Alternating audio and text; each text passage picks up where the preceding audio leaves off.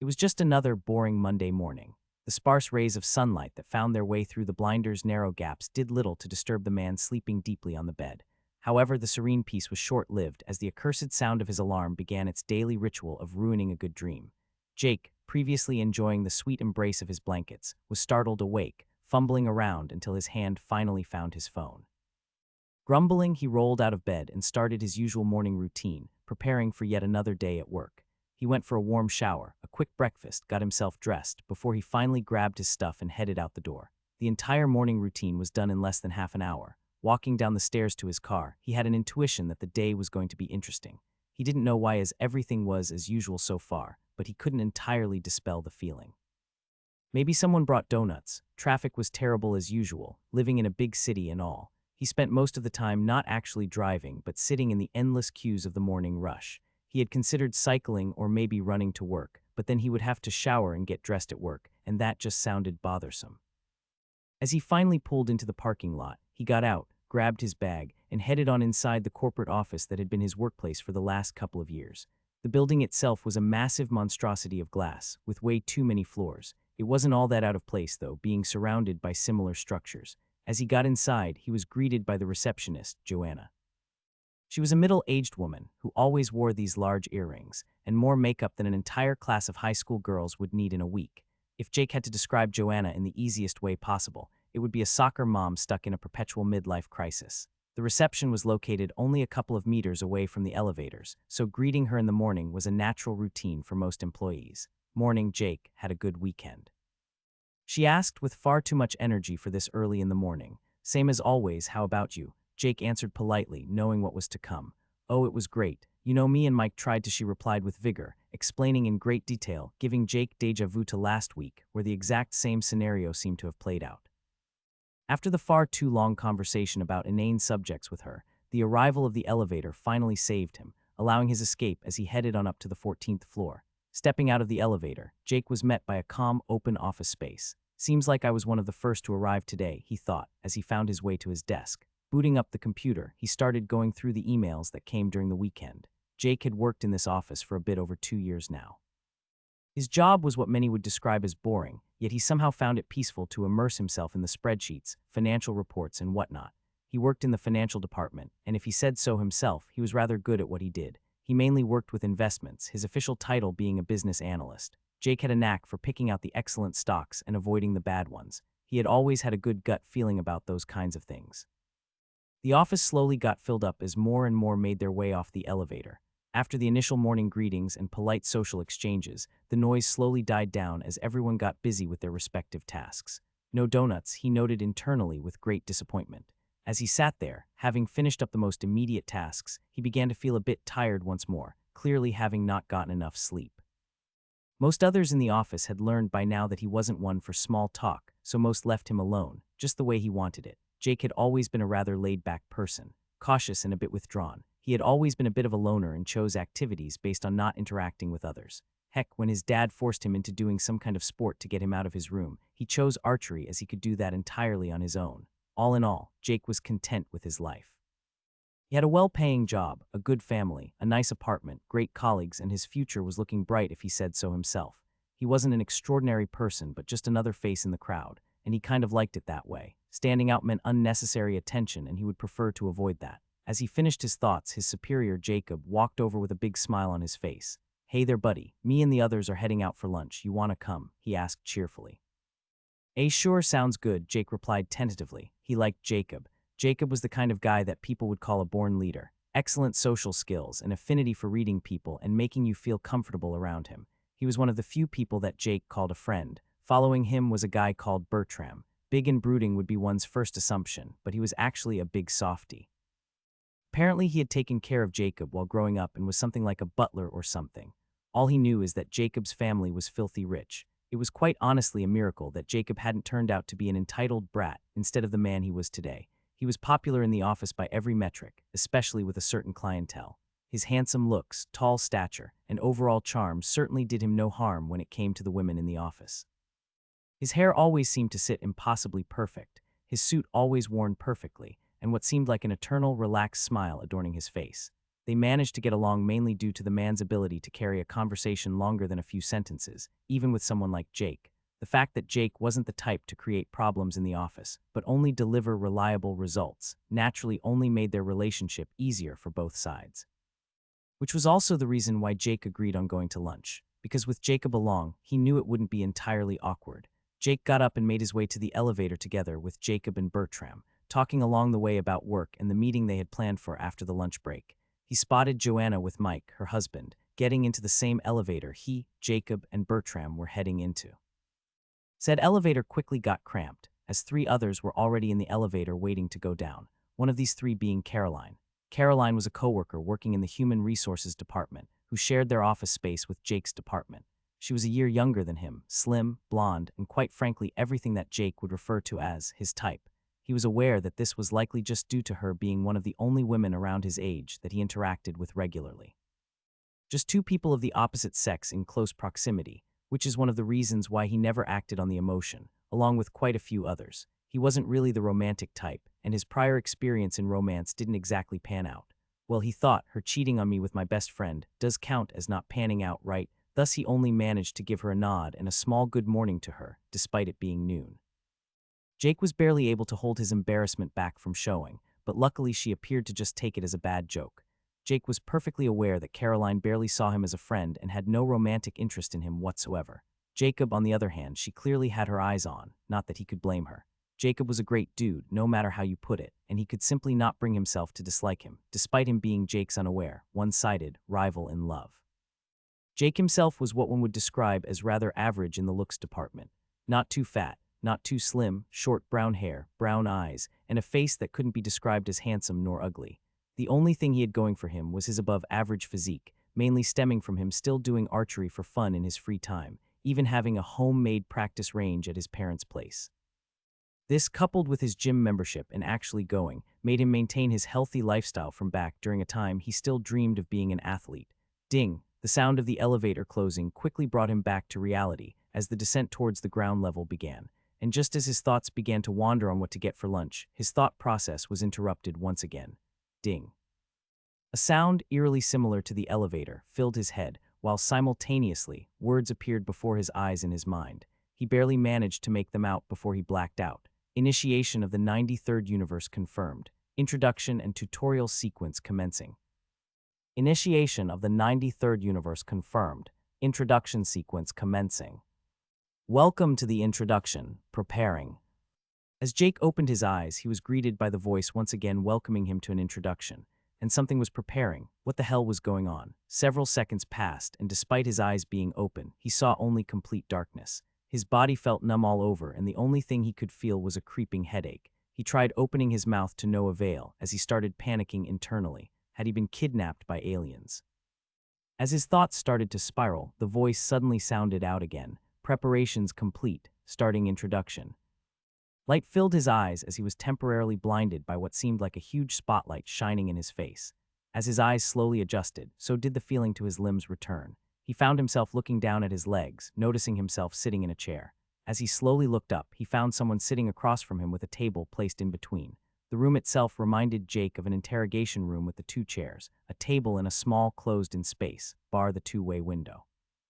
The other difference was how perfectly clean everything was. The walls and floor were white, the table white, the chairs white, and despite there being no apparent light source, the whole room was somehow still well lit.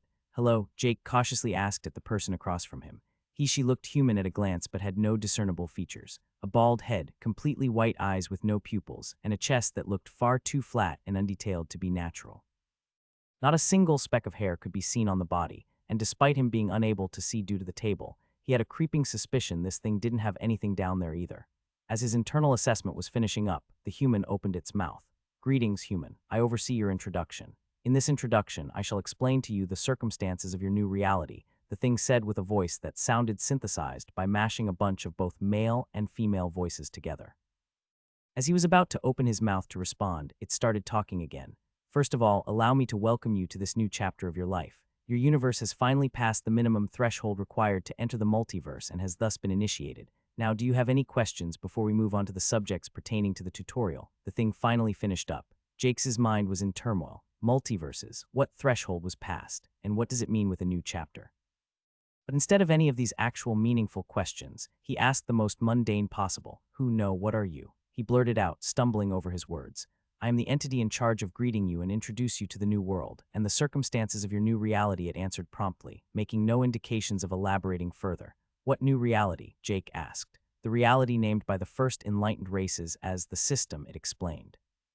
"How do I see this?" Before he managed to finish his words, a screen suddenly appeared before his eyes. Status.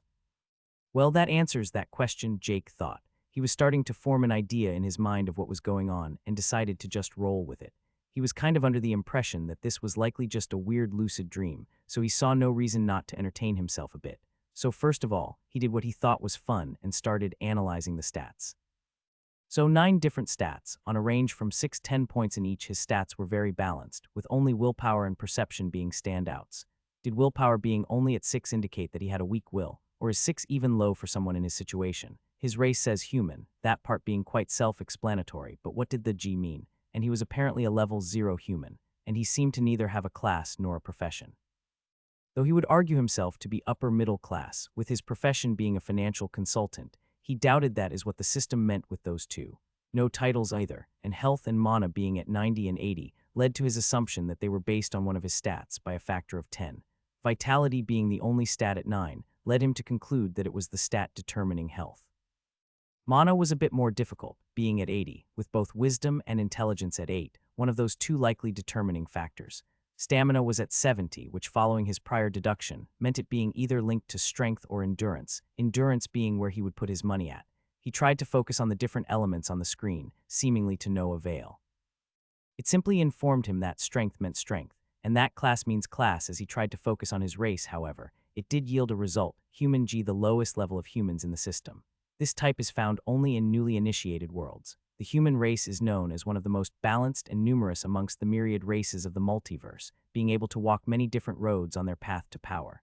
Stat bonuses per level, +1 to all stats. +1 free point. He fiddled a bit more with the menu, trying out pretty much everything he could before he looked up at the weird human-like thing again. "Hey, can I ask about the different stats on the status screen and their effect, such as what different stats are linked to health points, or if there is a link at all?" he asked. "No, it tells you what you need to know for now," it answered, still as monotone as ever. "May I ask how I am supposed to get a class and profession?" "It mentions a level here. How do I level up? What does the G after my race mean? Also, why am I here to begin with? Where did the others go?" he asked, coming off a bit overbearing. Not that he blamed himself. This situation was without a doubt the most bizarre he had ever experienced. "Your class is chosen upon entering the tutorial. This class shall be the starting point of your journey and help guide your path. Profession becomes available through performing associated tasks with said profession, either for a long enough period of time or through competence in said tasks. Classes are focused on the pursuit of strength, while professions are the path of creativity, rarely offering direct increases in strength. You level up through a wide variety of actions. The G, after your race, states the current rank of your race. You are here because you entered the introduction. By others I shall deduce that you mean other Earthlings, and said other Earthlings are now also in their own respective introductions. It explained concisely, not giving much detail, but at least giving Jake a far better idea what was going on. It was especially good to know that his coworkers were relatively fine and likely in a similar situation as him. Now on to classes, the thing said unprompted. Before he could even open his mouth, he was interrupted by a screen appearing before him, showing quite a wall of text. He quickly collected himself and started going through the classes one by one. Warrior Light Basic Starting Class. A light class warrior focused on quick attacks, evasion, and finesse. While faster than both the medium and heavy variants, it comes with a decrease in attack power and survivability. Mainly uses weapons such as rapiers, daggers, small hatchets, and throwing weapons. Stat bonuses +2 Augie, +1 N, +1 STR, +1 Vit, +1 free point. The first class appeared to be a light class warrior, perhaps something like a rogue. Did mention both daggers and throwing weapons. This appealed to him slightly, though he was quite reluctant to be the guy fighting up close and personal. He did choose archery and not fencing after all. Warrior Medium Basic Starting Class. A medium class warrior, focused on a balanced approach to combat, finding a compromise between speed and power. While faster than the heavy variant, it is slower than the light class warriors. While survivability and power are higher than the light class variant, it is lower than the heavy class warriors, able to use a vast array of weapons of both the heavy and light variants. Stat bonuses per level, +1 Augie, +1 End, +1 Vit, plus 1 SDR plus 1 tough plus 1 free point. The second one looked like the choice one would make if they wanted to be a warrior, but was clueless in which direction to specialize themselves in, though perhaps it did provide some versatility. Warrior Heavy Basic Starting Class. A heavy class warrior, focused on power and survivability while sacrificing speed and variance. The heavy warrior is slower with a less varied approach than both the light and medium class, but in turn, gains great power and survivability. Mainly uses weapons such as a combo of one-handed and a shield or a two-handed weapon, generally lacking solid ranged options. Stat bonuses per level, plus 2 SDR, plus 1 tough, plus 1 vit, plus 1 end, plus 1 free point. The beefy boy option of the warrior archetype. Big and heavy in his mind, wearing full plate armor and a huge tower shield, or maybe a super muscular bare-chested bearded Viking with a huge axe. Yeah, he couldn't see himself being either of those. Archer, a basic starting class. A class focused on ranged combat, mainly using bow and arrow, coupled with light options for melee such as short swords and daggers. The class is fast and flexible, focusing on agility over strength. Stat bonuses per level, plus 2 per, plus 1 augie, plus 1 end, plus 1 SDR, plus 1 free point. Well, here we go. Without any surprises further down the list, this seemed like the most appealing choice by far.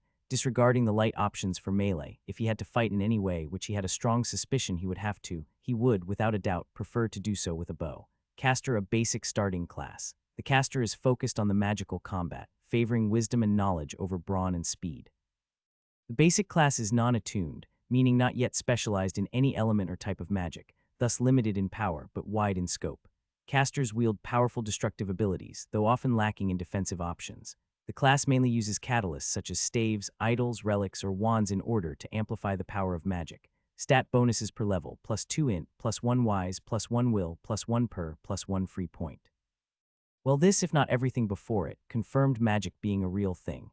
While the concept of being a fire-flinging, lightning-bending badass did sound appealing, he would honestly prefer to just have a bow. Healer, a basic starting class. The healer can mend injuries, remove afflictions, and amplify the power of themselves and or their comrades. The basic class is non-attuned, meaning not yet specialized in any deific powers or types of magic, thus limited in power but wide in scope.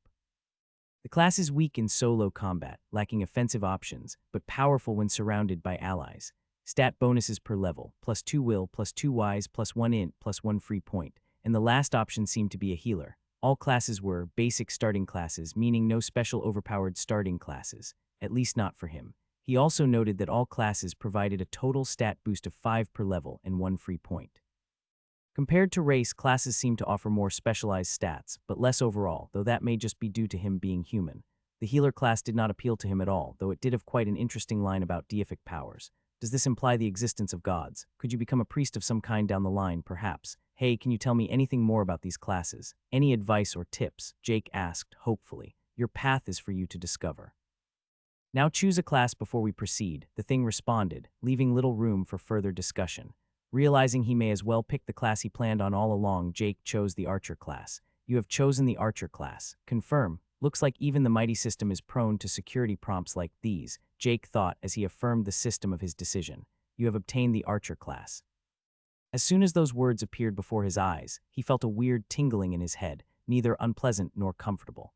At the same time, some items appeared on the table in front of him.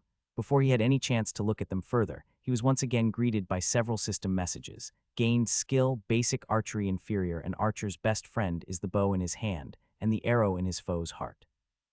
Unlocks basic proficiency with bows, crossbows, and adds a minuscule bonus to the effect of agility and strength when using a ranged weapon. Gained skill, basic one-handed weapon inferior. The archer may not be a master in the arts of close combat, but is far from helpless. Unlocks basic proficiency with most one-handed weapons, and adds a minuscule bonus to the effect of agility and strength when using a fitting melee weapon. Gain skill, archer's eye common. The eyes of the archer are trained to track down and spot the weakness of their foes. Allows the archer to more easily spot prey. Passively gives a minor increase to the effect of perception on visual organs. As he read through the 3 messages, his suspicions of this new system being extremely similar to video games or perhaps tabletop RPGs was once again confirmed. All 3 seemed rather basic, especially the 2 skills that literally had basic in their names. Both only being inferior in what he assumed to be their rank. The last one seemed a bit more interesting, being less basic and even considered a common rarity skill. Furthermore, he instinctively knew how Archer's eye worked. He tried to focus and suddenly felt his vision become far clearer than it was before. It was like he gradually switched from low quality to full HD in around 5 seconds or so as he focused. He looked around, enamored with how distinct everything appeared. As he deactivated the ability and his vision returned to normal, he looked at his resources and saw that stamina had dropped from 70 to 68, with mana and health both remaining maxed out. He closed the window and looked towards the items on the table. He looked at the thing sitting eerily still and inquired, "I assume these things are for me?" "Yes," it answered. "They are basic starting equipment based on your starting class. Now, on to the final step of the introduction. Some necessities are given to all new initiates of the system." And as it finished those words, Jake was once again greeted by a screen appearing before him. Gained skill. Identify inferior basic identification skill, known by all but the smallest of children of the myriad races. The skill allows you to attempt to identify any object or creature you are focusing on. A skill that would actually allow him to get some semblance of information, maybe, something he felt like he severely needed. Only more and more questions kept appearing throughout this entire introduction ordeal, with little to no answers. The time allotted for the introduction is coming to an end in 10 minutes, and you will be transported to the tutorial. It is recommended to acquire the equipment given before the end of the introduction, or the items will be lost, it said, making Jake panic slightly as he went up to grab the stuff on the table. The items included a bow and quiver, a brown cloak, a knife, and a small satchel attached to a belt. They all looked rather medieval, the bow being wooden compared to the modern compound bows he was used to, normally made of aluminum and other modern composite materials. The string itself was made of what seemed like silk, perhaps. He was honestly unsure. The cloak was from a rather coarse material, reminding him of burlap, but it seemed quite durable. The quiver was made of wood with leather spun around it, and a leather harness to wear it on the back. The knife seemed to be as simple as they come, and was just a steel blade attached to a wooden handle. The quality of all the items was rather good, in his opinion. Last but not least, he looked at the small satchel, and upon opening it, found a couple of small bottles. As he wondered what they were, he nearly slapped himself across the head, remembering his identification skill. He started focusing on one of the bottles containing red-tinged liquid, and after 3-4 seconds, a new screen appeared. Health potion inferior, restores health when consumed. What did he expect? As simple as they come. He used Identify on the other items in the satchel one by one, finding a total of 3 health potions, 3 stamina potions that did the exact same thing as the health potion, but for stamina. As he closed the satchel, he moved on to the other items. The bow, knife, and cloak yielded no result, simply informing him that the wooden bow was a wooden bow and that the brown cloak was a brown cloak. With little hope, he inspected the quiver, being positively surprised. Enchanted quiver common, a quiver enchanted with the ability to conjure common rarity arrows when injected with mana. That sure as hell seems useful, Jake thought. As he was finishing up his inspection, he was once more kindly reminded that he did not have infinite time. 2 minutes till the start of the tutorial. Jake, in a rush, got the cloak over his head and started attaching the belt with the satchel on it and threw the quiver over his shoulder. Luckily, it already had dozens of arrows in it. The belt also came with a small sheath, which he promptly placed the knife in and closed the small leather buckle meant to keep it in place. Finally, he took the bow in his hand, having no obvious place to attach it to his person. After a bit of thinking, he put it over his shoulder and stood ready for whatever was to come. 10 seconds to the start of the tutorial, the humanoid thing reminded him. "It was nice to meet you, I guess, whatever you are," he said as he waved it goodbye. A bit afraid, but more so than that, he felt a small sense of excitement build up in the pit of his stomach. Introduction sequence completed. Transporting to tutorial. Jake felt like if he had simply blinked his eyes and then suddenly found himself somewhere entirely different. There was no prompt except the system message, no feeling of being thrown through time and space. He just kind of moved. He found himself in a room. This one was far larger than the one before. Scratch that, calling it a room was a bloody understatement. Despite him being able to see the ceiling, he could only barely make out what seemed like a wall far off in the distance to one of the sides. On the roof was a huge circular light that appeared to act as a sun. Looking from the ceiling to the wall, this entire place seemed to have some kind of circular design, like a huge dome. He was standing on what he could only identify as a huge pillar, one of many that were spread in all directions. Where one would expect the floor to be, one instead saw a vast forest spreading out in all directions, yet none of the trees even reached close to the top of the pillar. Not due to the trees being small, some looked easily over 100 meters tall, but due to the pillar being so monstrously tall itself.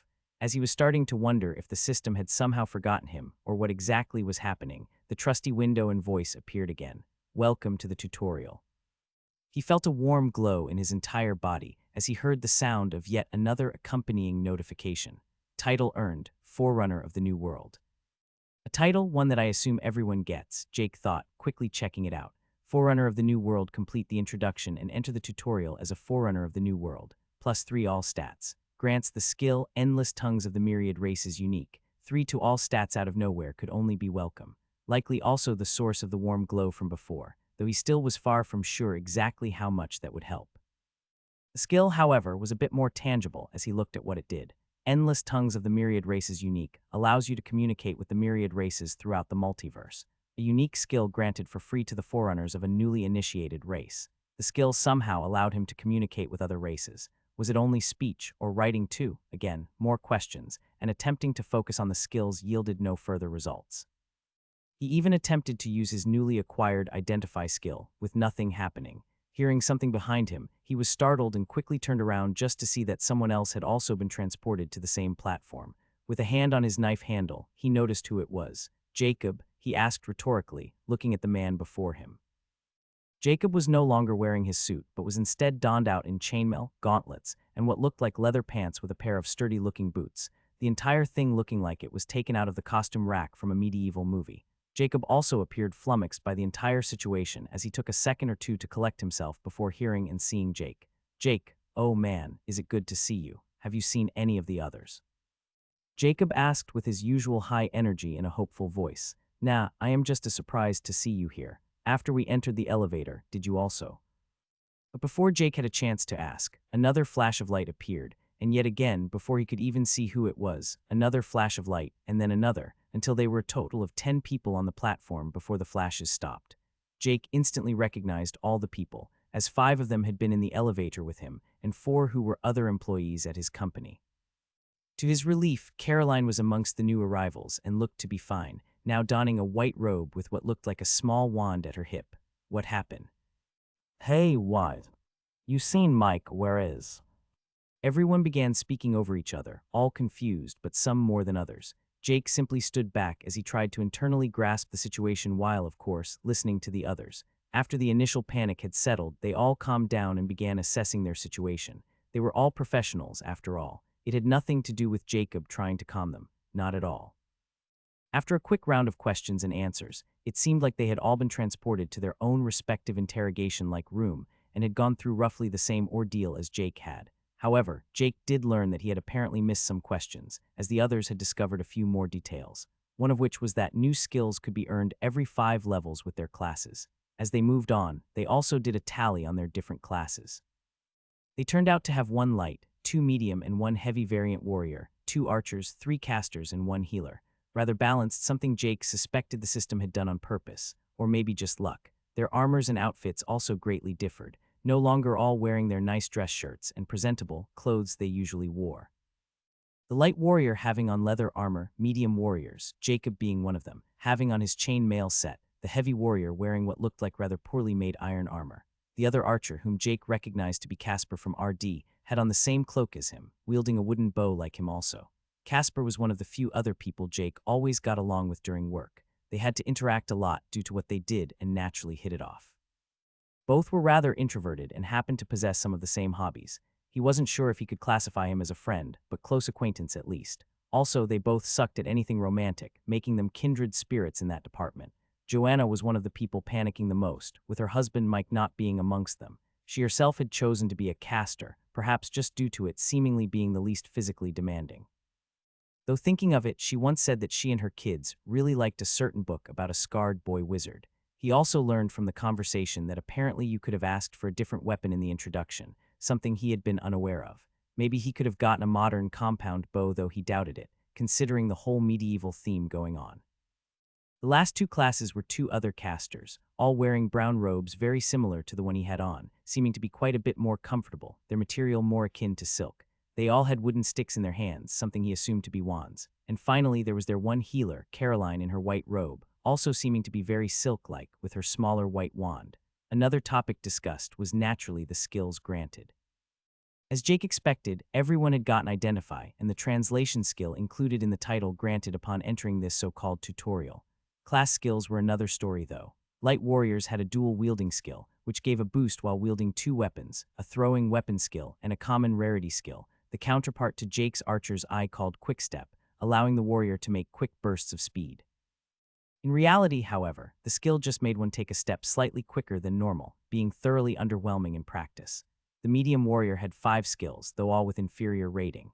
They had a skill for one-handed, one for two-handed, one for sword shield, throwing weapon skill, and an ability called balanced approach, which gave a small bonus to all stat effects while wielding any weapon.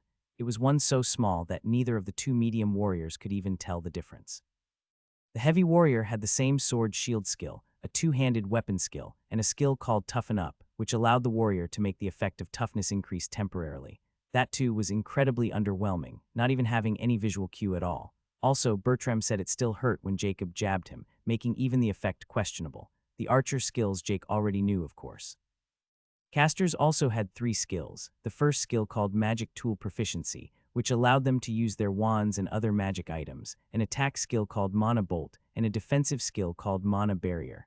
The barrier sucked too, being so weak that a casual swipe with a sword could break it, but the Mana Bolt seemed quite powerful. The healer class had 3 skills also, one called Heal, which unsurprisingly enough allowed the healer to heal things, one called Regeneration, which turned out to be a passive aura that allowed allies of the healer to regenerate health faster, and the last skill the same one as the casters, allowing them to use magic items. Of these skills, Jake was especially interested in the aura, and how exactly it determined who were allies and who weren't. Another thing they also determined was that the identification skill didn't work on other people. It did not even return a basic message. There simply was no response. It seemed that either the rarity of the skill was too low or prohibited for some reason. Jake looked towards Caroline and decided to ask about the aura, but he was interrupted before he had any chance to. Everyone, look at the other platforms. I think there are other people on them, the heavy warrior Bertram said, grabbing everyone's attention. As Jake looked over at the nearest platform, his improved vision came in handy, as he was able to make out some details. There appeared to be 10 individuals on the other platform too, and as he looked around, so were there on all the others around him. He still saw some bursts of light on some of the other platforms, but after a minute or two, it was all silent, and the tutorial started for real. Tutorial commencing. Tutorial panel. Duration, 63 days, 214,711. Tutorial type, survival. Completion criteria, survive the duration of the tutorial. Tutorial rules, collect tutorial points TP. Tutorial information, the great forest below is filled with danger and opportunities for the new initiates to experience. Beasts roam the forest, hunting for prey. Kill the beasts to acquire TP while gaining strength. Perhaps even a chance to hunt the beast lords will present itself. Tutorial point rules, gain TP upon killing beasts split amongst the contributors. Upon killing another initiate, half their TP will be split amongst the contributors. Final rewards based on TP and the number of survivors. Total survivors remaining, 1,200. TP collected, 0. As Jake read through the information, he suddenly felt the pillar under him shake slightly, as it slowly began being lowered. He quickly collected himself and checked that all his equipment was properly in place. As he did this, he wondered how he could be so calm despite the situation, and noticed that everyone else was also oddly calm, even if it did vary from person to person. Perhaps it had something to do with willpower, or more likely it was due to reliance on a certain individual. Throughout the conversation, Jacob had been the guiding light for everything. He had made sure one person spoke at a time, that useful information was extracted, and that everyone got their turn. It was an unspoken rule that he was the leader of the group, one that Jake, of course, had absolutely no intention of opposing. The group calmly discussed their plan of action during their descent, Jacob instantly taking the lead once more, of course. They agreed to focus on the first aspect of this entire thing, survive. They all had weapons, and all had potions. Warriors and archers had 3 health and 3 stamina potions each, while the casters and Caroline had 3 health and 3 mana potions instead. Besides that, all they had were the clothes on their bodies. The rest of the internal discussion mainly revolved around the tutorial's weird details, such as the seemingly utterly random duration. They also reached an agreement that hunting down beasts was a necessity. None of them was a fan of it, but they had to eat somehow. Based on the tutorial rules, it didn't appear possible to shy away from violence. They also collectively agreed that they wouldn't antagonize any other survivors unless they didn't have any other options. Jake didn't agree with everything but didn't want to play devil's advocate or start any unnecessary fights. He had already noticed from before that maybe he was a bit of an outlier. He didn't really understand the unwillingness to hunt. He himself felt quite excited at the notion. First of all, we will have to locate water, food, and shelter. The flora does not appear to be the same as that on Earth, so we can't trust our current knowledge of what is and what isn't safe to eat. We should try to see if the identify skill can help with distinguishing edible from poisonous plants. The system also mentioned beasts, so hunting will likely also be an option, if not necessary, to secure a source of food, Jacob said. But we also have to be wary of the other survivors. We shouldn't be aggressive, but let's not be taken as pushovers either. Chances are we will have to hunt beasts, as the system says, to get stronger and survive. If we work together and do our best, I am sure we can all make it home safe. The small speech was a bit superfluous, considering they had already gone over those points, but seemed to get everyone on the same track. Jake was once again reminded of why Jacob was the youngest department chief their company had ever had. He had achieved this, relying solely on his competency and charisma, plus a bit of nepotism, but that was almost expected in the job market in this day and age, or well before this day and age. The only thing that put Jake slightly off was spotting Caroline staring at Jacob with stars in her eyes. Not that this was either the time or place for such silly thoughts. The pillar was getting closer and closer to the ground. As they finally reached below the crown of the trees, Jake was able to spot several bird-like creatures hiding in the trees, though he was unable to make out any details. 2 months he would have to survive 2 months in this forest. When they were only a few meters from the ground, Jake steeled himself for whatever was to come. The pillar finally reached the ground and they found themselves in a clearing. The pillar below them oddly seemed to phase through the ground, only leaving grass beneath their feet, leaving no evidence of the massive pillar ever having existed. Taking a deep breath of the fresh air, Jake clenched his fist around his bow. He felt a bit nervous, but more than that, a weird feeling began bubbling up from deep inside of him. Excitement. His boring world had changed, and he had no intention of making this damn forest his grave. The group had previously considered their immediate plan of action upon reaching the ground, with the first objective being to find somewhere safe to set up a camp. The artificial sun in the sky seemed to have moved a bit during their short stay, indicating a day-night cycle. Bertram had made the educated guess that nighttime would prove even more dangerous than daytime. If beasts filled this forest, they guessed some of them had to be nocturnal. One couldn't ignore the threat of other humans taking advantage of the cover of darkness either. After walking out of the clearing where the pillar had sunk into the ground, they wandered into the forest. The tension of everyone increased as they found themselves in a far more confined space. The first objective was to hopefully find a source of water to place their camp close to. Due to the tree's dense crowns, it was impossible to spot anything from up on the pillar, so they had to go in blind. As they walked, gawking at the environment, Jake was weirdly relaxed. Despite his vigilance of whatever may lurk behind the trees around him, he had a feeling that nothing would sneak up on them. He listened for potential dangers still, of course, a difficult task as it wasn't exactly the silent kind of forest. Birds sang, distant roars of beasts rang out frequently, and the rustling of the leaves as the wind swept through was louder than what he was used to. This was likely linked to his slightly higher perception. As their frontline heavy warrior, Bertram, went over a small hill, he suddenly came to a stop, Jacob quickly walking up to stand beside him. Jake was all the way in the back, but he could still hear them due to their proximity. "What are those things?" Bertram asked as he looked down the hill at another small clearing. Jake walked up beside them, being the last to arrive. He looked down at a group of what he assumed to be the mentioned beasts of some sort. "They look like large badgers, though judging from the deer-like thing they are eating, I think they have upped their diet quite a bit," Jacob answered, turning to the rest of the group. "We already agreed that we might need to hunt. These things don't look very dangerous, so we should be able to handle them." "Any thoughts?" Jake looked at the big badgers, 4 of them, each the size of German shepherds. From how they ate the deer thing, they without a doubt had sharp teeth and claws as they ripped the flesh off the thing. The perception of their surroundings seemed lackluster, though, to say the least, as none of the things had noticed him or the others in his group yet, despite them only being 30 or so meters away. The feeling they gave him wasn't one of danger at all. In fact, he had a feeling that handling them would be easy. Interrupting Jake's thoughts, the other archer, Casper, pitched in, "I vote for hunting." From the roars in the distance, it sounds like much more dangerous things are around, and they may even be our source of dinner tonight. "They seem to be low-level beasts," he said, getting a nod from Jacob.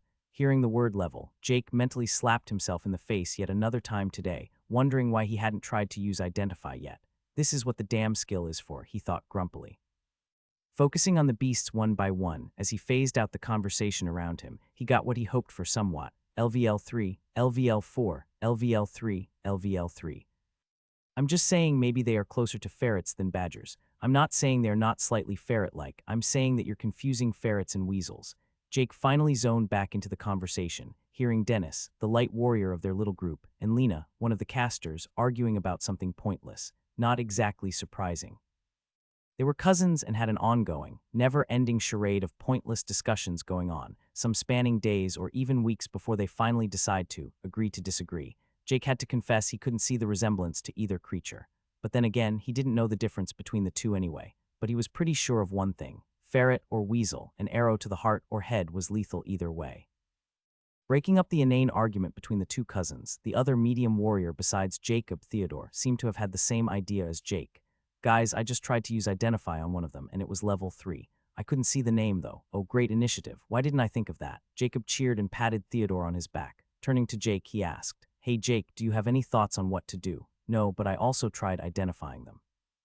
3 of them are level 3, and one of them is 4, Jake added. He had never done well in big groups like this, especially when all 9 of the others turned his way. Seriously, he just hoped for the useless chatter to stop and the fighting to begin. They were 10 versus 4. They had the jump. Every advantage was theirs, so this posturing felt pointless. Okay then, it seems like fighting them is the decision. Now for our tactical approach. Several more minutes passed laying down a strategy and deciding on how exactly to engage the beasts. After the earlier discussion, they had retreated behind the hill again to avoid the things spotting them. Peeking up over the hill occasionally, the badger, maybe weasel, maybe ferret-like beasts did not seem to be in any kind of a hurry with their meal. The plan was simple: fire off ranged attacks from a distance, trying to damage or maybe kill 1 or 2, with Bertram trying to go in the front with his shield and get their attention, while Jacob and Theodore flanked him to cover his sides. The plan held the assumption that the beasts were stupid and aggressive if attacked. Planning so much was maybe a bit overboard for overgrown badgers, but no one seemed willing to take any risk. A sentiment that Jake understood, but he disagreed with it. Wouldn't a fight without any risk be a bit boring? The only problem with the plan was that apparently the casters only had around 10 meters range on their bolts. Any longer than that, and they would fizzle out of existence, according to what Ahmed, the last of the casters in their group, had been told during the introduction. This left Jake and Casper, easily dismissing Dennis with his throwing daggers, having no faith in his accuracy at 30 meters, or 10 meters for that matter, if he could even throw them that far. And as for Casper, the first time he had ever held a bow in his life was earlier that same day when he got it from choosing the archer class. "So Jake, you got confidence to hit one from here?" Jacob inquired, seemingly not holding much faith in the plan they had spent the last 10 or so minutes making. That the planning had been a waste, Jake agreed on. The beasts would already be dead if it was up to him. Of course, Jake answered, once again slightly less awkward than before with everyone staring at him, his well-hidden frustration at the passive group outweighing his social anxiety. He took out an arrow from the quiver on his back and inspected it. Wooden shaft, steel tip, with fletchings made of a kind of feather he did not immediately recognize. The weight was good and balanced, the arrowhead sharp, and overall it seemed to be of good quality. "Okay, ready when you are," Jacob said, getting ready along with everyone else. From the looks of everyone, the lack of confidence was all around. They weren't fighters. The only one who appeared to have some kind of proper training was Bertram. Jake walked up over the small hill, followed by everyone else just behind him. He looked at the beasts and nocked the arrow. He raised his bow as he focused. His vision instantly sharpened, instinctively knowing that Archer's eye had activated. Time seemed to slow down ever so slightly as he pulled back the string. For the first time today, something felt right. The morning routine, work, the introduction, and everything else was just wrong. But at this one moment, as he held the bow, everything felt like it was as it should be. He smiled, took aim, and shot the arrow. Before even seeing the result, he had already taken out another arrow, preparing to shoot once again in one fluid motion. The arrow had been aimed for the neck of the strongest beast, the one at level 4. He had briefly considered the heart or the head, but he had limited knowledge of their physiology. The heart couldn't be placed where he assumed, and the hardness of the skull was way too unpredictable. The arrow flew in a straight line, with more speed, power, and accuracy than Jake had ever shot an arrow before. The arrow hit the beast straight in the throat as it raised its head from the carcass of its prey a mere moment before the attack arrived. It fell back over, and before the other badgers had even registered what had happened, the second arrow arrived, hitting the leftmost badger square in its chest, penetrating deeply. The remaining 2 badgers looked over at the hill and instantly charged at Jake, showing no regard for their lives. Before they had even moved 5 meters, another arrow arrived. This time they were ready, however, and dodged a head-on hit, only leaving a shallow scratch on the one on the right as it dodged.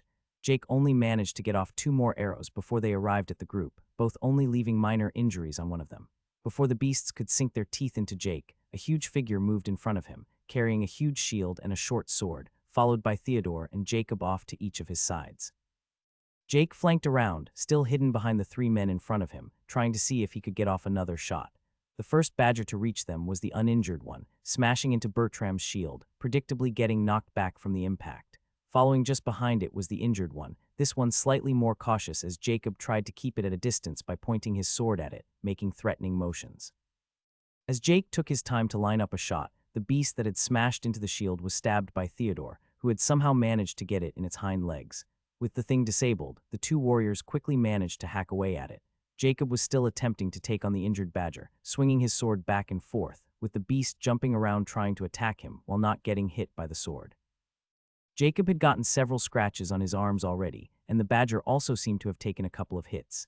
Jake aimed his bow, and just as the badger jumped away from the swipe of the sword, Jake released the arrow, hitting the badger in the side. Before the thing had a chance to collect itself, Jacob's sword fell, cutting into its head, promptly ending its life. Bertram and Theodore had also managed to finish off the last badger around the same time. Looking at the two initial ones he had hit, both were also dead. The first one he had hit in the throat had died instantly, while the other one had managed to run a couple of meters towards them before it succumbed to its injury. Judging from the blood, Jake had hit something important, likely even the heart. "Holy shit, we did it," yelled Theodore, swinging his bloody sword around. Behind them, Caroline was rushing up to Jacob. She started mumbling some words, and a white light appeared around her hands as Jake saw cuts and bruises on Jacob's arms slowly heal. Jacob thanked her and looked over at Jake with a weird look in his eyes. Jake did not feel like having any unnecessary social interaction, and as the adrenaline slowly wore off, he looked at the system messages he had missed during the fight. "You have slain Badger Cub LVL 4 bonus experience earned for killing an enemy above your level. 8 TP earned, ding. Class Archer has reached level 1 stat points allocated, plus 1 free point. You have slain Badger Cub LVL 3 bonus experience earned for killing an enemy above your level. 4 TP earned. You have slain Badger Cub LVL 3 bonus experience earned for killing an enemy above your level. 2 TP earned, ding. Class Archer has reached level 2 stat points allocated, plus 1 free point, ding. Race Human G has reached level 1 stat points allocated, plus 1 free point. You have slain Badger Cub LVL 3 bonus experience earned killing an enemy above your level. 2 TP earned. Well, Jake thought that was a bit more than expected. He felt good, right? The warm glow from the increased stats sure helped, but it was more than that. He had won. It was an easy battle, but it still felt great. The feeling when he hit each of the badgers still clear in his mind, the satisfaction that came with every kill. He wanted to hunt more. As Jake was still basking in the feeling of his level-ups and post-battle euphoria, he opened his status window. The reverie of his colleagues was of little interest to him, as while he enjoyed the victory, he didn't exactly view it as some monumental achievement. They were overgrown rodents. Badgers are rodents, right? Probably not. Moving on. Status. Forerunner of the New World. Thinking back, he hadn't opened the window since the introduction, not even to confirm his class or title, and it sure had grown. His agility alone had nearly doubled with the title and levels added together, going from 8 to 14. With perception being the stat increased by 2 points per archer level, it had grown by an entire 8 points, and he could feel it. Sounds were clearer, his vision sharper than ever, save for when he focused on using Archer's Eye. It could be his imagination, but he felt like his perception was still increasing as he stood there, venting down. Either the new stats only applied their bonus gradually, or perhaps one simply needed time to get used to them. Got to experiment with it, he thought, as he smiled to himself. Stats were truly a weird thing. During the fight, he had moved faster and been stronger than ever before at the level of an athlete in peak form, at least. Yet it had all felt so natural that he hadn't even questioned it for a second. It was almost scary how easy it was to adapt to your body's performance going through such huge changes. Deciding to write it off as system magic, he dismissed the status screen, finally noticing that everyone was either staring at him or the dead badgers. Jacob seemed back to normal again, the same passive smile and glint in his eyes as before. The tension after the fight had left everyone by now. On a side note, Jake had entirely ruined their carefully made plan by killing half of the beasts before the fight even began. The only beneficial part of the plan still applicable being what to do with the corpses after. They needed a source of food, so badger meat. Yay, figuring out how to transport the badgers was a hassle, as no one wanted to pick up the dead and bloody animals. Especially not the one killed by Bertram and Theodore, as it was a complete mess, filled with holes. They ended up only taking the 2 killed by Jake at the start of the fight, as they were the most whole.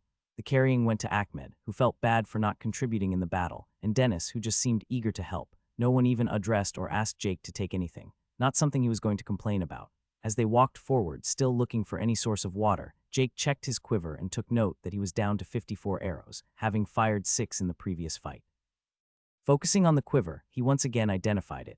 Enchanted quiver common, a quiver enchanted with the ability to conjure common quality arrows when injected with mana.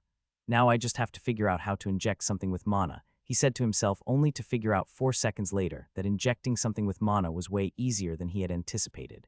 He just had to hold it in his hands and then think really hard about doing it. It was almost instinctual. As the mana slowly left him, it felt a little weird, but not really uncomfortable. In the quiver, he saw arrows slowly appear, seemingly growing out of the sides of it. After half a minute or so, there were once again 60 arrows in the quiver. Trying to inject any more mana seemed to have no effect at all. Looking at his mana, he saw that he was down to 100 to 120, so 3 mana per arrow. Got it.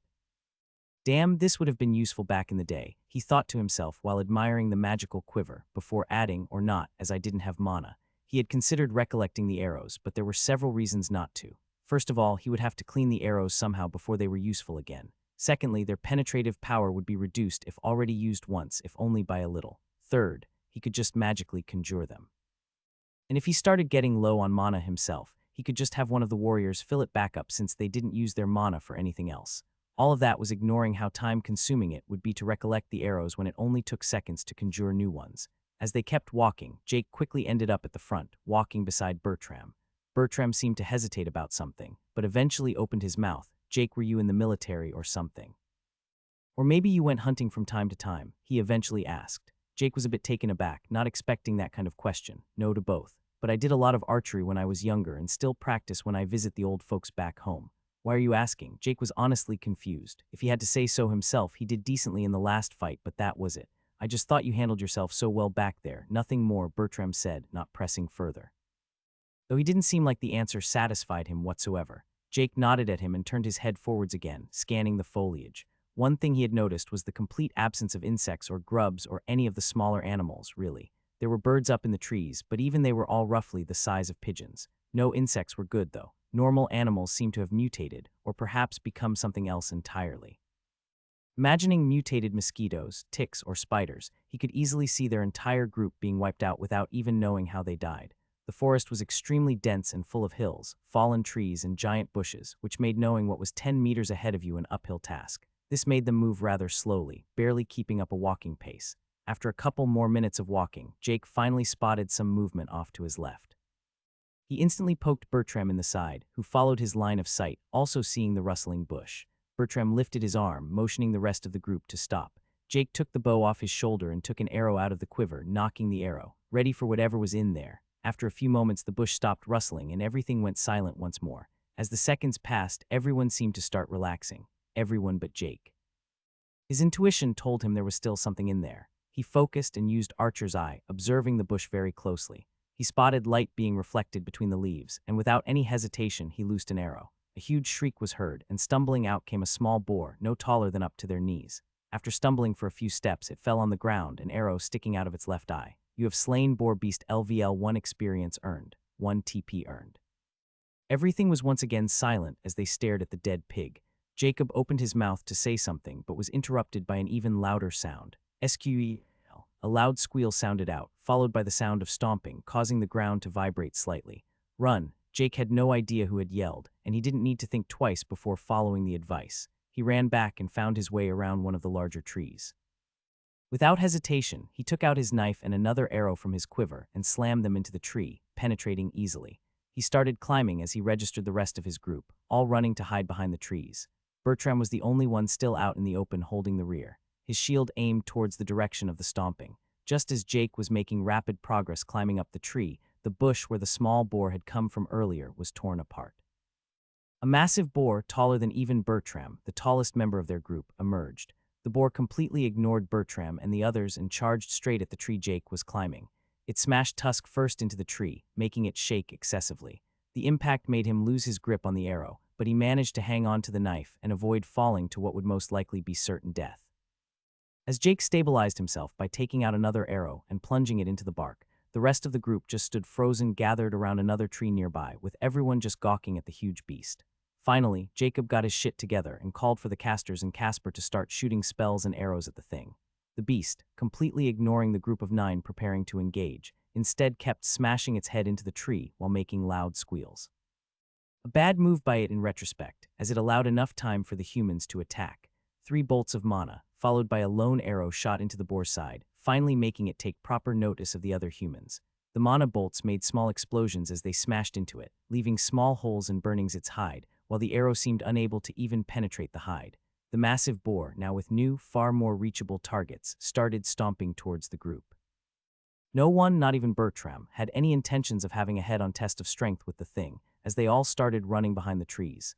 This had the effect of making it unable to charge towards them, as it tried in vain to impale anyone.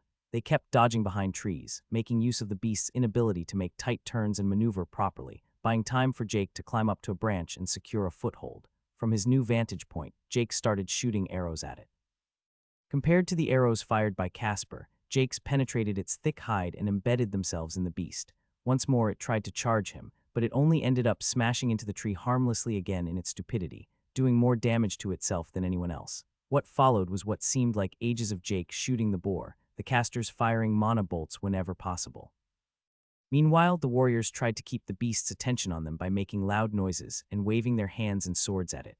It all seemed to be working rather well until they all heard a yelp. Jake saw that Joanna had fallen over something and was now lying prone on the ground, within mere meters of the boar. She appeared completely out of it from the fall and didn't even look like she was trying to get up. The boar was stupid without a doubt, but it was at least smart enough to recognize a vulnerable prey when it saw one, as it instantly shifted its attention to her. Bertram tried running to help her without hesitation, but he was too far away and too slow as the beast charged Joanna. It didn't even try to skewer her on its tusks, it simply charged over her, its massive hoofs smashing down on the ground with every step. As it ran over her, a loud snap was heard, followed by Joanna screaming in pain. Before it could turn around and attack her again, Bertram finally reached it and stabbed his sword into its side, penetrating with nearly a third of his sword. The blow made it instantly change its focus to him as it apparently ignored the screaming woman. With a fast swipe of its head, it smashed its tusks into the heavy warrior, sending him flying back and into a tree with a loud thud, still leaving the sword stuck in the side. However, this entire sequence of events did allow Dennis to reach Joanna and start dragging her behind a tree. From his vantage point, as he continued bombarding the beast with arrows, Jake saw everything. Nothing to do about it, he thought as he kept up the assault. He should at least make use of the space created by the woman's ineptitude. The beast was starting to look like a porcupine with all the arrows sticking out of it, and with the occasional mana bolt burning its flesh, the beast had started getting visibly slower in its movements.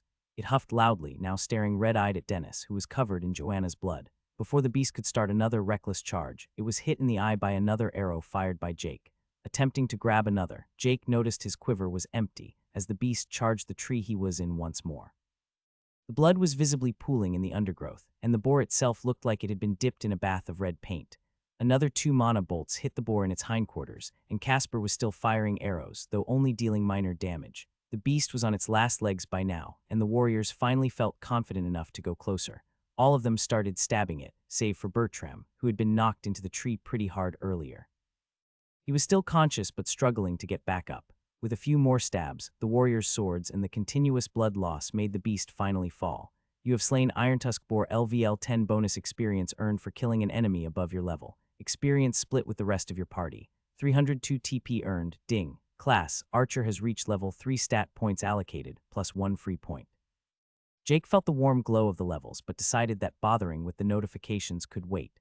Jake jumped down from the tree and rushed to where Joanna was lying. Caroline was already with her using her healing magic. As he got closer, he was initially relieved that she was still alive until he saw her lower body. One of the legs was completely ruined, while the other was missing entirely from the knee down, the massive weight of the boar having smashed it entirely into paste. Use the healing potions too.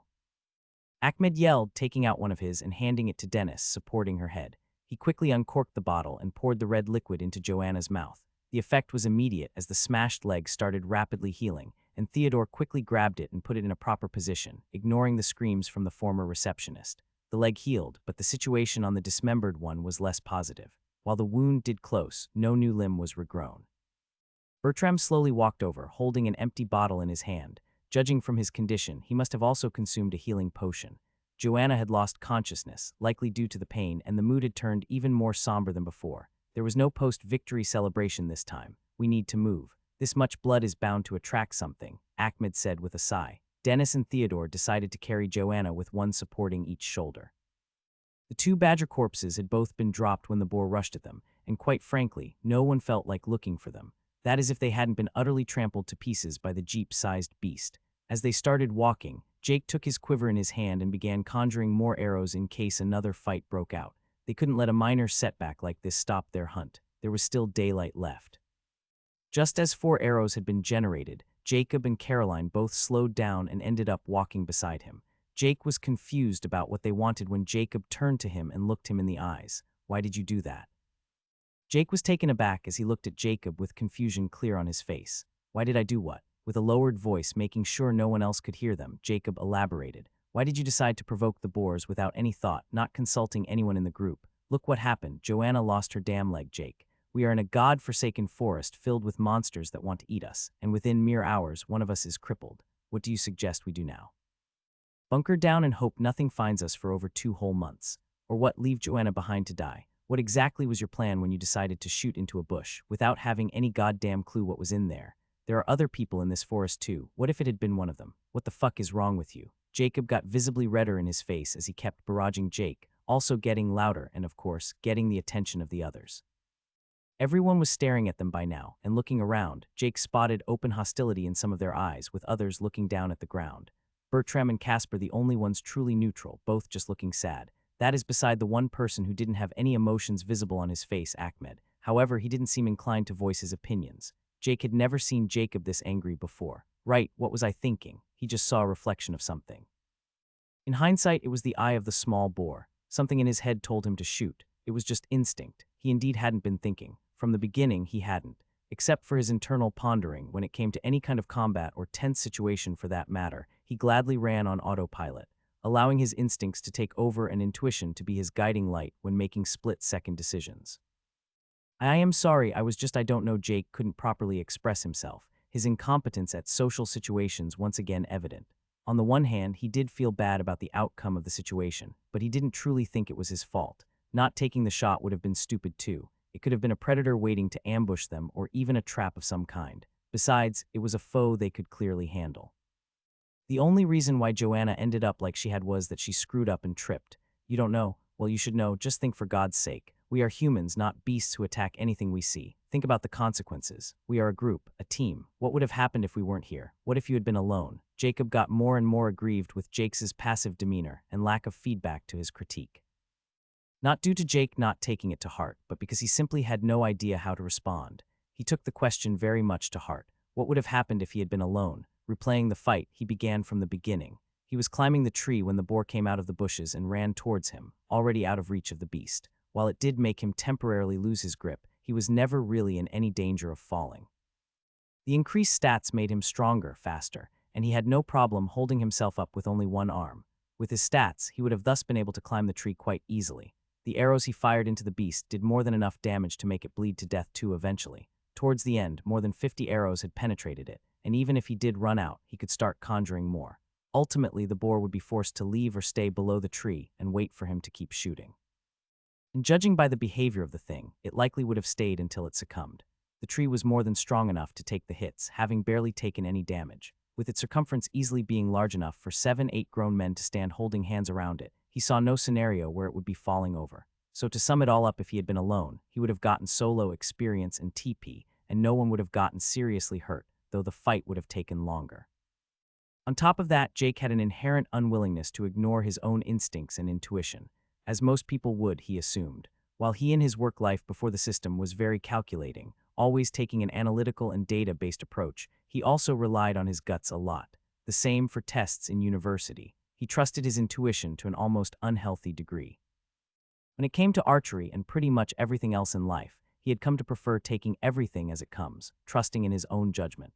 And he felt like his instincts and intuition had only gotten stronger after the system came. Even taking a more objective look at his performance in this tutorial so far, he had made little to no mistakes if he was alone, that is. He had made correct split decision choices. With every arrow he shot, he never second-guessed if he should shoot or not.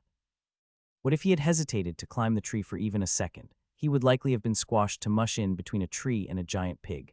With how every beast they had encountered so far acted, the small boar was likely going to attack them as either way, making the fight with the big boar inevitable. The result of his actions may not have been optimal, but he still adamantly stood behind it. Killing the small boar had been the right decision, and his performance during the fight was as good as anyone could expect. I did what I deemed best, and I do stand behind the decision to kill the small boar. Even if it had been another human, trusting anyone not from our team is a horrible idea. The tutorial actively encourages us to kill each other. Don't forget that. He started finding confidence he didn't quite know he had. Jacob, this new reality of ours is one where magic exists.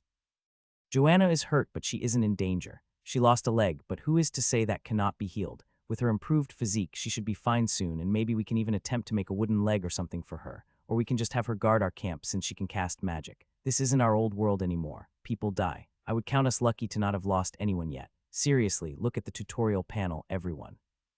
The final part of his sentence, spoken loudly, addressed everyone. Jake himself also having opened his panel already, tutorial panel. Duration, 63 days, 205,239. Total survivors remaining, 11, 12, 1200. TP collected, 319. Not even an hour had passed since the beginning, and yet nearly 100 people had died, and Jake seriously doubted that beasts were the only culprits behind the many deaths. The others were silent, unsure of what to say. It was no secret that Jake had been the main contributor of the group so far, performing the best in combat and scouting ahead for potential dangers. He even led them away once from an area where Jake felt like strong beasts were fighting each other. Despite them having only been here for so little time, and only been in 2 fights, Jake had more than shown his proficiency. Even Jacob, the de facto leader of their group, had to admit that Jake had been the one doing most of the heavy lifting so far. Jake, I just want you to remember that we are a team. Consult with us, tell us your thoughts before just jumping into motion. To not be making the decision for all of us Jacob's side, not willing to dwell on the topic anymore. Being relieved seeing that Jake had no intent to either. Let's keep moving forward. The following half an hour was uneventful, Jake still walking at the front with Bertram just a bit behind him, and the rest of the group silently following his lead. Finally, as it was also starting to get slightly darker, Jake heard the subtle sound of running water off in the distance. He once again thanked his improved senses and told the group what he heard. Everyone was relieved, and after only another 5 minutes, they made their way to the top of a hill and saw a small river running just downhill. It was minimal, barely a couple of meters wide, with depth only to one's ankles, but a source of fresh water is a source of fresh water. Quickly the group found a clearing just a bit downstream, and all settled down on the grass. For the first time since the beginning of this tutorial, everyone finally relaxed, everyone resting except Jake, who was sitting with his quiver in hand. Jake had conjured more arrows on the way but started getting a headache, a symptom of low mana, it seems, as his mana had dropped down to 11,120. Stamina was still looking fine at 116,140. The maximum had been increased by 10 due to the point in endurance given by the level up in his class. Looking at his stats, he was once again reminded of his 4 unallocated free points. The biggest challenge in the prior fight had been his ability to deal damage. Against small targets, his arrows dealt major damage, and he could aim for vital spots. Like the boar, large creatures were simply too big to get affected much by the small arrows. There were weak spots, like when he hit the eye, but the other weak spots were normally protected. It took him his entire quiver of arrows to down one big piggy, and that was with help, but he wasn't sure if a couple of stats in strength or agility would in any way enable him to do any serious damage. There was simply too much fur, skin, flesh, and muscle to get through before he hit any organs. Saving the points seemed like a waste too. After thinking a while, he decided to put 1 point in strength, 1 in agility, and 2 in perception, just following his class distribution. Looking at his stats, not much had changed, except the points from a single level up in the free points. Looking around, he was clearly not the only one consulting his menu screens. The chatter started shortly after, everyone just happy to finally have a modicum of safety. No one spoke to Jake, which was fine as he was happy just to listen in. Everyone had gotten a single level in their race, and class from the kill on the boar it seems, Bertram even gaining 2 in his class. He had already gotten 1 level in his class from the first fight with the badgers, but his contribution against the boar seemed to net him quite a lot. After having relaxed for 20 minutes or so, the peace was broken by Jacob getting up, urging the group to not waste what daylight was left. Distributing tasks, they began gathering firewood, checking the perimeter, and getting materials to perhaps make some basic tools. Theodore had the idea of taking some of the vines lying around and perhaps making some makeshift rope. The vines were very thin, but rather strong and could be weaved together. Surveying the perimeter went to Jake, who ended up killing 2 more badgers who were lurking in the bushes just outside the clearing. They were only level 2, giving no levels and only 4 TP. Having not enough mana to recharge all his arrows, Casper gave Jake some of his arrows to fill up his quiver. Afterward, he started spending his own mana to conjure more, effectively acting as a mobile arrow factory. This also allowed him to ask Jake for tips related to archery and combat in general. While even Jake was surprised by his own level of competence in combat, he was more than confident and willing to give advice on how to handle a bow. He had tried to go pro when he was younger, though he didn't exactly go around bragging about it, mainly due to the fact that he had to give up that dream because of an injury, leaving a bit of a mental scar. He demonstrated proper forms, advised on aiming, proper motions when taking arrows from the quiver, nocking them properly, drawing the bow, and finally releasing the arrow all in one fluid movement. Casper at his side, trying to follow along with the movements while throwing in a question here and there. Around the two archers, everyone was busy trying to make at least a barebones functional camp, and Ahmed volunteered to try to skin and prepare the two badgers Jake had killed that skulked at the outskirts of the clearing. His goal was to make it possible to cook them. Jake and Casper were left alone to their own antics, spending hours of training with their bows. As Jake thought back on all his knowledge of how to use a bow through teaching Casper, he was pleasantly surprised by the system suddenly giving him a notification. Skill upgraded, basic archery inferior, and archer's best friend is the bow in his hand and the arrow in his foe's heart.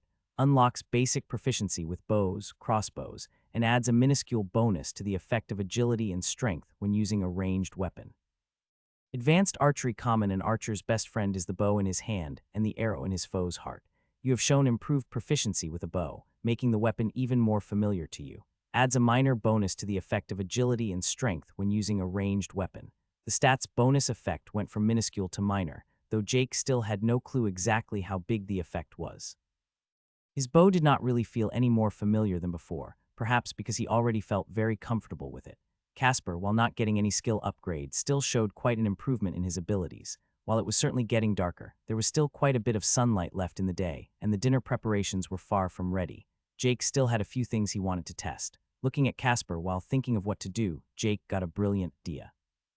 "Ow, for fuck's sake, that hurts," Jake growled after being hit by yet another arrow. "Jake, are you sure about this?" Casper asked, genuinely wondering if Jake was actually a masochist. He had been shooting padded arrows with dulled arrowheads wrapped in cloth at Jake for nearly 3 hours already. The cloth came from Jake's own jacket, which he had been wearing under his cloak this entire time. "Yeah, just give me a second," Jake said, getting ready once again.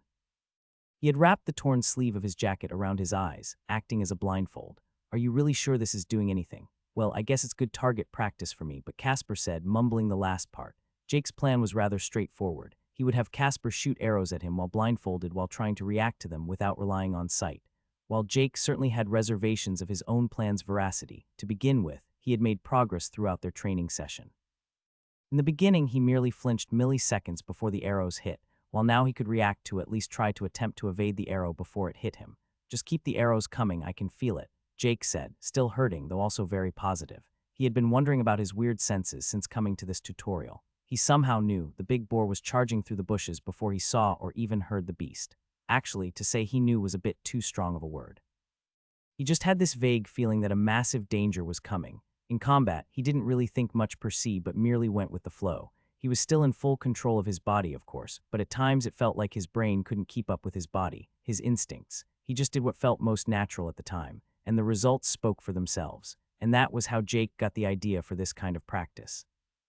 He wanted to train his senses and allow him to understand exactly what was happening to him and why it felt like he had a new sixth sense. He had suspected it had something to do with being an archer or may be tied to the perception stat, but Casper didn't have the same experiences as him at all. With the big boar, he had felt that the boar was coming for him as he had just begun climbing the tree. His logical mind then took over, concluding it would hit the tree, allowing him to strengthen his grip and avoid falling. At the beginning of their impromptu practice session, Casper had merely thrown small sticks and cloth-wrapped stones at him. Jake felt nearly nothing before the things hit him. He could get a feeling that something was coming towards him, but not how fast or where it would hit. It also came way too late for him to react. After quite a bit of frustration and thinking, he asked if Casper could throw a rock not wrapped in cloth. This time he felt it quite vividly before it hit him, and even more so when it actually did hit. Got a nice blue mark from that one. A round of Casper apologizing profusely later, Jake had calmed him down and convinced him to switch to the cloth-wrapped arrows. They still hurt like hell, but at least they were not able to cause any real damage. Well, he had lost a few health points, but it was barely noticeable, and they were regenerating quite quickly. Throughout the session, Jake felt the improvement more and more, and he felt like he was just a little away from grasping onto something. He had a far more distinct feeling that something was about to hit him than when he started. Still not enough of a feeling to react adequately, though. Back in the present, the next arrow came, and Jake once again felt that something was about to hit him, so he tried dodging it. He ended up still getting hit again and even ended up tripping while trying to dodge it. He got up again, not at all discouraged. He had felt it there. Not just the concept of danger approaching. He had even felt what it was that was about to strike him. They kept up the practice a bit more, with Jake even managing to dodge an arrow or two here and there. Casper was finally beginning to believe in whatever Jake was doing, and even asking questions on how to do it. Jake tried to explain the feeling he got, but Jake sucked at it, putting the feeling into words, and to begin with, it was like trying to explain colors to a blind person. Another hour went by before someone came over from the makeshift camp. Food had been prepared, and while neither Jake nor Casper were hungry, they knew the importance of sustenance. No one knew when they could get their next meal either. The dinner that was about to be ready was the 2 badgers killed earlier, grilled haphazardly over a small fire after being skinned and gutted. Bertram knew how to do that, surprisingly. They didn't have any spices or proper tools, though, so quite frankly, it looked quite simple. Even the cook, Lena, had to admit that it did not exactly look appetizing in any way. Caroline was the one that came over to the 2 archers to get them to eat. Jake nearly felt like all the pain had been worth it when she sat down next to him while they ate in order to heal his wounds. The healing felt good, like a cold stream was running through his veins, and he saw the blue marks slowly disappear over the next 20 minutes as he sat there, enjoying the sensation. They chatted while Caroline mainly asked questions about why he had let Casper use him for target practice for the better part of 4 hours, and about other minor things, like how he was so good at using a bow and whatnot. Jake was happy to talk to her and explained his training with Casper and what he hoped to achieve by doing it. He also explained to her how he had practiced archery growing up and how he did it from time to time still, thus explaining his proficiency with a bow. He even divulged how he sadly had to give up going pro due to an injury, much to Caroline's interest. She had always seen him as the silent, nerdy type and not at all sporty. This also made Jake realize how little he had interacted with her outside of work. The same went for everyone in their group, in fact. He had never been the social type in any kind of setting, really. While he wasn't absolutely hopeless in social interactions, he did try to minimize them. Heck, he ended up doing archery, to begin with, because his dad insisted on him doing some kind of sport, so he picked one where he had no team or direct opponents to interact with. Archery was a sport he could enjoy in solitude, just him and his bow. Him liking Jacob and Caroline was most likely because they were 2 of the only people outside of his family that he felt comfortable around. Because of his welcoming nature and open demeanor, Jacob allowed pretty much anyone to feel good about themselves.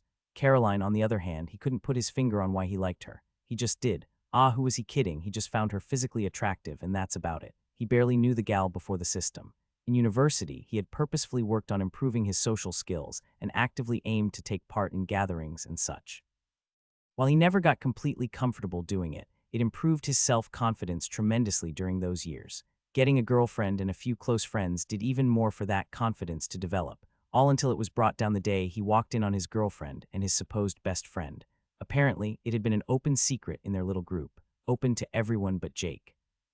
All the work and development he had gone through was for naught, and his self-confidence and self-worth in the gutter. His girlfriend claimed it was just having fun and that it was nothing serious, while his so-called best friend seemed to think it was no big deal at all, and that he just had to stop being a pussy about it. A sentiment apparently shared by everyone else in their little university group. Or maybe they just feared social excommunication from the group if they spoke up. This event led to Jake being back to his old introverted ways. He studied, did archery, played games, watched TV, and went to classes. A good day was one where he hadn't spoken a single word to anyone but his parents when they called, asking how he was doing. It had improved after he graduated, having gotten a good job, and through that was forced to engage in the social system that is the workplace. Jacob was the one that had gotten him out of his shell initially and made him open up more to his colleagues, enough to be on friendly terms with everyone at least. Jacob seemed to always try to invite Jake to things explicitly. Thinking back, the reason why they were in this tutorial together was maybe even due to Jacob asking him to go to lunch together. In a professional setting, he had no issue speaking or expressing himself normally now. The same reason why he had no problem arguing for his decision-making with Jacob earlier and talking with Casper during their training, but what he was doing right now. Casually small talking with Caroline, it was more nerve-wracking than facing down the huge boar. During the conversation, Dennis yelled out to them, clearly flustered. "Caroline, Joanna woke up. Can you come to check on her?" All said while nervously shooting glances at Jake. Caroline did not hesitate and excused herself as she followed Dennis over to Joanna. Not that they were very far away, being less than 5 meters away from where they had been sitting and eating. Jake could easily peek or listen in but decided against it. He wouldn't blame Joanna if she were angry at him. In her eyes, he was the indirect cause of her injury after all. However, he was a bit scared if she would put any of those thoughts into words or actions. How would he react if she started yelling at him? Blaming him? Could he stand there and argue that he stood by his decision? Or would it get heated and turn into another huge argument? He was afraid to find out and fell back into his old habit of simply avoiding the potential confrontation. So Jake instead chose to close his eyes and once again focus on trying to understand and re-experience his weird new sixth sense-like ability. As he closed himself off mentally, he lost track of time until he was awoken by Casper, who was about to poke him in the side. Jake opened his eyes before the finger even touched him, much to Casper's surprise. Jake was about to ask what he wanted when he noticed Jacob having gotten up also, clearly about to launch into another speech. "All right, everyone, we made it through our first day," he said, as he gave a sad look Joanna's way. Casper already checked and confirmed that the beasts have at least some fear of fire. However, we are not sure if it is a sure thing. I think we should have someone be on watch while everyone sleeps. We should make a rotation. No one had any objections to the idea of having someone watch their back as they slept. It was agreed that 2 people would keep watch together while the others slept. Making the rotation, they had an odd number of potential lookouts, Joanna being excluded from the rotation. Without much fuss, Jake volunteered to keep watch solo, once again not meeting any objections. The first watch would be Lena and Dennis, and the second watch would go to Jake and the third Jacob and Caroline. Jake wasn't exactly overjoyed imagining Caroline and Jacob being alone together, sitting at a bonfire under the moonlight. Not that a murder forest was particularly romantic. As they finished cleaning up after dinner, nobody wasted any time getting some shut-eye. While the stamina of most of them was still more than half full, they were nevertheless exhausted. While Jake did not feel particularly tired, he knew it would be foolish not to take the opportunity to get some sleep in. It wasn't exactly comfortable, just lying on the grass coarse cloak offering little comfort. Jake shut his eyes and fell asleep immediately, quite a feat considering the circumstances. He had no idea exactly how long he had been sleeping. He imagined the 3 hours they had agreed on, but he woke up as he felt someone approach him. Opening his eyes, instantly alert, he heard the small yelp of Lena as she jumped back, frightened by Jake suddenly awaking as she was about to wake him. "Holy shit, you scared me. Were you already awake?" Lena whispered as Jake got up and made sure he had both his bow, full quiver, and knife still on him. "No, I just awoke. How long have I been sleeping?" "And did anything happen while I slept?" Jake asked, looking around. It was now deep in the night, though not as dark as he would have assumed. The moonlight did much to illuminate the surroundings, making it quite easy to see everything in the clearing. Or perhaps it was just his improved eyesight making everything appear brighter. He frankly had no way to know. "We have been keeping watch for a bit over 3 hours. We used the tutorial countdown to keep track," she said, "and nothing has happened really. A couple of small animals and what looked like more of those badgers were on the outskirts of the clearing, but they didn't even exit the bushes or get close to us. Scared of the fire, I think. That or my awesome magic." Jake chuckled at her attempt at a joke, mainly out of courtesy than it actually being funny. He could see how tense she was and knew she was just trying to lighten the mood. She smiled, and they went over to Dennis, who was more than happy to be relieved of his services. The two promptly went over to the others to sleep, while wishing Jake a peaceful watch. Jake took a seat on the same log that Dennis had been sitting on as he looked into the dark forest. Let's hope that the rest of the night will also be quiet.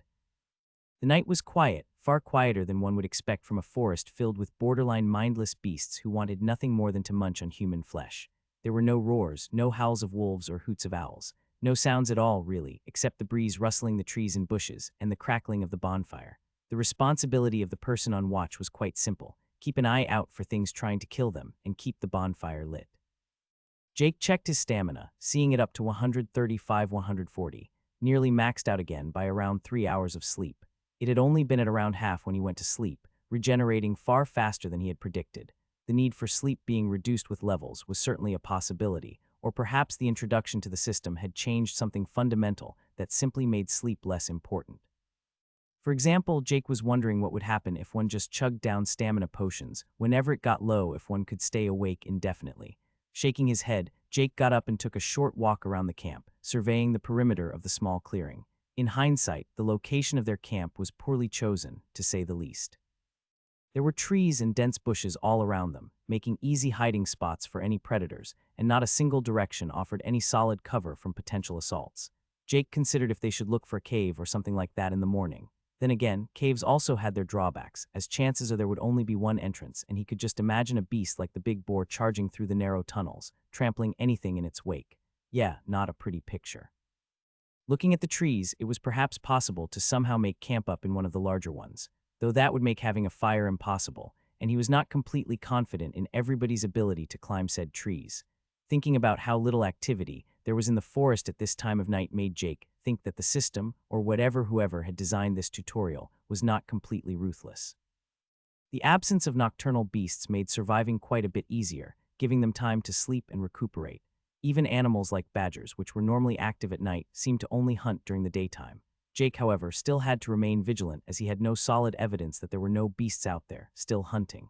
He could also not forget the other humans of the tutorial. He had seen them on the giant pillar at the start, spread out to all sides. Thinking back on it, they had only been to the left and right, and none in front or behind him. He also couldn't forget the giant wall off to the back of them. The space between the pillars was measured in kilometers easily, so it was not surprising that they had not run into other survivors yet. It had only been half a day or so, and while they had been moving for a while, they had not gone far, perhaps only a few kilometers tops. The pace had been slow, and everyone tense and overly careful, even taking some detours to avoid potentially dangerous areas. The direction they had traveled was also directly away from the wall. He didn't even know if the other participants in the tutorial all were actually human. He had seen silhouettes, indicating bipedal creatures, but he had no way to know if they just had roughly the same shape as humans, or if they were humans. And quite honestly, he was not sure if he preferred for them to be humans or for them to be aliens, as chances are, they would end up in conflict at some point. As the minutes slowly ticked by, the monotony started getting to him. While sitting still and just keeping an eye out sounds easy, anyone who has worked any kind of night job knows exactly how boring it is. But sadly, reading a book or playing on his phone was not an option. Dennis and Lena had likely kept themselves entertained by talking and keeping the other awake and aware. The boredom, mixed with the lack of even the slightest stimulations from the environment, led to Jake slowly becoming less and less vigilant. However, he was promptly awoken from his stupor once more when he heard rustling from one of the bushes at the far end of the clearing, the furthest away from the bonfire. Jake fixated his eyes on it as the bush kept rustling. He did not feel any sense of danger from the bush as he focused on it, but his instinct nevertheless told him something was wrong, for him to be careful. He took his bow and got up from the log, checking back on everyone still soundly asleep. Everyone had been dead tired yesterday, mainly due to the mental exhaustion of this whole ordeal, so he was not at all inclined to wake them up for a false alarm. He walked towards the bush as it still rustled slightly once every couple of seconds as he got closer. He scanned the bush, seeing nothing but still hesitant to go right up to it. He started drawing his bow and aimed it at the bush, as he slowly walked closer, taking tiny steps prepared for anything jumping out.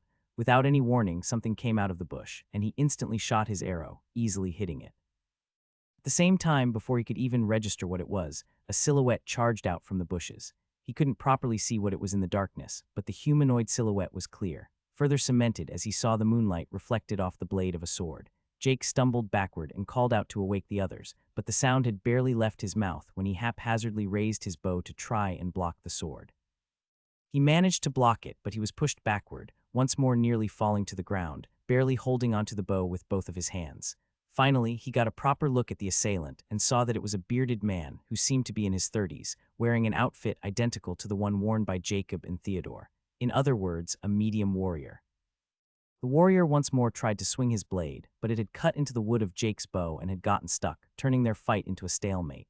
Jake trying to get his bow back and retreat, with the warrior trying to cut all the way through and into Jake's body. However, the stalemate was short-lived as another person rushed out of a nearby bush, wielding a huge two-handed axe. Jake saw him, and it didn't take a genius to know the situation was bad, real bad. The medium warrior was as strong, if not slightly stronger, than Jake, and he had already been forced into close combat, meaning he had no way to use his bow.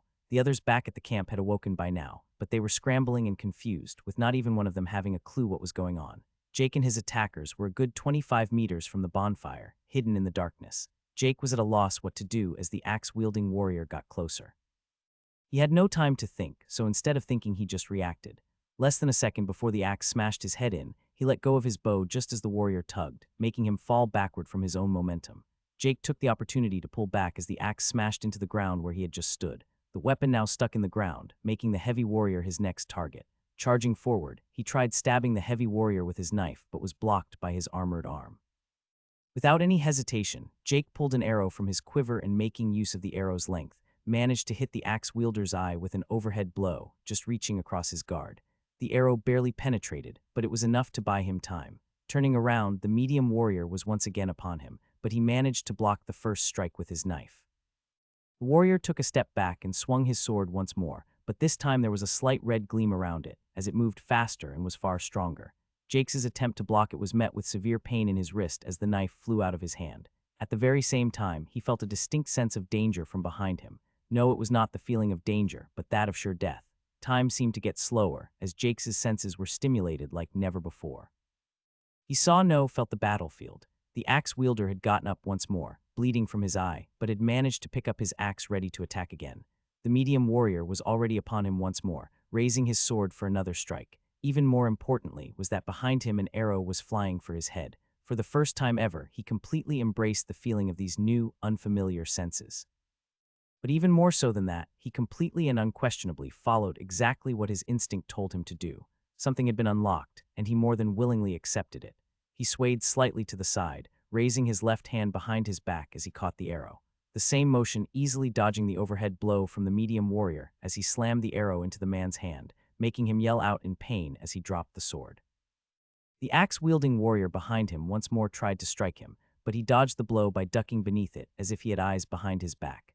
In the same motion, he caught the falling sword that the medium warrior had dropped earlier. In a swift, fluid motion, he smashed the sword into the axe warrior's kneecap, making him buckle over as he screamed. Instead of trying to finish him off, Jake went for the medium warrior with the intent to finish off the now disarmed man. Jake ran towards him and cut him once across his arms as he raised them to try and block, with the second blow slicing his neck open, spraying blood all around him, also drenching Jake from head to toe. Another arrow flew his way, but Jake merely swayed slightly, making it miss him, as he once more ran for the axe-wielding heavy warrior who was trying to pick up his axe once more. Jake, however, did not give him time to do so, as he, in full sprint, kicked him in the head. Before the disorientated warrior could recollect himself, Jake lifted the sword and stabbed it downwards into the skull of the kneeling man. With his entire weight behind the blow, the sword still ended up only penetrating a few centimeters, but it was more than enough to pierce deep into the brain, killing him instantly. However, the sword was stuck, making Jake take out 2 arrows from his quiver, wielding one in both hands as he dodged another arrow shot by the enemy archer. The attacking archer was clearly flustered, and fear was evident in his eyes as the blood-covered Jake charged him. He had been hiding in some bushes off to the side, but pinpointing him from the direction of where the arrow came from was simplicity itself. The archer threw his bow to the ground, realizing that he had no time to fire another arrow, and drew his knife. An excellent choice as Jake had found his archery very lacking. Clearly a novice before the system, and he had a feeling the man wasn't that much better with a melee weapon either. He tried fighting back, but Jake easily took out another arrow from his quiver and smashed it into the archer's chest, followed by another and then another. The poor man only able to flail his arms as he attempted in vain to ward them off. 9 arrows later, and the man finally stopped struggling as his last breath left him, now with a total of 12 arrows sticking out of his corpse. Jake got up and looked towards the sky, a small smile still on his lips. The sense of danger gone, his instinct to kill quiet. He had survived. The others back in the camp were now more than awake and ran towards him, all of them clearly still flustered. The moment they saw the scene, they were instantly horrified by the sight. A man lying face down in a pool of blood, right beside another man still in a kneeling position, blood dripping from his eye with a sword sticking out of the top of his skull. The picture only made all the more horrifying by a smiling Jake, completely covered in blood, standing over another corpse with a dozen arrows sticking out of it. What happened? Jacob stammered, clearly disturbed by the carnage, his mind in turmoil as he looked at Jake in horror. A smiling Jake turned to him, still savoring the euphoric feeling he was currently experiencing, his smile growing even larger as he answered, "I won." Jake felt good, incredibly good in fact. The sensations that come from facing down certain death and coming out on top was wonderful. He didn't notice the weird look Jacob was giving him as he just enjoyed how he felt. He didn't take notice that the other people in his group had made their way over either, though some of them quickly turned right back around when they saw the scene. Among the new arrivals, Caroline looked at Jake with a mix of concern and fear. "Are you hurt?" "There is so much blood," she asked in a quiet voice. She felt slightly sick, looking at the frightening image of Jake standing beside a man full of arrows, the blood gleaming as it reflected the moonlight. "I'm good. None of it is mine," Jake answered casually with a light smile. He was hoping to finish up any potential conversations so he could move on to more important things. He had gotten several system notifications that he was more than eager to get to. "Oh, okay," she answered tentatively. Caroline didn't seem inclined to ask any more questions, while Jacob looked like he had something to say, but he chose not to. Jake gladly took the opportunity to extricate himself when no one else spoke up. "I'm gonna go sit down and check my status messages. There are no more enemies as far as I can tell, so relax everyone," Jake said, considering if he should tell them they could go back to sleep. he decided not to, as he had serious doubts anyone felt like sleeping right now. He sure as hell didn't, his spirit way too high. Jake walked to the bonfire that was still burning bright as ever, sat down on the same log he had used as a lookout earlier in the night, and finally opened his notifications window to a slew of messages. You have slain human G LVL 3 warrior medium LVL 7 bonus experience earned for killing an enemy above your level. 478 TP earned. You have slain human G LVL 2 warrior heavy LVL 5 bonus experience earned for killing an enemy above your level. 340 TP earned. You have slain human G LVL 2 archer LVL 4 bonus experience earned for killing an enemy above your level. 294 TP earned. Ding. Class, Archer has reached level 4 stat points allocated, plus 1 free point. Ding. Race, Human G has reached level 2 stat points allocated, plus 1 free point. Ding. Class, Archer has reached level 5 stat points allocated, plus 1 free point. He had one not because of his stats, but purely due to how he fought. They were amateurs, Jake even doubting they used all their skills during the fight. Besides the medium warrior using that glowing sword, he didn't notice anything else then again. They were all low level, and it wasn't like skills actually had any real visual prompt from what he had seen so far. In fact, he should instead maybe be surprised that the guy had a skill to make his sword glow like that, to begin with. Looking at his gains from the fight, the stats and levels were nice, but the real gains came in the next few notifications, though they were a bit different from any earlier ones. Bloodline detected. Processing. Bloodline analyzed. Bloodline awakened. Bloodline of bloodline ability. Unique dormant power lies in the very essence of your being. A unique innate ability awakened in the bloodline of the newly initiated human, Jake Thane. Enhances innate instincts. Enhances the ability to perceive your surroundings. Enhances perception of danger. Plus 5 to perception. A new skill had been unlocked, or was it an ability? He was clueless as to what the whole bloodline business was about. His family background was nothing extraordinary, as average as one can be, and yet he apparently possessed an innate ability tied to it. Not that he was going to complain just because he was a bit confused. The effects of the ability were, in Jake's honest opinion, awesome. It also explained why he had these weird senses that none of the others seemed to have. More amazing was that the description even included his name. That was kind of cool in its own right. What he gathered from his own experiences, along with the description of the ability, was that it had 4 effects. The first one was the enhancement of instincts. Without a doubt, this was the explanation behind his performance in combat and the at times supernatural reaction time he possessed. His ability to react was way beyond what his stats should allow him, and the reason why he at times felt like his body couldn't keep up with what he wanted it to do. The second part of the ability was the one to perceive his surroundings. The 360 degrees perception he had experienced during the fight made him act as if he had eyes in his back. He could not explain at all how it worked, he just knew where everything was. Even now, it was still active. He felt the bonfire's flickering flames and every particle of smoke that entered the air. He knew of the log beneath him, how it had a small part of it inside that was hollow, and every single blade of grass around it. His understanding improved whenever he focused on it, but it was passively making him aware of roughly everything around himself, especially any movements. It was all vague, however, and the range seemed only to be a few meters. He could not sense the others, as they were still at the corpses 10 or so meters away. He estimated the range to be perhaps 5 or 6 meters, too low for scouting, but invaluable in combat. Third on the list was the perception of danger. That part was rather self-explanatory, honestly. It was the prickling sensation he felt whenever something dangerous was heading his way, the feeling in his gut that something dangerous was lurking ahead. That part alone was great, but what made this part of the ability incredibly strong was the synergy with the 2 other effects. His perception of the area around him allowed him to perceive the nature of the danger, and his enhanced instincts allowed him to make a split-second reaction. The fourth and final part was a 5-stat bonus to perception. While certainly valuable, he saw it as rather inconsequential compared to the other effects. He didn't doubt it would prove more beneficial as he got more stats, and the bonus started adding up though. The entire skill seemed far stronger than anything else. Archer's Eye was also a perception-based skill, but compared to his bloodline it was borderline useless for anything other than scouting.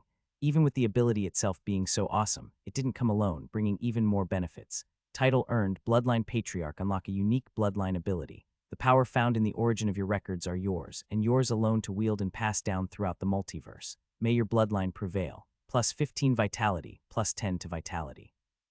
This one was massive, in a few different ways. The description of the title was quite something in itself, especially compared to his only other title, which was just a matter-of-fact statement that he was now part of the multiverse and new to it.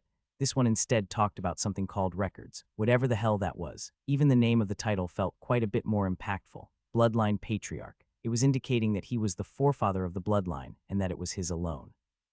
Did this mean that the rest of his family didn't possess it too? Was he just the first one to unlock it? The thought of his family was even still alive briefly entered his mind, but he suppressed the thought. Now wasn't the time to get sentimental. The description and stats granted by the title indicated the system's desire for him to survive and thereby allow the bloodline to live on, and oh boy the stats. A massive plus 15 vitality, instantly making it his highest stat, only made better by another plus 10 straight on top. Looking at his stats, they had gone through quite a development from the level ups, ability, and title. Status. His stats had seen a massive growth, which made him smile widely. He did frown a bit, however, as he began to question his vitality being at 31. According to his quick math, he should have 29 vitality before the plus 10, having been at 13 the last time he checked. After that, he had got plus 1 point from his race leveling up and plus 15 from the title. With plus 10, he should be at 31.9, and yet it only showed 31 and not 32. Did it only show whole numbers rounded down? Jake had 3 free points, so instead of thinking further on it, he simply allocated a single point and saw it instantly jump from 31 to 33. So only whole numbers rounded down. Got it, he thought, nodding internally. As for his last 2 points, he decided to do another experiment. His stamina was at 144-170, being higher than his maximum was when he woke up earlier in the night. What Jake wanted to know was how increasing the maximum of a resource affected the current amount available. He allocated a free point to endurance, leaving him with 1 left for later. He saw his stamina jump to 154-180, adding a static 10 points to both maximum and current. Does this mean you could potentially have infinite stamina with enough repeated level ups? Jake wondered, though he did admit the scenario of that happening was quite far-fetched. For the last free point, he was unsure how to distribute it, so he just let it be for now. The last subject on his lengthy list of system messages was the result of reaching level 5 in his Archer class skill available. Jake mentally acknowledged that he wanted to browse class skills, and a big list appeared before him. To his surprise, a huge number of weapon skills showed up in front of him. Basic two-handed weapons inferior, basic shield technique inferior, basic unarmed inferior, basic throwing weapons inferior, and so on and so forth. The only ones he did not seem to have were the magic-related ones. Quite honestly, Jake was not interested in any of them whatsoever. He was more than happy with his already once upgraded Advanced Archery Common, and he still had the Basic one-handed weapons inferior, in case things got dicey, and he was forced into melee as he had in the last fight. This left him with only 3 options available at the bottom. Basic trapping inferior, the archer is not limited to direct combat, but can also use his tactical prowess to emerge victorious. Unlocks proficiency using basic traps and knowledge of how to construct them. Adds a minuscule bonus to stat effects on traps based on the nature of said trap. Basic stealth inferior, the deadliest predator, is the one not seen coming. Unlocks basic proficiency in the arts of stealth, allowing you to remain undetected more easily and blend into the environment. Adds a minuscule bonus to the effect of agility and perception when successfully remaining undetected. Basic tracking inferior, the first objective of any hunt is to find your prey. Unlocks basic proficiency in tracking entities you are familiar with. Must be identifiable tracks available.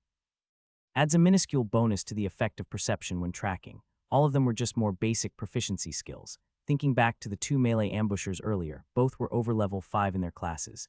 He would not at all be surprised if they both had the basic stealth skill, considering how close he got to them while they managed to remain hidden. Though the first warrior had a glowing weapon, so he must have gotten a skill to do that. Yeah, that made Jake a bit jealous. Good riddance, that lucky guy was dead. He saw value in all of them, but he did not see himself setting up a large number of traps, especially not with his bloodline ability.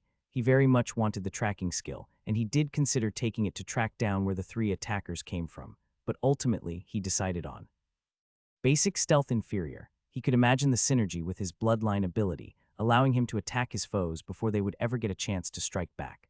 The fact that it also scaled with both agility and perception only made it all the better. The fight had made him realize how little he had accomplished since he got into the tutorial. They were all higher level than him, with the medium warrior being level 7 in his class, more than twice what he had been. He had already decided that he would need to go hunting. He picked the skill and felt the same feeling as when he got his class the first time. This time far weaker, though. It gave him something he wasn't quite sure if he could call knowledge, but he still instinctively understood it. Maybe it was due to his bloodline ability, but he doubted it. Either way, he now knew how to sneak a bit better than before. It was small, subtle things, and far from a complete guide on becoming a master thief. Closing all the menus, he felt very satisfied with himself, perhaps a bit sad that getting a new skill was so anticlimactic. No ability to shoot laser beams or to shoot down the 8 suns with 8 arrows was gained. Jake finally got up from the log and stretched his back, the smell of iron instantly reminding him that he was still covered in blood, or more accurately, his cloak and face were covered. He took off his cloak, seeing that his shirt and pants underneath were spared from the torrent of blood. Quickly he sprinted down to the small river nearby, cleansed his face, and sprinted back up to the camp once more, the entire trip taking less than a minute. As he felt refreshed, he also began to feel oddly naked. He immediately realized that he had no weapons on him whatsoever. His knife had been disarmed, and his bow had been hacked into. He saw that the others were still over at the corpses, and Jake started walking over. He first got to the dead archer and picked up the bow he had dropped, seeing it identical to his old one, the only difference being that this one was undamaged. While picking up the bow, he couldn't help looking at the dead archer, arrows still sticking out of him, though the blood had long stopped seeping out. The man's eyes were still wide open, showing visible horror. Jake looked at him as he stopped. He looked over at the other corpses, the man with a sword still stuck in his skull, and the other lying in a pool of his own blood. At the same time, he saw the looks everyone gave him. It wasn't the same look of the blame for causing Joanna's injuries like before. It was one of fear. That is when it struck him, far later than it should have. The attackers were humans. He had just murdered 3 human beings. Murder, killing, homicide. The act of taking another human's life has many names in society. No matter the name assigned, it is a crime. It is immoral. And even if morals were completely ignored, the act of removing another member from society is in most cases a detriment to said society. The act of ending another life is innately abhorrent to humans, and even if the act was 100% justified, it will often leave the killer traumatized by the experience. In many comics, whenever a hero kills a villain is the moment he becomes a villain himself. It is seen as a turning point for the character, his or her fall to the dark side. These were just some of the thoughts bouncing around in Jake's head as he was sitting on the grass, staring down at the ground, reflecting on his feelings of what had transpired that night. He had killed not just 1 but 3 people. Logically, he knew that it was self-defense. They had tried to kill him, so he killed them instead. It was justified and in many countries could even be considered legal. Heck, it could even be argued that he was in a situation comparable to a war zone, making the laws of war apply, in which case he had simply killed enemy combatants. Even if he got over the fact that he had killed them, the way he had done so couldn't be ignored, though. He did not think of the ferocity of his actions during the fight, but as he saw the corpses, it couldn't be clearer how brutal he had been. Especially with the archer, he had pinned him down and simply kept stabbing him over and over with arrows until he finally stopped moving. It was a textbook example of excessive force. The acts of brutality could perhaps be explained by Jake's inexperience in combat, the adrenaline pumping through him as he fought, and his enhanced instincts taking charge, but what he could not explain away was how he felt while doing it and after. He felt nothing when he killed them. It was like he was just checking off 3 items on a list as he ended their lives one by one. After the fighting, the only thing he felt was euphoric. He had never felt better, more alive. The relief, feeling of superiority, and overpowering sensation of winning was just too intense, too addicting. If the feeling was due to his enhanced instincts, as he suspected, that meant his base instinct, him at the very core of his being, enjoyed killing. No, that's wrong, he corrected himself. He had not felt any pleasure from killing the badgers, and he did not feel any particularly strong emotions after the big boar either. He only felt contentment after that. He did not enjoy the simple act of killing, he enjoyed the hunt, the challenge of the kill. He enjoyed the feeling of winning over his foe. Jake had never been the confrontational or aggressive type, in fact. He strived to avoid conflict whenever possible, but he enjoyed a challenge.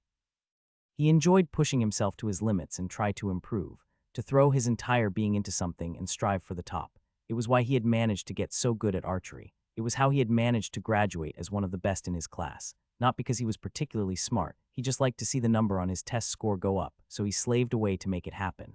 He remembered one of his professors describing him as driven and ambitious. Jake wasn't sure if he agreed on either of those, but he did enjoy picking hard fights and coming out on top.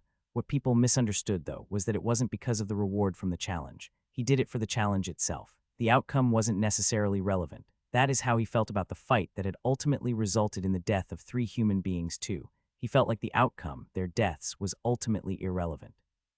It was the process of the fight that was his goal and not the death of the 3 of them. It was just the unavoidable result of a life and death battle, which was the core root of his problem. After reflecting on his emotions and boiling everything down, he came to the realization that he just didn't care much. Be they human or beast in the end, they were just challenges to overcome. The only feeling of remorse or regret he ever felt so far in this tutorial was when Joanna got hurt.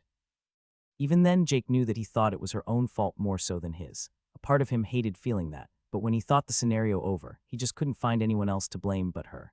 She could not have tripped to begin with. As a caster, she could have at least tried to use the mana barrier that they already established all casters had. Freezing up right after tripping sure hadn't helped her chances, either. If she hadn't, rolling out of the way of the charge would have been more than possible. If all those failed, she could at least have managed to avoid getting a limb trampled off so they could fix it up with a potion like the other leg. In other words, if it had been him in her position during the fight, he wouldn't have ended up losing a leg. But it happened, and she was now just a burden. He and everyone else in the group were aware of it, but no one truly wanted to voice it out. Leaving her behind was no different than leaving her to die. None of them wanted that on their conscience, and no one wanted to leave a colleague and a friend behind. Not even Jake, despite his annoyance at her, but at the same time he couldn't stay like this forever. He finally realized he did not fit in with the group, likely a bit late in retrospect. They were corporate workers, civilians in every sense of the word. The only fighting any of them had ever participated in was sports like boxing. He doubted anyone of their entire group had ever even been in a bar fight or something similar except for one person. Bertram did stand out. He was decisive and strong even before the tutorial. He handled his shield and sword well, and he didn't hesitate when attacking. The man had the eyes and demeanor of a fighter, and was without a doubt the strongest person in the group except for Jake, but he was tethered to Jacob.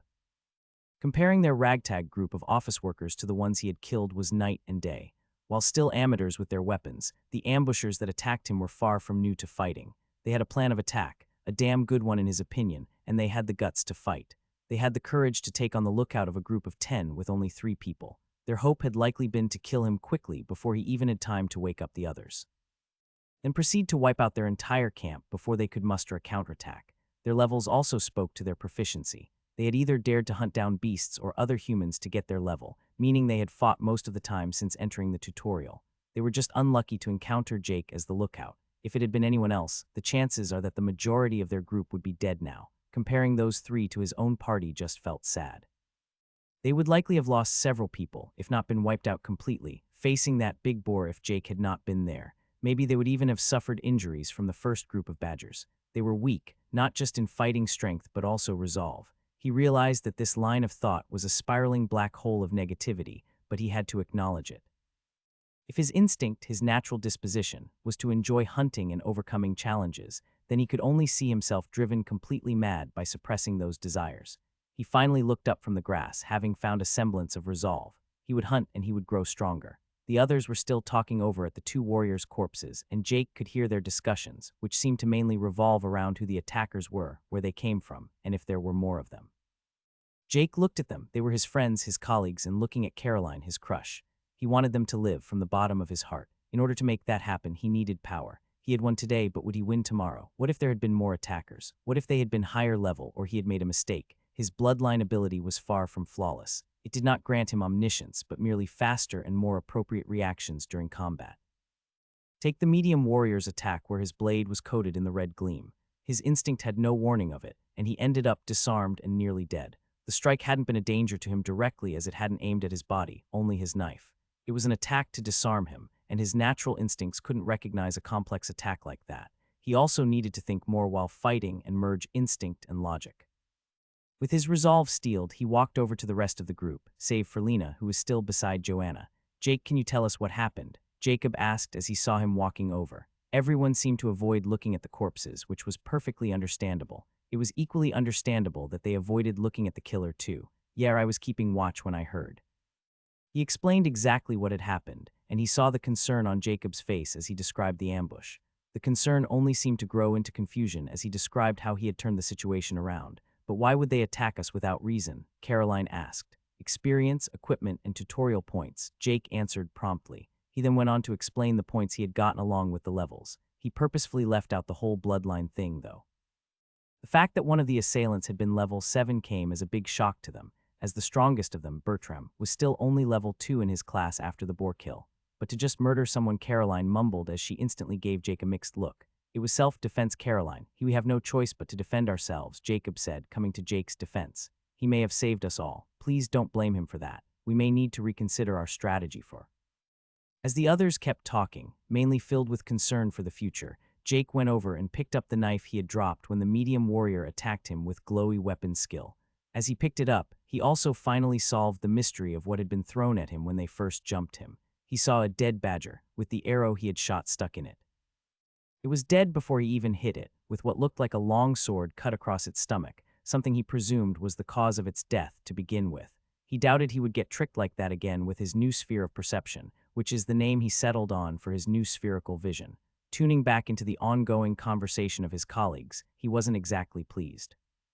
The group discussion seemed to steer towards finding a safe place to hide and wait the tutorial out, only fighting when absolutely necessary or to get food.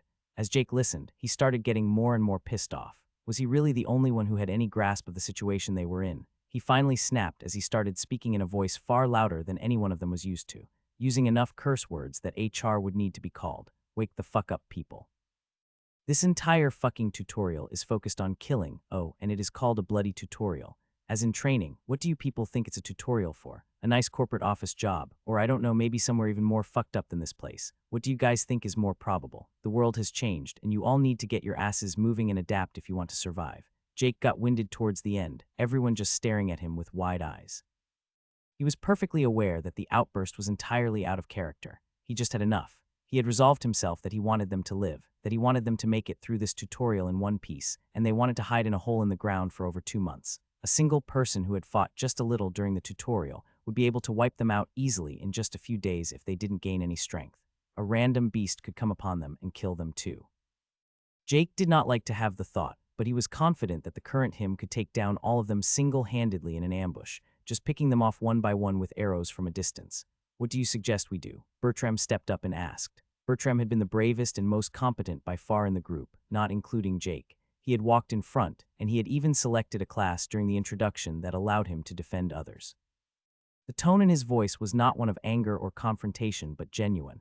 I suggest you do whatever you need to level up and survive this shit. Even if you don't want to fight other people, you at least need the strength to defend yourself when they want to fight you. In other words, hunt beasts. Get experience, get power, do what the system wants you to. Jake finished. I agree with Jake, Casper said as he also joined the conversation. We need to learn how to fend for ourselves. What if Jake had not been on watch, but someone else? What if they had come a couple of hours earlier? Would you be confident in fighting 3 people at once who were all above you in level, Dennis? Dennis shook his head, clear that he would likely be a corpse on the ground right now had the watch plan been different. Jake hoped that his outburst could be a wake-up call for all of them. He didn't want to just leave them and go be on his own. He was afraid of the consequences of that. They couldn't survive on their own as they were now. He gave them space to think it over as he excused himself from the group and went to check the corpses, starting with the 2 dead warriors. He knelt on the ground and started rummaging through their satchels. If he and his colleagues had gotten 6 potions at the tutorial's start, so had these people. He quickly took the satchels off the corpses and looked inside. Both had quite the number of potions in them, a mix of stamina, health, and mana. Seeing mana potions, it confirmed that these 3 had either been a part of a team with casters or healers who died, or they had killed casters or priests. He personally leaned towards the latter. There was a total of 14 health, 8 stamina, and 5 mana potions, also counting the contents of the dead archer's satchel. He turned to the group once more, who had simply stared at him as he looted. It was still dark, but the fire from makeshift torches they had brought over made the scene well lit. The problem was that the forest was still too dark to leave. They would have to wait for morning before they could do anything. For now, try and get some more rest. It is still my turn to sit lookout, so I will get some energy. Tomorrow we hunt, Jake said, sitting down on his log once more, doubting any of them would get even a wink of sleep. Jake kept his promise of being on the lookout for the rest of the night. It turned out to only be a couple of uneventful hours until the artificial sun rose once more. Looking on as the scrambling group got up and gathered their things, he seriously doubted they had gotten any sleep at all. Their current campsite was compromised, and they had no clue if more enemies would come, so they needed to find somewhere new. Their entire initial plan of finding water and food, and all the usual survival crap turned out to be a damn waste of time.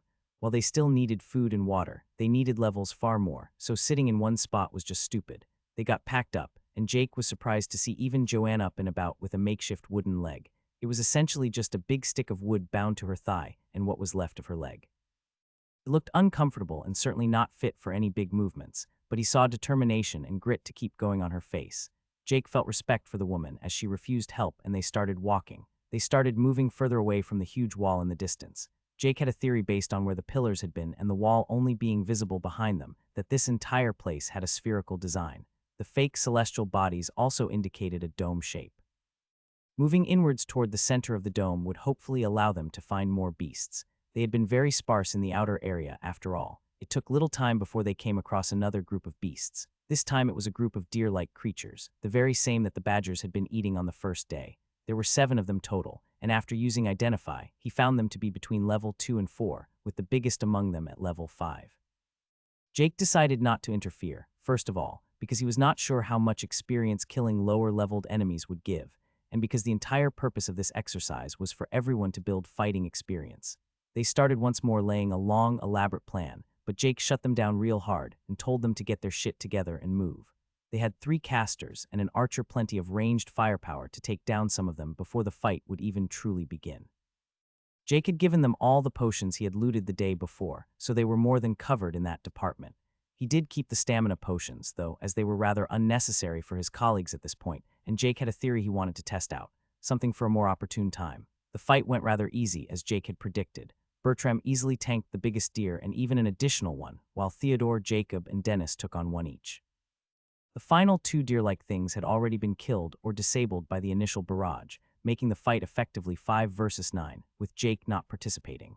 Theodore managed to kill his deer quite easily, as it was only level 2, by landing a swipe on its neck, cutting it open. His style was a bit reserved and defensive, but he had a good build and didn't lack confidence. He was also rather good in spotting openings, and Jake was even fairly sure he saw him throw in a feint. Dennis took a bit longer with his 2 daggers cutting away at the beast. He was by far the fastest in the group besides Jake, and he also used his active ability, which allowed him to have small bursts of speed here and there.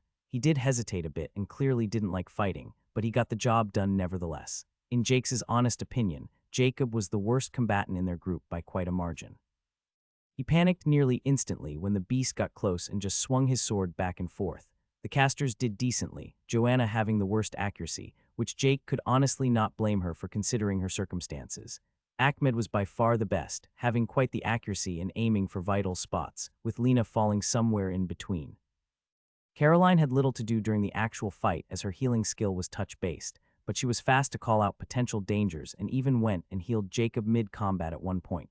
She was actually surprisingly good. Casper was also decent, but Jake was kind of biased when it came to archery. His results did speak for themselves, though, as he did get in some good shots, even taking down one of the deer solo when they first engaged. The entire ordeal took only a couple of minutes, with the last opponents to die being the big deer that slowly got whittled down by Bertram taking its hits with his shield, and the casters and Casper shooting it to death. The gains were also decent. Disregarding TP, they had a couple of level-ups, also resulting in race level-ups. This also truly confirmed the hypothesis that race leveled up every second level in the class. Without further ado, they moved on and ran into a couple of smaller groups of beasts over the next couple of hours. Jake only had to step in once when a quite big level 7 badger ran past Bertram, heading straight for Lena. However, it was easily killed by Jake with an arrow to one of its legs, followed by another that hit the thing in its right eye, likely penetrating the brain, as the beast fell dead immediately. They did sustain some injuries, the most dangerous one being when Theodore took a nasty bite to one arm and had to drink a healing potion. The minor injuries, like scratches and such, were healed by Caroline after every fight. While she could not do much in combat, her healing was invaluable as it allowed them to always stay in top condition, and healing also seemed to remove any chance of infection in the wound, assuming that was still a thing. Oh God, can bacteria get levels? A thought Jake quickly threw all the way to the back of his mind. Happy thoughts, happy thoughts. While a healing potion could heal injuries too, and in general worked way faster, they seemed to have some kind of cooldown. If you drank one, you couldn't drink one for the next hour. Why this was, they didn't know. Heck, they didn't even know why they knew. Theodore just said that he did right after drinking one. System magic or something.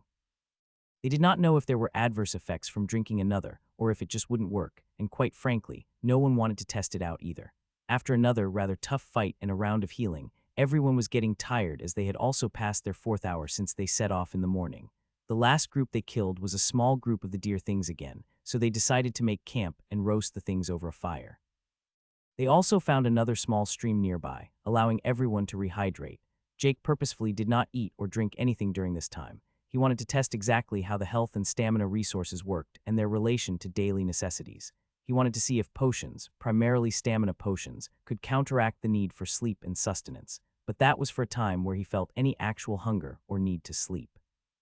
They sat gathered around a small fire, eating the roasted deer that, it has to be mentioned, was quite a bit better than badger meat. It was short-lived, however, as their peaceful break was interrupted when Jake heard what sounded like metal rubbing against metal. He got up from the log he had been sitting on and motioned to the rest of the group to get ready for a potential conflict. The source of the sounds was soon made clear, as out of the bushes walked a large man in full metal armor identical to Bertram's, also carrying a shield and sword. He was on the older side, in his late 40s to early 50s, but his presence did not indicate any weakness due to age. Quite the group followed him. Jake counted 15, with more potentially hiding in the dense foliage behind them. There were mainly warriors, which made sense as half of the basic classes were variants of the class. The rest were casters with only one archer from what Jake could see, and not a single healer in his line of sight. Jake made quick eye contact with Jacob, which his former leader instantly understood as he went forward. While Jake certainly was the strongest in their group when it came to combat, he was likely the weakest when it came to negotiation. And while Jacob sucked in combat, he was top tier when it came to social interactions. The first one to speak was not Jacob, but the middle-aged warrior. "Well, hello there, my name is Richard," he said in a friendly voice as he looked over their group, his eyes stopping on Caroline for a second as he continued. "We saw the smoke from your fire and decided to investigate. No need to worry. We have no intention of fighting anyone, so who might you people be?" The man was quite well spoken and had a relaxed expression on his face. Looking at the situation, Richard's group had them outnumbered by quite a margin. Jake had no confidence in fighting so many enemies whatsoever if things turned for the worse. If a fight did happen, it would either be a one-sided slaughter or him and his colleagues scattering like the wind, with likely only Jake making it safely away with the others hunted down one by one. In other words, fighting was out of the question. It is good to see other humans at last. Jacob smiled brightly at the man as he stepped forward. "My name is Jacob, and these are my colleagues from before this so-called tutorial. May I know why you have sought us out? We have no desire for any unnecessary conflicts either." "Ha ha, of course not. We humans are meant to stick together," the man answered with an exaggerated belly laugh as he suddenly seemed to turn serious. "Mine and two other groups, much like yours, have decided to team up in order to get through this purgatory that refers to itself as a tutorial. Of course, we need all the people we can have, so we would love for you and your friends to join us." Jacob instantly caught on to how he used the term team up. It didn't take a genius to see that only a single leader existed in the group in front of them. Richard may claim for it to be a team up, but clearly it was simple assimilation. Jacob didn't let his thoughts show, but he kept smiling as he nodded. "It's good to hear that other groups are also doing well out there. May I have a talk with my colleagues first? I am sure you understand that a decision like this is best made unanimously." Of course, take your time," Richard agreed, though Jacob was quite clear it was just words. They had to find a solution fast. Richard motioned for them to stay as his group allowed Jacob to retreat slightly, motioning for Jake and the others to do the same. During it all, Jake kept an eye on the other group in case they tried something. Richard shot a glance at the archer that had been standing at his side from the very beginning, and Jake noticed said archer going slightly forward, clearly intending to listen in with his high perception. His second in command. As they got a small distance away, Jacob turned their backs to the other group and addressed them.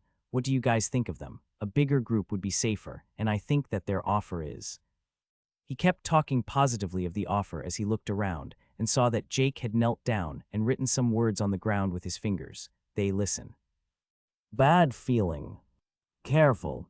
Jacob nodded, having already expected it, hence why he kept his true thoughts hidden. Jacob promptly removed the words with his hand, acting like he was just dusting off his shoes. He continued speaking as he received reluctant looks from those around him.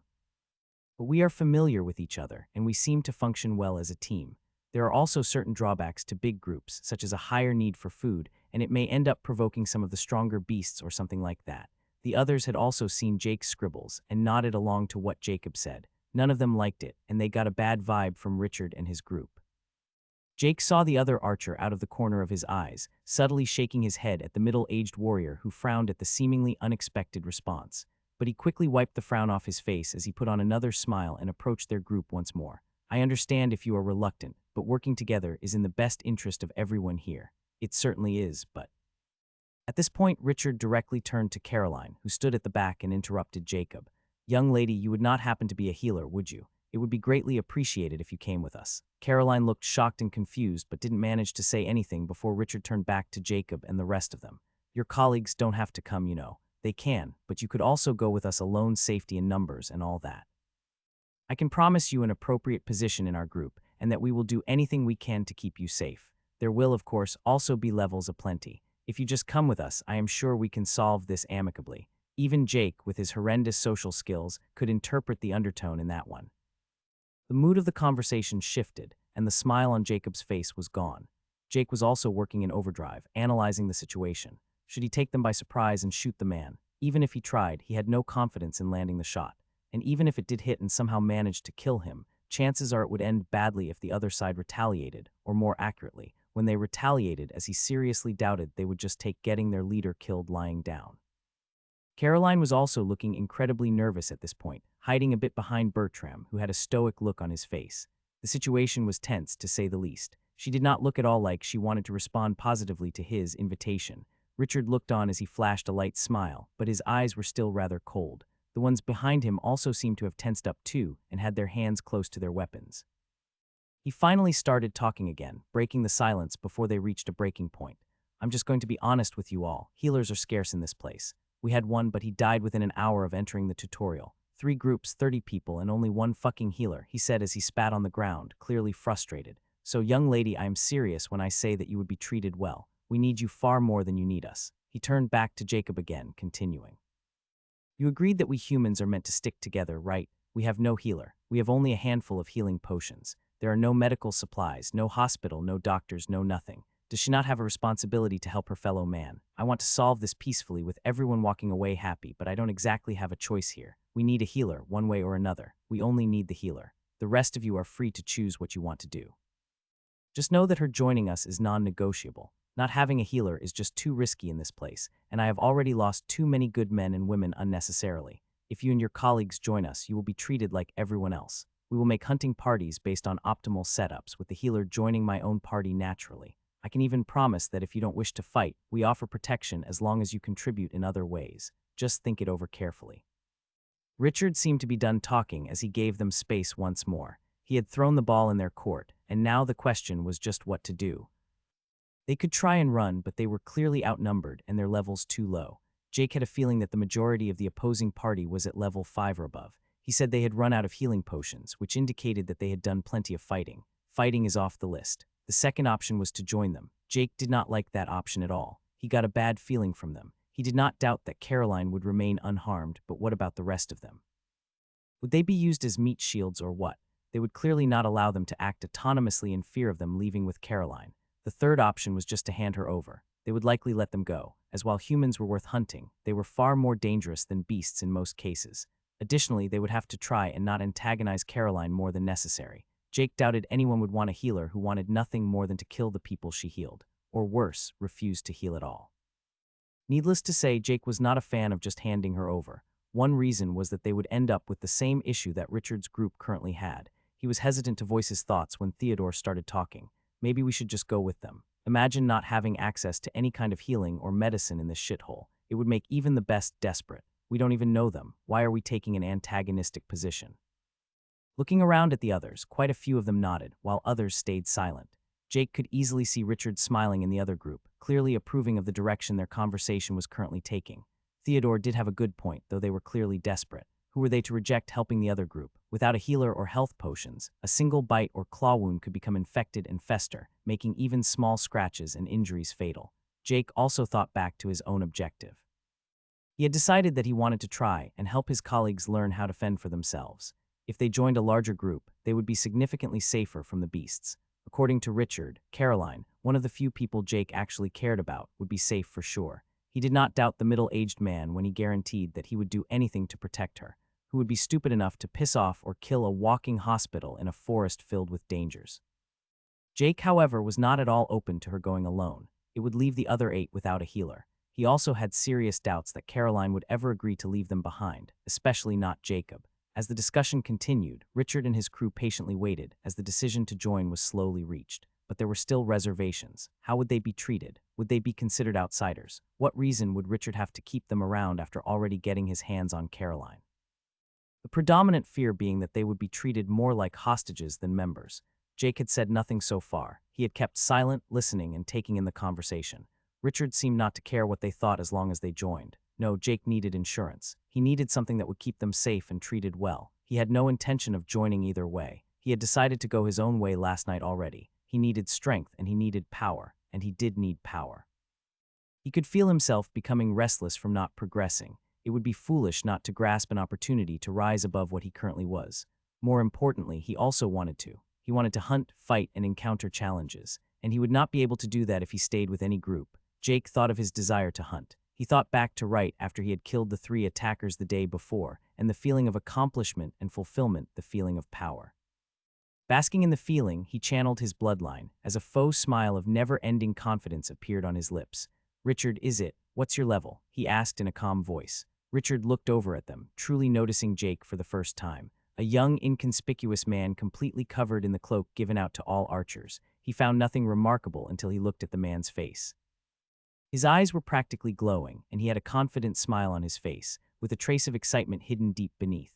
Not a single sign of fear or worry evident, almost as if he wanted a fight to break out.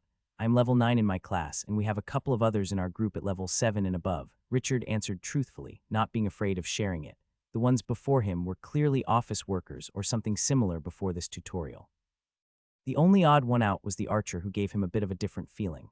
Either way, they had leveled from entering until now, only resting for a few hours. They had played it safe due to not having a healer, but he doubted a single individual could outmatch them. He also doubted the man was actually strong, as his colleagues couldn't hide their confused looks at how he acted. Or did he even have his own allies fooled? "And who might you be? You're level 2, if you don't mind." Jake looked back at him with a small sigh of disappointment. It was not an act either. He had genuinely hoped that the man was stronger. From what he had seen, level 10 seemed to be a power spike for monsters, and humans may experience something similar. "Well, that's slightly disappointing. I was hoping for you to be stronger," Jake said. "As for my name and level, I am Mr. Eat Shit, and I am level go fuck yourself." Richard's smile faded significantly. Jacob, Caroline, and all the others were gobsmacked at what the hell Jake was doing, openly provoking the man. Especially how Jake kept up that weird daring demeanor, despite them being outnumbered so badly. Had he gone crazy? "I thought we were close to reaching an agreement here," Richard asked, more than a little annoyed at the unexpected development. Who was this archer that he hadn't even bothered noticing before? What gave him confidence? "Oh, fairly sure they're joining you, but I am not." "I have bigger prey to hunt," Jake said, still smiling at the man as he walked closer to Richard and his camp. As he got closer, he felt a prickling sensation making him aware of the danger lurking behind the man. He distinctly felt 3 archers who likely had their bows aimed at him in case he tried something. "I just wanted to make something clear. I will leave my former colleagues to you, so do take proper care of them." "Of course, if something happens, we would have issues," Jake said as he was only a single step away from the middle-aged warrior. Richard was a good 10 centimeters taller than Jake, literally looking down on the archer, yet he was unsure of how to act. He had a weird feeling that the man in front of him was unusual, but he refused to back down and appear weak in front of his men. Issues. What kind of issues would that be?" he said, squinting down at Jake while taking half a step forward to tower over him. Jake's smile widened. "The kind of issues where I get convenient prey served on a silver platter. Do you believe yourself superior? Do you think those 3 archers will land their shot before I remove your head? Do you think their arrows have any chance of hitting? Do you honestly think that you are the predator in this scenario?" Jake said as he opened his arms wide out to the sides, watching Richard tense up as he dropped the smile and turned serious as he looked at the man. "Because you're not. You can take them, train with them, fight with them, and survive with them. But I will be watching. A single misstep, and I will hunt you and all your pals down one by one. Sweet dreams." Jake turned around and started walking away. In his sphere, he saw the archer that stood just behind Richard had begun drawing his bow, but Richard raised a hand indicating for him to stop, only to see Jake had made the exact same motion, making both of them stop as it became clear the man could somehow still see them with his back turned. Jake walked back to his colleagues, who stood there and looked confused at him. "You are leaving us," Casper managed to mutter out. "Yeah, it was my plan all along. I have my own goals for this tutorial. If you join them, you should have a much higher chance of surviving than on your own. Don't worry, I will check in occasionally," Jake said, smiling at them, not the threatening, borderline maniac smile that he had given Richard, but a friendly one. "Do take diligent care of everyone, Jacob, and don't let them bully you or anyone else," he finally said, as he turned towards the forest intending to leave. "Wait." Jacob called out and ran up to him, hugging him and covertly passing him one of the satchels he had been carrying, one containing all the health potions from the attackers last night as well as Jacob's own 3 health and stamina potions. Finishing the hug and distancing himself, Jacob looked at Jake and smiled. "Take care out there, my friend, and please do come back and check in whenever you can." Jake nodded and walked away from their camp. There was no heartfelt goodbye from any of them, but Casper, who yelled to take care. He had a strong feeling he wouldn't see them for quite a while, but even without showing himself, he hoped the power of the threat would remain. However, he was pretty sure that dear Richard would give him an opportunity to truly hammer it home soon. He had seen Richard whisper something to the archer as Jake walked back to his colleagues earlier. Looking over once more, he saw said archer. He had guessed to be his second in command, now gone along with some of the light warriors. Jake smiled as he entered the bushes and walked at a brisk pace directly away from the clearing. He could not see them anywhere in his sphere, but he knew they were coming. Richard did not strike him as a man who took threats very well, and sending a team after him to remove a potential threat was perfectly in character. Picking up the pace, he started sprinting to create some distance. His heart was still pumping from his acting before. He didn't quite know how he had found the confidence to do that, but in some ways, wasn't there a thrill in that kind of challenge too? Excitement bubbled up in his stomach as he found a spot that was simply perfect. He smiled as he thought of his pursuers. They would arrive soon, he felt it.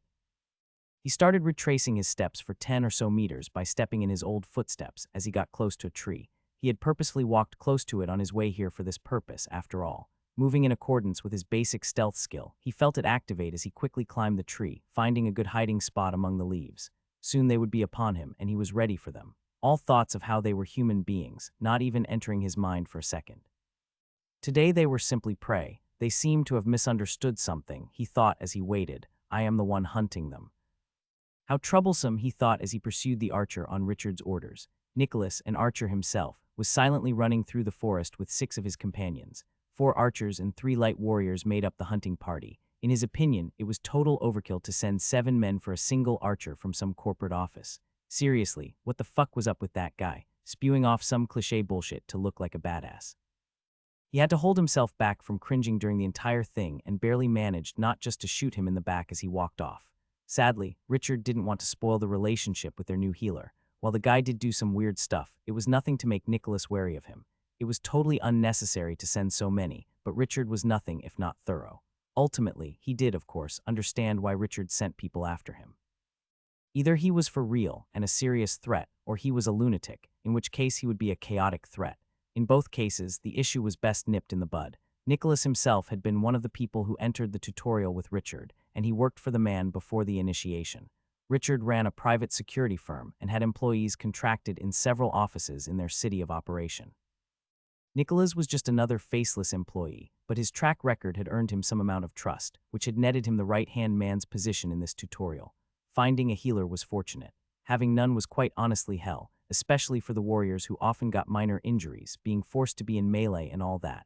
They had a healer when they first got here, but he got impaled by a huge stag in one of their first fights. This left them with only a limited amount of healing potions, made worse by having to waste them on what a healer could fix in minutes for just a bit of mana.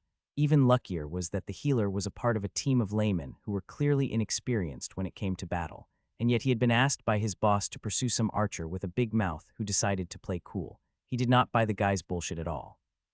He personally wanted to just bet on the guy getting himself killed, but Richard was not the kind of man you rejected. He was their leader, with pretty much everyone just calling him boss, or not through nepotism or posturing but sheer competence. Nicholas didn't question his decision, but it did suck a bit that they had to take in a group of weaklings. He doubted a single one of them was even level 5. At least the healer chick looked nice, and the red-haired caster was quite good too. The one he found the most annoying was that crippled middle-aged woman, the very definition of a burden in his opinion. I am sure Richard will find some way to fix it, he thought. How would they be to blame if the newbies had unfortunate accidents during combat? As long as they could get the healer on their side, all was fair game. They had been running for a while and finally reached the area where Mr. Bigmouth had entered the forest, as they all entered stealth. They had a rule that every archer and light warrior had to pick stealth at level 5, as Richard wanted a strong scouting force, and as this situation proved, assassination team. They snuck through the underbrush as they scouted ahead. The guy had not exactly been sneaky, leaving clear footsteps in the underbrush. While none of them had a tracking skill, it did not mean that tracking was impossible. You just had to do it the old-fashioned way. As they followed the footsteps, they suddenly seemed to stop in the middle of a small clearing. Before any of them could react, he heard something pierce through the wind, followed by a thud. The light warrior at his side, falling over with an arrow stuck in the back of his head, dead as dead can be. What the fuck was his immediate internal reaction as he acted? Take cover. He yelled as he ran for the trees, quickly hiding behind one.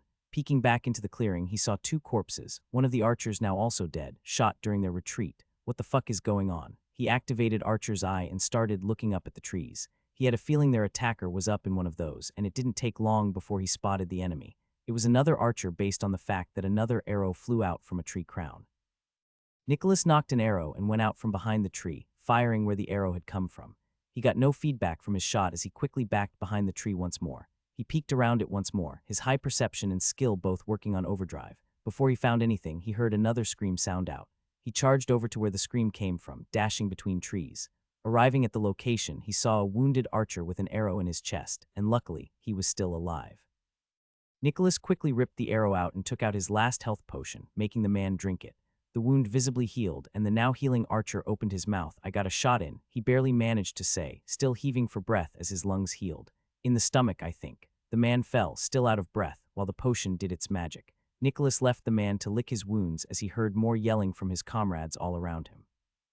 Jake was still smiling to himself as he examined the arrow in his stomach. He considered ripping it out and drinking a healing potion, but looking at his health, it had only gone down a measly 50 points, not even 1/6 of his total health after his new title. Ripping it out would only make it bleed more, making him lose more health, and quite frankly, it barely affected him. It hurt like hell, but it was more than manageable. His initial ambush had gone well, killing 2 of them right off the bat.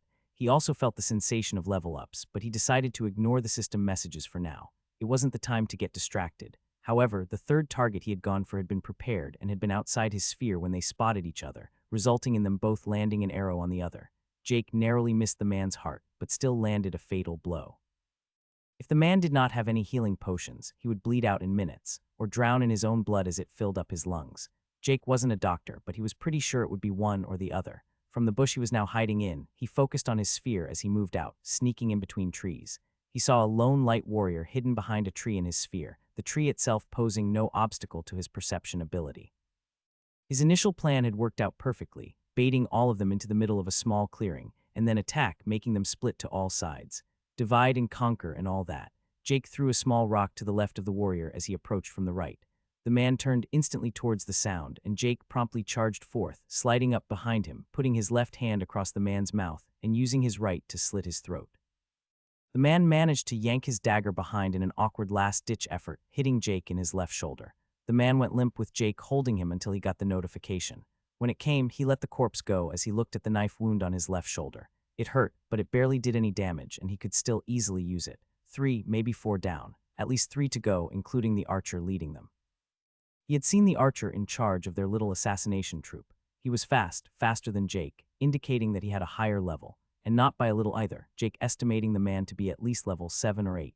Jake began sneaking towards his next target as he tried to stay hidden. He had already decided to leave one alive to send a message if possible, but it sure as hell was not going to be their leader. He had already spotted the one he wanted to function as his messenger. It was a young archer, could not be more than 17 or 18. Jake was looking at him at this moment and could both see and feel him shake in fear. He kept throwing glances towards the clearing where the 2 corpses were. Jake decided to ignore the kid and instead started looking for another target. From the way the kid had frozen up, Jake saw no scenario where he would prove an issue. Jake felt no one in his sphere as he moved and saw nothing either. He closed his eyes and focused on his hearing.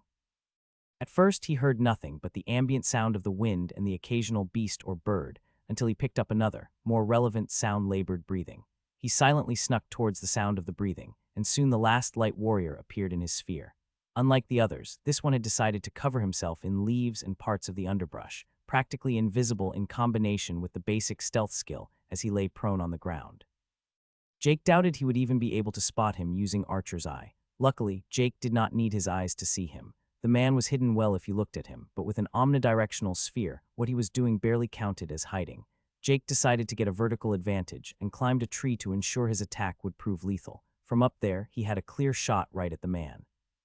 He sure had done a decent job hiding, as Jake could not even spot him from above, mainly due to him lying completely still. Jake knocked an arrow and drew his bow, aiming for the head. He found it interesting how not a single of the basic outfits for any of the classes provided any protection for the head.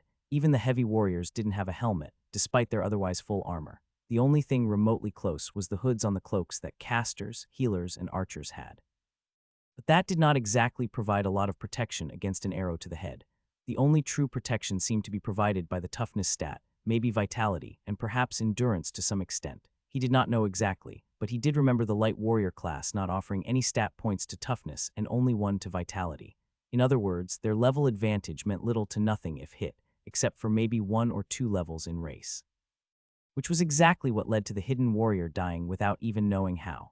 All that was left was what looked like a stack of leaves and sticks with an arrow sticking out it, a red liquid slowly soaking the underbrush around the arrow. Jake confirmed the system notification of him getting the kill and checked his list of notifications quickly, finding only 4, meaning that the archer he traded arrows with earlier still lived. Must have used a health potion, he thought.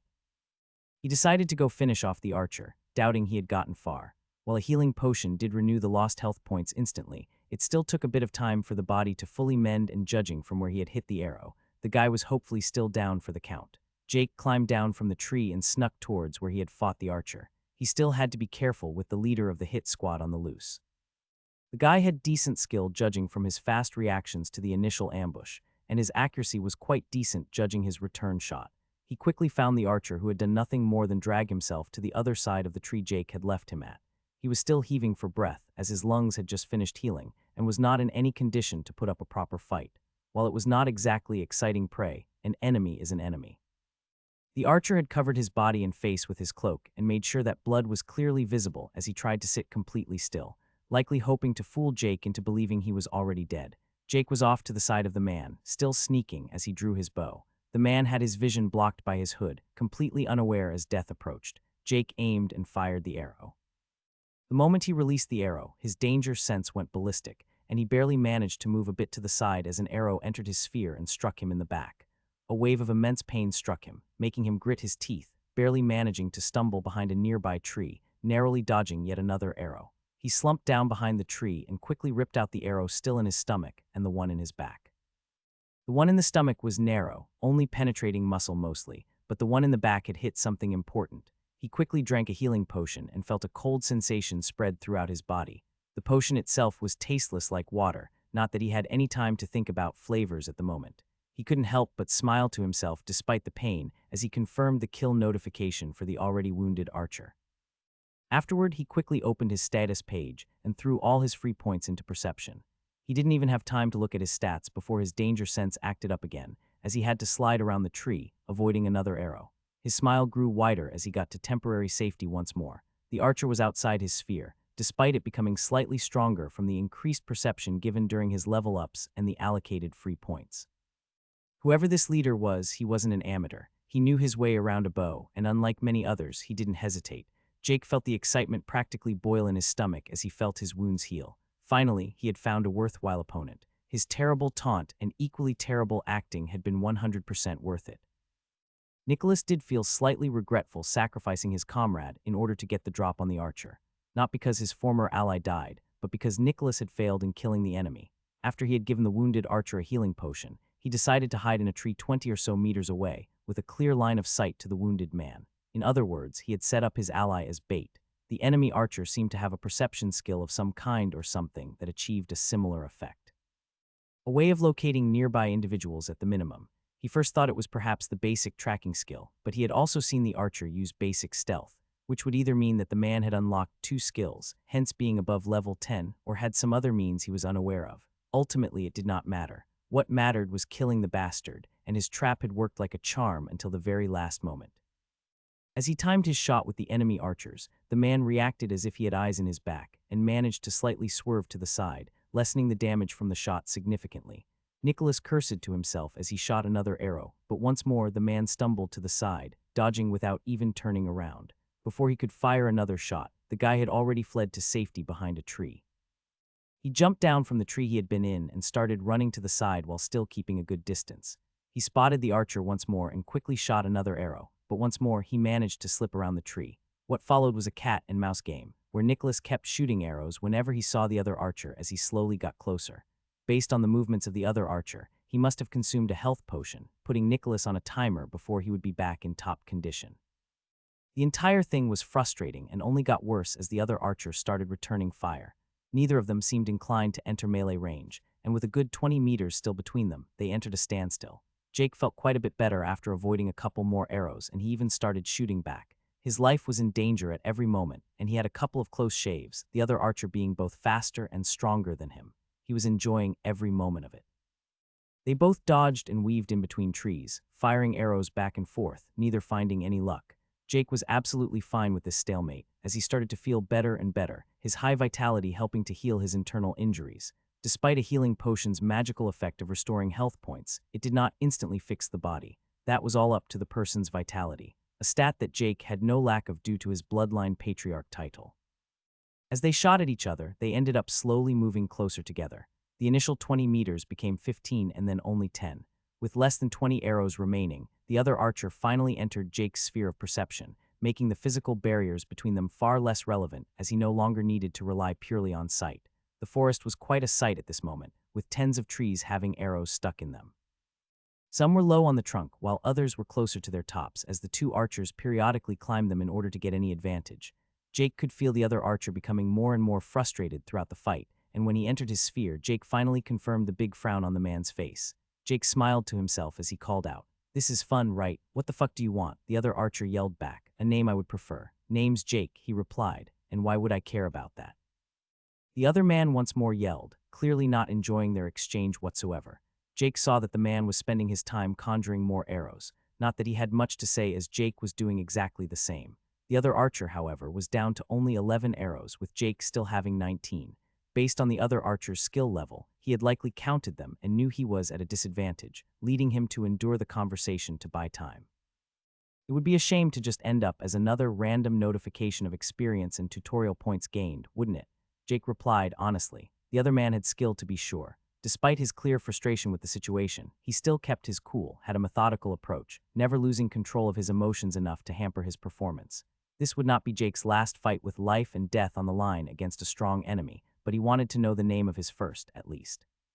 He slightly regretted not getting the name of the 3 assailants he had first killed, but the situation had not exactly called for a name exchange. Still trying to act cool, huh? "Get a grip, you're making me cringe over here," he sneered back. "But if you care so much, then my name is Nicholas." "Well, nice to meet you, I guess." "Was my taunt really that bad?" Jake asked.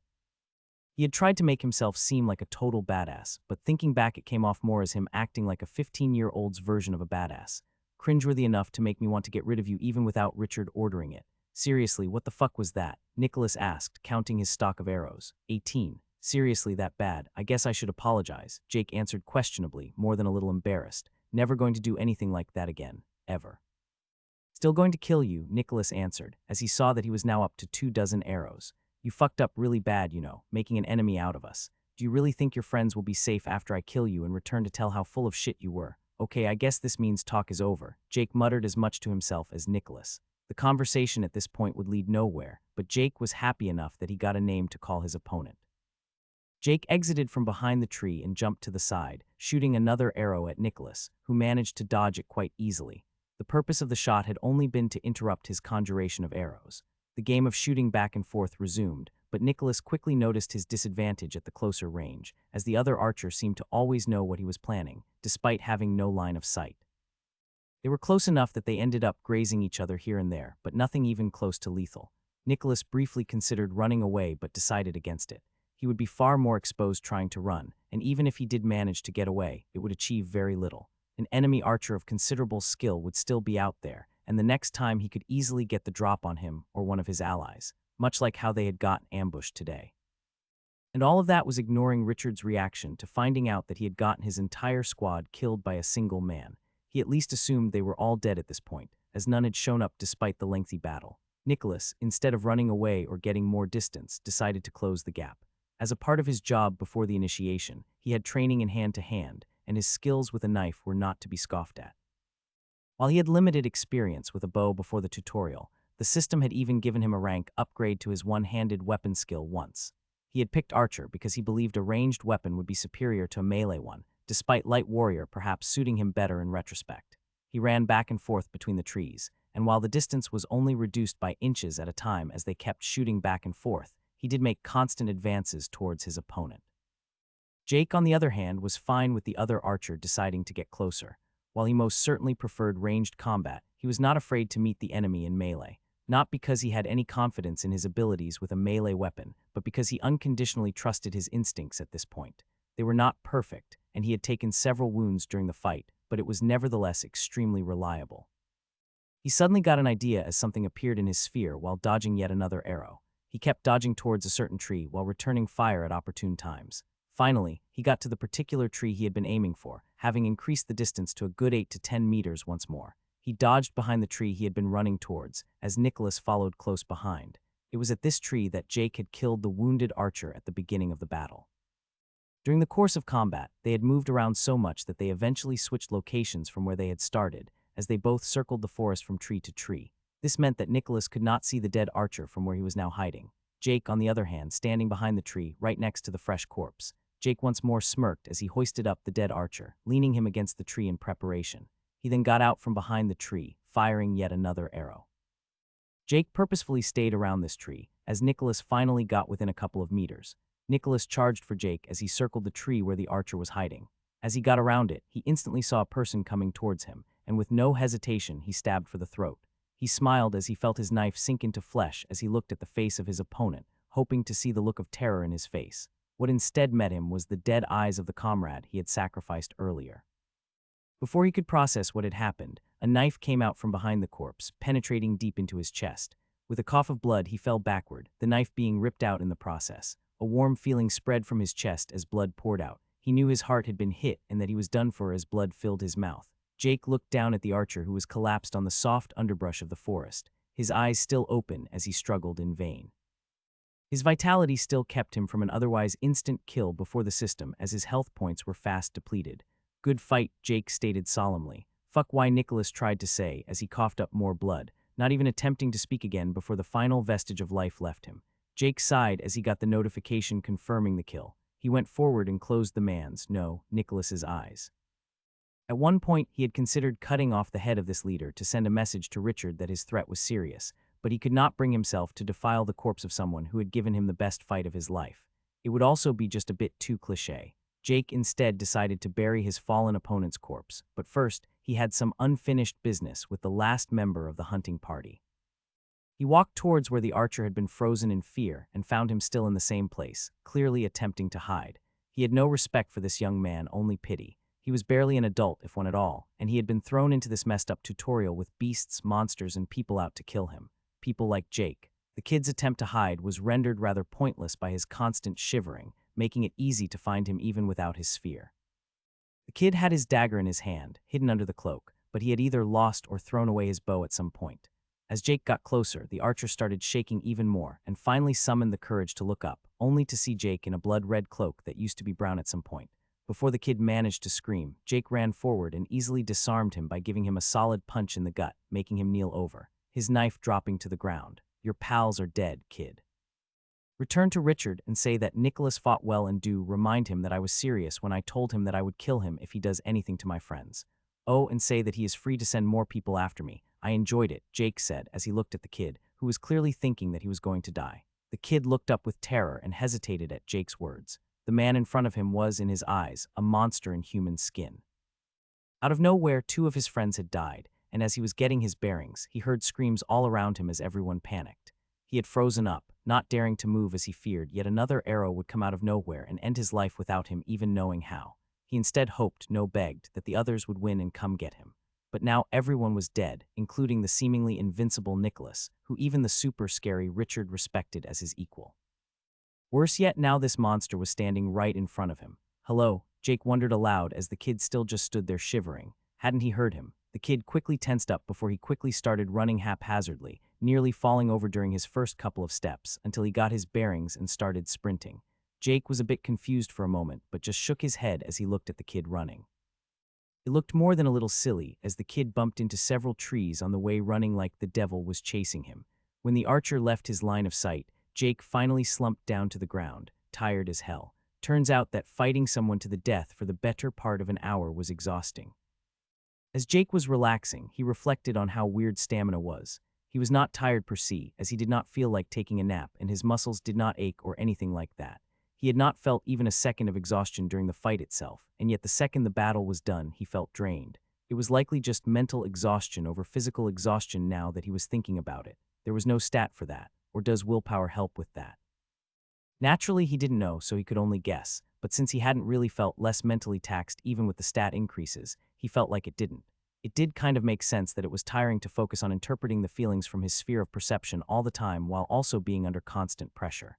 At the moment, it was still active, vaguely making him aware of everything within 8 meters or so, but he was not really directly using it. He couldn't really put it into words, but he guessed one would say it had an active and a passive mode. Not that he had any clue how it worked. He just knew what was within it. He did not expressly see anything, he just knew the shapes and sizes of everything.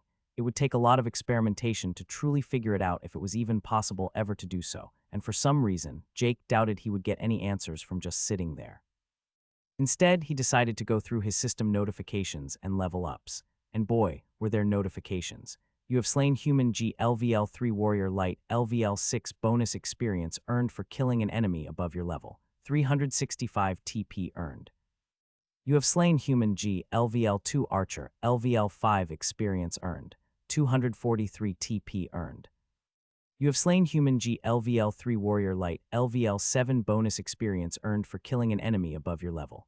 471 TP earned. Ding. Class, Archer has reached level 6 stat points allocated, plus 1 free point. Ding. Race, Human G has reached level 3 stat points allocated, plus 1 free point.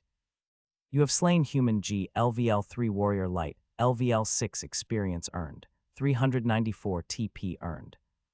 You have slain Human G LVL 3 Archer LVL 7, a small amount of bonus experience earned for killing an enemy with a class above your class level. 654 TP earned.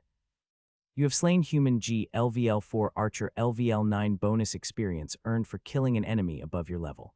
1167 TP earned. Ding. Class, Archer has reached level 7 stat points allocated, plus 1 free point. The gains were good, and he was especially surprised to see that Nicholas had been level 9 with quite a lot of tutorial points too, indicating that he had indeed killed a lot of beasts. He was strong after all. It made Jake wonder if Richard lied when he said that he was level 9, but it was honestly inconsequential for now. He only had a single free point left from the last level up, as he midway through the fight threw all his points into perception. Perception was, without a doubt, the stat that he liked the most, and he felt like it had great synergy with his bloodline ability. Based on that, he decided just to drop his 1 free point into perception as he opened his newly upgraded status menu. Status.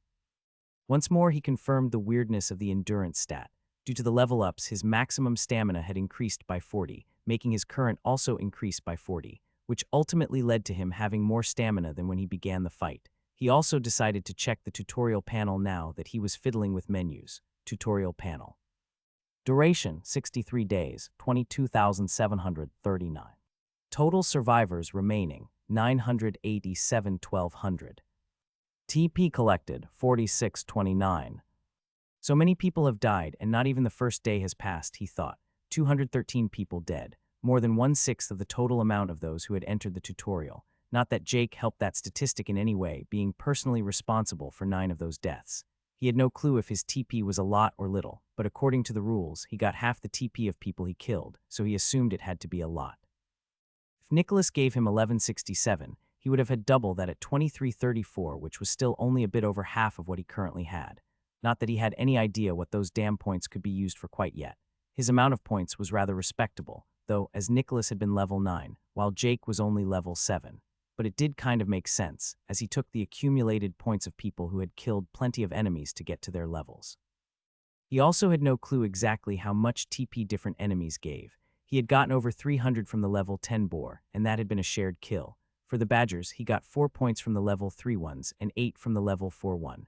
The sample size was way too small, but maybe the points just doubled for every level, though that seemed insane. It did kind of fit with a level 10 boar giving a total of 512, and him getting 300 plus of that on a shared kill. But that would mean a level 11 beast would give 1024, a level 12 2048, then 4096, and so on. It just seemed way too extreme to work like that. A level 20 beast would give a whopping 524.288 points, which was just absolutely insane if true. Granted, he had no idea how strong a level 20 beast would be, but he doubted they would warrant such a huge point increase. Once more, he shook his head at his useless internal thoughts. It was a waste of time to think about, and he would just have to go hunt beasts to find out how many points each level gave easily. He closed all his menus and got up feeling refreshed in both mind and body despite only relaxing for 10 minutes. He walked over to where he had fought Nicholas, walking up to the dead man's body. Jake could still see the unwillingness on his face, but nothing could be done about that. They had fought, and Jake had come out on top. He had already resolved himself to give a respectable send-off for the man, but quickly met the obstacle of not having anything to dig with. He refused to leave the man's body for a bunch of overgrown badgers or deer to eat, so just leaving the body out in the open was not an option. Logically, it was a waste of time, but one could not always remain logical. He instead decided to make a small fire. Fire was rather easy to make by creating sparks with 2 daggers, one of which he had taken from one of the dead archers. It was in no way a glorious pyre, but it got the job done. He watched solemnly as the corpse burned, nodding towards what had once been a powerful enemy as the flames consumed it. Despite being in the same place for a couple of hours while preparing and burning the body, no one showed up. Jakes guessed that Richard had decided not to send any more would-be assassins after him for now. With him being done there, he went to a nearby river and washed himself in his cloak. He bathed in full clothes, his dress shirt and pants still on. The only thing he took off was his shoes and socks, as getting them wet somehow seemed too much. After cleaning himself and having his cloak return to being more brown than red, he decided to set out once more and finally get his solo hunting underway. Excited to finally get started, he smiled and ran into the depths of the forest once more, like a child entering an amusement park. Richard had sent Nicholas and the other fighters with the stealth skill off nearly an hour ago. They knew to return to their original camp once the job was done, and he had nearly expected to meet them there. It took a good 40 minutes to walk with the newbies to their camp, arriving with little hassle along the way. The situation was kind of awkward as they walked, but Richard had talked to the young man named Jacob and found him to be rather competent. He was good at reading people, and his group of survivors clearly listened to him and respected him. He was protective of them, but Richard only saw that as a bonus. Despite only interacting with the young man for a bit over half an hour, he had already come to have a modicum of respect for him. The only thing he was annoyed at was the lack of information he got on the archer he had sent Nicholas after. Jacob claimed that he had been their co-worker before the initiation, and that was about it. He seemed to barely know the guy. The only thing he knew was that he was good with a bow and that he tended to like being alone. It was annoying, but ultimately it mattered little as the archer was likely already dead by the time the point was discussed, or at least he assumed he was. But the lack of the kill squad who went after him, returning, made him worried. The young man had been self-confident to the level of being ridiculous, and Richard was starting to fear that it had not all been bravado. Most of it had been without a doubt, as he was pretty sure he remembered one of his lines being from a movie, but the paranoia still crept up on him. Losing a member or two would be more than annoying. They had poured quite a few resources into them after all, raising them all to at least level 5. He had not for a second considered them being wiped out. Nicholas was too good for that, in his opinion. He was at the same level as himself, and Richard had no confidence in fighting the man head-on. He was strong before the tutorial, and in here he was only stronger. He did have a small fear that Nicholas would one day turn on him, but it did not seem too probable so far. Either way, he saw no scenario of that arrogant bastard of an archer surviving. Arriving at their small camp with the newbies, the new arrivals looked about, with Richard nodding at the progress in his absence. The camp was basic, to say the least, but they had started constructing some makeshift huts using sticks and leaves, with some grander buildings already being planned. If they had to spend over 2 months here, they would have to make safe shelter eventually, and no time was better than the present. After waiting another quarter of an hour, he saw someone running towards the camp, and he didn't immediately recognize him.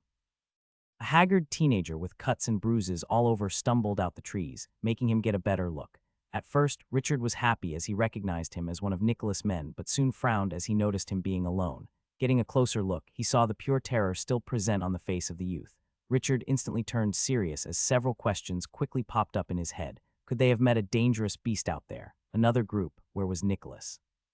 He took a brisk walk towards the kid as he practically collided with him. Before the kid could open his mouth, Richard cut him off. What happened? Where is Nicholas? Where the hell is the rest of your squad? Dead, the kid barely managed to stammer out. Richard momentarily froze. Did Nicholas kill them? He asked, if Nicholas had betrayed him. He died. What? Richard yelled out, clearly scaring the already terrified kid.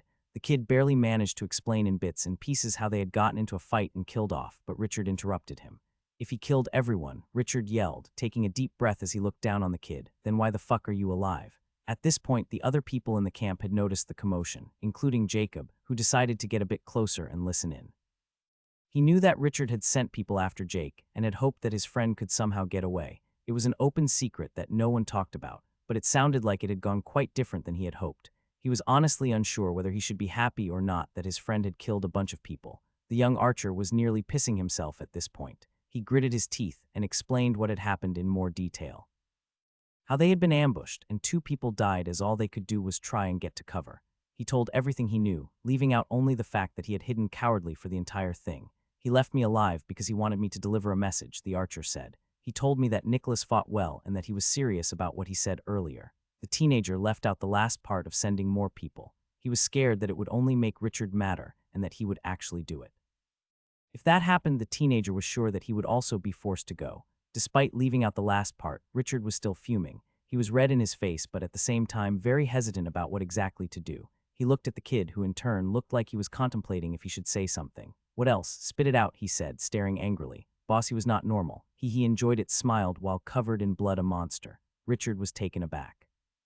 He would normally yell more at the kid, but what he saw before him was not just a scared kid, but someone utterly terrified. Reprimanding him would do no good. He instead turned to Jacob, who stood not far away. Jacob was also shocked at what he heard, especially the last part. He knew that Jake was strong, and he knew that he was rather particular when it comes to fighting, but to describe him as a monster. But as he thought back to during the night, the blood-soaked Jake stood smiling amidst 3 brutally slain corpses. He got it. If he had been on the other side of that, it would have been utterly terrifying. "What the hell is up with that guy?" Richard finally asked as he looked over at Jacob. Jacob decided to stand his ground. He had heard what the kid said. Jake was out there, and he was a genuine threat from the sound of it. He was his group's strongest bargaining chip along with Caroline. And Jacob was nothing if not a good businessman. "He is my friend and coworker, like I told you, and he is particularly good with a bow. And when it comes to fighting, or hunting as he calls it, he gets a bit in the zone per se. He is weird, he is a loner. I quite honestly don't understand much about him, but the one thing I do know is that he's my friend." Richard looked at Jacob and saw no indication of the man lying about anything. Whatever he is, Richard thought, he isn't worth it. He had lost enough good men for one day. The arrow whistled through the air towards the unaware boar. It penetrated deep into the chest of the beast, as it whimpered and walked only a couple of meters before collapsing. The second beast wasn't any luckier, as an arrow hit it first in its snout, followed by another to the eye shortly after, ending its life nearly instantly. The final overgrown pig managed only to get hit by a single arrow before it finally saw the attacker. A rather unimpressive man stood on a small hill overlooking the clearing. Brown hair and eyes, a mediocre face, donning a cloak with a color palette a mix between brown and dried blood. It charged at the man, and with its head kept low, managed to avoid any fatal hits. However, it helped it little as the archer dodged the boar just before it hit him and proceeded to stab his dagger into the side of the beast. Squealing in pain, it tried to hit him with its tusks, only to once more be evaded and have yet another dagger plunged in its throat. It barely managed to gurgle out a few noises before it, too, collapsed. Jake smiled to himself as he ripped his knives out of the beast, cleaned them on his cloak, and put them back in the 2 sheaths he had in his belt. He was starting to enjoy having 2 melee weapons, having kept the one he took from one of Richard's archers. He even considered getting the dual-wielding skill at some point, but that was for when he got his next skill selection. And speaking of levels, he took a brief look at his notification, noticing none had been gained yet. Then again, it was only the first group of beasts he had killed since burning Nicholas. "You have slain boar LVL 5 bonus experience earned for killing an enemy above your level. 16 TP earned. You have slain boar LVL 6 bonus experience earned for killing an enemy above your level. 32 TP earned. You have slain boar LVL 8 bonus experience earned for killing an enemy above your level. 128 TP earned." The one thing he did get out of it was to confirm his temporary theory that each level of the beasts doubled the amount of TP earned. He still severely doubted that it would work like that all the way, as the multiplication would just get silly at some point. He also took notice of the part about bonus experience. His current level in his class was 7, yet he was counted as at a lower level. The only explanation he could find was that level was based on his race level and not his class level. It did seem a bit imbalanced working like that, though. For him to kill a beast at his own level was incredibly easy. Even if one ignored his bloodline, he believed that even someone as untalented in combat as Jacob could manage a beast with an equal race level as his own. Were humans simply favored by the system? He had also noticed that the levels of enemies did indeed increase as he moved further and further into the forest. The place was huge, and he looked forward to knowing what was at the center of this whole tutorial area. In the beginning, the tutorial announcement had mentioned beast lords or something, so perhaps those were there. Not that it mattered at the current time. What mattered now was levels. He felt free for the first time since entering the tutorial. Like the entire world was open for him to explore. Well, the entire world currently being this tutorial area. Jake, however, quickly noticed a problem. The number of beasts in this area was severely lacking, so to find more, he kept running inwards towards the center of the tutorial area. After only half an hour, where all he encountered was a group of low-level badgers, he finally came to a big clearing with a waterhole in the middle. Around the water, he counted 5 deer and what looked like a stag. It had a huge crown of antlers and seemed to be teeming with power. The antlers themselves were unnatural, to say the least, literally glowing with dim light that he saw reflected on the surface of the water. Jake quickly used Identify on it and was pleasantly surprised. LVL 13. Higher level than the boar. Even before using Identify, he could feel that it was stronger, and the antlers also made him believe that the beast had some kind of magical ability. Jake himself was only level 7, and he was a bit unsure if trying to take on this particular group was a wise move. The 5 other deer around the stag were also all level 8 or 9. He was confident that he could kill a couple of them before they managed to reach him if he used good positioning, but if they did catch up to him, he was not going to outrun them. 4 legs are better than 2 and all that. The boar had also only been level 10, and it took him all his arrows, and that didn't even kill it. While he doubted that the stag was as resilient as the boar despite its higher level, the fact that it likely had magic was enough of a deterrent. He thus decided to ignore them for now. After another level in his class, his race would also level, granting him quite a bit more power. By then he could consider giving it a shot, though waiting for his level 10 skill would probably be wiser. He quickly backed away from the clearing and went on his way to look for other prey. It did not take him long to come upon another group of beasts. This group consisted of what looked like a mix of giant chickens and ostriches. A type of flightless bird, based on the fact that their wings were way too small and their build way too bulky. From their long legs, he also assumed they could run at quite a high speed. They had long necks extending up to a tiny head. What made them remind him of chickens was the fact that he could hear them clucking. They, however, did not peck at plants or for insects, but instead at a dead badger. Are there really only carnivores in this damn place? He thought it just felt like a kind of fucked up and unoptimized ecosystem that, quite frankly, made no sense. There were plants and trees everywhere, and yet not a single animal ate them. Or maybe the docile birds did. Damn those weird-ass birds. He had attempted to shoot one down on several occasions, but whenever he tried, they just dodged the arrow like it was nothing. He could not identify them, so he had no idea if they were secretly overpowered super beasts. But whatever they were, they seemed to have no concerns aside from increasing the ambience in the forest with their chirping. But back to the ostriches, which he had decided to just call them. He used Identify on them one by one, finding all 3 to be level 8. They were good prey. Their necks were incredibly exposed if hard targets as they moved constantly while eating. With no hesitation, he raised his bow and fired an arrow, already drawing another before the first one hit. It hit one of the ostriches and penetrated straight through its neck, hitting a tree behind it. The beasts that hadn't been hit raised their heads from the badger they had been pecking at and spotted Jake as another arrow came. The one that had been hit only made gurgling noises as it spasmed on the ground. Disappointingly, his next arrow missed as the giant birds managed to avoid it. Not really intentionally, though, as they were just shifting their legs to get into a better posture to attack. As with all other beasts, the ostriches charged over at Jake the second they spotted him. He managed to shoot another arrow, hitting one of them in the chest, only doing insignificant damage based on it barely reacting. They reached him in mere seconds as he tossed the bow to the side and drew both his daggers. The ostrich's fighting style revolved around quick pecks with their beaks, reminiscent of a snake trying to bite, and powerful kicks. Without his danger sense, he would have been pecked to death within seconds. The flaw in the ostrich's fighting style was how exposed their necks were when they snapped forward. With a backhanded blow, he managed to plunge his dagger into the neck of the one he had wounded earlier. This, however, left him open as the other kicked him. He barely managed to raise his other arm to block as the heavy force of the foot hit him. The impact made him fly several meters through the air as he felt his shoulder dislocate. He barely managed to get up and roll to the side as the beast was once more upon him. He had lost both his daggers at this point, as he had dropped the one not currently stuck in an ostrich's neck when he got kicked. He knew where it was due to his sphere, but the beast didn't look like it wanted to give him time to pick it up. It didn't help that it was pretty much standing on it either.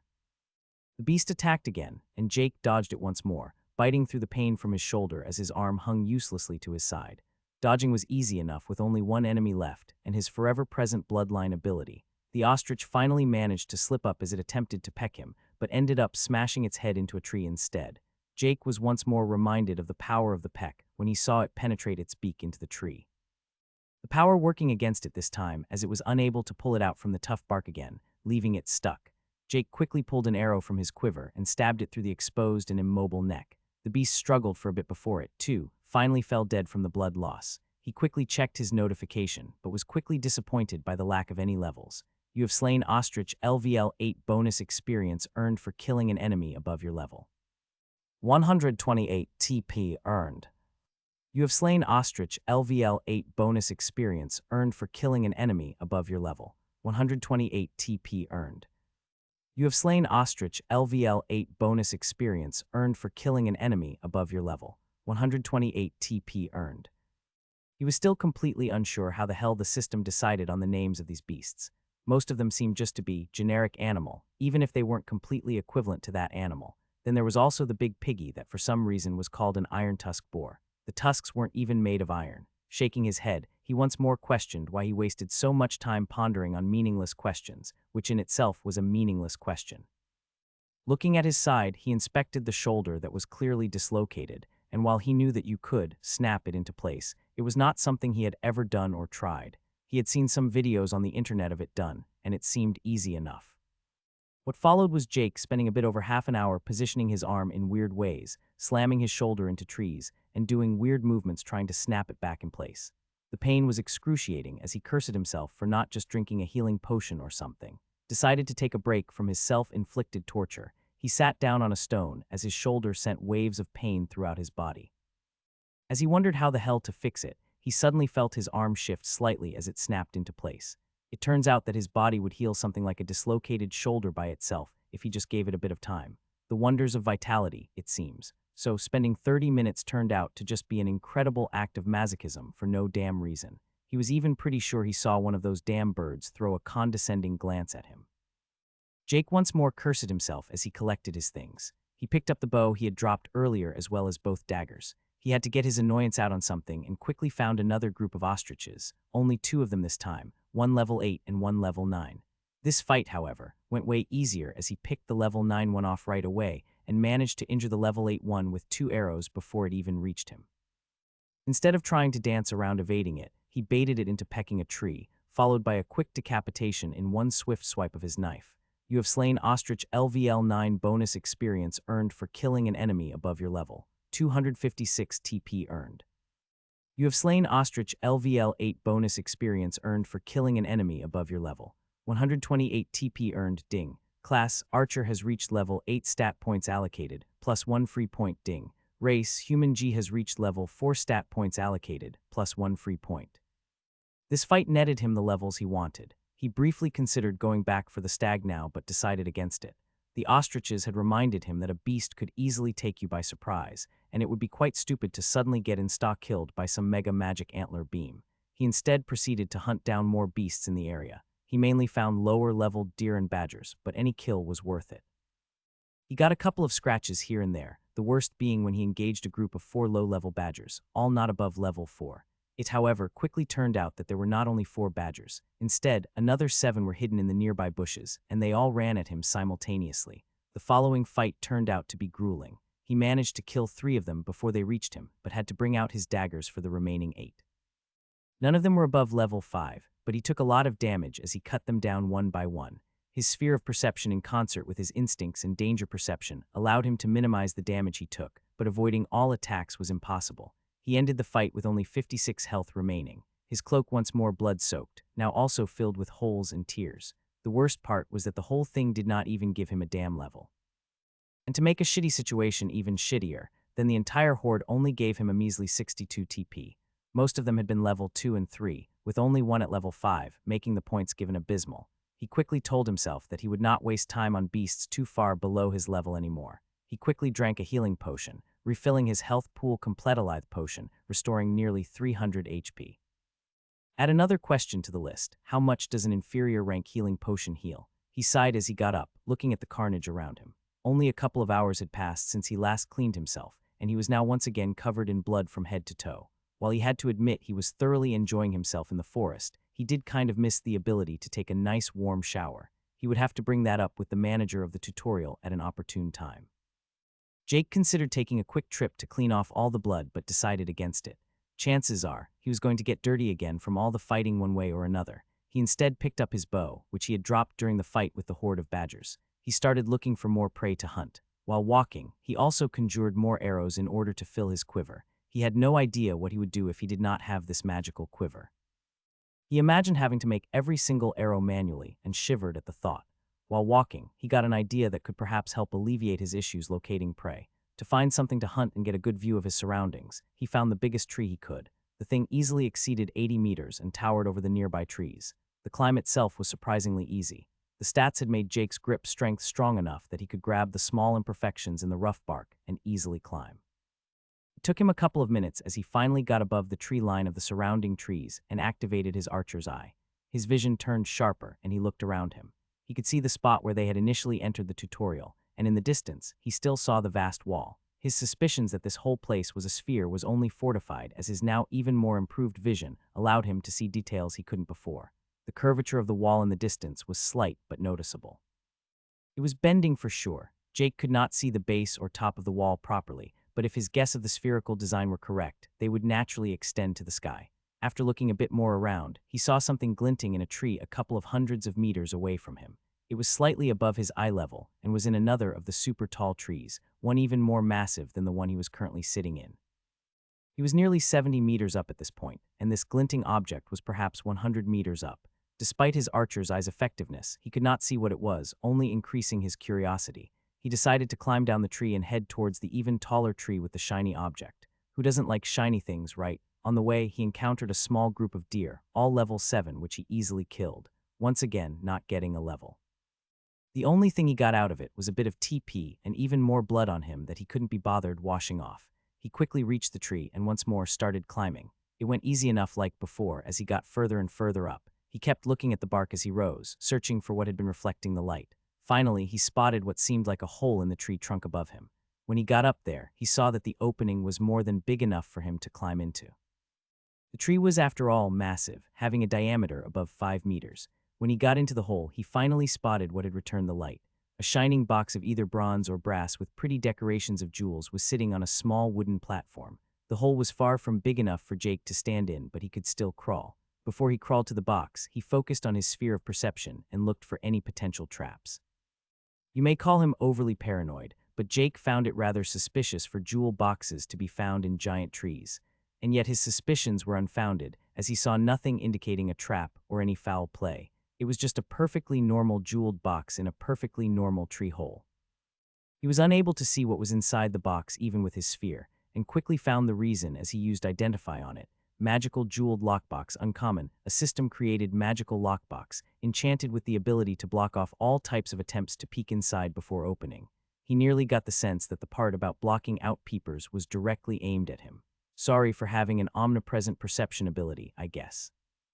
The box was able to block him out, and was apparently created by the system. It was also the first uncommon rarity item he had encountered since entering the tutorial. It was the highest level of rarity he had seen thus far everywhere everything else was at most common rarity. Well, that was ignoring his bloodline ability and the translation skill, which did not have any rarity ranking besides just being unique. His suspicions of the box were lessened, but he was still a bit unsure if it was safe to open. Then again, unless the system was just being a complete dick, he saw no reason for an all-powerful entity to leave a killer box in a tutorial. Though it could be a mimic. Everyone loves mimics, right? I hope it isn't a mimic. While the tutorial had not been benevolent in any way, it did seem to have a sense of fairness. Such as beasts not hunting at night, water being plentiful, and the beasts being edible. The beasts were also all relatively passive, only really attacking if you attacked them first. Having decided to risk it, he crawled to the box and found it had no lock, despite it being called a lockbox. Only a small mechanism that you could turn for it to open. He opened the box, once more cautious as to what was found inside, and what he found inside was a pair of leather bracers. They seemed to be made from very high-quality leather, and he quickly identified them. Leather bracers of the Novice Rogue Uncommon, a pair of bracers made of fine leather, originally designed for new initiates in the Order of Umbra. Enchantment Self-Repair, +5 agility, +3 strength. Increases the effectiveness of all stealth skills, further amplified while remaining hidden in the shadows. Requirements, LVL 5+ in any class or humanoid race, stealth-based skill. Well, if that isn't something, Jake thought, happily reading through the item description. While he had no idea what the Order of Umbra was or whatever, the bonus to the stats and his stealth was more than welcome. Also, the fact that they could apparently self-repair was pretty damn cool, but the mere fact that such equipment existed hidden in this forest was a huge discovery. So far, Jake had not been looking for things like the lockbox with his sphere of perception, that while passively active at all times, did not really make him notice anything that was not moving unless he was looking for it purposefully. He could have moved past several of such lockboxes already, or perhaps not. None of the other humans he had encountered so far had any equipment not provided during the introduction, so such lockboxes were likely not just lying around. Jake picked up the bracers from the lockbox, and as soon as he had them in his hands, the box slowly sank into the wooden platform. He could see that the box was not actually merging into the tree with his sphere, it was just disappearing. When the final part of the box sank into the wood, all traces of the container having ever existed vanished with it, very similar to what had happened with the giant pillar at the beginning of the tutorial. He put on the bracers, finding it relatively easy. The leather was strong, far more robust than any other material he had seen with that kind of flexibility. He could likely even block swords and daggers with them, as their cutting resistance seemed extraordinary. After fully equipping them, he didn't actually feel any different. He tried fiddling with them a bit, making sure they were strapped correctly and all. As he was beginning to wonder if they were broken, or that he didn't meet the requirements to equip them, he got the idea to inject mana into the braces as he had done with his quiver. The response came instantly. Jake felt his mana flow into the bracers completely unimpeded and immediately felt a warm rush through his body, similar to when he leveled up. He felt the strength, and especially the agility, as 5 extra stats were not a minor matter at this stage. It was more stats total than a level in his class. Taking out his dagger, he tried cutting the bracers, finding little leeway. What he did find, however, was the small mark he made on the bracers quickly disappear in only a couple of seconds. That repair function sure seemed handy, as he had absolutely no experience in maintaining any of his gear. This could also be seen as his daggers had dulled slightly compared to the beginning, but they remained sharp enough to kill beasts. He had a feeling they would soon start to become dull, though. Finding nothing else interesting in the tree, he climbed down after scouting a bit around, taking advantage of his tall vantage point. Besides the vista being quite beautiful, he also spotted a group of animals that he did not immediately recognize when he was halfway down the tree and decided to make them his next target. He could have spent some more time experimenting with how exactly the equipment worked with the system, but he was far more interested in testing its effects in combat. He could do stuff like that later. Right now, he was looking for a fight. After a brief stroll that was faster than his pre-tutorial top sprinting speed, he arrived at the hill where he had seen the beasts. These were different. They looked like hairless rodents or rats or something. Mole rats, perhaps. Either way, they were as ugly as sin. Their frightening appearance was only made worse by their size. The beasts were big, not dog-size big, but pony-size big. Despite them being on 4 legs, they were nearly at Jake's eye height. Inspecting them, he was not very surprised. LVL-10, LVL-10. There were only 2 of them, but both were level 10. The same level as the big boar, but he was different than he was then. He had leveled plenty, and he even had the new bracers that increased his offensive power significantly. These rats had weak defenses on his initial assessment, which made him confident in facing them. Even if he could not kill both, killing one and then escaping would also be worth it. But more so than any logical justifications, he just wanted to fight them. A hunt had to not be utterly unbalanced to be interesting after all. He decided to get a bit more tactical as he climbed a nearby tree. The 2 rats were both situated on a hill, just idling about. He could attack them on the hill, but if he decided to run, they would chase him in a downward slope, which seemed like a bad idea for several reasons. Instead, he would bombard them from a tree and force them to come to him. After finding a suitable tree, he climbed it and got in position. Chances are they could climb trees, so he decided a spot where he could also conveniently shoot down the trunk in case they followed up after him. He nocked an arrow and drew his bow. He lined up his shot and waited for the one closest to him to stop moving.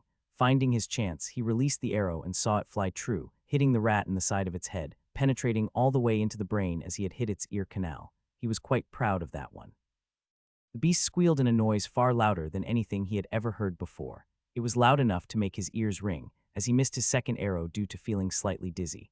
The mole rat thing he hit in the brain earlier somehow started rushing toward him with its friend, but was unable to properly run, as it kept stumbling and making spasms. It ended up falling over itself as it started just scratching at the ground. However, Jake had little time to think as the uninjured mole rat still got closer, leaving its squirming friend behind. He managed to get his dizziness under control as he shot another arrow, hitting the now formerly undamaged beast in its back. The mole only hissed a bit as it reached the tree, yanked its claws into the wood, and started climbing in small jumps. Jake turned his bow towards it and had a clear shot down the trunk. As the beast was climbing headfirst, he managed to hit it in the side of its head. What followed was another loud squeal, this one, however, far closer to him. The pain was unbelievable as he lost all hearing, and he felt blood drip out of his ears. All his senses were completely thrown off, and he nearly stumbled and fell down from the tree. He managed to steady himself, however, as his danger sense kicked in. The beast was just about to bite his leg off, as he managed to barely grab a branch above him, lifting his legs. The beast was about to bite him once more as he swung back and kicked it square in its ugly mug. The rat made another squeal as it lost its grip on the tree and fell down. Jake was somehow thankful that his eardrums had already ruptured as he was unable to hear this squeal. He could still feel the vibrations in the air from it, though showing just how ridiculous it was. The beast landed pretty hard on the ground, and the far too large rat's problems only got worse as an arrow once more struck it. It tried to get back up and climb the tree again, but Jake kept firing arrows at it every time it tried, making it fall back down, time and time again. After a bit, the beast ran out of strength and collapsed. It was still making small movements, but appeared unable to get back up. He then turned his attention towards the rat he had first shot. He had not yet gotten any kill notifications, so he knew it was still alive. What he saw was the beast clawing at the ground around it, still trying to make it to him. It walked like it was blackout drunk. Jake guessed he had managed to hit the beast's brain in a pretty important place, yet not somewhere important enough to kill it. He felt a tinge of pity as he fired more arrows at it. After he had shot a couple, he got a notification from the other one that had finally bled out beneath him. Less than half a minute later, the other one also died. You have slain Molret Screecher, LVL 10 bonus experience earned for killing an enemy above your level. 500 TP earned. You have slain Molret Screecher, LVL 10 bonus experience earned for killing an enemy above your level. 500 TP earned, ding. Class, Archer has reached level 9 stat points allocated, plus 1 free point. He breathed out a sigh of relief as he finally got the level. The name of the rats was not surprising, and also had more flair than the lower-leveled ones. 500 TP was also not the 512 he would have expected if the double TP every level hypothesis held true, which meant that sadly, there would be no level 30 beasts giving millions of TP a kill. He was now convinced that something happened at level 10 to make the beasts significantly stronger. The huge boar in these rats had been far stronger than level 9 beasts. Their stats at least were higher by quite a considerable margin. Jake sat down on the ground to relax for now, as he allowed his ears time to heal. He at least hoped they would recover. His health points had barely been dented, so drinking a healing potion would be pointless. After only a couple of relaxing minutes, he heard something pop, and sound once again returned to his world. He smiled at the wonders of vitality as he climbed down from the tree. There was no time to waste sitting around doing nothing. Time is of the essence and all that. After all, there were more beasts to hunt, and from his recent discovery, also loot to be found. Jake ripped his knife out of the fallen iron tusk boar, the same kind he had killed when he was still with his party. The level 10 beast had been quite the challenge for their entire team then, but this time he took it down solo with little trouble. It still took a bit more than 20 arrows in total, but the beast did fall. It was by far the most resilient beast out there. Like its brethren, this one was surrounded by a bunch of small level 1 and 2 boars, all of which were quickly culled during the fight. The boar was strong, fast, and a boss when it came to taking hits, but all it did was charge back and forth, attempting to trample him. He just had to kite it around and make it smash into things until it died. However, his reason for attacking this particular boar group was not solely for the sweet experience. The reason was that he had spotted an object in his sphere of perception, hidden within a hollow log in the middle of the pig's clearing. In the log was hidden a small box. However, this box was not a nice jeweled one, but just bronze. Using Identify confirmed it indeed wasn't as good as the jeweled one. Magical Bronze Lockbox. Common a system created magical lockbox, enchanted with the ability to block off all types of attempts to peek inside before opened. Nevertheless, beggars can't be choosers. He opened the lockbox and found a small round object. It looked like a stone coin. Not wasting any more time wondering what exactly he was holding, he identified it. Tutorial Equipment Upgrade Token Common. Upgrade any basic starting item from the tutorial to common rarity. An item that was by far the most game-like he had encountered. Just a straight-up upgrade token. Not that Jake was in any way disappointed by the result. The thought of upgrading his cloak or bow was a welcome one. He did not even consider upgrading his knife despite how much he used it. After all, his goal was never to use the dagger unless absolutely necessary, and a stronger bow would allow him to kill things easier. His quiver was also out of the question because it was already common rarity. Quite self-explanatory, really. It was a toss-up between the bow and cloak then. Looking at this cloak, it was tattered and badly damaged, so Jake wondered what the effect of upgrading it would be. If it mended the thing, it nearly made it worth it. The bow would likely increase the damage he could do. He had thought that his increased strength would make the bow less effective by now, as he would draw it fully. He even feared that he would end up snapping it at one point. However, the bow held up strong, and he did not feel its durability reach any limits quite yet. In fact, it almost felt like it kept getting more durable along with him, like it somehow adjusted to his higher stats and kept the string taut and the wood healthy and resilient. It was a bit like some of the more modern compound bows with adjustable draw strength. Those used technology and physics, though, while Jake's current wooden bow used magic or system fuckery of some kind. Ultimately, it didn't matter much. What mattered was that his current bow was still capable of fully supporting his fighting style. Thus, he decided to try and upgrade his cloak. He took it off and laid it across a stone as he held the token up. He wondered how to use it as a window popped up. Use tutorial equipment upgrade token common on Archer's cloak unranked. He quickly agreed as the token turned to dust that was carried off by the wind. At the same moment, his cloak rapidly mended and was cleaned of all the blood and dirt. It was like new again. It didn't look like it had changed much except for a good dry cleaning and a quick visual inspection. Touching it, however, it felt far less coarse than before and far more comfortable to wear. Jake quickly focused on it and used Identify. Archer's cloak common, a cloak handed out for the tutorial, now upgraded with a token, made of resilient cloth that is resistant to slashing attacks. Enchantments, self-repair. Requirements, tutorial attendee, Archer class. While certainly less impressive than his bracers, the self-repair enchant itself made it worth it. Finally, he would not walk around looking like a murder hobo. Well, he kind of still looked like a murder hobo, just one wearing a nice cloak. He felt quite a bit better now that he didn't have the constant smell of sweat and blood enter his nostrils at every moment. He proceeded to scout a bit around, looking for more lockboxes. Finding nothing, he noticed it starting to get a little darker. He opened the tutorial panel to see what the time said. Tutorial panel. Duration, 62 days, 152,258. Total survivors remaining, 965, 1,200. TP collected, 7335. It had been around noon when they entered this place. With the timer saying 15 hours now, that meant it had to be around 6 p.m. or so. He thought about what his plans for the night would be. He did not feel tired in the least as of yet, the improved stats doing work. He also took small breaks between battles. While the physical exertion did matter, mental exhaustion was the real killer. He had to stay sharp. Hunting in the night was certainly an option, but he had no idea how the beasts would react. They seemed not to be very active, but he doubted they would just leave him alone if he started to attack them. The problem, however, would be finding them hidden in the shade of the trees. His sphere of perception offered him a great way of scouting his immediate surroundings, but it provided no way of seeing far ahead. But then he thought of some caves he had seen earlier when he looked for loot. His sphere would be incredibly useful in a small, closed-off space, and it would be completely dark, something mattering little to him with his sphere, but it would likely handicap the beasts living in there somewhat. He did realize that caves were not the ideal place to fight for a ranged combatant like him, but he decided to give it a shot anyway. Besides, what place would be better to hide lockboxes than caves? But before then, he still had daylight to burn, beasts to hunt, and loot to, well, loot. He spent the next couple of hours looking for boxes and killing beasts, but quickly noticed the issue of finding high-level beasts. He still had the stag to go back for, but the beasts still gave him a distinct sense of danger. He tried to ignore anything below level 8, but did kill a couple, but quickly noticed a huge issue. Humans. Several groups were still up and about, walking the forest in groups.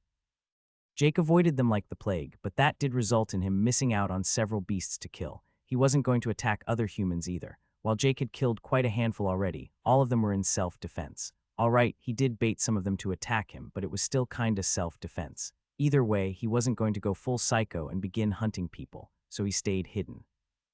By the time the moon was out, and it was starting to get really dark, he had barely killed anything, and found no lockboxes or gotten any levels. The only positive aspect was that his new cloak turned out to be great, especially when he combined it with his new bracers. They were incredibly strong, and he even had a level 9 badger bite down on them, discovering that its teeth were unable to pierce all the way through.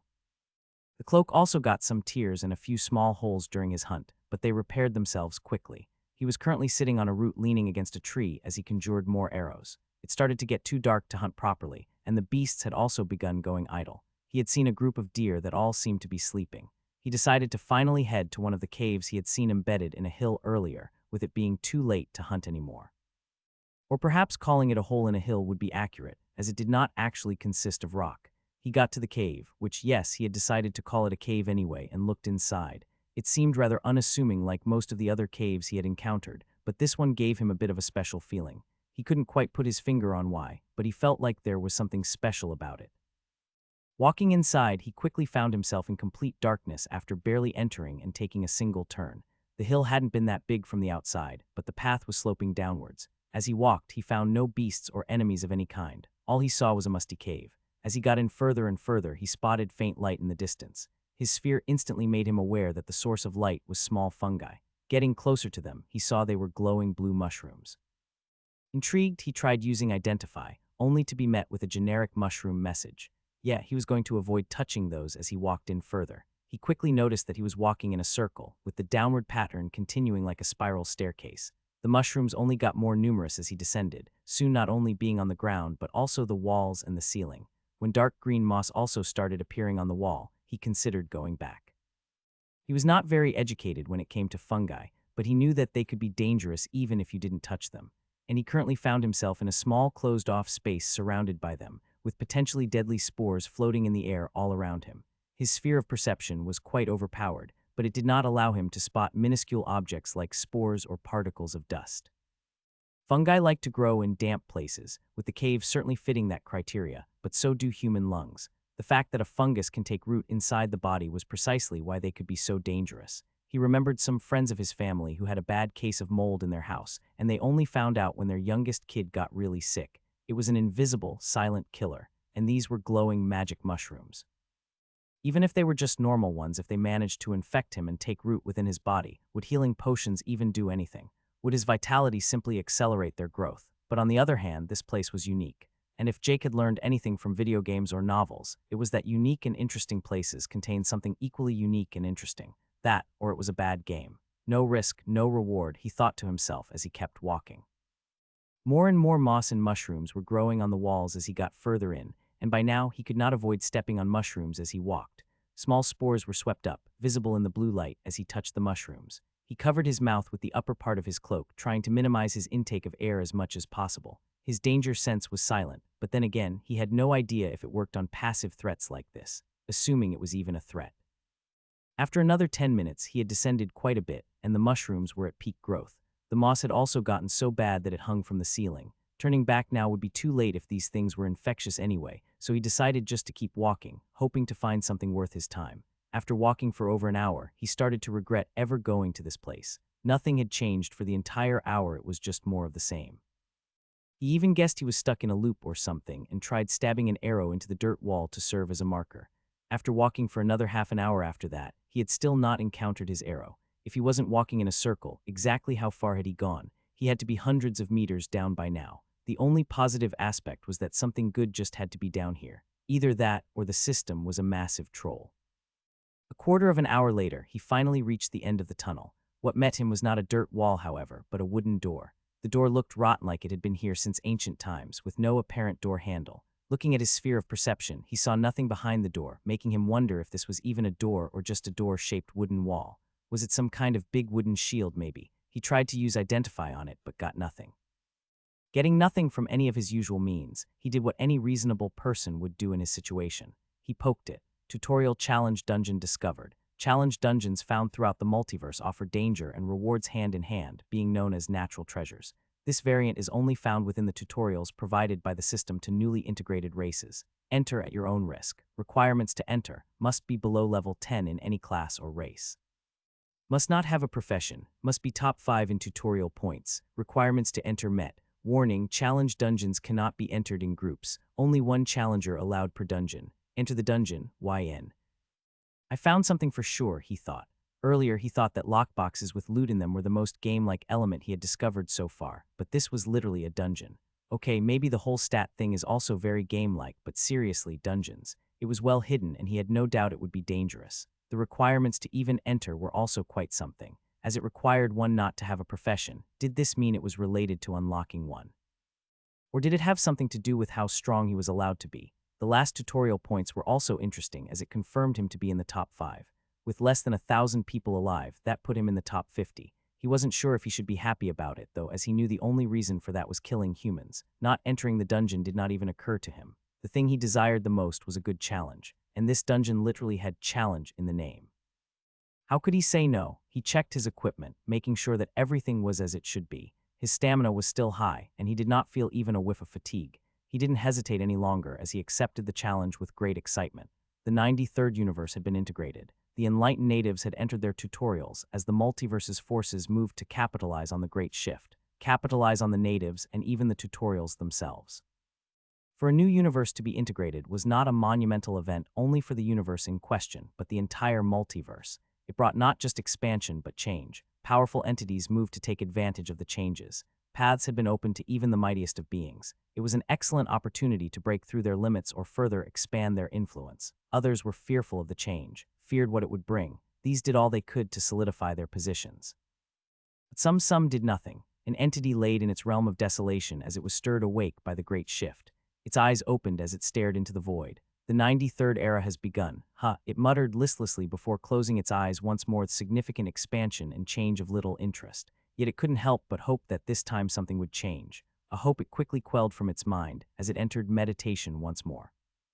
Challenge Dungeon entered. Objective: survive to the end of the dungeon while accomplishing all challenges represented along the way. Failure to complete challenges may result in death. Jake felt his vision shift as he blacked out for a brief moment. When he opened his eyes again, he found himself standing in a giant hall. Looking around him, he saw only shattered stones and broken pillars littering the ground, all of it the same monotone gray color. The only slightly different thing was the braziers hanging from the ceiling emitting a faint blue light. To his horror, the braziers emitted light not through magic or fire, but by being stuffed with glowing blue mushrooms, the same kind as in the cave. It seemed like even in deadly challenge dungeons, one cannot escape the power of fungi.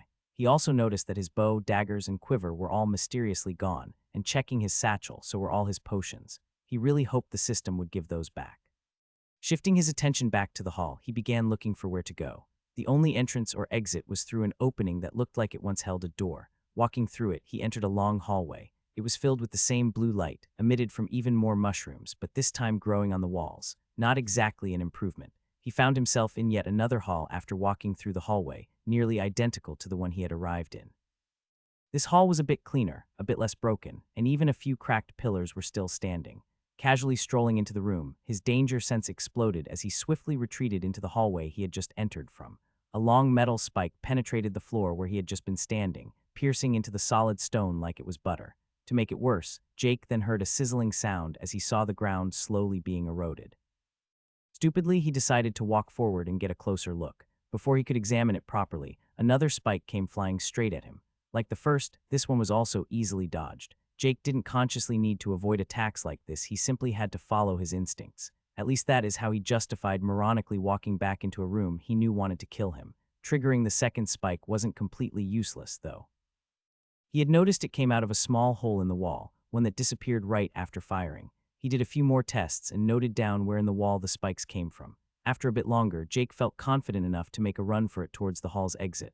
Sprinting forth, he quickly dodged the 3 spikes that were fired after him. A few seconds later, the second barrage came, and he avoided these just as easily. As he moved in between 2 pillars that marked the hall's midway point, they both fired spikes at him simultaneously. Jake was surprised as he was forced to throw himself on the ground before they hit him, barely managing to roll away as another spike came from one of the walls. What the fuck is this supposed to be? He yelled in his head as he scrambled back on his feet. Luckily, the 2 pillars didn't shoot again, giving him ample time to keep going. With no time to waste, he kept running as he closed in on yet another 2 pillars just in front of the exit. To his slight annoyance, these 2 didn't do a thing as he safely ran past them, finally leaving the spiky hall behind, only to find himself in another mushroom-filled hallway. Nothing was happening in the hallway as Jake breathed out in relief, the blue mushrooms now slightly less sore on the eyes.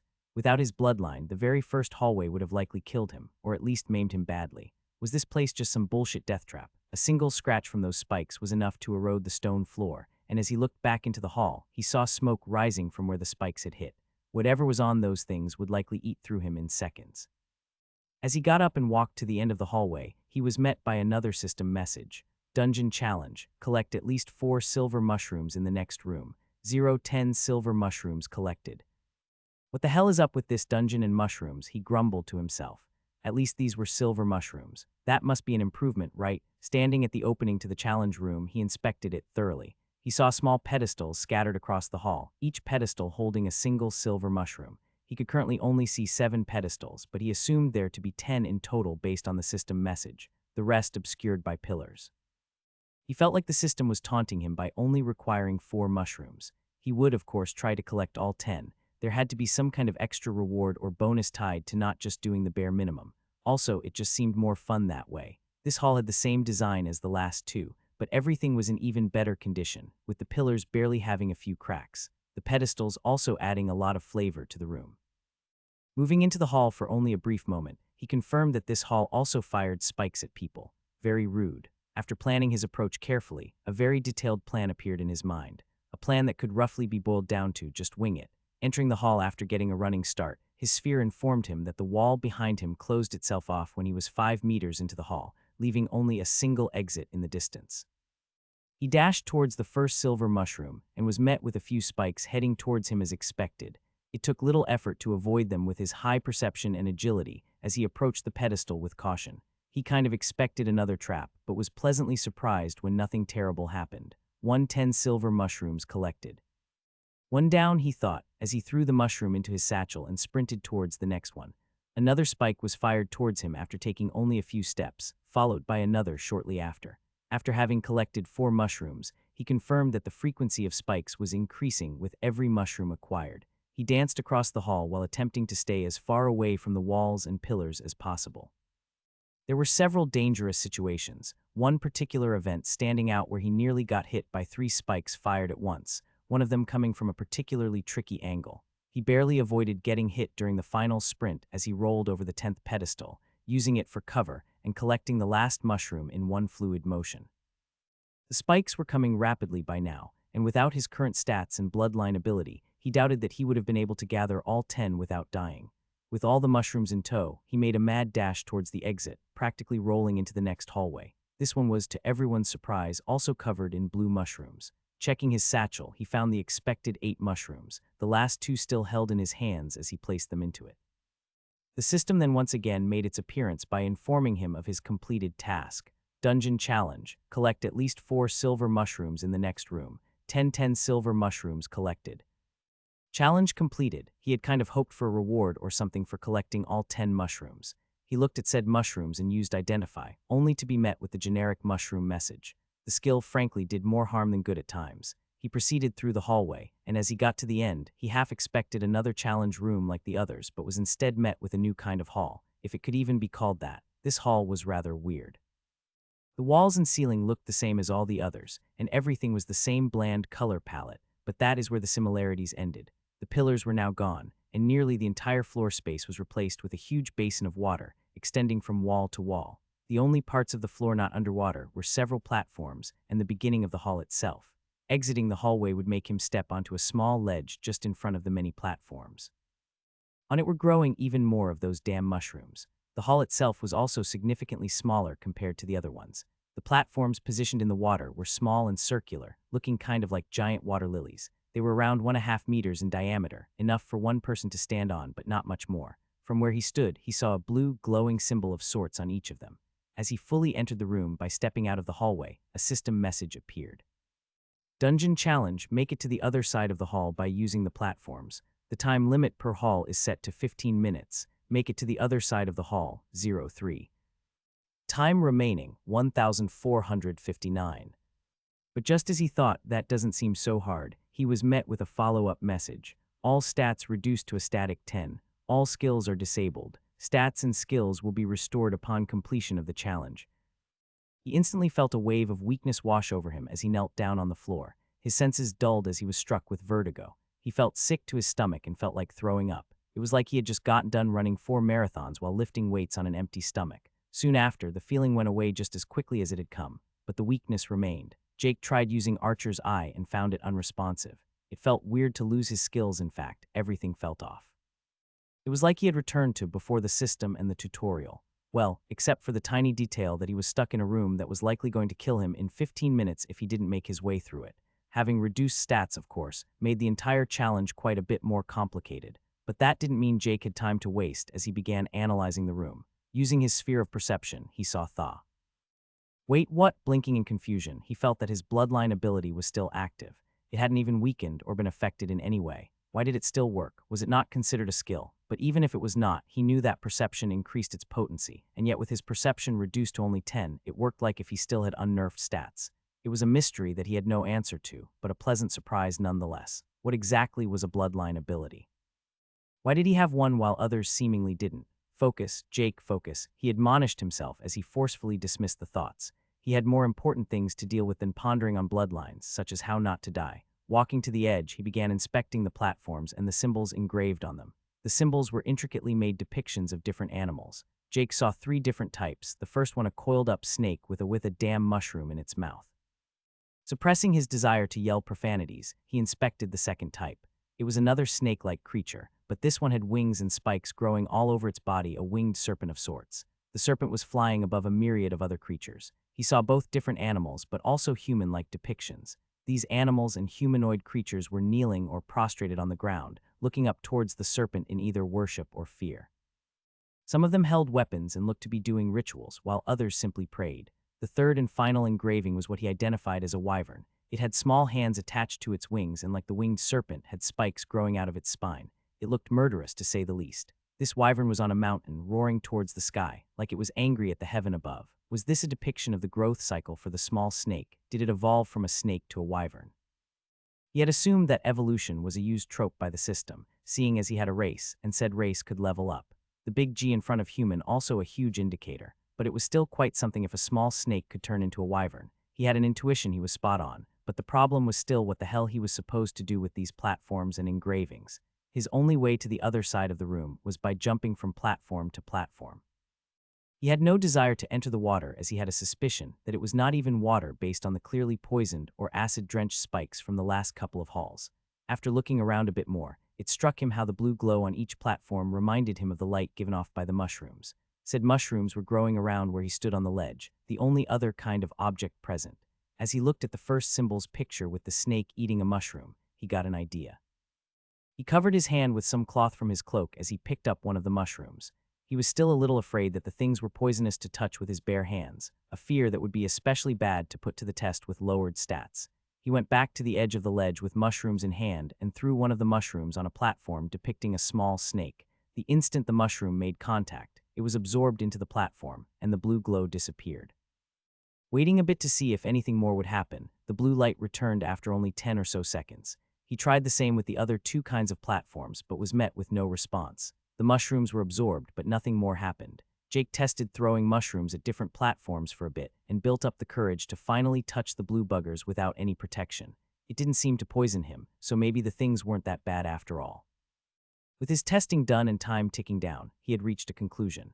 After a mushroom hits a platform with a mushroom-eating snake on it, the blue light will disappear for 10 seconds, and throwing a mushroom on an already deactivated platform will refresh the countdown.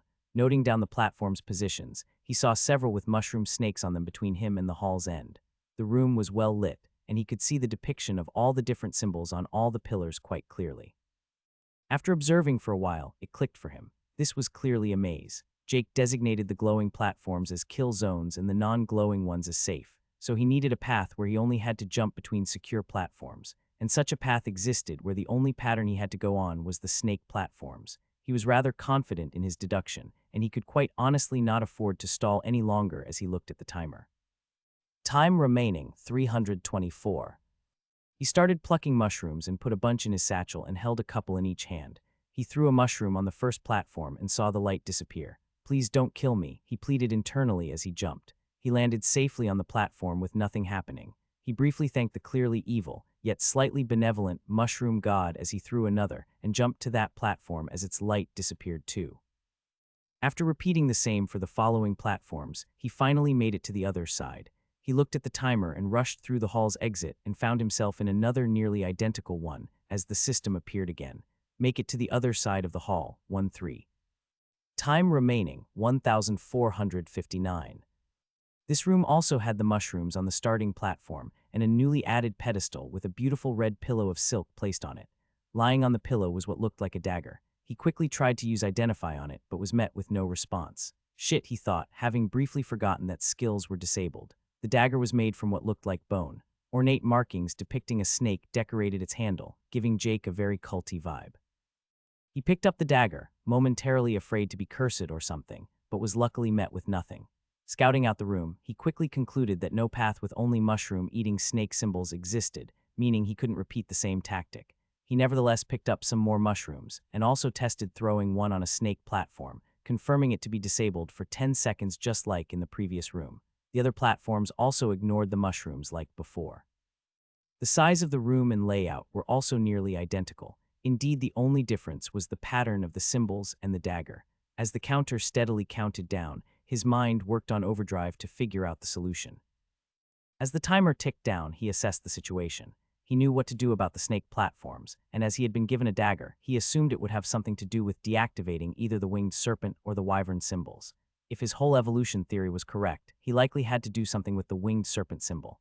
The picture was the same as in the room prior, depicting a winged serpent flying over humanoids and animals, who all submitted before the beast. If he had to feed the mushroom-eating snake mushrooms, did he have to feed the winged serpent too? It seemed probable. There was just one tiny issue. The only other thing than itself in the picture was other living things, and he was the only human or animal present. He didn't like where his logic was going, but he would have to figure something out. The knife was clearly there to cut something, and the only things he had to cut were stones, mushrooms, and himself. And as much as he would like to go on a rampage slicing and dicing mushrooms, he was pretty sure what to cut.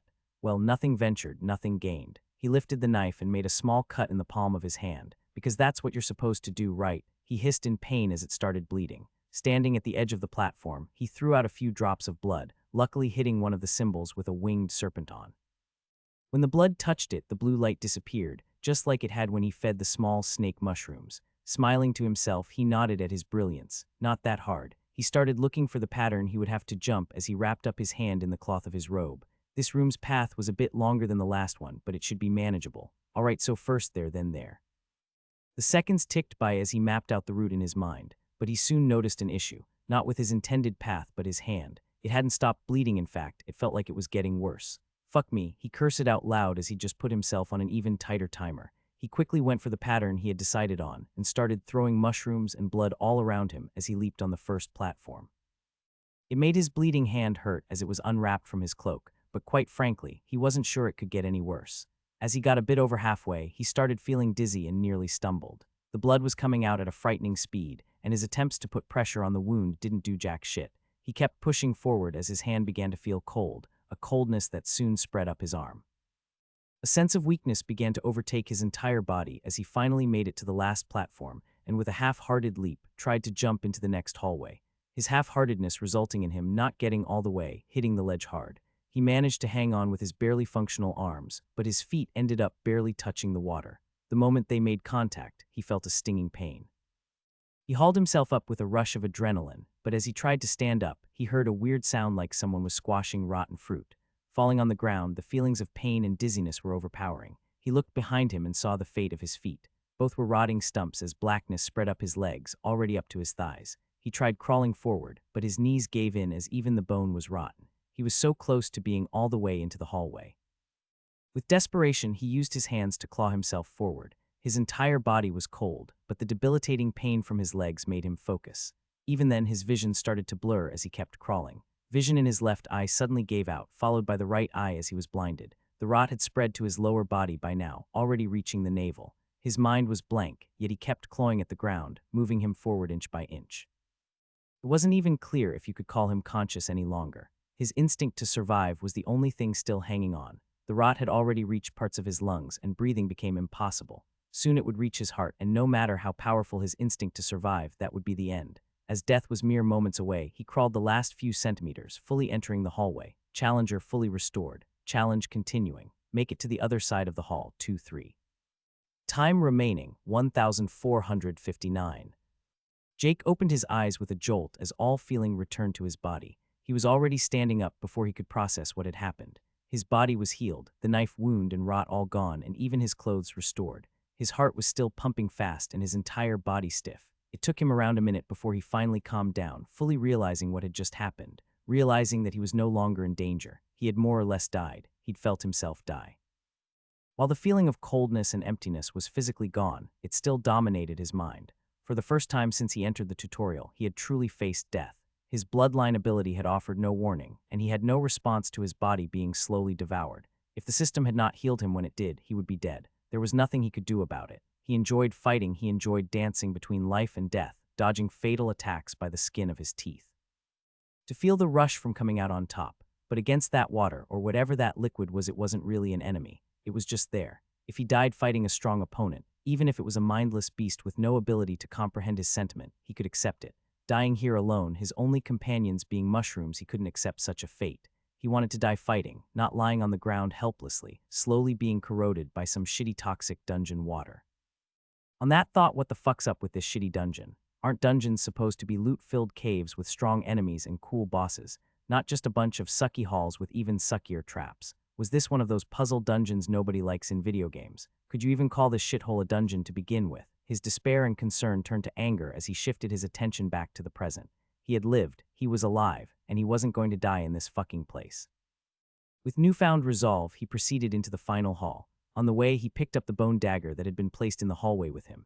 He had dropped it during the last challenge, but it appears that the system wanted him to have it still. If the next challenge were like the others, he would perhaps have to cut his hand once more. This time, however, he swore to make the wound smaller and to not dilly-dally before beginning. Also, to not be a freaking moron and cut his palm. Why was that even a thing? The palm has many nerves in it, and you move it all the time, making it hurt even more. The next hall was yet again pretty much the same. Except for the pedestal with the dagger and the pattern of symbols, nothing had changed. But as he looked at the design of the platforms, he was taken aback. There was no longer a maze. Instead, all of the platforms were neatly organized in rows, meaning one could take the entire trip while only stepping on a single type. Did this mean that one could just throw a couple of mushrooms and go the easy snake route? No, that felt wrong. Jake tried to throw a mushroom on the snake platform, and it indeed did turn off for 10 seconds just like all the others. Was this a free room, a mind game, a trap? He looked at the rows and noticed that only the middle one solely consisted of the wyvern symbols. The wyvern was sitting on a mountaintop, roaring towards the sky. There was nothing else shown in the picture. The others he had to feed something, give them what they wanted. But what did this wyvern want? There were only two objects on the entire image, the wyvern and the mountain. He doubted a bit of blood or a mushroom or two would satisfy it. The only clue he could see was it staring towards heaven as it roared. Was it angry at the sky? But that led to the question why it was just sitting on the mountain. The wings were open as if it wanted to take flight. A thought suddenly entered his mind. He wasn't sure if it was his own intuition or maybe even the dungeon itself implanting that thought. But somehow he felt like the wyvern looked hesitant. He wasn't sure if afraid would be a better word, but something within the wyvern held it back. The roar was not one of anger or indignation, but one of doubt. It was only a feeling, but his intuition told him he was right. At least partly. What the wyvern truly needed was courage, the willpower to advance and face its fears. As he thought this, the platforms appeared to respond as their glow increased. At the same time, every other platform but the ones with wyverns on turned off. Jake instinctively knew he could move down any of the different paths towards the exit and move on safely. But he didn't. Instead, Jake decided to feed the wyvern courage. Without hesitation, he sprinted towards the still glowing platforms with the blue symbols of the wyvern. He leaped onto the first platform, and his danger sense instantly went insane. He didn't stop for even half a second as he jumped onto the next platform with a wyvern on. Through his sphere, he felt the platform behind him be consumed by a torrent of the acidic water shooting up. He repeatedly jumped, leaping from one platform to another until he reached the end, every platform behind him consumed by the water. As he stood there, the challenge passed. He looked back and saw all the other platforms crumble to dust. He turned to the doorway and proceeded out of the hall, leaving the entire room behind him in shambles. Dungeon challenge. Make it to the other side of the hall by using the platforms. The time limit per hall is set to 15 minutes. Make it to the other side of the hall, 3-3. Challenge passed. Hidden challenge completed. Show the courage to do what's necessary. Hidden bonus room unlocked. All stats restored. All skills are reactivated. A wonderful feeling went through his body as all of his stats returned. It only lasted a few moments as everything returned to normal. He was amazed that he did not need to adapt to his body being strengthened so drastically. But then again, it was only him returning to the same strength he had around shit only half an hour ago. As he read through the message, he also realized that he could indeed just have taken the easy path. If his guess was correct, then the previous room was a test to see if the challenger would take the obvious and easy route or take a risk like he had. He smiled to himself at his foolhardiness. Well, he thought, at least I would have died on my own terms if it failed. Entering the next room, the one he assumed to be a bonus one, he found himself in yet another hall. This one was far bigger, though, so that's something. There were no pillars like the first or a massive basin of killer water like the subsequent ones. It was just a long hall with a gigantic mural carved into the wall at the end. He walked closer, and as he did so, he could finally see the whole carving. It clearly told a story. As he stared, the images began to move as he felt his consciousness be sucked into it. The moving pictures displayed the same snake from the symbols as it crawled on the ground, eating mushrooms. It only continued for a few moments as the snake consumed mushroom after mushroom. The same tiny snake soon began fighting giant beasts, but they were all left half-rotten in its wake. The little snake slowly grew in size, before it finally grew wings and soared into the sky. It flew over the landscape, spitting out a mist that consumed the very land beneath it. At other times, humanoid beings of different shapes were shown kneeling before the great serpent as it lazed around on a vast plateau. The winged serpent kept flying across the land, killing all that came in its path, with the humanoids following it like its humble servants. Finally, it showed a battle between the serpent and a ridiculously gigantic bird-like creature. The snake won and once more soared into the sky as it grew larger and larger before finally morphing into a wyvern. This wyvern then rampaged through the land, killing all it came across. An army of the same kind of bird it had killed earlier was consumed by a mist of poison that surrounded the scaled beast. It had no rival and slaughtered everything it came across. Not even its humanoid followers were spared from the onslaught. At last, the wyvern found itself on a mountaintop, surrounded only by the desolate world below, a wasteland of its own creation. As it lay there, it roared towards the sky. The mural then displayed the passage of time, as the wyvern simply idled. No new grass or trees grew, no new life emerged. The land in which it had grown up was dead. The wyvern stared towards the land it had created and finally found courage, no longer hesitating. It opened its wings and soared towards the heavens. The sky was shattered like was it made of glass, as a colossal explosion consumed the great wyvern. The mural's final part was the once small snake emerging from the exploding planet, now no longer a wyvern but a dragon. It soared upwards into the stars as an entire universe opened up before it, hunger evident in its eyes. After the images stopped, Jake stood in front of the mural for quite a while, just staring at it. It had shown the small mushroom-loving snake's complete evolutionary path, from a tiny creature to a dragon. He marveled at the beautiful carving, where the scene was frozen on the image of the wyvern breaking through the heavens. He laid his hand on the mural as a warm glow entered him. At the same time, he heard the wall off to the side open up, showing the exit. You have witnessed the will of a true dragon. Plus 10 willpower. As the glow disappeared, he did not feel any different. His willpower had always been his lowest stat, and now it nearly ended up doubling. He wasn't quite sure what the stat exactly did yet, but hey, free stats are free stats. He decided to take a look at this status for the first time in quite a while. Status. He had experienced growth all over, especially in strength and agility with his new bracers. It appeared, however, that the stats weren't actually active here inside the dungeon. The most pleasant surprise, however, was seeing his stamina refilled. When the system restored him, it didn't only heal his injuries, but also fully renewed his resource pools. This meant he could keep going even without any potions or rest. After closing his status menu again, he turned back to the mural, trying to imprint it on his mind. This was the path to power by an extraordinary being. He respected the snake, despite its ludicrous love of mushrooms. Bowing towards the mural as a sign of recognition, he turned towards the exit, making his way forward, a ludicrous desire entering his mind. I would love to fight that dragon one day. The next hallway was quite a bit longer than the previous one and suspiciously lacking in mushrooms. This meant that the narrow passage was covered entirely in darkness, not that it mattered much to Jake with his sphere. As he walked, he remembered that he had his skills back. He took out the dagger he had gotten during the second challenge room and identified it. Dagger of bloodletting, common, a dagger created by an ancient, long-dead cult, made for sacrificial purposes. Enchantments any cuts made with this blade bleed more, for longer, and are harder to heal. The enchant explained why it bled so damn much when he cut himself. He put the dagger away as he proceeded down the hallway. After walking for a couple of minutes, he turned a corner and saw a light source in the distance. But this was not the blue light he had gotten used to, but normal, light, orange-whitish kind. Well, technically, light is a combination of all colors on the color spectrum. What matters is that it was light with colors outside of blue. He sped up his walk and exited the hallway to find himself in a new room. It was not what he expected. It looked like an old library or perhaps an office. There were bookshelves all along the walls, filled with old leather-bound books. A chair and a desk with a few writing utensils were positioned in the middle of the room. There was also an old wooden door at the wall directly across from where he entered. As hadn't seen any system messages yet, he walked up to one of the bookshelves and tried to take out a book, but was met with an invisible barrier of some sort. He tried with a couple of the other bookshelves with the same result. He also attempted to move some paper and the small cup filled with pencils and pens on the desk, both of which he couldn't touch either due to the same kind of barrier. Finding nothing else of interest, he went through the only door in the room. He was met with a small, relatively normal-looking hallway with 5 doors in it, 2 on each side of the corridor and 1 at the end. The first door he opened led into a room that had a bed in it. The rest of the room was absolute barebones, with only a small wooden table and chair as well as a dresser and a closet.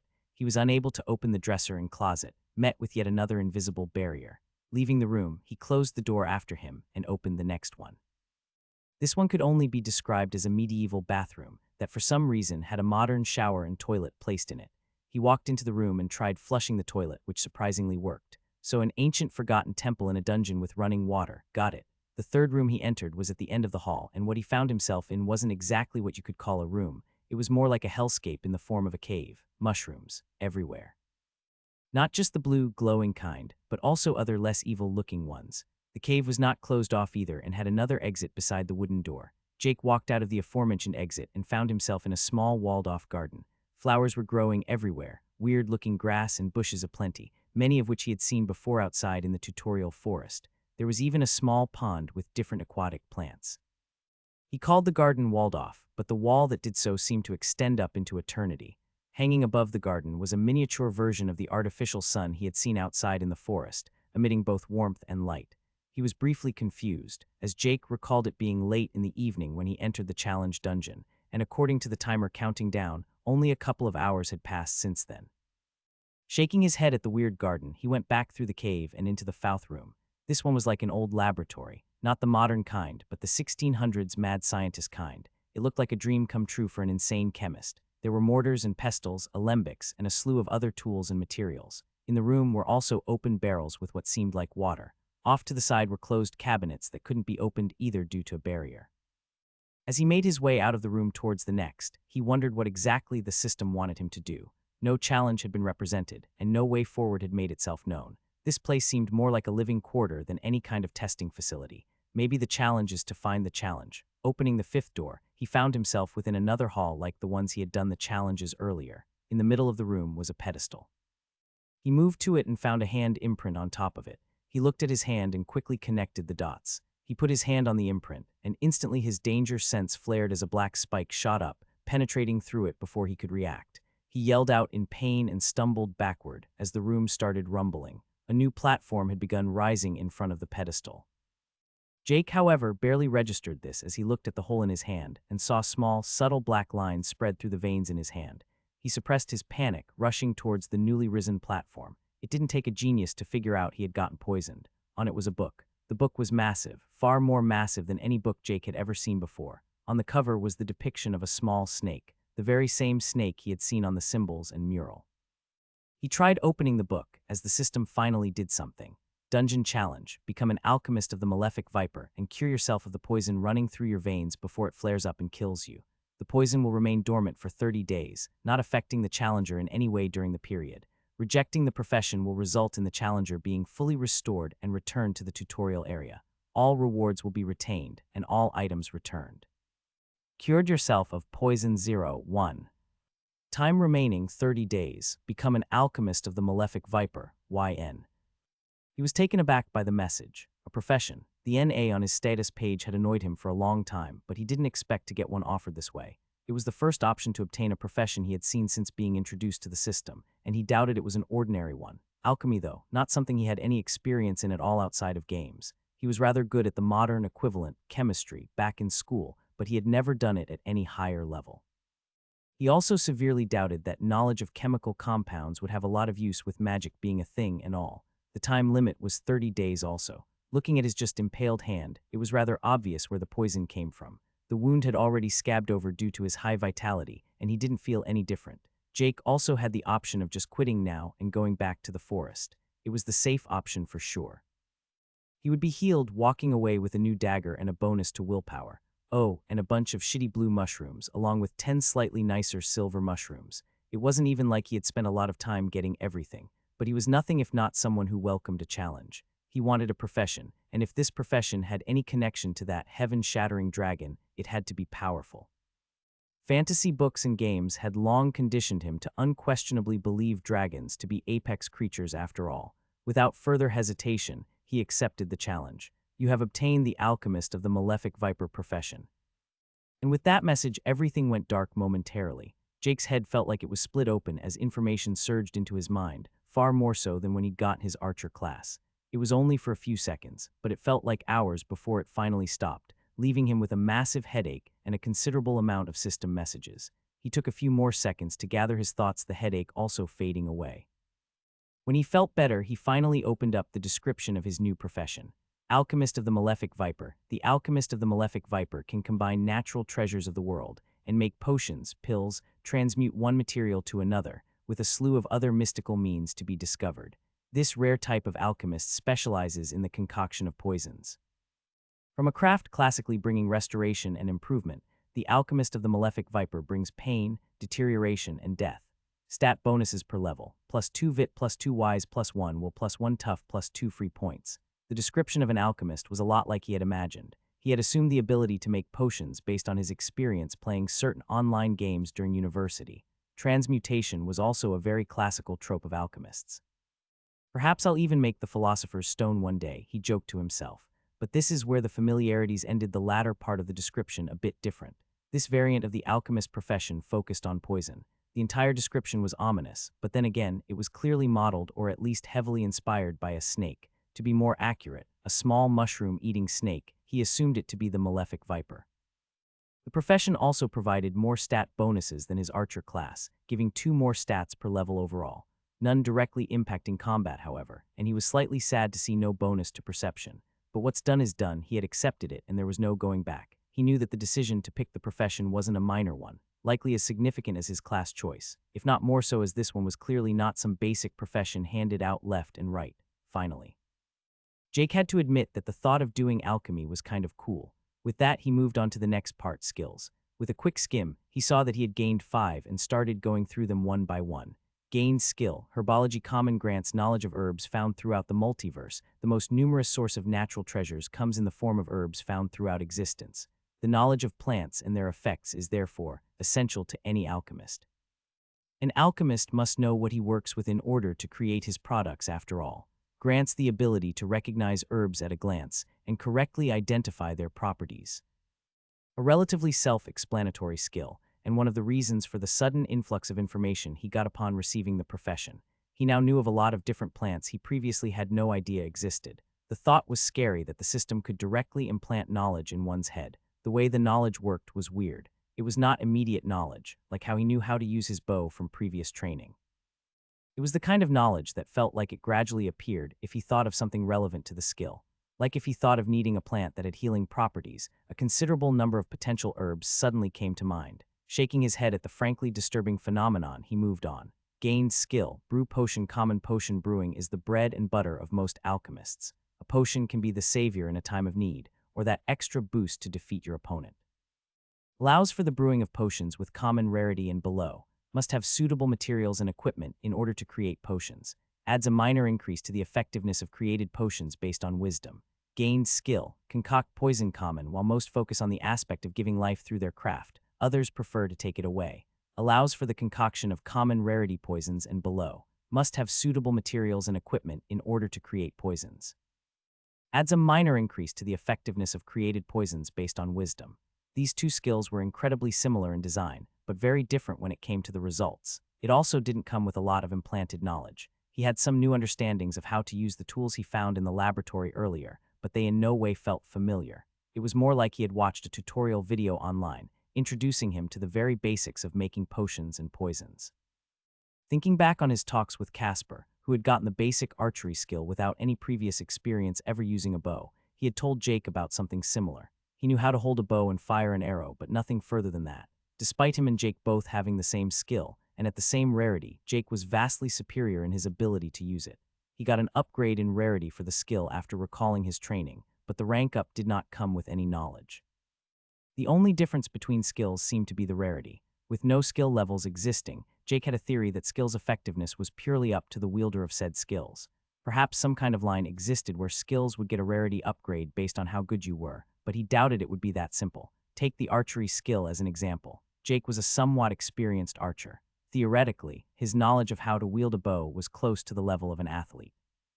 Maybe even higher, as he had put a lot of time into looking things up himself, as he didn't have a trainer to do such things for him. And yet he only had archery at common rarity. Something else must be required to upgrade to higher ranks. Maybe it just took time, or perhaps some qualitative threshold had to be reached. In other words, a skill granted basic instinctual proficiency in using it, but anything more than that would have to be learned. And if you wanted the skill to get better, you would have to work on improving it. That is at least what Jake believed, based on the evidence so far. Having no way to either confirm or disprove his hypothesis, he moved on to the last 2 skills. Gained skill. Toxicology. Uncommon. The knowledge of all that is toxic. Be able to recognize poisonous substances at a glance and correctly identify their properties. To concoct the deadliest toxins, one must know what to mix after all. This one was exactly the same as the herbology skill, just with toxic materials and uncommon instead of common rarity. It was not limited to herbs, however. As an example, if he thought about the water that nearly killed him earlier, he now knew that said water was some kind of toxic liquid with necrotic properties. He didn't know the details of the water, just the basics of what it was. Moving on to the last skill, he was pleasantly surprised to see the rare rarity tag. Gained skill, Malefic Vipers, poison rare. The Malefic Viper stalks its prey and needs only to strike once, as venom devours its prey. Increases the potency of all crafted poisons. Grants the ability to craft a poison with a rarity above that of your concoct poison skill if certain conditions are met. The poison may at most be upgraded to the rarity of the Malefic Viper's poison skill common rare. Allows poison not to lose efficiency for a short amount of time after being applied to a weapon. This skill was the namesake of the entire profession he assumed.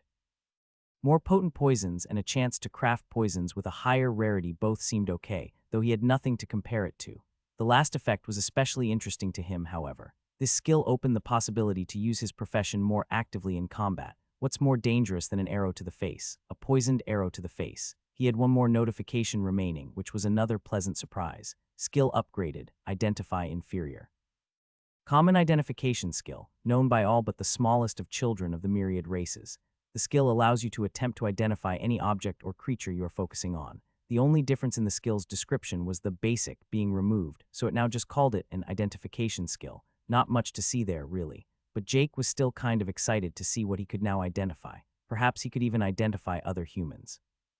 He guessed the upgrade either had something to do with having both a profession and a class, or maybe it was due to the two skills, herbology and toxicology, giving him more knowledge. Looking back, both of those skills included a sentence about being able to identify herbs and toxins. Closing all his windows, he looked down at his hand that was still healing. After scanning the room once more, finding nothing of interest, he turned around and headed straight for the garden area to test his new skills. Jake entered the cave, looking around at all the different fungi and moss, deciding to identify the infamous blue mushrooms first. When he did it before, he just got back a message saying mushroom, so he kind of expected more, which it expectedly did. Blue bright mushroom, common, a poisonous blue mushroom that emits blue light. While it is not poisonous to touch, the juices found within are highly toxic, often used for lighting due to it only requiring mana to sustain itself. Knowing the name of the blue menace did not alleviate his distaste for the evil fungus. It was good to see that they were only poisonous if squeezed or eaten, though. His next target was another type of mushroom, this one rather plain looking. Flytrap mushroom, inferior, a carnivorous and poisonous mushroom that eats insects to accelerate its growth. This one was a lower rarity, but still poisonous. Jake looked a bit more around, finding quite a few different kinds of mushrooms, nearly all of them inferior rarity. Shifting his focus to the green moss growing everywhere on the walls, he used Identify once more. Green moss inferior, a widespread kind of moss, found in places with little or no sunlight and adequate mana saturation. A typical ingredient in potions and poisons alike. So, jack of all trades moss. Jake then noticed that a patch of moss was darker than the rest, so he also identified that. Aged green moss, common, a widespread kind of moss, found in places with little or no sunlight and adequate mana saturation. A typical ingredient in potions and poisons alike. This moss has been thoroughly soaked in mana over time. Common rarity moss. Did this mean that age was a factor when it comes to the rarity of plants? Finding nothing more of particular interest in the cave, he exited to the garden. The first thing he did here was to identify the grass. Once more, noticing some off-colored patches spread throughout.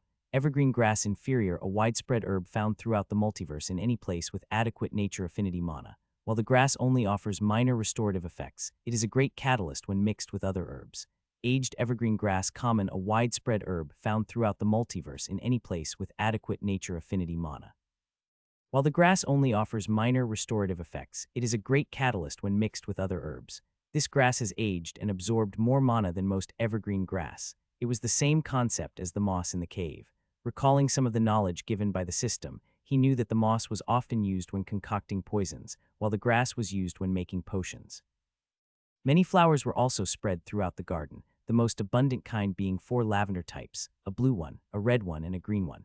In between the small patches of these flowers were rainbow-colored lavenders, all of which looked very fantasy-like. Once more, Jake identified all the plants. Blue lavender inferior, a very abundant herb found nearly everywhere with any kind of mana. Mana is stored in the small flowers growing on the stalk, with the stem itself containing the useful juices. Known as the main ingredient of mana potions, Red lavender inferior, a very abundant herb found nearly everywhere with any kind of mana. Mana is stored in the small flowers growing on the stalk, with the stem itself containing the useful juices, known as the main ingredient of health potions. Green lavender inferior, a very abundant herb found nearly everywhere with any kind of mana. Mana is stored in the small flowers growing on the stalk, with the stem itself containing the useful juices. Known as the main ingredient of stamina potions. Rainbow lavender common, a relatively abundant herb found nearly everywhere with any kind of mana, usually surrounded by its lesser variants. Mana is stored in the small flowers growing on the stalk, with the stem itself containing the useful juices, known as the main ingredient of rejuvenation potions. These flowers straight up informed him that they were the main ingredients in potions.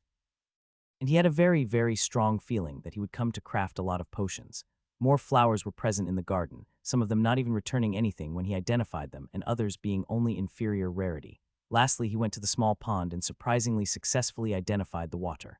Purified water, pure water, free of any kind of contamination, great for mixing potions and poisons alike. And with that, he had everything he needed to start making stuff. At least he assumed he had. The only way to find out was to test it out. What could possibly go wrong? Mixing a bunch of unknown substances in an old temple left by a cult worshipping a possibly long-dead snake. Jake began picking up plants, but only the inferior rarity ones, as he assumed they would be the easiest to experiment with.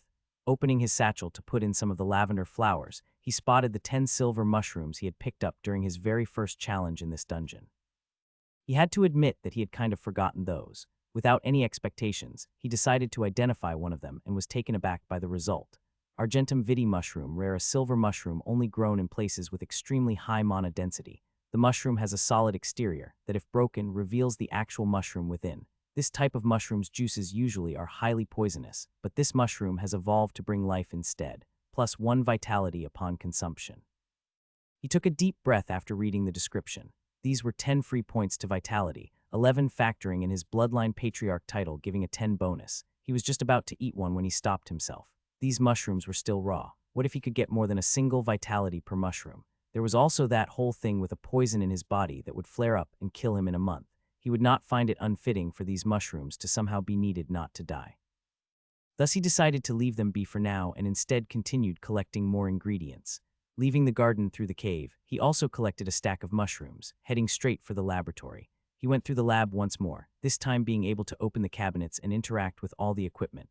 The cabinets were all filled with small glass bottles, and the water in the barrels was the same pure water found in the small pond. Jake had initially planned on starting to make something right away, but quickly hit his first roadblock. He had no idea how to. He had been given some incredibly basic knowledge, but nothing that would allow him actually to make something. In fact, the few fragments of knowledge he did have only served to inform him that he didn't know enough. Each plant had requirements for how to handle them properly, each potion or poison their own recipe. None of this was given to him for free, which led him to the other room covered in barriers before. In the library office he had first arrived in, he could now touch all of the many bookshelves. Oh, and on a side note, the door that he had initially entered through was gone, so going back to the prior challenge rooms wasn't an option. Not that he had any intentions of leaving. Walking up to one of the bookshelves, he took a random book out, and the first thing he noticed was that it was clearly written in English. Which was quite impressive considering that he was multilingual, and yet it had chosen English. What if I wanted it to be "oh now it is"? Before his eyes, the entire text had now changed language. He couldn't help but try it again and found it to switch back and forth with only a thought. Jake found it quite humorous to experiment with, but sadly he couldn't play around forever, so he began actually to read what was written. The first book seemed to be some kind of history book, detailing the history of alchemy. While it was interesting and very enlightening, it wasn't what he was looking for. He quickly discarded it and started reading the covers of some of the different books, going from top to bottom on the bookshelf. He quickly located the first one he wanted, a book detailing the creation of inferior rarity health potions. After looking a bit more, he ended up having 6 books stacked on the desk. Alchemy for Novices, Volume 1. Alchemy for Novices, Volume 2. An Introduction to Potions, the Health Potion. He also had books of the same series for mana and stamina potions, and the last book, Poisons, the Elementary. The 3 potions books were pretty short and had a plethora of pictures and diagrams of different herbs, most of them recognizable to him. The Alchemy for Novices were massive tomes and contained many diagrams and step-by-step guides too, but most of it was just a buttload of text. The most comprehensive book was the one on poisons, and the one he had decided to save for last. Checking the timer, he had spent around a few hours since he had gotten his profession. Having no time to waste, he started reading the first volume on novice alchemy. the first thing he noticed was how fast it went. He was already an experienced reader, having finished university and being used to reading a lot. But this was at an entirely different level. It took him only an hour to go through the first 100 pages, and that's with the pens and papers placed on the desk being used avidly in making bookmarks and taking down notes. The whole thing brought Jake back to his university days. The only thing he really lacked was some hot tea and some good music. The content of the book was exactly as the cover said. It introduced alchemy. It had small parts on transmutation and pill making, and even some details reminding Jake of more modern chemical theories. Still, the main content was detailing the process of making potions using herbs.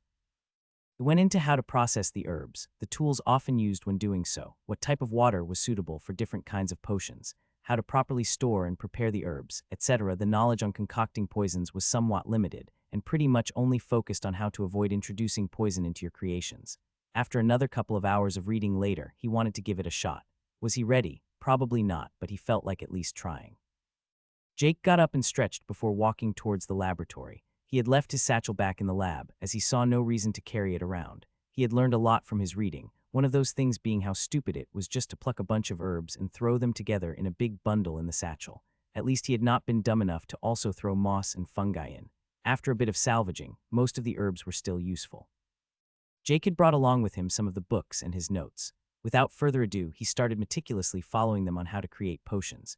Grinding the grass into a paste, mixing it with water, injecting mana into a small enchanted burner to boil the purified water. Rather than university, where it had been all reading and numbers, this felt more like chemistry, far more practical. Potions for health and mana were not made one by one, not the lower rarity ones at least. You usually made batches that could vary quite a bit based on how well you did. The mix could quickly become too weak or too strong, resulting in adverse effects, the system recognizing them as failed creations. Mana also played a massive role in alchemy. The bowl where you mixed the batch and required mana to be injected into, thus entering through it. The same held true for the mortar and pestle, the pestle itself being enchanted to accept mana being channeled through it. All the equipment used to craft was enchanted with practical things. Self-repair was found on practically everything, and Jake had already found out from his cloak and bracers that self-repair also came with a self-cleaning functionality. His first batch was an attempt to make mana potions, the least complex of the three types. It turned into a not-quite-blue mixture that smelled terribly. Luckily, the lab also came with a sink that had a faucet, and all that one would expect. Sadly, the water coming out was not classified as purified, so he had to keep getting water from the pond. A lot of information was found within the different books. Most interestingly was a section on stats. It even helped explain the effects of them, more so than Jake had been able to deduce himself so far. It has to be mentioned that the information was heavily limited, almost like the system had censored some things. As for stats that were good for alchemy, wisdom was mentioned as the overall most important. It increases total mana and the ability to retain knowledge of recipes and such. The fact that both poisons and potions' effectiveness was increased by wisdom also played a considerable part without a doubt. The second most important was willpower, as it increased mana regeneration, something that was new knowledge to Jake. Willpower also helped with focusing while doing alchemy, though the book mentioned that no amount of stats could make up for the lack of personal perseverance. It clearly looked like the book should have more info than that, but a considerable part had been cut out. While this was a mystery for sure, there was one that irked him even more. Why did his profession increase vitality by 2 and toughness by 1/2? However, that was a mystery quickly solved as he briefly skimmed the small section on stats in the book on poisons. Concocting poisons, compared to nearly every other aspect of alchemy, was no safe practice. The fumes alone could kill most, and just being close to poison daily came with many dangers.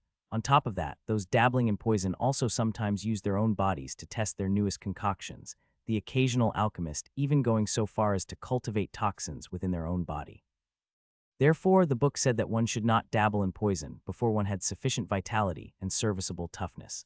The book also mentioned that most alchemy professions did not increase vitality or toughness, so investing free points in those stats was recommended. If one wished to pursue concocting poisons as a specialty, a recommendation Jake could quite easily ignore as he got plenty. After emptying the mixing bowl and cleaning it, he tried mixing another batch of mana potions. He used the entire blue lavender flower, grounding up the stalk and flower, mixing it with the evergreen grass. Going through the motions once more, it ended in another failure. Injecting mana was not as simple as just channeling it like it was with the quiver. Instead, one had to do it carefully. The injection part was where the difference between a skilled alchemist and a novice was found. He had to somehow control the mana he injected into it. guide the entire process with his mana.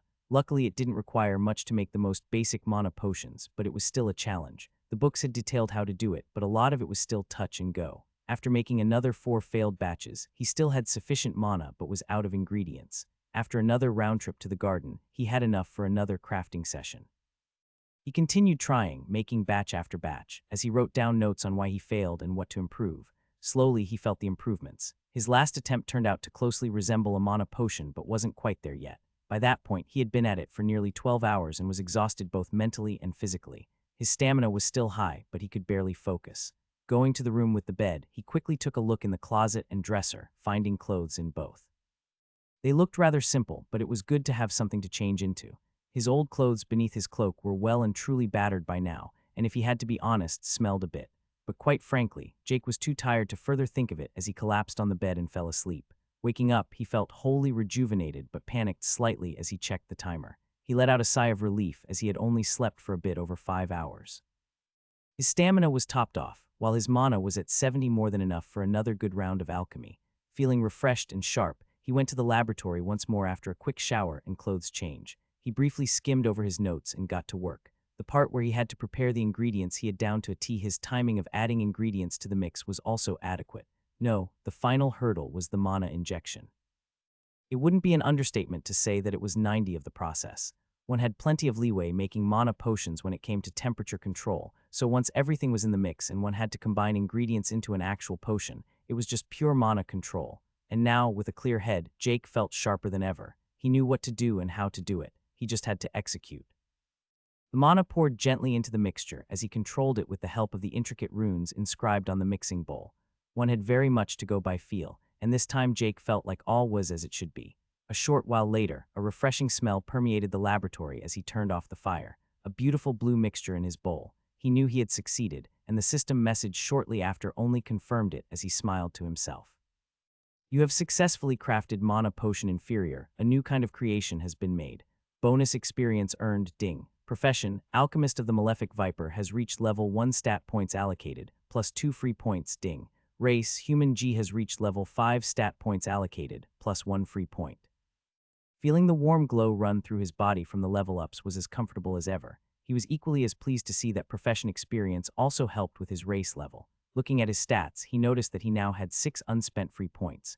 Jake still felt very unsure of how to distribute them best. Was there some way to make an optimal build? Ultimately, he decided this wasn't the time to try and meta-game the system, with his life on the line and all that. So having decided not to hoard the points any longer, he threw them in the stat best for alchemy according to all the books, wisdom. He felt the warm glow once more before opening his status menu to confirm the changes. Status. Not much had changed with his stats besides wisdom getting a considerable bump upwards from the levels and free points. Nodding to himself, he closed the menu once more and turned his attention to the mixing bowl in front of him. Looking at the completed batch of mana potions, he felt very satisfied with himself. Walking to the cabinet, he took out a handful of bottles and began putting the concoction into them. The bottles were perfectly sized to get the full benefit one could from each potion. Jake had wondered what would happen if one drank an additional potion during the cooldown period. He and his colleagues had some theories, most of them determining it would end badly if one drank more than 2 within an hour. But now he knew what would happen, and it was a big shocker. If one consumed 2 potions within an hour, the second could cause horrific consequences, such as being slightly less thirsty or having 1 less potion to drink. Jokes aside, one could pour down mana potions for days without suffering any adverse consequences. It was basically just water. Of course, this raised countless more questions as to where the excess energy would go. It was honestly frustrating how none of the books even bothered to talk about it. They were all just like, so yeah, the second one doesn't work because that's how it is. Aka, system fuckery is how potions work. The batch he had just made could be consumed as is, but would only have the effect of the single potion, so one was more or less forced to bottle it up. It also wouldn't register as an actual item before being in a bottle or another similar type of container. Moving on back to the present, Jake ended up with a total of only 3 bottles, something that according to the books was considered quite terrible. Not that Jake cared much, he was just proud of his accomplishment. Using Identify on the potion, it only echoed how terrible they were. Mana Potion Inferior restores 87 mana when consumed.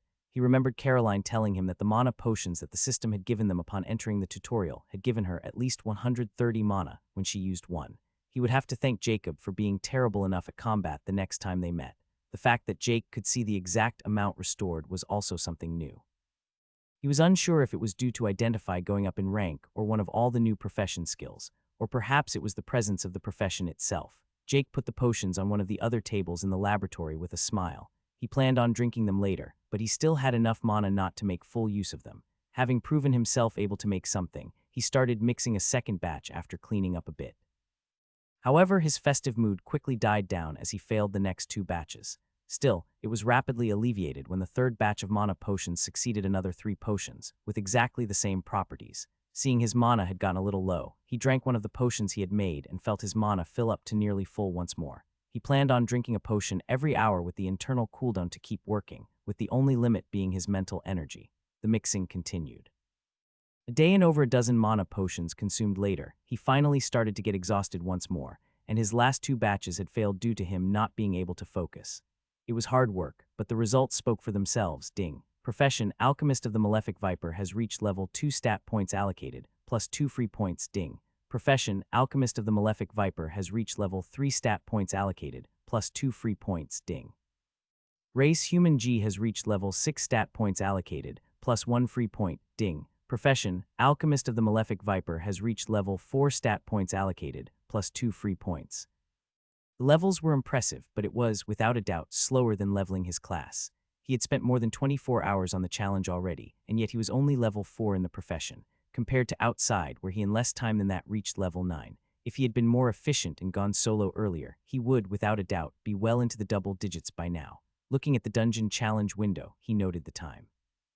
Time remaining, 28 days, 225,311. Walking back to the bed once more, he brought the book on health potions along for a quick read before taking another nap. He had decided to try and make them the next day, as the mana potions experience had started going down, and also because he had enough of them to keep himself going for a while. Health potions were, according to the Alchemy for Novices book, the second easiest type of potion to make, just after the mana one. The process was very similar, with only slight variations. The pattern and method of injecting mana into the mixture was the most significant difference, and quite a lot harder than with mana potions. Mana potions were quite natural to make. You did not need to change the properties of the mana injected, you just had to purify and inject it. With health potions, you had to change the nature of the mana. Ultimately, the potion was still a kind of condensed energy close to mana, and Jake had no proper understanding of how exactly it all worked, so he just left that up to the system. He also wanted to start making poisons soon, but he felt it would be slightly more challenging than the 3 basic resource restoration potions, the books agreeing with his intuition. From what he had briefly read, concocting poisons had many of the same methods as potions, so there was a lot of overlap, though, so it wasn't like his practice on potions was wasted. In the end, concocting poisons was also primarily about injecting mana properly and controlling the crafting process. After reading the book on health potions, Jake put it on the floor as there was no bettable. Seconds after closing his eyes, he fell asleep. Dreaming of potions and alchemy, genuinely looking forward to waking up and continuing. Jacob, Caroline, Bertram, Casper, Ahmed, and Theodore were all walking with a group of Richard's men as they were out hunting once more. The team they went with was the usual except for Caroline, who could join them as Richard was taking a rest back at camp. Richard had reached level 12 earlier that day and had gotten a new ability at level 10 that allowed him to bash with his shield and send out a shockwave, knocking down anyone in its path. With it and his increased stats, he had hunted many beasts over level 10, and they had even relocated their base once to get further into the forest and find stronger enemies to hunt. The only one from their original group at level 10 was Caroline, who often went with Richard and his so-called elite squad. Caroline had at level 10 learned a ranged version of her heal, much to the delight of everyone. The entire camp had also expanded significantly. When they had joined, Richard's group was 26 people excluding them. Well, 20 people with the 6 that Jake had killed. After joining, they shot up to 29, and after recruiting some more, the group was now a bit over 50. Richard still in charge, of course. They had only gotten one more healer, but he was only level 6, and Caroline had shown herself to be competent, so Richard kept her around in his squad. The passive regeneration aura alone was enough to keep a healer around initially. In combat, they often contributed little to nothing as their healing was touch-based, but with her now being able to heal from a distance, her worth shot up significantly. Jacob was the leader of this small group that usually had to go without a healer. He was level 8, and the only one in their squad who was level 9, besides Caroline, was Casper. Dennis and Lena were both in another team. Jacob knew that this was due to Richard not wanting their group to all be together, even if you considered Joanna, who was stuck back in the camp. Speaking of Joanna, she had brought with her a pleasant surprise. She had started fixing up cloaks and robes for people and conjuring arrows for the archers after joining, trying to make herself useful. A couple of hours ago, just before they left the camp, Joanna had unlocked a profession. This was the first instance of anyone obtaining a profession that they knew of. Joanna had been into stitching and sewing before the tutorial, which had likely helped her unlock it to begin with. This was only a theory, though. According to Joanna, the profession didn't give many stats per level, hers only offering 1 wisdom, 1 willpower, 1 agility, and 1 free point per level. To see that the stat gains were so low compared to the time investment, Richard's interest significantly waned.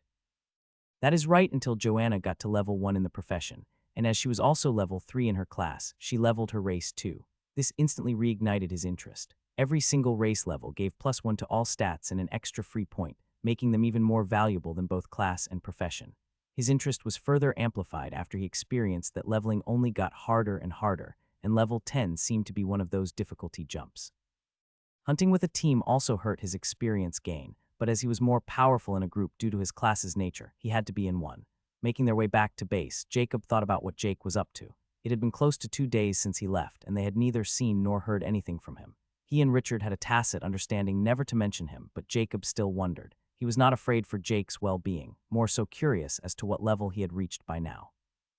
Okay, he was a bit worried, but the guy could clearly handle himself. At least he hoped he could, as Jacob had encountered some nasty things. After a final fight with a small group of badgers, one of them being above level 10, they finally made it back. Talking of the badgers, those things turned out to get a lot more dangerous when they reached the double digits, not only because of their size, but because of the venom their claws now secreted. If Caroline had not been in the group, they would not even have tried fighting it. Another group had lost 2 people to one of the beasts as they got severely poisoned from just a few minor scratches. The potions they drank only functioned to extend the suffering as they died. The importance of a healer was once again evident. Back in camp, Jacob went straight to Richard, reporting how their little hunt went. "Jacob, welcome back. Any difficulties?" the huge man said. His shield was leaning on a stone next to him. It was not the one a heavy warrior started with, but a far larger tower shield. He had gotten it earlier that day and was, according to Caroline, an uncommon rarity item. No, nothing special. It's getting harder and harder to find enough beasts to hunt, and those we do tend to be on the weaker side. Should we consider moving further into the forest? Jacob asked as he took a seat on a stone across from Richard. It was frustrating trying to level up at any decent pace. Whenever the group moved, Richard would have the light warriors and archers with stealth scout the area, and he would monopolize any strong beasts with his own squad. "I guess we should. Double digits are getting scarce. Did you find any items or tokens while out?" Richard inquired. Another one of Richard's rules. All items had to be given to him, so they could be given out to those who could make the best use of them. Which is to say, every item was monopolized by Richard and his buddies. Richard had known of items already the day they joined, and it did make Jacob a bit sour that they might have missed some as they made their initial trek in the forest. He didn't doubt that many just kept them to themselves. It was risky as Jacob didn't want to learn the consequences of being found out, but he understood why some did it anyway. Jacob didn't hide them, though. He was playing the long game. "Yes, Casper found a single common rarity upgrade token," he said, giving it to Richard. "I think the number of boxes in the area are also getting scarce." "Casper is the archer, right?" Richard asked, to which Jacob nodded. "He's getting close to level 10 already, right? Tell him to keep up the good work. A spot in the elite team may just open up. We're also getting some new members soon, so it may be necessary to have him help lead them." "I'll be sure to tell him," Jacob answered, hiding his contempt. Yet another one of Richard's tactics. If a squad besides his own had anyone who stood out, he would try to separate them. He was not open about it and often backed his choices with sound logic, but Jacob had been in management long enough to recognize nefarious leadership like that.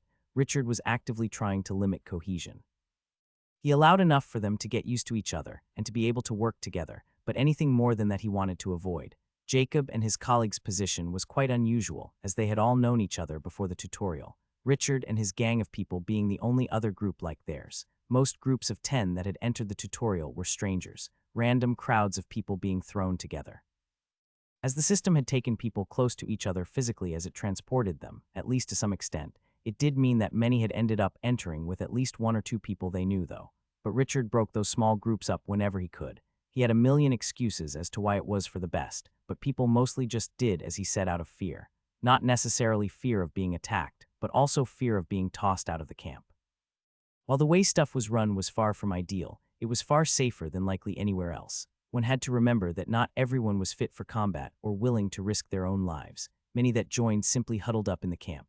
At least Joanna had now opened a path for them to progress without any need to face beasts. As Jacob walked back to his colleagues, a young man wearing a robe, one that had clearly been upgraded with a token, walked by. The wand at his hip, another either upgraded or looted item. It instantly gave away his identity as a caster. The man, who was barely even a man at all, was in his late teens and wore a big stupid smile on his face. His name was William, and he had joined after Jacob and his group. Richard knew little of this young man, only that he was clearly competent and had reached above level 10 before he even joined them. He was not with any group when he joined, but had come alone. His story was that strong monsters had ambushed them shortly after entering the tutorial, and he got away as the only survivor. Yeah, no one was buying that, but as they couldn't prove him wrong, they just rolled with it. The predominant theory was that he had run away. Most surprising, however, was the young man still insisting on hunting alone even after joining. Richard initially wanted him in the elite squad, but was declined. He had considered merely removing the man permanently, but had decided against it. He could not do it openly after all, as it would be bad for morale, and Richard still had a shadow in his heart left behind by when Jake had killed his right-hand man and 5 others, the only survivor, a mess, who had still not left the camp since he returned. So sending a group covertly after the caster was a risk, one he was not willing to take. Instead, he went with the principle of keeping your potential enemies close. I heard you talk to that guy. I also think we should move further in. Nothing gives any experience points around here anymore, William said, sighing as he continued. I'm afraid that boredom will end up killing me before any of those roided-out animals do. I hear you I plan on moving when the last group returns, Richard answered, a bit annoyed at the teenager's flippant attitude to the whole tutorial. Great.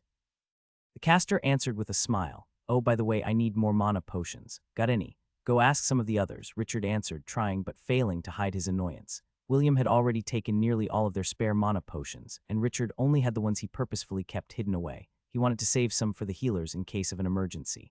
Oh, okay, William answered as he turned around, happily walking towards the campfire where people were doing various tasks. Some were stitching, others trying to make something out of the leather, and there was even a guy trying to draw with some charcoal from the fire, all of them attempting to unlock professions. As William walked away from Richard, he thought to himself how great this place was. He was finally free, his mind unshackled, purified from all that suppressed him in the old world. He had returned to perfection. Jake focused as he felt the mana flow through his body and into the reddish mixture in the bowl before him. He felt that this would be the one. After nearly 20 failed tries, this had to be the one. For nearly a full day, he had been attempting to make health potions. He had been very positive initially, believing that it would be a cakewalk considering his experience with the mana potions. But oh boy, was he wrong. Much of the process had become far more straightforward than his first attempt to make a potion. But the mana injection still stumped him. He had to do it in a way that would bring forth the natural healing properties in the red lavender and successfully combine it with the evergreen grass. It was changing the mana's properties by filtering it through the bowl and into the herbs. Normal mana was relatively easy to control, but it became more problematic when Jake had to transform it. The herbs and moss served as catalysts for his mana, binding itself to them. The ultimate purpose was to make the liquid in the batch resemble the energy that is health points, also known as vital energy. The herbs themselves already contained a lot of this energy, but he had to bring it out and make it into an actual potion. To be perfectly honest, Jake still wasn't entirely sure how the whole thing worked. He just went by what the book said and what felt right during the moment. He had long learned that a lot the crafting was feeling, what to do more than just following some step-by-step guide. As long as your underlying methodology was serviceable, chances are you wouldn't go all wrong, at least with inferior rarity potions. Luckily, this time he didn't fail. With a final push, the liquid gave off an invigorating smell, and he barely managed to contain his excitement as the system messages appeared. You have successfully crafted Health Potion Inferior. A new kind of creation has been made. Bonus experience earned. Ding. Profession, Alchemist of the Malefic Viper has reached level 5 stat points allocated, plus 2 free points. Ding. Race, Human G has reached level 7 stat points allocated, plus 1 free point. He did a mini cheer as he bottled the health potions. He only ended up making 3 from the whole batch, but a success is a success. One of the primary reasons why the number of potions varied was the purified water evaporating during the brewing. According to the books, in a perfect scenario, nearly none of the water would disappear. This would, in turn, lead to more of the energy contained in the herbs not being wasted. Jake was currently wasting a lot of precious energy, mainly because he quite honestly still sucked. But then again, he had only been an alchemist for less than 2 days. He could not be expected to be a potion master instantly. On a side note, his free points were once again just thrown into wisdom. apropos of becoming a master of alchemy. Having reached level 5 in his profession, another message appeared along with the level up, one he had been looking forward to. Alchemist of the Malefic Viper profession, skills available. Jake didn't hesitate to open the menu. The first thing he noticed was that there were far fewer skills to choose from compared to his archer class, but that wasn't really a bad thing. All of those skills had been filler, so to say. Useless passive weapon skills mainly, all of which he had no interest in at all, and every one of them was inferior rarity. The alchemy profession didn't have a single one of those. Instead, it had given him only 6 options. He started going through them one by one. Pill consolidation, inferior. The path of alchemy is diverse and methods aplenty. Potion brewing, but one of the major paths, another being pill consolidation. Pills come in many forms, but most have the purpose of empowering the one who consumes it, both temporarily and permanently. Must have suitable materials and equipment in order to create pills. Adds a minor increase to the effectiveness of produced pills based on wisdom. Reading through the entire thing, Jake had to scratch his chin a bit.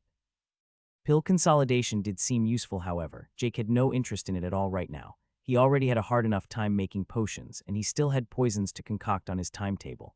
On top of that, he was still somewhat unclear as to the differences between pills and potions. The description did offer a bit of a hint, mentioning permanent benefits, but it also compared the two paths as similar. While the promise of permanent buffs was tempting, unless those permanent benefits included not dying in less than a month, he wasn't that interested. So learning about the wonders of alchemical pills was something for later, if ever. For now, he moved on to check the next skills. Geology inferior grants knowledge of minerals and other similar natural treasures found throughout the multiverse. These natural treasures can be combined with other materials to amplify or bring forth strong magical effects. An alchemist must be able to distinguish the magical rock from the mundane gravel after all. Metallurgy inferior grants knowledge of metallic materials and substances found throughout the multiverse. Many types of rare and powerful metals are found throughout the multiverse and can be combined with other material to amplify or bring forth powerful magical effects, not limited only to alchemical products. Jake decided to group these together as they were somewhat similar. They were like his herbology and toxicology skills, only for stones and metals. Or well, geology does include things that can't strictly be defined as stones, but quite frankly, he didn't really care. He had always found geologists a weird bunch, and there was no way he was going to spend his days looking for or studying rocks. Thus, he moved on swiftly. Sense Herb Common gives a passive ability to detect herbs and a rough feeling of their properties. An alchemist must be able to find the materials to craft his products after all. Adds a minor increase to the effectiveness of Sense Herb based on perception. Sense Poison Uncommon gives a passive ability to detect poisonous substances and their toxicity level. An alchemist must be able to find the materials to craft his products after all. Adds a minor increase to the effectiveness of Sense Poison based on perception. These two skills were, in his honest opinion, quite necessary. It would be splendid out in the forest or anywhere else really, as finding herbs and toxic materials he could craft from likely wasn't just found lying about. Or maybe they were, he just wouldn't know without a skill to help him find them. Or he would be forced to scour through the underbrush constantly. But while he considered them essential, finding materials was not exactly a challenge in his current situation. He would need them for sure. But the last skill made it absolutely clear he wouldn't pick any of them.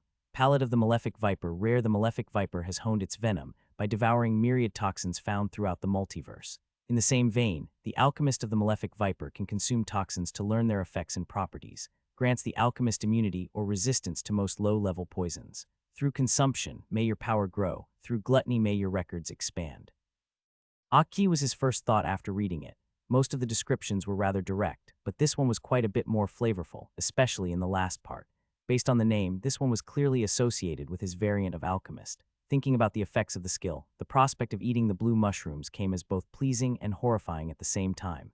He did hate the damn things, so the thought of eating the bastards was nice, but on the other hand, they were blue magic mushrooms. Shaking his head, he picked the skill. Surprisingly, he felt nothing despite getting another rare rank skill. He had to open his status screen and check to make sure that he, in fact, did have the skill. Confirming that he did, he walked to the cave and looked at the mushrooms. He decided to go for the fly-eater one. He picked it due to it being inferior rarity. He assumed that even if his skills didn't work like he believed, it wouldn't kill him. Flytrap mushroom inferior, a carnivorous and poisonous mushroom that eats insects to accelerate its growth. Picking the fungus up, he inspected it closely. To call it appetizing would be a straight-up lie. Not that Jake was the best judge. He hated mushrooms even before the tutorial. According to him, the mere thought of people willingly adding them to salads was one of life's greatest mysteries. He had never used them for recreational purposes either. even though he did know some who did during his university days. And yes, he had been offered plenty, despite him barely ever participating in social gatherings. One guy even knocked on his door at 4 a.m., randomly offering him a bag, though he was pretty sure the guy was looking for Andrew, his roommate at the time. Oh well, no better time to do mushrooms than when stuck in a dungeon with less than a month to live, Jake thought as he threw his first fly-eater mushroom into his mouth. The first thing that hit him was the taste, or more accurately, lack of taste. It was a bit chewy, but it didn't have much flavor to it, honestly. He had half expected it to taste like chicken. The juices coming out of the shroom made sizzling sounds as it came into contact with his spit. It did not hurt or was uncomfortable in any way. It was more akin to drinking carbonated drinks. However, Jake did not have time to think much of it as a weird feeling of realization struck him, akin to if one had been struggling with a math problem for hours, and then suddenly something clicked and the solution came to you. He now knew a lot, not about the mushroom per se, but the poison it possessed. It felt familiar to him now, but he also knew that the knowledge was not complete. A single mushroom was not enough to truly familiarize himself with its properties, far from it, and as such his feasting began. The cave was big, very big, same with the garden. Jake knew there was no way for him to use all of the ingredients found here in 30 days, even if he was several times faster at doing alchemy. But now he was starting to get a bit worried as he chomped down fly-eater after fly-eater. He had to be honest with himself, the taste was kind of growing on him. Or maybe it was just the feeling of quite literally eating himself to knowledge and understanding that he found so intoxicating. After eating way too many, he finally stopped. First of all, because his stomach was starting to hurt from being overstuffed. Secondly, the diminishing return had kicked in hard. The first couple of mushrooms gave the most, but the later ones barely helped. By now, he felt amazingly familiar with the little buggers. While he had no intention to confirm it currently, he felt like this familiarity would be incredibly helpful when concocting poisons later.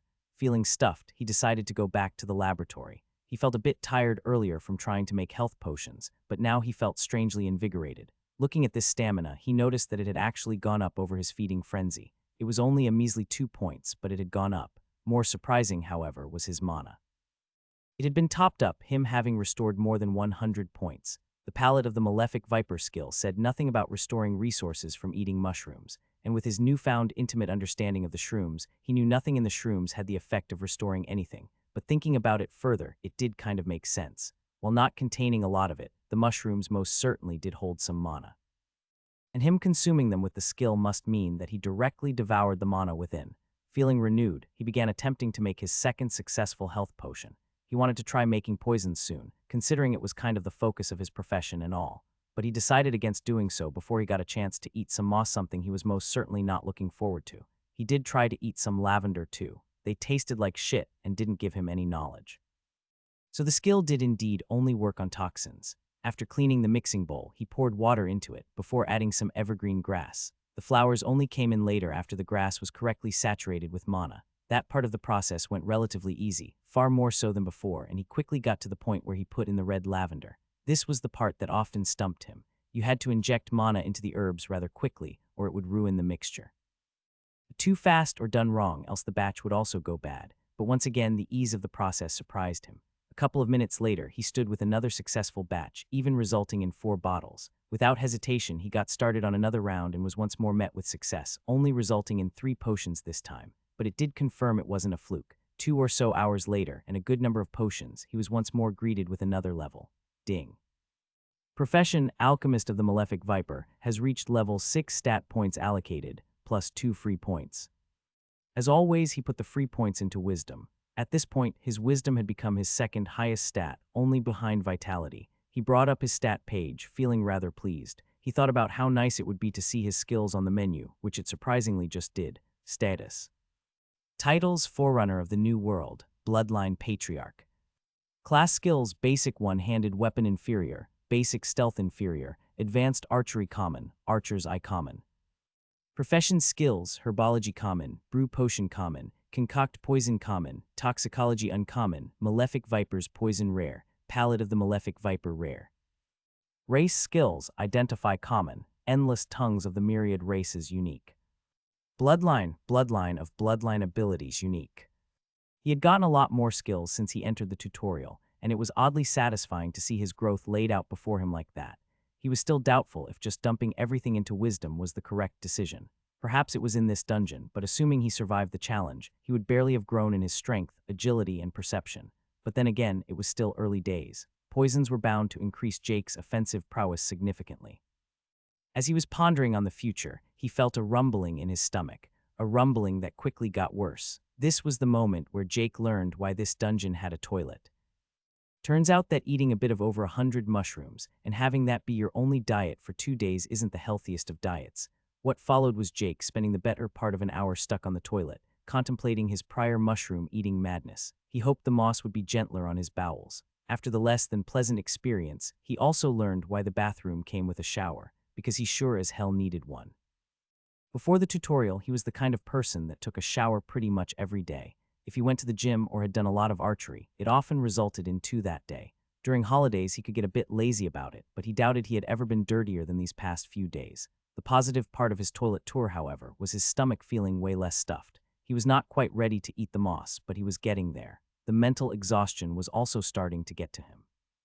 His need for sleep had been significantly reduced, but he still had to rest occasionally. With that in mind, he grabbed the book. Poisons the Elementary and went to bed. When he woke up again, he would make some more potions, eat some moss, and finally get started on concocting poisons. Jake had never been a huge fan of salads. He could do cucumbers, tomatoes, and a bit of lettuce in a burger here and there, but the mere thought of living off salads was horrifying to him. One should understand why he didn't find his current meal the most pleasant with that in mind. He was currently sitting in the library, with a bowl in front of him filled with water and moss. He had tried to eat the moss, but it was honestly disgusting.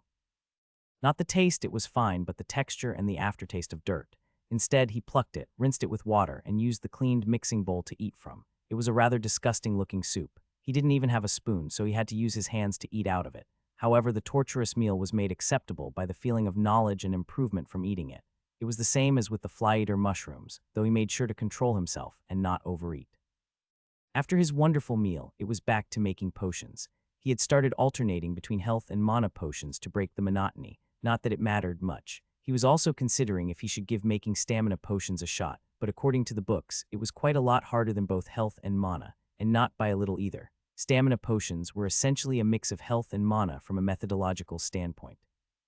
Quite honestly, the book's explanations were quite terrible, and Jake had no desire to attempt it currently. One good thing about his improved wisdom was that he no longer needed to take notes. By now, he could easily remember everything. It was kind of weird and a bit scary when he thought about it more in depth. He had not felt anything immediately, even when gaining a lot of wisdom at once, but it changed him without a doubt. He already knew that the system could directly implant knowledge, and it could obviously also improve memory. Jake had always had a relatively good memory, but now he could verbatim recall the page numbers of where everything stood in his alchemy books. And if the system could implant both knowledge and make his memory that much better, what was to say it couldn't change something more fundamental? His intelligence stat had also been improved quite a lot, but he hadn't felt anything directly from that. Something that he was still unsure if that was assuring or concerning. What was to say that his improved mental stats had not made some fundamental changes to who he was already, would even be aware if it happened? For some reason, he found his bloodline far less scary, even though it clearly was the thing introduced by the system that had affected him the most, but he was aware of it doing so. He had let his bloodline affect him. He had allowed his improved instincts to take charge during times of danger. In essence, he felt like his bloodline wasn't changing him, but merely bringing forth who he was in a more primal and instinctual form. But ultimately, did such existential worries even matter in the grand scheme of things? If he had been changed, he would have no way of knowing. He remembered Descartes saying, "Cogito, ergo sum, I think, therefore I am," and he was undoubtedly thinking far too much, so he most certainly existed in his own mind. Also, damn the extra wisdom making him remember random quotes. Never mind that tangent, back to potions. Jake had needed to refill the barrels of purified water a few times already, but after his meal, he had to do so yet again. It was kind of insane that he could carry an entire barrel filled with water. It was with some difficulty, but it still clearly showed that his strength had reached superhuman levels, especially considering the difficulty mainly stemmed from how unwieldy the barrels were. After filling the barrels and cleaning the bowl after his mossy meal, he jumped right back into it, an entire day of mixing ahead of him. William walked through the forest, alone as always. Richard had gotten a bit annoying the last few days, but it was not time yet. The man still had time to grow. William also still needed him, or more accurately, what his camp could offer. The teenager smiled as he saw a group of big mole rats. He knew these things had some annoying sound attack that hurt like shit, but they were pretty weak defensively. He took out his wand, an item he had found within the first couple of hours after he got here. He had been with a group of 9 others, just like everyone else apparently had. He had no idea who any of them were. But then again, he didn't really know that many people before the tutorial either. His parents and his psychiatrist mainly. Oh, and the workers in the center, but they were all massive assholes. Though let's be fair, pretty much everyone was a waste of space. Everyone was either obnoxious, pretentious, or just plain old annoying. So William had always preferred activities where no one bothered him. Looking at the mole rats, he knew that he had to wait for an opportune time to strike, and strike hard he would. Admiring the wand that made this all possible once more, he only got happier. Exceptional Wand of Pharoah's uncommon A wand crafted by followers of Pharoah's, god of iron. The wand is made of a special kind of iron, only found in mana-rich areas. Grants the ability, metal manipulation uncommon. Requirements, level 5 in any class or race. Metal affinity. This wand had been his bread and butter since he got here, due to the skill attached. He discovered a box when he was bathing in a lake after seeing something glitter at the bottom. Diving down, he had found this wand. He was a bit sad that he could not use it right away, though. He needed a few levels, first using the terrible mana bolts. When he finally reached level 5, he could use the wand and see the ability. Metal manipulation uncommon allows for control of metallic objects by spending mana. This skill falls under elemental manipulation, a prevalent brand of magic throughout the multiverse. Adds a small bonus to the effect of metal manipulation based on intelligence. In concert with the many daggers he carried in his robe, this skill allowed him to dominate pretty much everything he met. His only weakness was his lack of healing outside of health potions, which was why he even bothered with Richard and his group. Oh, and his high mana consumption in combat, but he was sure that would get better with time. His thought process was interrupted as he spotted his chance to strike. The mole rats had jumped a group of badgers, allowing William to also make his move. Focusing, he lifted the wand as 7 daggers flew out of his robe towards the closest rat. Their speed and power were far more potent than if he had simply thrown them. The daggers hit the rat in its head, cutting it to pieces. Before any of the other rats could register that it happened, the daggers spread out, hitting the 3 others in their throats before they could do their screech. The rats made gurgling sounds as they charged towards him. Raising his wand, he cast a spell towards the ground as a metal board appeared before him, blocking the rats' charge and obscuring their vision. At the same time, he lifted himself off the ground as he shot backward. After killing a medium warrior, he had started wearing the chest piece he had looted off the man, hidden beneath his robe. While it was expensive as hell to lift his whole body off the ground, it gave him excellent mobility. As he dodged around, blocking off the rats with the metal barrier, and having the daggers penetrate the rats over and over, he felt quite wonderful. As his mana was starting to get dangerously low, the last mole rat fell to the ground, never to move again. Checking his notifications, he was delighted to get another level. You have slain Mole Rat Screecher, LVL 14 bonus experience earned for killing an enemy above your level. 1500 TP earned. You have slain Mole Rat Screecher, LVL 16 bonus experience earned for killing an enemy above your level. 2000 TP earned. You have slain Mole Rat Screecher, LVL 16 bonus experience earned for killing an enemy above your level. 2000 TP earned. You have slain Mole Rat Screecher, LVL 15 bonus experience earned for killing an enemy above your level. 1750 TP earned. Ding. Class, caster has reached level 17 stat points allocated, plus 1 free point. Finding high-level beasts was still somewhat tricky, in his opinion. He had killed a good 20-plus beasts above level 14 to get from level 16 to 17. Richard kept refusing to go further into the forest, which made William really wish for some kind of healing skill at level 20. At level 5, he had gotten basic stealth inferior, at 10 conjure iron wall common, and at 15 metallic sight uncommon. The iron wall was the skill he had used in the battle before, and the metallic sight was the passive skill that made his entire style possible. It allowed William to see through the metal he was manipulating, allowing his flying daggers to act as really shitty, yet still usable eyes. The only annoying thing was that he had to attune the metal he was manipulating. In other words, he had to fill any metal he wanted to control up with mana, linking it to him. This was done super easily with random unranked metal, but was pretty much impossible for enchanted stuff. Well, he could still do it, but the mana consumption was insane and not worth it. It was not that it made the skill terrible in any way, it just sucked, that he couldn't make a warrior cut his own head off with his sword. Oh, or make an archer's arrows do a 180 hitting themselves. However, the saddest was his inability to lift a medium or heavy warrior up and smash them down again, or maybe use them as living wrecking balls. The skill was also quite mentally taxing. When he first got it at level 5, he could only control 2 daggers at once, and lifting even a set of armor was challenging. By now, he could do 7 daggers comfortably, but could push it to 8 in a pinch, though it would hurt his versatility in using his iron wall and his own movements. The skill was amazingly good in open combat, but he felt it worked even better at stealthily killing. having picked up basic stealth being a lucky coincidence. The group of 10 he arrived with was filled with the usual pieces of shit pretentious idiots who kept talking about bullshit. None of them understood that things have changed. No, they were merely background characters, unimportant fodder for the true players in this new world. This new reality was clearly a game made real.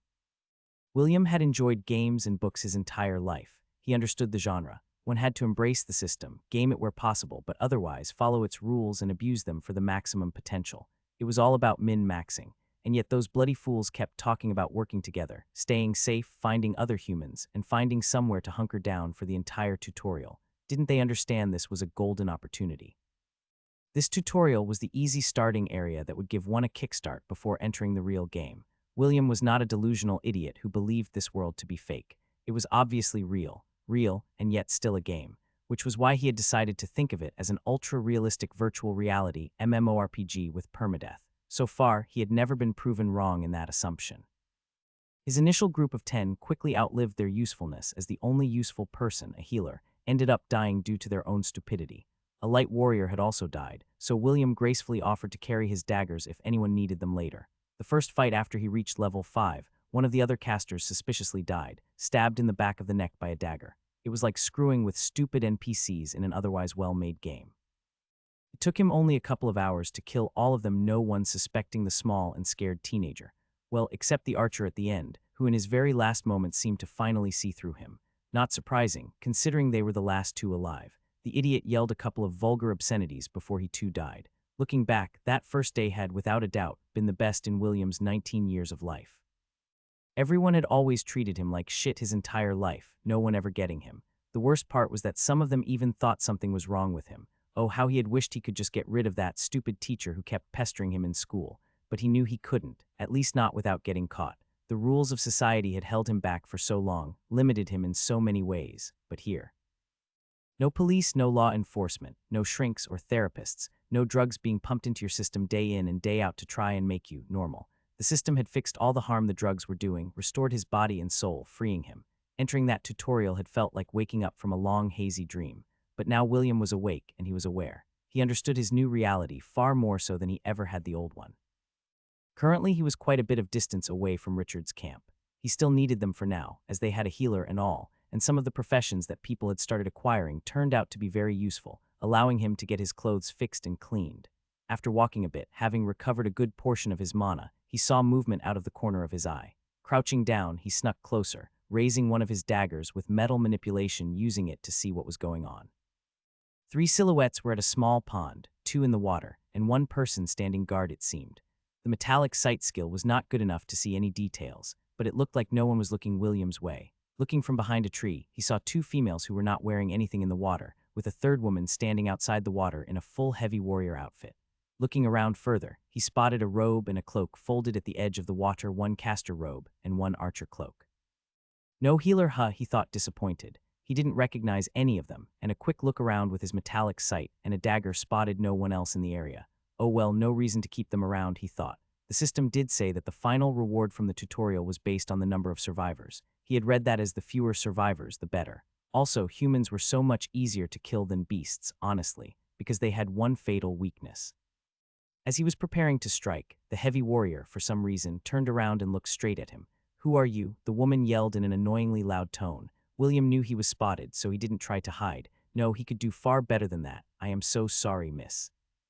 I got lost after my team got attacked, and I thought I heard someone," he said with a deliberate shyness in his voice. This shy, vulnerable kid act worked well with older females, and worked it did. The warrior's gaze visibly softened as she saw the young man before her, a handsome, shy young man who looked incredibly scared. "Oh, I see," she said in a calming tone, as William spotted the 2 naked women now getting dressed, both looking very flustered. He estimated them to be around his own age and likely related to the warrior based on their looks. Their mother, aunt, it didn't matter. He started walking towards them cautiously, bit by bit, as the woman spoke again, making sure to shiver slightly with every step. "It took a long time to get that one down. Do you know where your team went? What attacked you?" the warrior asked as she got a little closer. William acted scared at her coming towards him and backing away with big steps, staying in character. "It's okay, we're not going to do anything," she said as she stopped going closer. "Okay," William stammered as he stopped backing off. The woman kept walking closer to him until she got to the spot where he had backed off from. From below the leaves, 4 daggers flew up, startling the woman. All of them found purchase in the gaps of her armor before she even had a chance to react. A fifth dagger simultaneously flew out of William's robe, hitting the woman in the face, killing her instantly. The two other women were still only halfway dressed, as more daggers flew for them, and they only managed to give out brief screams as the daggers struck them. They tried to defend, but neither of them had their weapons ready. It didn't take long for both of them to fall to the ground, their half-naked bodies covered in cuts. After making sure they were all dead, William checked his notifications, disappointed. The warrior had been only level 10, with the two younger ones at 9. What a waste of time, he muttered to himself as he looted their remaining potions and the archer's dagger. Oh well, better luck next time, he said, smiling at the three mutilated corpses as he turned for the trek back to Richard's camp. His mana was beginning to get a bit low, so he would have to take a break. Sadly, the caster didn't have any mana potions left. He could not help but whistle a happy little tune as he walked. True, it didn't reward much to kill the three of them, but it was kind of fun. Oh, how he loved this new wonderful world. Lying on the bed, Jake was proud of his progress for the day. He had mixed so many potions that he eventually had to just dump the mixtures in the sink. It was so incredibly wasteful, but he just didn't have anywhere else to put it. While there were undoubtedly many bottles, it was far from unlimited. He was using the bottles after he drank the mana potions, but said potion consumption had fallen to nearly nothing after Jake had got his palate of the malefic viper. It wasn't that he was entirely out of bottles, in fact, he had many left. He just knew that the potions he currently made wouldn't be things he wanted to save. He also didn't know where to store them. Pretty much every surface in the lab was filled with potions. During the day, he had also eaten 2 new kinds of mushrooms too, one called Redot stool, a small white mushroom with red spots on it, with the other identified as a Brunnius aqua mushroom, a brown mushroom found growing from small puddles in the damp cave. Both were naturally inferior rarity. Overall, his day had resulted in quite the progress. Ding, profession, Alchemist of the Malefic Viper has reached level 7 stat points allocated, plus 2 free points. Ding. Race, Human G has reached level 8 stat points allocated, plus 1 free point. Ding. Profession, Alchemist of the Malefic Viper has reached level 8 stat points allocated, plus 2 free points. Ding. Profession, Alchemist of the Malefic Viper has reached level 9 stat points allocated, plus 2 free points. Ding. Race, Human G has reached level 9 stat points allocated, plus 1 free points. The only significant difference was that he had decided to save the free points. The wisdom seemed to barely add anything to his mental capabilities at this point, and he was unsure if any other stat would help him in any way at the moment. He had considered willpower and endurance, hoping that it would allow him to stay awake longer and reduce the mental exhaustion, but for now, he would save them. He was very close to level 10 in his alchemy class, at which point he would likely unlock another skill or some other benefit, so he had decided to wait for the last level. He had finished the book on elementary poisons, the 2 basic alchemy books, and had decided that he was ready to give concocting poisons a try the next day. He had eaten the shrooms and moss he needed as ingredients, and he had even found a book describing recipes. Said recipes mentioned the Redot stool and Brunnius aqua mushroom, which was why he had decided to munch on those. After getting up from his bed, he headed straight for the cave to collect a good batch of mushrooms and moss, and with that he got to work. In retrospect, Jake wasn't sure it could even be considered work considering how easily it went. Concocting poisons and brewing potions shared a lot of similarities. The mana injection and mixing were essentially the same, with only a few minor differences here and there. The most significant difference was the requirement to squash any elements of vitality within the ingredients while simultaneously amplifying the damaging properties. When making health potions, the direct opposite of poison, you had to simply bring forth the already existing vital energies found within the herbs. That same vitality was found to a lesser degree in poisonous plants. They were living entities too, after all. This vitality would lower the effect of the poison, and sometimes even wholly ruin the concoctions. This made Jake consider the silver mushrooms he had that gave vitality when consumed. In one of the books, such cases were described, where the poison and vitality reacted together, empowering one another. This could then go in either direction, either becoming extremely toxic or overflowing with vitality. Due to such ingredients' overpowering nature, new alchemists were generally recommended to stay the hell away from attempting to use them, not to waste such precious natural treasures. Reading it did give him an idea for later, but that idea was for way later. Currently, Jake was not mixing ingredients that were hard to use. He was mixing the Redot stool and Brunnius aqua mushroom and the green moss in the mixing bowl, both components floating in the purified water. Purified water was used for pretty much every kind of liquid poisons. It was wholly uncontaminated and was nothing more than filler. All it did was to dilute the mixture a bit, but that was about it. The mixing itself went easy, as he had the methods described in the books memorized, and when he got to the more challenging parts of the mana injection, he was almost dumbfounded by how easy it was.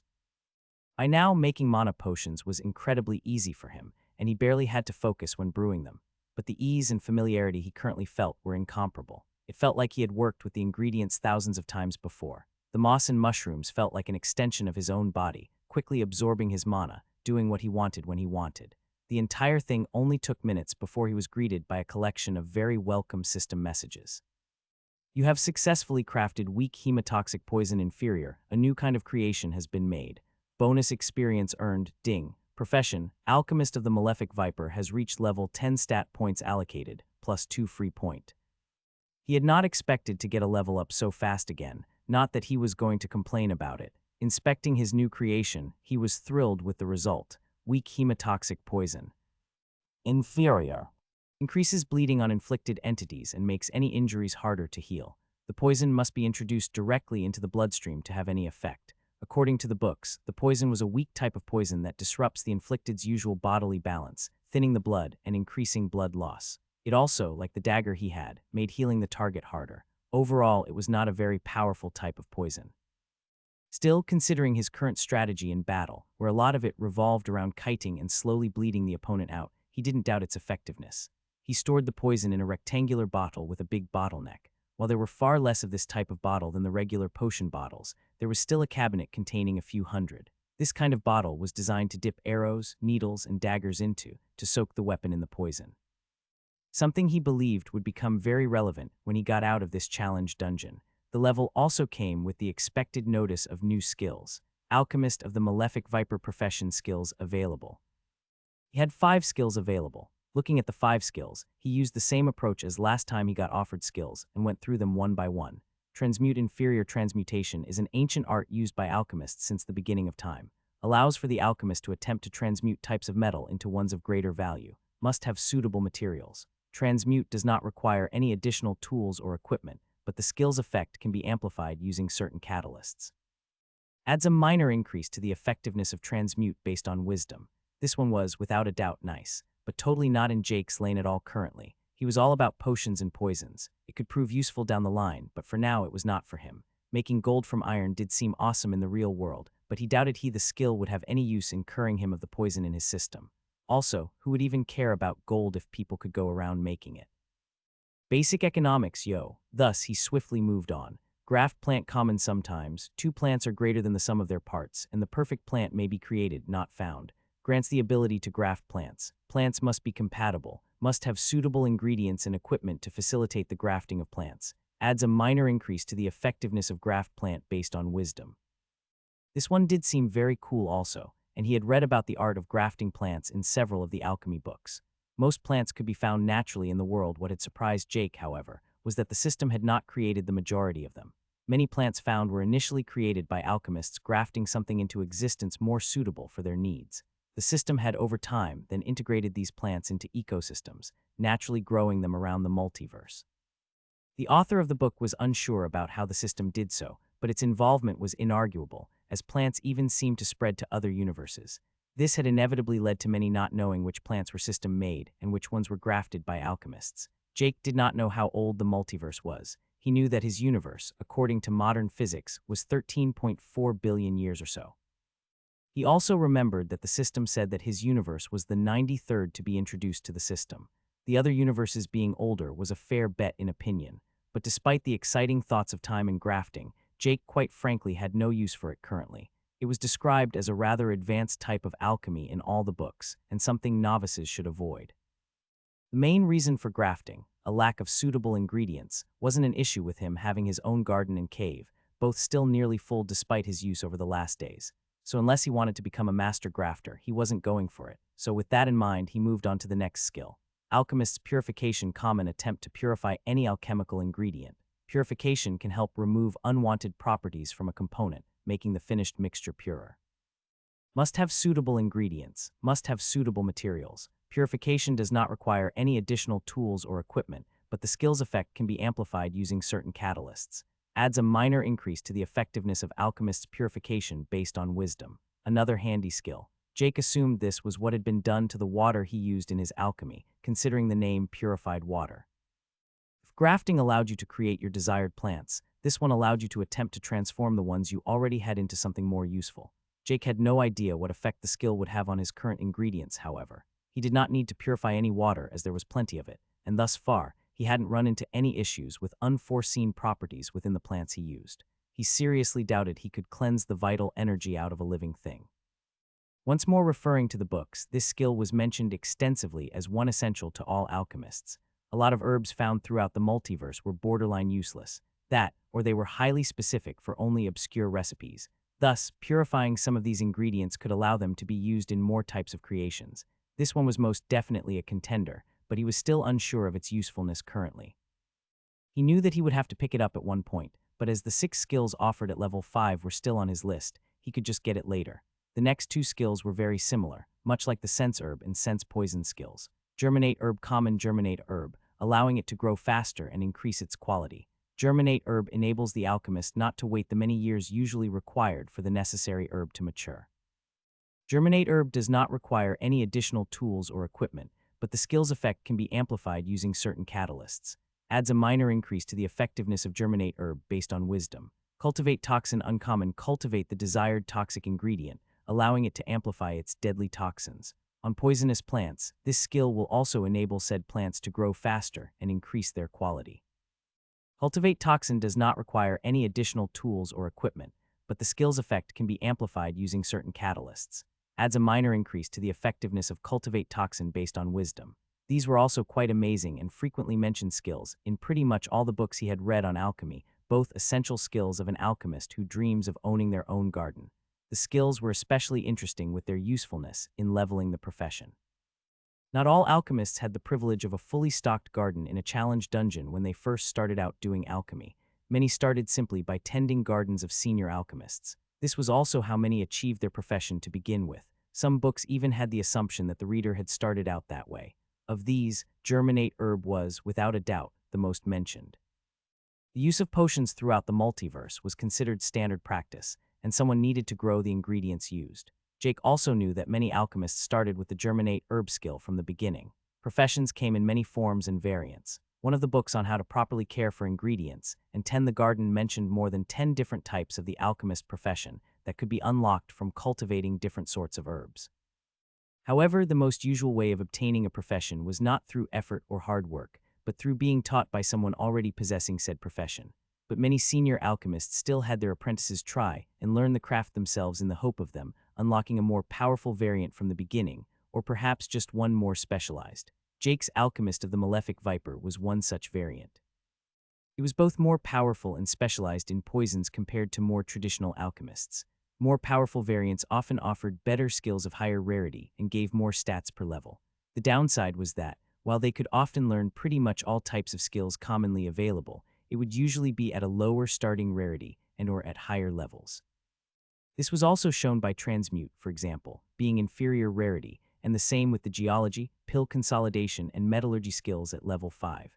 Overall, however, there was a strong consensus that variant classes were just straight up better. The stats alone made them far more valuable all on their own. One aspect he still did not quite understand was the constant mention of something called records. He had seen the same word used in his Bloodline Patriarch title, and even in the Bloodline description itself. More powerful variant classes, especially named ones like his, came with inherited records. While he had yet to see any explanation of what exactly is meant by records, from what he could deduce, having many records was a good thing, or maybe high-quality records. This made him wonder if records was a hidden achievement system, or something another mystery he had to solve when he eventually got out of the dungeon. Back to the skills, he didn't hesitate before picking the Cultivate Toxin skill.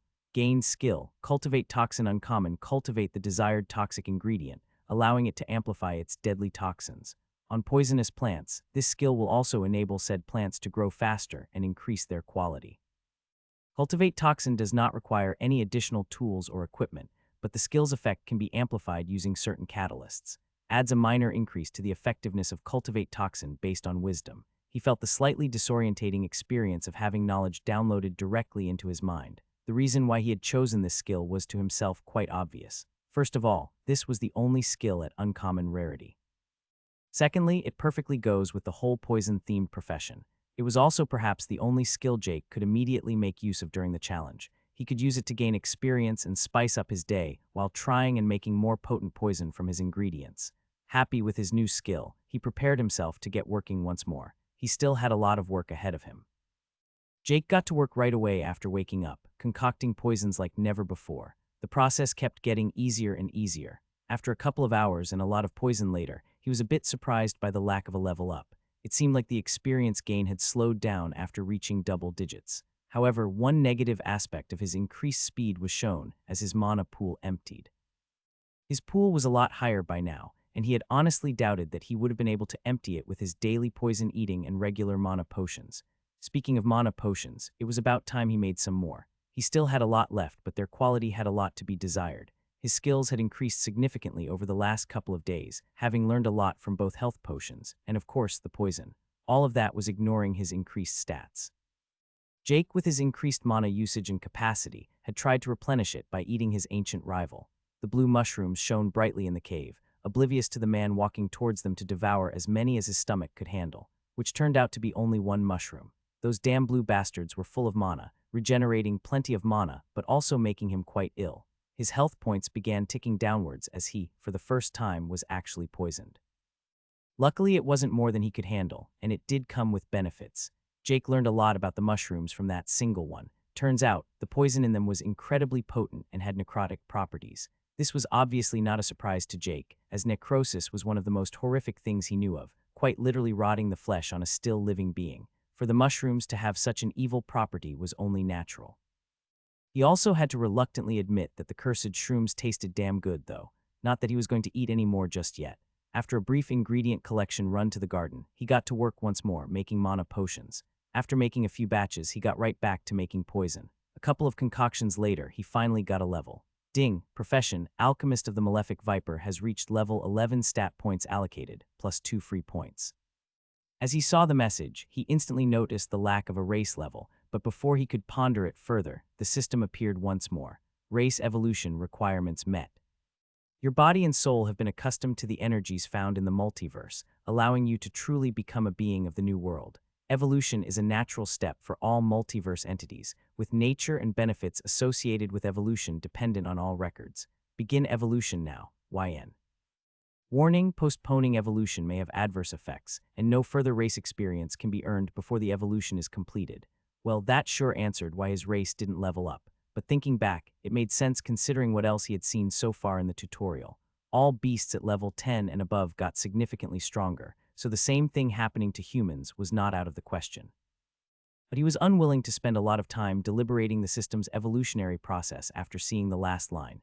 He still took minor precautions, leaving the laboratory, going to the bedroom and sitting down on the bed. Taking a deep breath, he agreed to the system prompt. The second he accepted, his vision went black. When he came to once more, he was in a black void surrounded by small, bright dots. Inspecting them further, he noticed they were stars. Jake was suspended in what seemed like the middle of space as he felt his body slowly change. Thinking back, this was possibly what happened to him when he first entered the tutorial. The only difference was that he now was far more aware of his surroundings. The seconds ticked by as he simply looked around and relaxed. His body felt numb, but he could still sense something changing within him. As he floated there, he also started to get a weird feeling. He felt something. He could not put his finger on what it was, but something was clearly present all around him in the blackness. As he focused on the feeling, it only became more apparent. The feeling was oddly similar to the one he had when he examined the alchemical ingredients during his potion brewing. More specifically, the kind of energy he felt when making mana potions. Suddenly it clicked for him. This was mana he could feel. Mana was an ever-present aspect of the multiverse. Before, he only knew it was there due to reading about its presence, but now he could finally feel it. He had wondered if he was for some reason inept at it, as nearly all the books he had read had references to feeling mana and examining mana density as if it was something everyone could just do. It turns out he needed to evolve. The changes in his body had started slowing down by now. Jake had his eyes closed, testing his newly acquired ability to sense mana when he suddenly felt something more. Within him, a change was occurring that wasn't purely the race evolution. A vortex at his heart formed as it absorbed energy. Jake could feel the mana move and enter his body, but not where it disappeared to. It just entered a space somewhere around his heart. He felt like his heartbeat sped up, but physically it didn't. It was an inexplicable experience. Then it all just stopped, and and Jake's vision shifted as he found himself back on the bed in the dungeon once more. Not that he knew if his physical body had ever left the room, to begin with, or if it had all been some kind of out-of-body experience.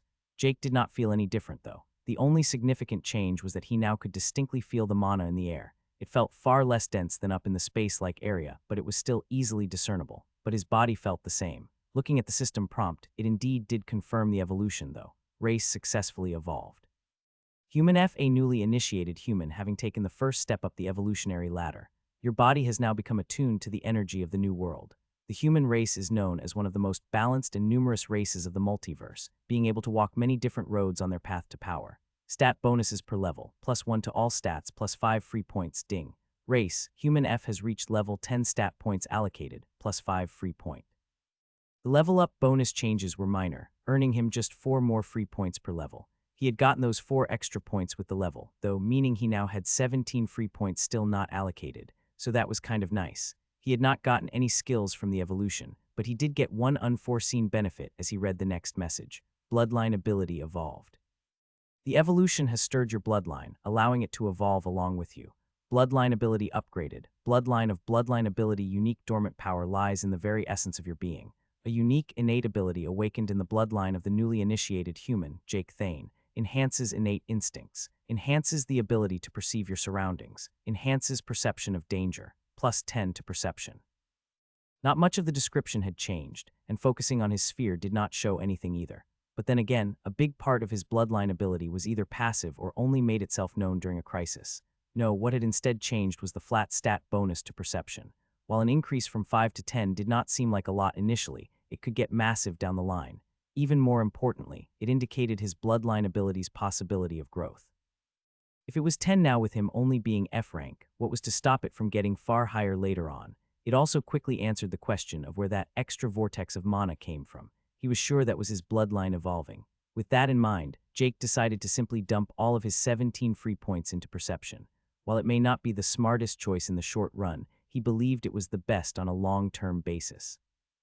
It may also be the euphoric feeling in his body he felt after the evolution that messed with his head. After he had put the points in, perception instantly became his highest stat. Due to the immediate stat increase, he felt slight vertigo as all his senses improved, and he felt his sphere of perception grow both in range and quality. It lasted for less than a second before everything was back to normal except for his improved senses. He opened his status window, happy with all the improvements. Status. Titles Forerunner of the New World, Bloodline Patriarch. Class skills Basic One-Handed Weapon Inferior, Basic Stealth Inferior, Advanced Archery Common, Archer's Eye Common. Profession skills Herbology Common, Brew Potion Common, Concoct Poison Common, Toxicology Uncommon, Malefic Vipers Poison Rare, Cultivate Toxin Uncommon, Palate of the Malefic Viper Rare. Race skills Identify Common, Endless Tongues of the Myriad Races Unique. Bloodline of Bloodline Abilities Unique. Remarkable growth across the line. The only thing Jake felt bad about was intelligence being his lowest stat by quite a bit, not because he needed the stat for any of his skills, but more due to its sentiment. Well, at least he was a wise guy full of vitality with exceptional eyesight. Jake had to admit that the whole evolution felt a bit underwhelming outside of his bloodline evolving. He imagined those without a bloodline ability would find themselves quite disappointed by it. Or maybe he had missed something, some hidden new power, or perhaps his evolution had gone wrong somehow. The ability to sense mana was great, yet that was mentioned as something one was meant to have from the beginning. The thought kept nagging him. Luckily for him, he had a library with a wide assortment of books. While all of the books were on alchemy, many were also about random topics only tangentially related to the profession. After going through the books for a good while, he found a couple of ones with potential. They were mainly about professions and leveling, but they did have parts on evolutions. As he started reading, the word records kept coming up more and more. One apparently needed to have sufficient records to evolve one's race. The same went with upgrading one's class and profession. However, what confused Jake was that it kept mentioning the first evolution for class, profession, and race were all at level 25. This was clearly not the case for him, though. He also found some interesting notes on how even the level 25 evolutions were unique, but it didn't elaborate. He kept reading the books on the issue, and it was only after several books where he stumbled upon a side note in a chapter about the connection between mana sensitivity and race rank. While evolutions and their associated level requirements have never known any credible cases of deviation, There is a rumor among some scholars that some races found in newly integrated universes have more evolutionary stages. F stage is widely known as the lowest possible stage, but these new races start at a stage below even that if these rumors are to be believed. It must be noted that none of these cases have ever been officially validated. However, it is hypothesized this has to do with the absence of mana in the newly integrated universe. According to the hypothesis, this stage may act as an adaptation period, allowing the new races to get used to mana. The origin of this train of thought is not known, but notable figures of the multiverse have commented on it.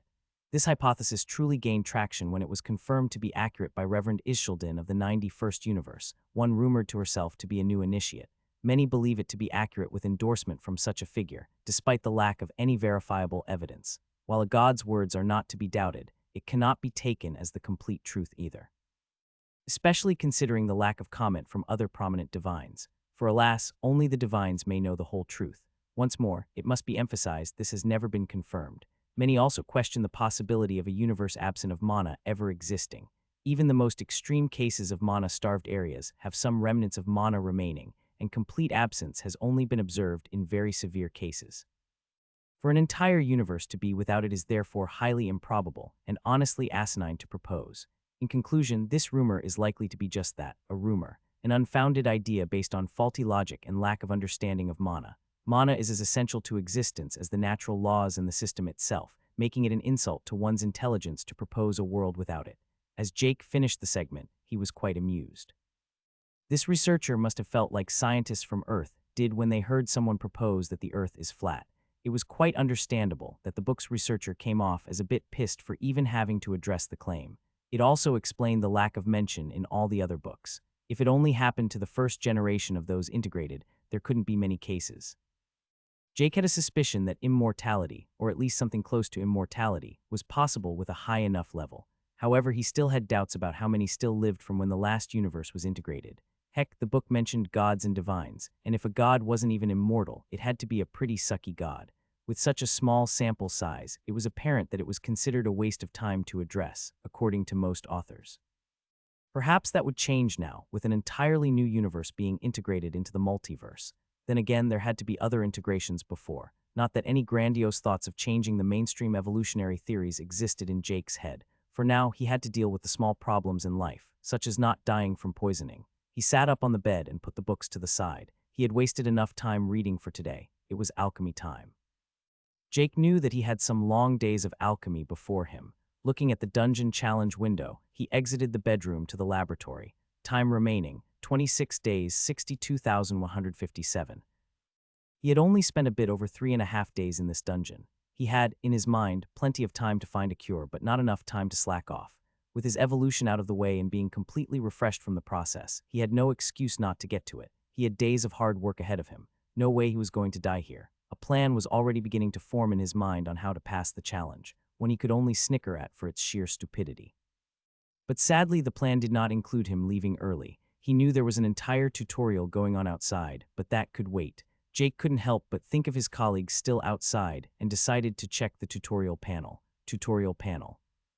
Duration, 58 days, 112,258. Total survivors remaining, 754, 1,200. Bit more than a third had died by now. Jake dearly hoped that his colleagues were not among them. While he held no love for Richard, the guy seemed competent enough, and he knew that if Jacob was good at anything, it was to get in the good graces of others. He believed their chances were good unless something very unpredictable happened. Shaking his head, he threw the thought away. It was a waste of time to worry about others when he was already battling death. He would seek them out when he got out of there.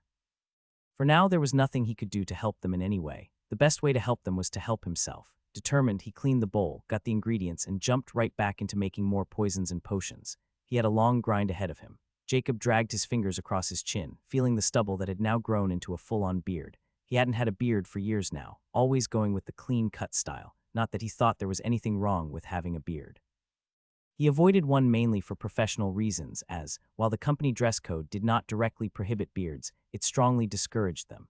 It was a silly rule, but the company directors were quite conservative and believed beards to be unprofessional for some reason. Not that any of that mattered anymore. The world was fucked. Jacob did feel rather sour in having spent so many years climbing the corporate ladder for it to all turn out to be a massive waste of time. That time would have been better spent going to self-defense classes. Fencing or archery or pretty much any sports teaching you just minor combat skills would be more useful. He had never been a fighter, at least not in the literal sense. He had never been in a fight his entire life outside of maybe minor scuffles as a child. Instead, he focused on studying, excelling in academics, graduated top of his class in university, and became the youngest department chief the company had ever seen. But now in this tutorial, he was low on the ladder. As it turns out, Richard owned a private security firm before the initiation and had come here with many of his employees. Of anyone Jacob had met so far in the tutorial, Richard excelled the most. He was also the first one Jacob knew of that had evolved, and then afterward even the first to also evolve his class. Jacob himself was only level 19 in his class still, but he had evolved his race. The entire race evolution thing was perplexing. When someone evolved, they would disappear for a few seconds before appearing again in the same place. The effects of evolution were also interesting. After evolving, one could vaguely feel something in the air, some kind of energy. It didn't take long to conclude that this new energy was mana, not that anyone knew what to do with this new mana sense. By now, they had been in this damn place for only a bit over 2 weeks. Even in the beginning, Jacob was well aware of his own lack of combat prowess, but it had only become more apparent. He wasn't the lowest level among his peers, but far from the top. Out of the original 10, they were 7, maybe only 6, left as he had neither heard nor seen anything of Jake since he left their group. Theodore had been the first among them to die. They had been fighting some more of those cursed badgers when he got unlucky and nearly tripped, allowing one of the beasts to bite into his neck. He had not died instantly, but they had run out of health potions. With no healer in sight, he bled out on their way back. Caroline, the premier healer in the entirety of Richard's group, was not with them at the time. In fact, they only had 4 healers in their entire camp, despite having already surpassed 100 people. The highest leveled healer was Caroline, having upgraded her class a day or 2 ago. According to all those who had, leveling got a lot slower once more after that. The first 10 levels were relatively easy, then it got a bit more difficult between 10 and 25, and then even harder once more after that. Jacob had no idea what level Richard had reached, just that he was very likely still the strongest member of their camp. The 2 other former colleagues that had died were Dennis. Jacob still remembered the 2 vibrant youths when they parted, both stronger than him at the time, yet they died, and not by beasts either. Another huge camp had emerged, with nearly the same amount of survivors as them. Negotiations had been going well for a while, and there were even plans of merging the 2. Then Lena and Dennis's group got ambushed by the other camp. Afterward, everything just went to shit for a while. Someone from Richard's camp must have taken the initiative on their own to strike back, as a group from the other camp also got wiped out, and from the state of the battlefield, it was clear that weapons had been used. This enraged the other faction, as they had adamantly claimed they had nothing to do with the first attack. Fights broke out daily after that. Looking at the tutorial panel, it was depressing to see the number of total survivors falling by the day. Tutorial panel. Duration, 49 days, 144,506. Total survivors remaining, 599, 1,200. The number of survivors dying had slowed down for a while after the first 4 or 5 days, but it still flared up on days where larger groups from the 2 camps encounter each other. On the worst day, 21 people were killed split between their 2 factions, and that was even excluding random deaths to beasts. Naturally, there were also other unaffiliated parties out there. Both factions had, however, done a lot to attract survivors. Smoke signals, casters shooting spells into the air, and many more things had been done. It had worked for the most part, and was likely why their 2 factions were in such proximity. They had attracted one another. Jacob was currently standing at one of the many fires spread around their camp. They had reached rather far inwards at this point, and finding beasts below level 10 was borderline impossible at this point. Most in the immediate area were around level 20, but only a short walk away, and one would run into plenty above level 25. The reason for the growth was not only due to the change in geography. It was across the line that the beasts grew in level. Jacob doubted there even existed any beasts below level 10 in the entire forest at this point. While this was generally considered a positive aspect for those seeking to grow stronger, it was a clear negative for those merely wishing for survival.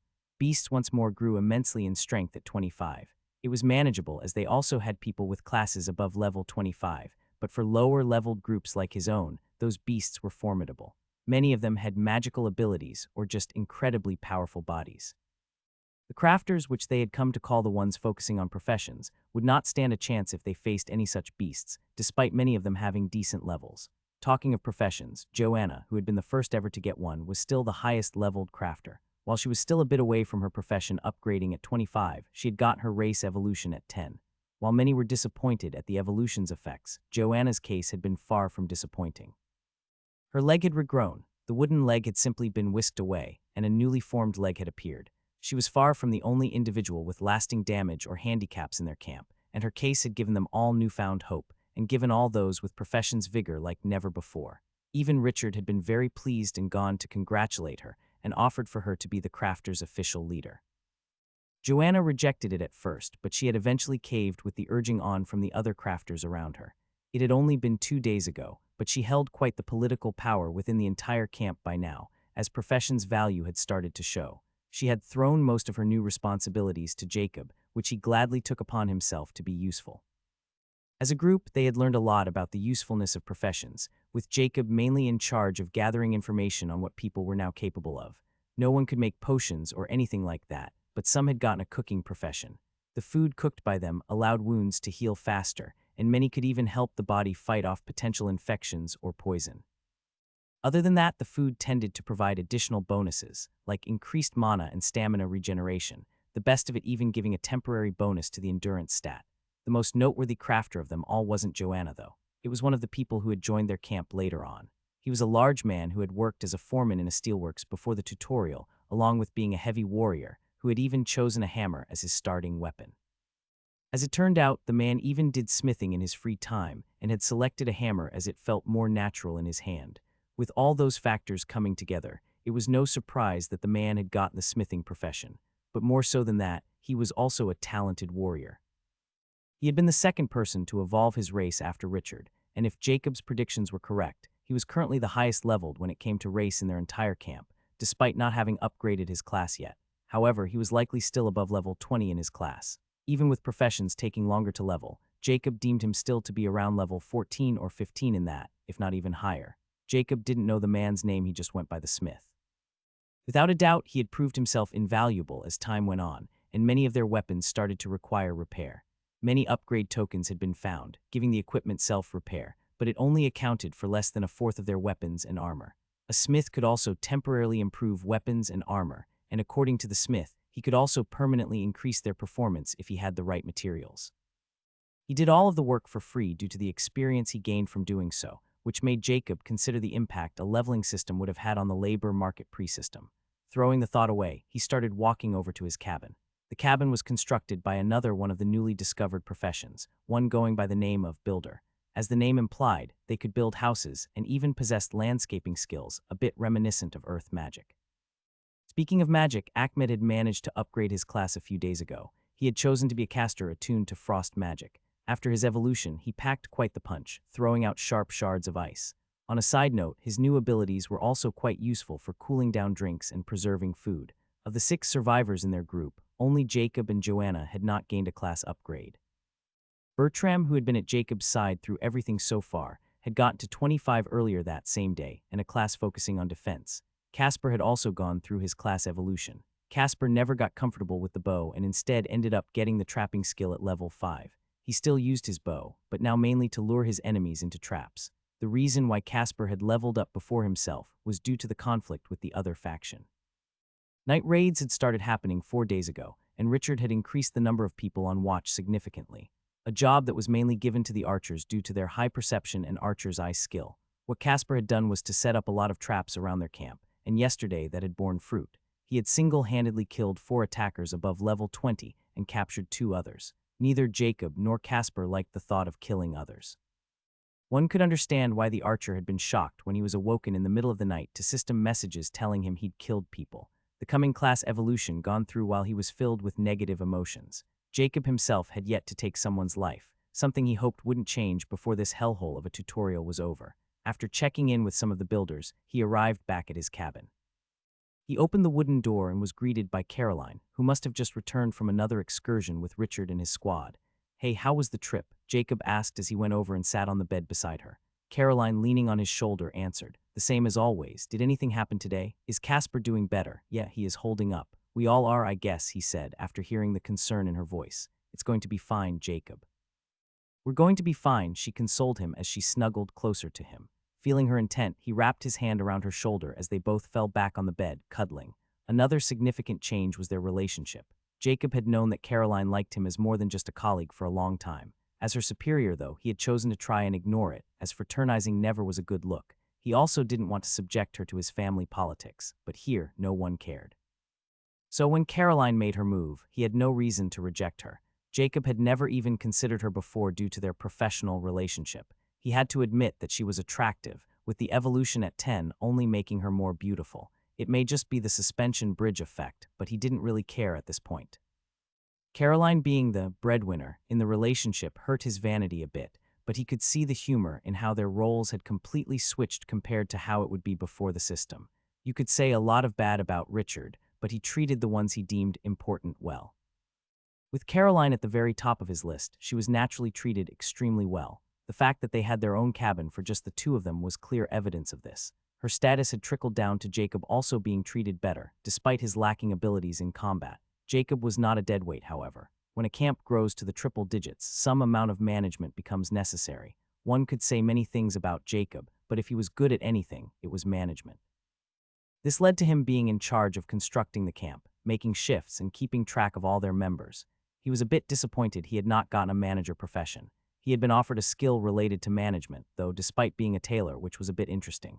Their camp had grown, not just in people, but also in complexity. With individuals able to construct buildings quickly, cooks, smiths, etc., the need for a more permanent solution became necessary.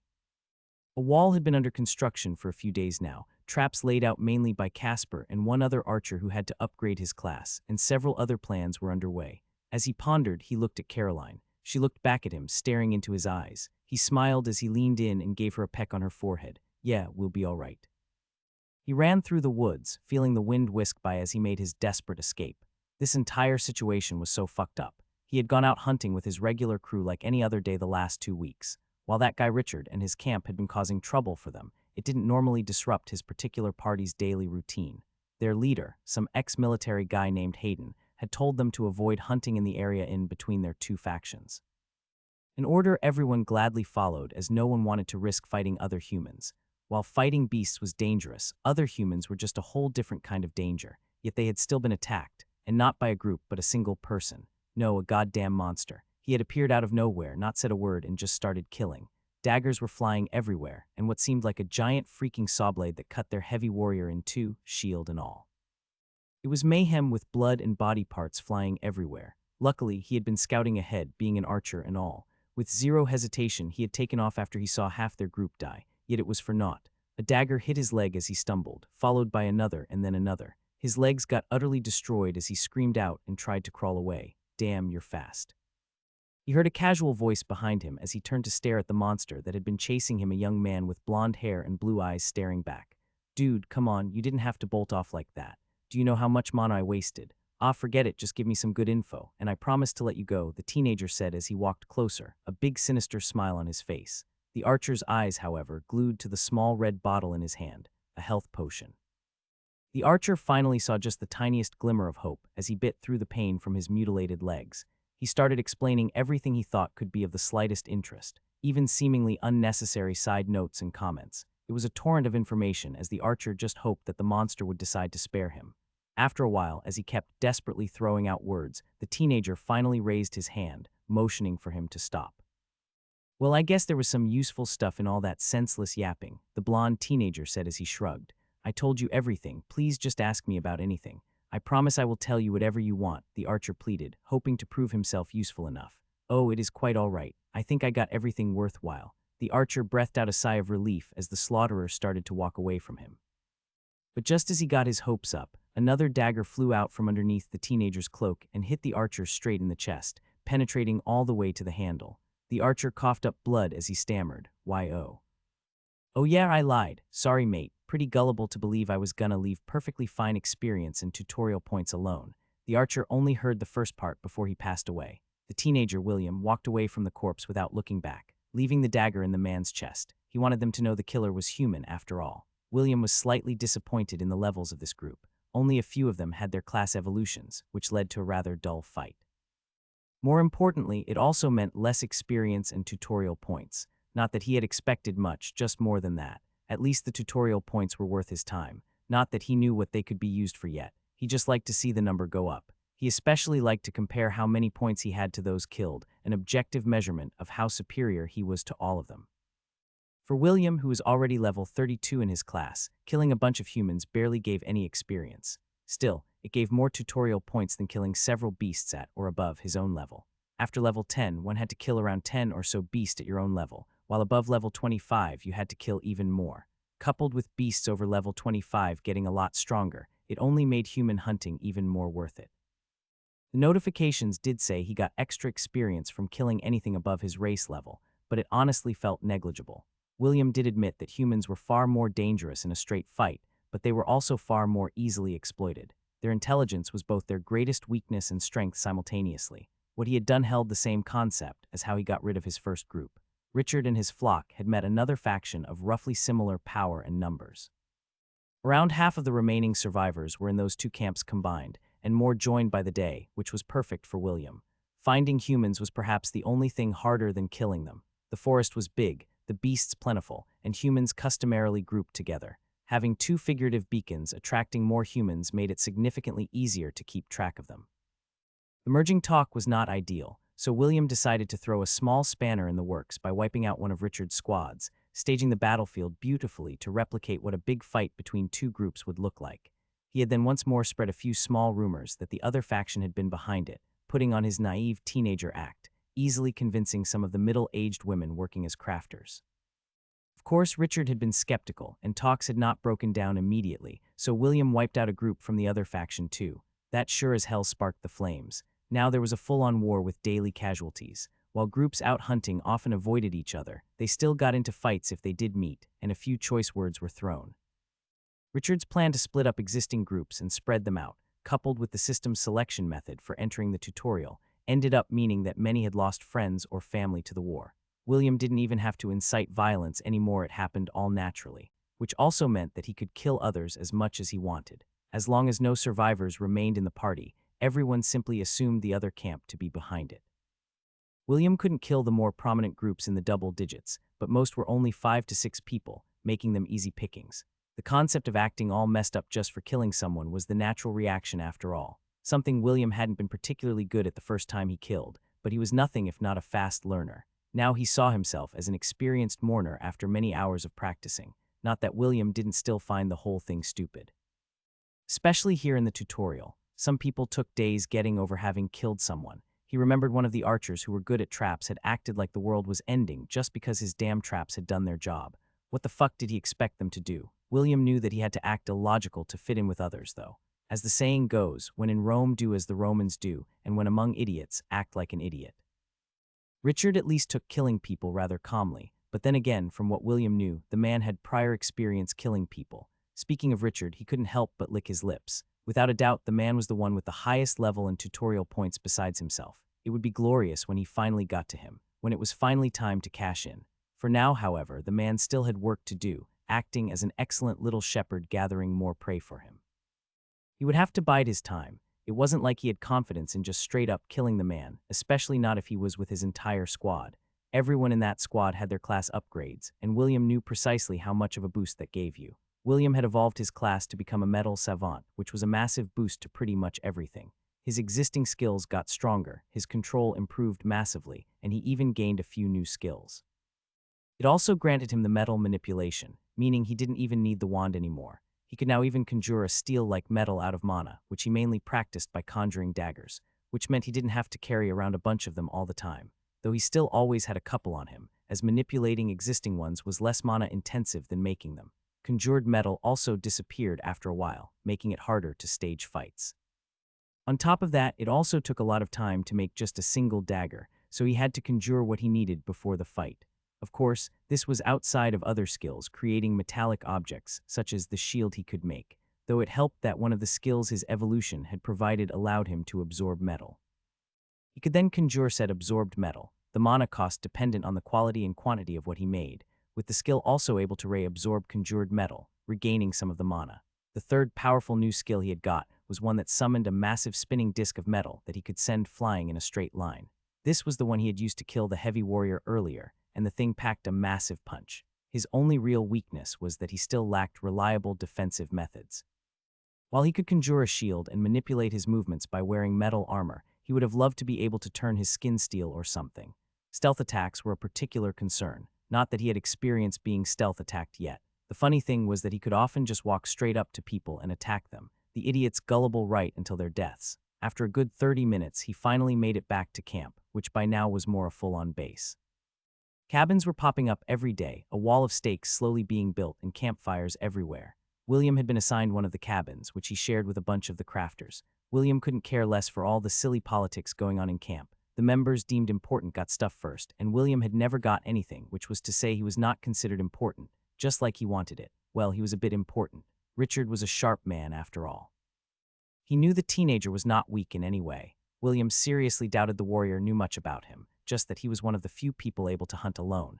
He had even been invited several times to important meetings. He liked going to those and just listen in, throwing in either a neutral or naive comment here and there. Even when Richard so clearly probed him to reveal more about himself, he never made his real opinions known. William did answer all his inquiries, but kept up the persona he had so carefully crafted. He deemed it too suspicious not to answer at all. William had for many years gone about pretty much everything wrong. He had thought one simply had to be themselves, but he now knew that you had to be what people expected of you, what they hope for you to be. If they have a positive impression, enforce that impression, and if they have a negative one, try to disprove that assumption. That was precisely what he'd done. He also knew he couldn't be too dull, or it would get suspicious. He had to be shy and yet competent enough to not be ignored entirely. Attempting to be too ordinary ends up being abnormal. He had a lot of time back in the center to figure all this out. That was until he was thrown to another center where they thought the best thing was to try and fuck him up with drugs. They just had to rehabilitate him a bit and throw him back into society. Though that never came to pass as the tutorial happened, he was still mad at himself for getting thrown in the first center to begin with. One mistake and everything had crumbled. Shaking his head, he smiled to himself. None of that mattered anymore. No centers, no drugs, just him and an endless universe. In this new world, his abnormality was synonymous with strength, his defects an ideal. While thinking of the beautiful future ahead of him, he dozed off as he took a quick nap. Even with all the levels and evolution, one still had to sleep a bit once in a while. Only a couple of hours every couple of days, but you had to. It was not exactly physical tiredness, but the exhaustion of the mind. This need for sleep was reduced by every level and was significantly reduced in one go from the evolution. Sleeping for only a couple of hours did more or less fully restore mana and stamina, though. So it was not entirely a waste of time, as mana and stamina potions were very rare at this point, with only a few remaining, all hoarded by Richard and his elite. Even William only had a few hidden, as walking around with dozens would quickly become a bit too suspicious. Waking up, he instantly felt fully refreshed as he jumped out of bed, ready for more hunting. It was still in the middle of the day, so none of his cabin mates had come by the cabin while he slept. Exiting the cabin, he got his routine started. First, he went to talk to the crafters, chatting them up and making friends and all that other social stuff. He had to keep up appearances. Also, it was beneficial when it came to getting his needs expedited. He finished it off with a quick trip over to the smith, by far the most interesting camp member, besides maybe Richard. He was also the most useful besides the healers. William made no secret that he had a skill to manipulate metal, so he made it a habit to ask the smith to improve his daggers. He had even convinced the man to help modify the armor he had, making it lighter and more suitable for him. Apparently, from what he could gather, the man had a son around William's age. Another weird, but nevertheless useful, sentiment humans had. William wasn't exactly sure why familial relationships had such an effect on people. He only knew that it did and that humans often got illogical and therefore easily manipulated when it came to family matters. He had learned that the hard way, not that William didn't see some logic in it. He understood why his parents had helped him and propped him up. They needed a caretaker and an income for when they became unable to get one themselves, which only made their actions all the more perplexing. Getting his daggers back, he thanked the smith, who once again tried to convince him to pick up smithing. It wasn't that William didn't want to, but he would rather level his class for now. Once his class level got higher, he would switch to leveling a profession to boost his race levels. Making his goodbyes, he once more ventured into the forest to hunt some more. He had gotten some useful information off the naive archer earlier and decided to act on it. The main objective was still to hunt beasts and gain levels, but finding a small group of other survivors would sure be a welcome addition to his total number of tutorial points. 3 hours later, he was fighting a giant buffalo thing, naturally winning. It didn't seem to possess any special magical powers despite it being above level 25. It was just big and could take one hell of a beating. Besides that, though, it was easy to fight. This had ultimately led to the buffalo being every survivor's preferred prey, as less risk was associated with the hunt. This mighty beast was mutilated by William's spinning metal disc of death. Like a saw blade, it penetrated into the beast, spinning as blood flew everywhere. The mana consumption was insane, but it only took a few seconds before the buffalo was cut in half at its midsection. Continuing its flight, the disc penetrated slightly into a tree as William stopped the spinning. A few seconds later, the disc started smoking and soon disappeared into nothingness, into pure mana that reintegrated with the atmosphere. William was still a bit baffled by the tree's strength, as he was utterly incapable of cutting them in two, only able to penetrate the bark. Though it was only some trees, others could be cut down easily like regular pre-system trees. His critical thoughts on trees were sadly interrupted as he heard the sound of people talking. The noise of his fight had apparently been loud enough to attract others. Smiling, he levitated himself up to a tree by lifting himself up by his metallic armor as he hid among some leaves, eagerly awaiting the survivors coming to investigate. He could only lick his lips as he saw 5 people. None of them were from Richard's group as he did not recognize them, though he had to admit he didn't quite know everyone.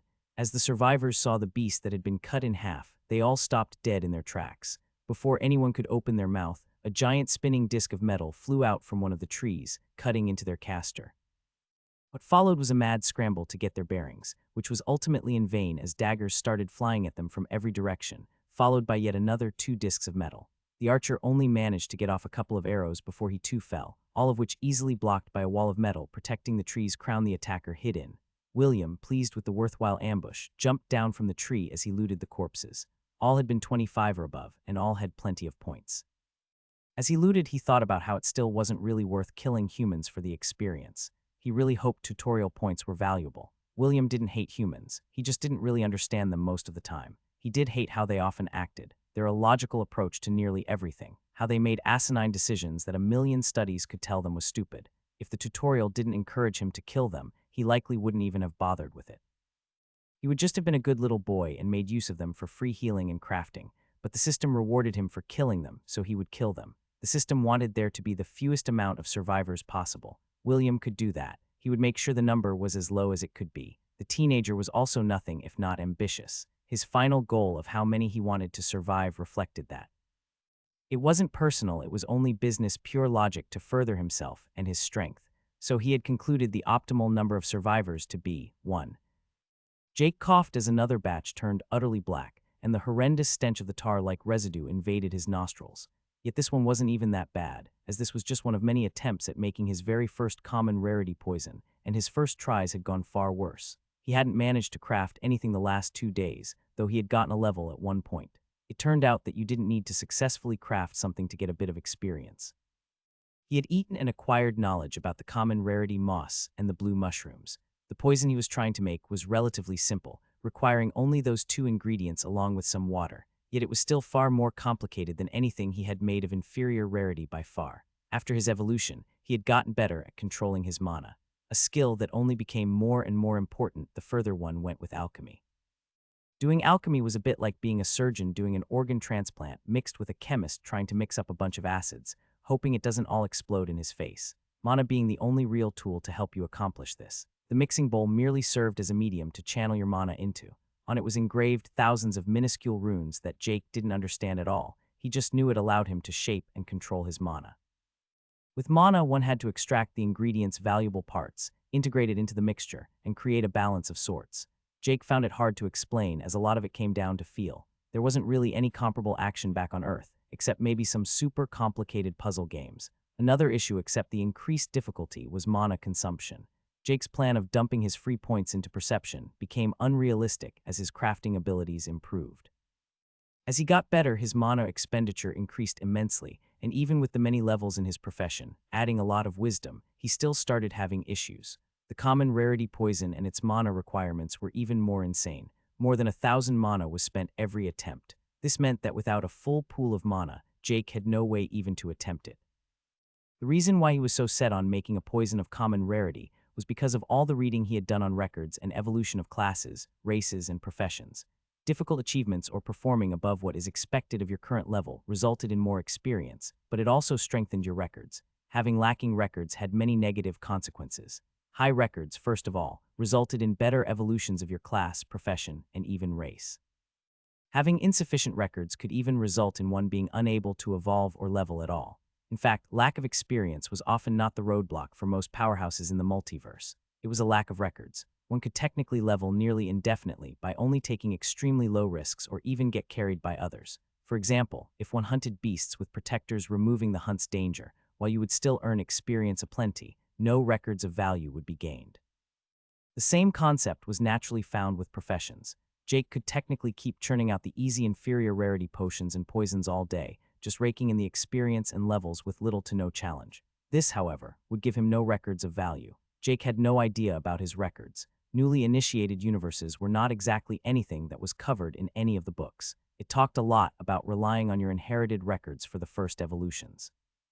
Higher evolved beings would pass down a portion of their records, giving their children easy progress at the beginning, removing any roadblocks, something he seriously doubted he had. Everyone was G rank after all, a rank lower than any that even existed in the multiverse. There was, of course, a chance that actions before the initiation had allowed some amount of records to be acquired, but he doubted it was anything meaningful. He did have some things going for him, though. Challenge dungeons were not something exclusive to the tutorial, but something found throughout the multiverse. The same thing was true for regular dungeons. Clearing these would often help to gain records and was the go-to for many races and factions.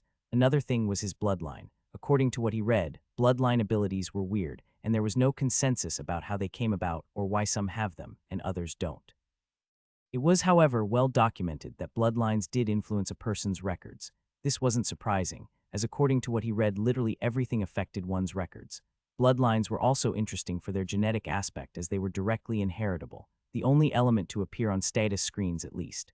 Usual things such as personality traits, talents, and other genetic details like eye color, height worked a lot like before the system. It also stated that the more powerful the parent, the more powerful the child would naturally grow to be. He interpreted that as S-rank dragons not having F-rank babies, which kind of made sense. All of the reading about genetics and bloodlines naturally led to Jake wondering how the hell he had a bloodline ability. It was known that bloodlines could be obtained through some extremely, almost impossibly, rare system-created events, but other than that, it was entirely random. A child of a layman could be born with a bloodline out of nowhere. It was not like bloodline abilities were rare, though. They varied immensely and came in many types. Most bloodlines were even completely useless and sometimes even damaging. One example of a useless one was a bloodline merely giving a weird hair color. The negative ones also varied widely. Some led to early deaths, like ones causing cancer-like growth simply killing the holder, while others were mere annoyances, such as passively giving off a terrible stench. After having read all that, Jake was delighted with his bloodline. At least it didn't seem to hold any inherently bad qualities. In fact, it seemed like an excellent bloodline. As to how good, he had no idea. The book's examples were only bad, useless, or classified as giving only insignificant benefits. Those holding strong bloodlines often didn't share the details of their abilities, which was rather logical, as openly advertising your strengths and possible weaknesses did seem like a bad idea. Despite his bloodline, Jake was still a bit worried about the whole records thing. The importance of them was so apparent in all the books talking of levels and evolution. The uncertainty of potentially lacking in this paramount aspect of the system led Jake to try and go above and beyond and create a common rarity poison before his first profession upgrade. One thing he was 100% sure on was that his performance now would influence that upgrade immensely. Even if it didn't pay off right away, at least it also helped him train his concocting skills far more than just spamming out weak poisons. He still had to survive this dungeon after all. Taking a look at the dungeon window, he noted that nearly half his time in the dungeon was over. Time remaining, 15 days, 62,157. In this time, he had made significant progress. His profession had got to level 22, and he was getting very close to crafting the common rarity poison. He just needed the last part down. By then, the evolution of his profession would be imminent. Regarding evolution, it would likely be very uninteresting. A variant profession like Jake's was something called a legacy profession and had a rather set-in-stone progression the first couple of evolutions. Didn't mean he couldn't be offered other types of professions or even alchemist variants, but it did mean he would lose some things if he did. Alchemist of the Malefic Viper was a legacy line passed down in the cult of the Malefic Viper to their young alchemists. From what he had gathered, the cult was an ancient religion of sorts following the snake-turned-dragon he had seen on the mural after the second challenge. They mainly specialized in alchemy, more accurately poisons. The books he read were naturally also left by them. This whole place was like a section of one of their academies or temples, ripped straight out by the system and tucked into its own little dungeon. Jake had first thought that the system had created everything found in the dungeon, but he no longer did. Most of the books had authors. There were scribbles and drawings in many of them, and handwritten notes found nearly everywhere, which led him to believe that the place was either taken from somewhere or perhaps simply copied. Naturally, he had no way to know. However, he did know that today would be the day he succeeded in making the poison. He was in the zone, and all he needed was for his mana to regenerate fully. He had already used a mana potion and was currently eating some blue mushrooms. The blue bright mushrooms were the main ingredient of his chosen poison, after all. They were also very dense with mana, helping his recovery speed a lot. An hour or so later, he was back to full. The bowl was cleaned, the ingredients ready. He had even used the alchemist's purification he had chosen at level 20. He was unsure if it had any beneficial effects, but he did it anyway. Looking at the skill, he at least saw nothing negative in using it. Alchemist's purification, common attempt to purify any alchemical ingredient. Purification can help remove unwanted properties from a component, making the finished mixture purer. Must have suitable ingredients. Must have suitable materials. Purification does not require any additional tools or equipment, but the skill's effect can be amplified using certain catalysts. Adds a minor increase to the effectiveness of alchemist's purification based on wisdom. No book mentioned any negative side effects, either when it came to using it on the moss or mushrooms. Over the last 2 weeks, Jake had read a lot of books. He must have gone through more than 30 so far, and there were still hundreds left. Talking of skills he had gotten at level 15, he picked up sense poison as no new attractive options had come up. He was also slightly afraid of losing access to it after his profession evolved, so he decided to take no chances. Sense poison uncommon gives a passive ability to detect poisonous substances and their toxicity level. An alchemist must be able to find the materials to craft his products after all. Adds a minor increase to the effectiveness of sense poison based on perception. Even now, Jake could feel the poisons in the garden despite being in the laboratory. The skill didn't precisely pinpoint the direction unless he got really close to it. When he was close to it, though, he could feel exactly where it was. When that close, he could even get a general feel for their toxicity level. This had become useful even in the dungeon. Not all plants had the same strength by default despite both being identified as the same item, which meant the skill allowed Jake to pick out more suitable ingredients. As an example, mixing too potent moss with a less potent mushroom would lead to an inevitable disaster when mixing. In the same vein, the mushroom couldn't overpower the toxicity in the moss too much. Using this skill to pick out the ingredients for his first common rarity poison was naturally done. It had taken some trial and error to get it down, but he was sure he had the best ingredients picked for this attempt. The process of the mix was like it had been with the lower rarity creations. Purified water filled the bowl as the moss was put in. Mana was injected through the engravings on it, as the mana entered the moss and started extracting the valuable fluids found within, giving the water a green tinge. When around half of the juices were out, he added a third of the blue bright mushrooms. The process of extracting started once more, as Jake focused as hard as he possibly could. He had done this exact process many times before, but he was still nervous. Next, he added the mushrooms one by one as he slowly extracted their fluids. It was entirely possible to add all the ingredients at once, but it was easier, albeit far slower, to add them one by one. Jake did not feel like taking any risks, preferring to increase his chances of success slightly at the cost of time. Reaching the final stages, he took a deep breath. This was where he had failed the last 4 times. At the very end, one had to bring it all together and finalize the concoction. This was often described as the most challenging step, and therefore often the point of failure. Infusing the final bit of mana and focusing on bringing it together, he felt his entire body tense up. With every fiber of his being, he focused on controlling the mana, even his sphere of perception zeroing in on the small bowl before him. Slowly, the content of the bowl started to take on a dark blue hue, giving off a faint shimmer of the familiar blue light. You have successfully crafted necrotic poison common. A new kind of creation has been made. Bonus experience earned ding. Profession, Alchemist of the Malefic Viper has reached level 23 stat points allocated, plus 2 free points ding. Race, Human F has reached level 16 stat points allocated, plus 5 free points ding. Profession, Alchemist of the Malefic Viper has reached level 24 stat points allocated, plus 2 free points. Jake cheered out loud as the messages came in, and he smelt the aroma permeating the laboratory. It smelled like rotten beef. He didn't care though, as he quickly started putting the concoction in one of his poison bottles. Putting it all in, he used Identify on the bottle with the demeanor of a child opening Christmas presents.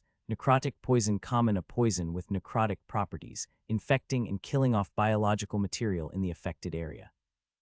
Wounds caused by necrotic poison are extremely difficult to heal. The poison takes effect upon any contact with any biological material. Alright, so the entire thing was a bit ominous and evil sounding, but he was happy he had made it. The 2 profession levels were also more than welcome. Even more importantly, he had crafted a common rarity potion before his first profession upgrade. He decided to split the free stats between perception and wisdom, as he had done for the most part during the last many levels. It wasn't a 50-50 split, but relatively close. Opening his status window, he was once more reminded of his progress. Titles: Forerunner of the New World, Bloodline Patriarch. Class skills: Basic One-Handed Weapon Inferior, Basic Stealth Inferior, Advanced Archery Common, Archer's Eye Common. Profession skills: Herbology Common, Brew Potion Common, Concoct Poison Common, Alchemist's Purification Common, Toxicology Uncommon, Cultivate Toxin Uncommon, Sense Poison Uncommon, Malefic Viper's Poison Rare, Palate of the Malefic Viper Rare. Race skills: Identify Common, Endless Tongues of the Myriad Races Unique. Bloodline of Bloodline Abilities Unique. His combat-related stats were starting to lag behind by quite a lot. Only perception was at a pretty good level. Of course, this would likely rapidly change the second he got out of the dungeon. He had quite a backlog of poison and potions for him to use whenever he got out, and said supply was only growing by the day. He couldn't carry much of it with his satchel, but he could take quite a bit. Exiting the laboratory, he decided to take a break from making poisons. His mana was too low, and he was mentally strained despite his delight at the successful concoction. Instead, he went to cultivate some poison in the garden. He still had plenty of ingredients remaining, but he had already started making preparations to cure himself of the poison and leave. He had some chosen plants that he had picked out with poison scents as they were the most potent. Using Cultivate Toxin, he was slowly improving them and making them grow while also increasing their toxicity.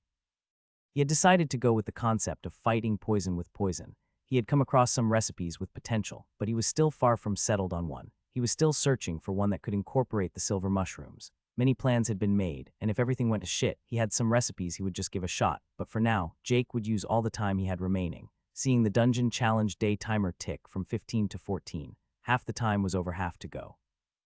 Leaving the garden, he chugged a mana potion and headed for the laboratory once more. He wanted to get a bit more work done before heading to bed. Looming death was on the horizon, but right now, only the imminent profession evolution was on his mind. Jake awoke once more after only an hour of sleep. Resources refilled, he stretched and did some light shadow boxing to get the blood flowing.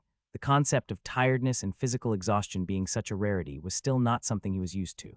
His race's evolution reduced this need further, as it also did much to limit mental exhaustion. He still burned himself out nearly daily, but then again, he was always working. He either read about alchemy, did alchemy, prepared for alchemy, or thought out how to better do alchemy.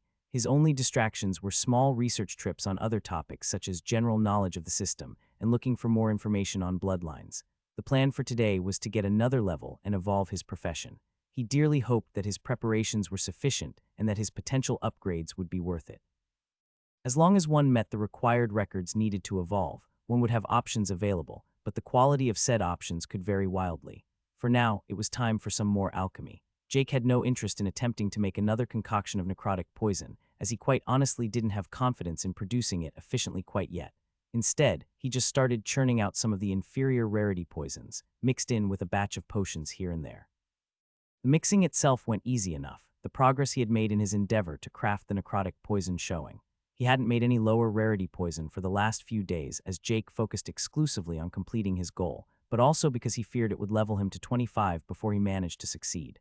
The hours slowly went by as he mixed, and with little fanfare or excitement, he got the awaited notification. Profession evolution requirements met. Through struggle and perseverance, you have learned the craft of alchemy. Your path has been isolated, a lonesome journey to reach your level. Your actions have shown unparalleled raw talent and ability in the art of concocting poisons, yet also true skills when brewing potions. Begin evolution now, YN. Warning: postponing evolution for too long may have adverse effects, and no further profession experience can be earned before the evolution is completed. The message was a bit interesting, pointing out details of how he had operated during the dungeon. A bit sad to have his isolation pointed out like that, but he had always been the introverted type, so it wasn't that bad in all honesty. The last part of it, save for the obligatory warning, was especially interesting as it directly pertained to him performing well, which he very much hoped would result in something good. Also, who doesn't like positive reinforcement now and then? Accepting the evolution, nothing happened for a few seconds before new notifications appeared. 5 possible evolutions available. He cracked a smile as he saw that message. 5 was the maximum number of available evolutions the system would ever show according to the books, and no one complained about more options. He also knew that these options would also only be the best ones he could get, the system having likely already filtered out lesser versions. He decided to do the same as he did with new skills and go through them one by one. Experienced Alchemist of the Malefic Viper. An experienced alchemist of the Malefic Viper has learned the basics of alchemy. Allows one to combine the natural treasures of the world and make potions, pills, transmute one material to another, with a slew of other mystical means to be discovered. This rare type of alchemist specializes in the production of poisons, contrary to the craft of potions. Your path has been ordinary so far, slowly building experience to one day reach greater heights. Have no fear, for the path to power is no sprint but a marathon. Stat bonuses per level, +4 vit, +3 wise, +2 will, +2 tough, +3 free points.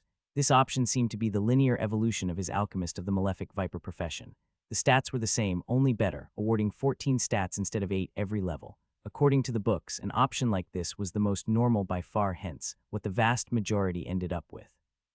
It was relatively easy to unlock, and the records earned through simply leveling the profession often being enough. In other words, if you unlocked the ability to evolve, an option like this would be available. But in the end, he hoped for something better. Moving on to the next one, it got a bit more interesting, but not really.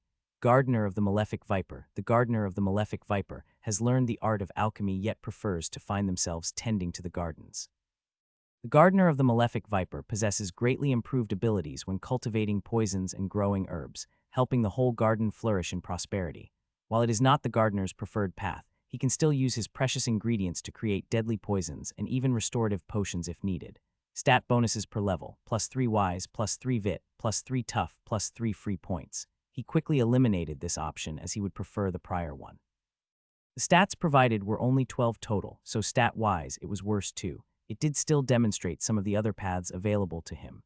This one was another very commonly found evolutions to the profession he theorized. Of course, it focused on the tending of plants, mainly poisonous ones, just like the flavor text said. While Jake recognized the value of the cultivate toxin skill and the importance of the gardening profession, it wasn't really his cup of tea. Moving on to the next, Jake got a bit dumbfounded. Toxic Chef seeks not to find the deadliest poison, but the one best supplementing his menu. Allows one to create dishes with toxic ingredients, providing a wide variety of benefits. This type of cook combines toxic materials not to create weapons but food. While the cook can still create regular foods, they prefer to use unusual ingredients of a toxic nature in their creation. Stat bonuses per level, +3 vit, +3 tough, +2 will, +1 wise, +1 free points. Warning, skills pertaining to Alchemist of the Malefic Viper may be lost or changed upon becoming a toxic chef. Yeah, not going to happen, but what the hell, Jake thought as he finished reading it all. Just because he had been eating and even cooking poisonous mushrooms and moss as his sole source of food for the last 2+ weeks, the damn system had decided he was qualified to be a goddamn chef. The stats did reflect his poor cooking skills with how little the profession gave. 10 total stats, only 2 more than his Alchemist of the Malefic Viper. It also didn't seem to be a variant class of any kind, but just a regular insane poison chef profession. Picking it would also be a complete divergence of his original profession, and as the warning mentioned, would lead him to lose skills. Unless he suffered from severe mental damage or was really into cooking, it would be pure stupidity to pick it. Swiftly, he moved on, still a bit grumpy by even having been given the option. Hermit Alchemist. The Hermit Alchemist is no stranger to alchemy, yet has never interacted with his peers. This alchemist prefers to work in solitude and abhors interruptions, progressing their craft always on their lonesome. Allows one to combine the natural treasures of the world and make potions, pills, transmute one material to another, with a slew of other mystical means to be discovered. Through this isolated training of your craft, you have learned to focus on your work over everything else. Your continued path shall thus not be defined by the will of others, but the path you discover on your own. Stat bonuses per level, +5 will, +5 wise, +3 int, +5 free points. Warning, skills pertaining to Alchemist of the Malefic Viper may be lost or changed upon becoming a Hermit Alchemist. Now we were getting somewhere. The fact that it awarded 18 stats per level was higher than everything else before it by a mile. This was another kind of variant Jake had seen mentioned in one of the books, and while relatively well known, often had demanding requirements.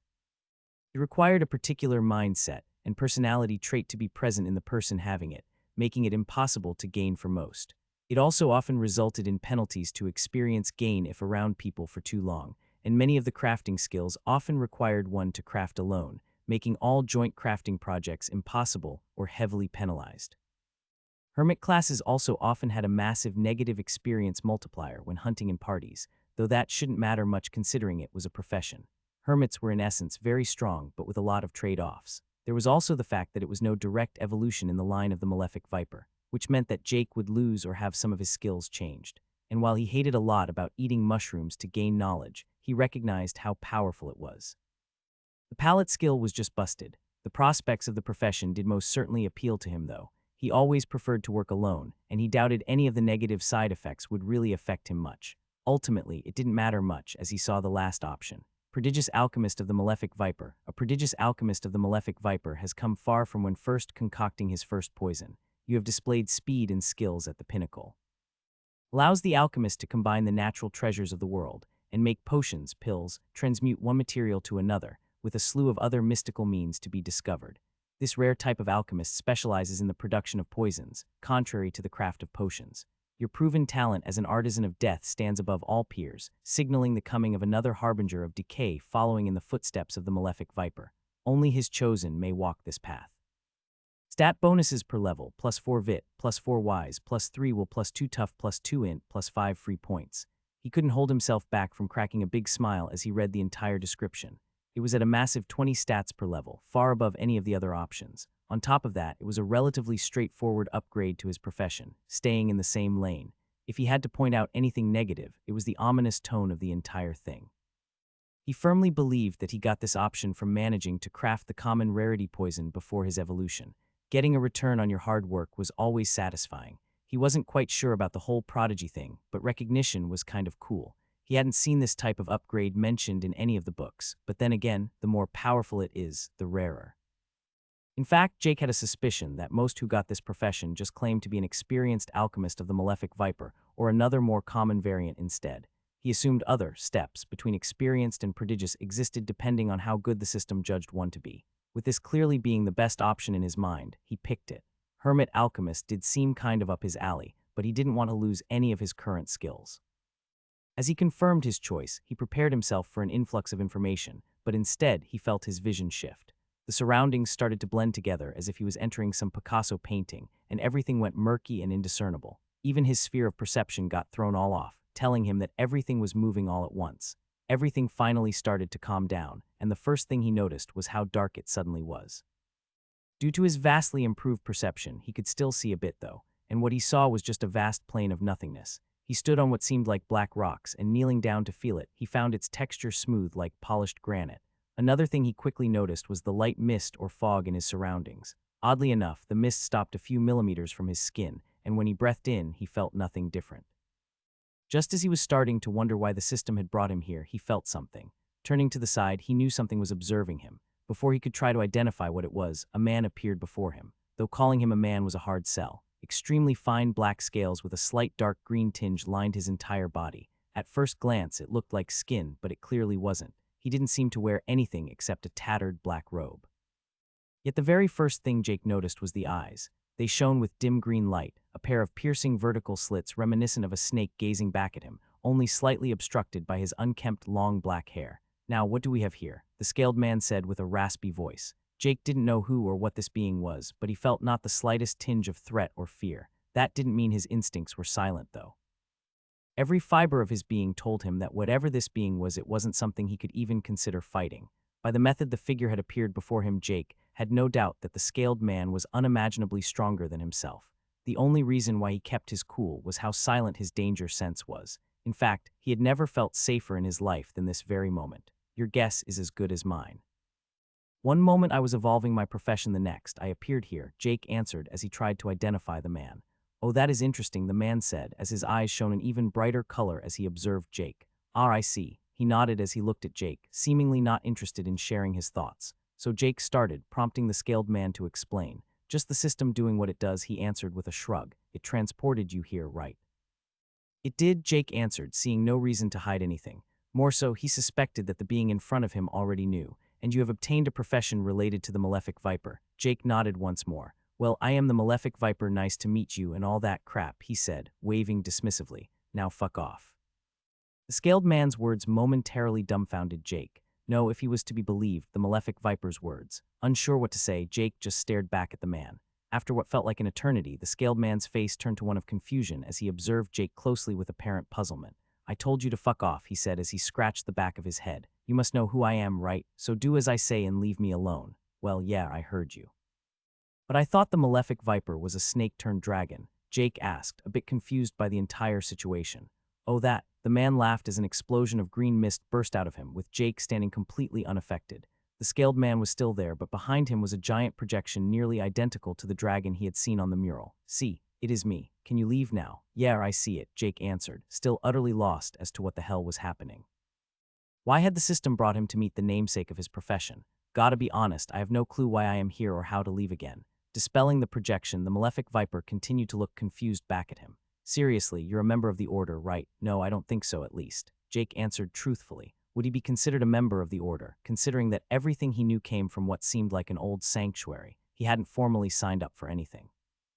Also, wasn't it a cult? Then how in the hell did you acquire my legacy? And why did it bring weight? As if suddenly enlightened, the malefic viper chuckled a bit to himself. You are a newly integrated human to the system, right? In one of those tutorials, he asked, an amused smile on his face. Yeah, I got the profession through a challenge dungeon, Jake answered, confused as to the apparent mood swing the other man was showing. What was so amusing about him more or less appropriating a legacy?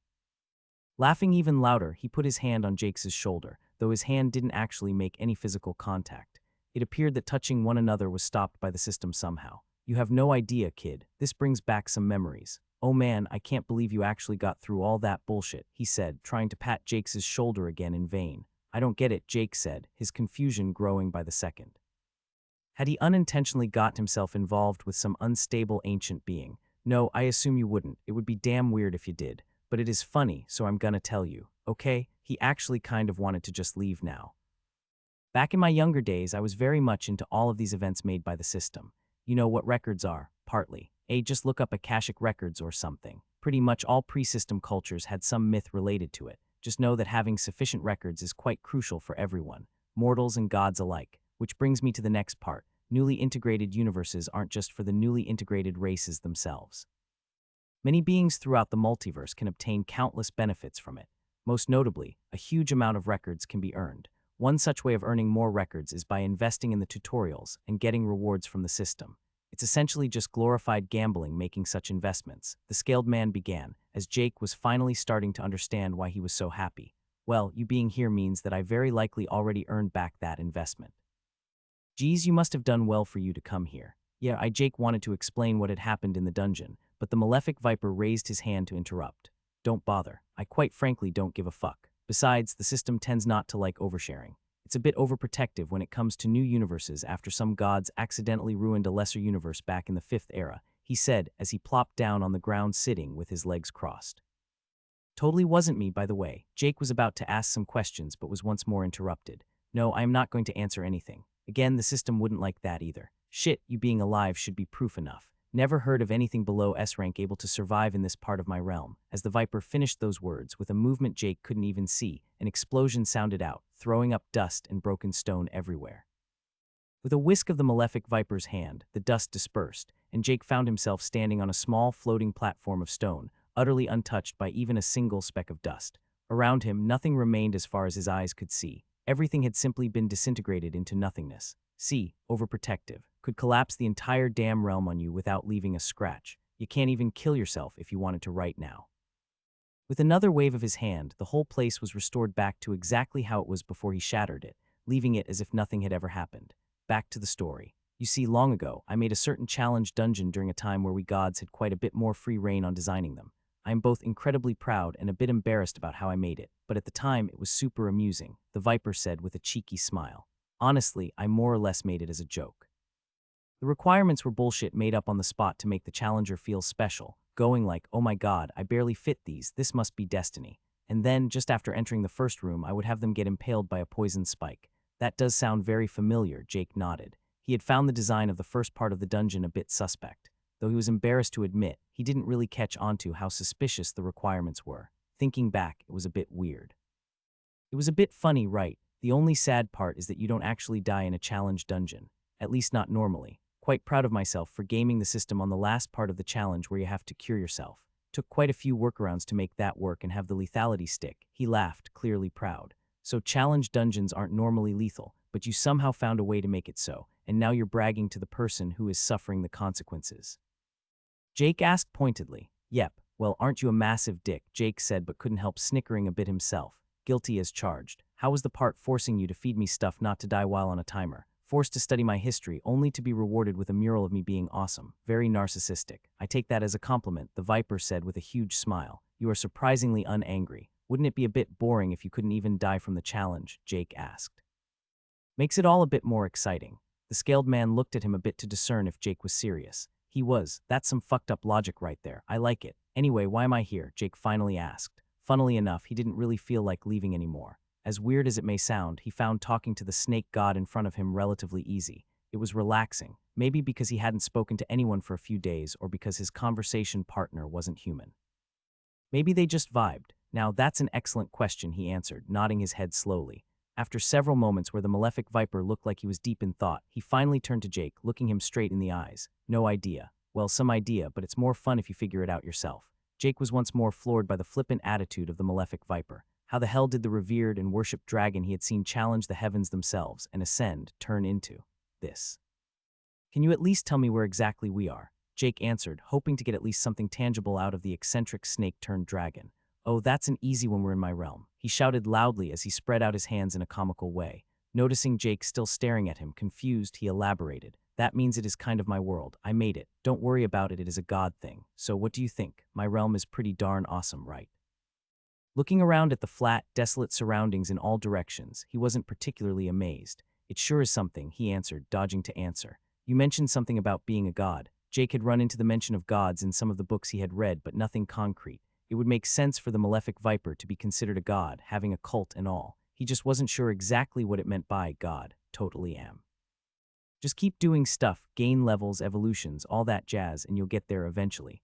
It's hard work, but it's worth it just for the immortality alone, the Viper said as he kept a jovial smile on his lips. Jake just nodded along, pondering what the hell was wrong with the so-called god in front of him. My turn to ask something, the malefic snake said as he continued. How come you're so casual despite how fucked up this entire situation is? Momentarily taken aback, Jake did wonder how he was so calm. His willpower stat had most certainly increased a lot, but more importantly, he hadn't felt anything negative from his instincts since he came here, not a single shred of danger at any point, not even at the Viper's show of power. I guess my willpower stat has grown a lot, Jake answered truthfully. Yeah, that isn't how willpower works, mate. You don't suddenly become a bastion of calmness from a stat, the Viper explained, as he turned uncharacteristically serious. Stats may change some parts of you, but your mind remains untouched. You become able to think faster, process everything far more efficiently, and remember every single detail, but changes to who you are fundamentally will never happen. It has never happened. Many beings of unimaginable power, having a willpower stat at an incredible height, have fallen to the plagues of the mind. Jake turned solemn at the malefic Viper's words as he detected a faint trace of sadness in his words. Willpower will allow you to endure the endlessness of immortality. It will help you resist attacks on your mind, and it can help you keep calm in situations of great danger. However, for those to be possible, you have to possess the ability to do those things to begin with. Some never learn to endure, and time doesn't heal all wounds. The Viper's look was very downtrodden at this moment as he stared out into the vast, desolate wasteland that was his realm. Turning back to Jake, he continued once more. The path to power is a long and lonesome one, but you will meet many along the way. Friends, comrades, subordinates, and superiors, an endless web of karmic threads will be left in your wake. But the march of time is ruthless, the need for constant progress endless. Those friends will be left behind, your comrades abandoned as they fail to keep up, your subordinates lost, superiors surpassed, families taken from you. The last few words were barely audible. Jake wasn't quite sure what exactly to say or do. Sorry, I'm rambling again. Haven't spoken a word to anyone for a very, very long time, the Viper apologized. Jake looked back at him for a few seconds, unsure of what to say or do, if he should even do anything. As the silence continued, however, he collected his thoughts and spoke honestly. You sound like you've gone through some shit. I am not going to stand here and pretend to understand what someone like you struggles with, but I am pretty sure doing nothing isn't the solution, Jake said. And what makes you think I haven't tried to do everything already? He asked back, a formless aura spreading out from him. Jake felt like he suddenly stood before an incarnation of death and destruction. Yet he didn't back down. He pushed back, his bloodline fully awoken, refusing to be inferior. The aura failed to affect him as he stood unmoving. Just sounds like a challenge you haven't been able to beat yet. And if it isn't that kind of issue, Jake said as he continued, his voice a bit softer, then sometimes moving on can be the best. The malefic viper looked back at Jake, clearly a bit surprised at how he still stood unaffected. When you lose everything, what is there to do but try to regain it? He asked pointedly. If what you've done so far hasn't worked, then shift up your strategy or the rules of the games, but sometimes victory is found by just walking away. Jake began as he sighed. I didn't know them, but I have never met anyone who doesn't want their loved ones to be happy, even after their own end. Maybe your victory is found not through fixing what you can't, but by creating something new. Doesn't have to be better, just good enough. Jake didn't exactly know where his words came from. In some ways, he tried to channel his inner Jacob, and in others, borrowing from something his father had once told him. When he got injured and had to give up going pro with his archery, he was broken, but those words had helped him find a new goal. The viper just stared back at Jake for what felt like an eternity. He finally chuckled a bit as he smiled his first genuine smile for a long time. Look at you going full-on philosopher on my ass, he said as his chuckle turned to a laugh. Oh man, this shit is absurd. A mortal comforting a god, what has the world come to? Thinking about it, Jake had to agree. He was a bit embarrassed to admit that he had kind of forgot the scaled man in front of him was a god for a second. In his defense, he didn't exactly act like one. What followed was a sight rarely seen. A mortal and a god were sitting on the ground, just chatting. The viper was throwing out advice on minor things, with Jake just telling random anecdotes from his own world. Perhaps even Jake, with his ordinarily introverted personality, had missed talking to anyone during his isolation. The viper having missed conversations was even more evident. Jake had no idea how long they talked, but he thoroughly enjoyed their time together. He heard stories about the multiverse, about how the viper had met a fellow god and fallen in love. It was never spoken, but Jake knew that it was she he had talked about earlier, as he always had a glint of sadness in his eyes whenever he mentioned her. Just two lonely people, caring neither for status nor power. It was no secret that Jake came away with the most knowledge. The viper knew far more than Jake on pretty much every subject, yet he held back on giving direct advice on anything related to the system. He did provide a bit of general knowledge, but nothing major. According to the viper, there was more value in Jake discovering those secrets by himself. After a few hours, the malefic viper finally got up, as he motioned for Jake to do the same.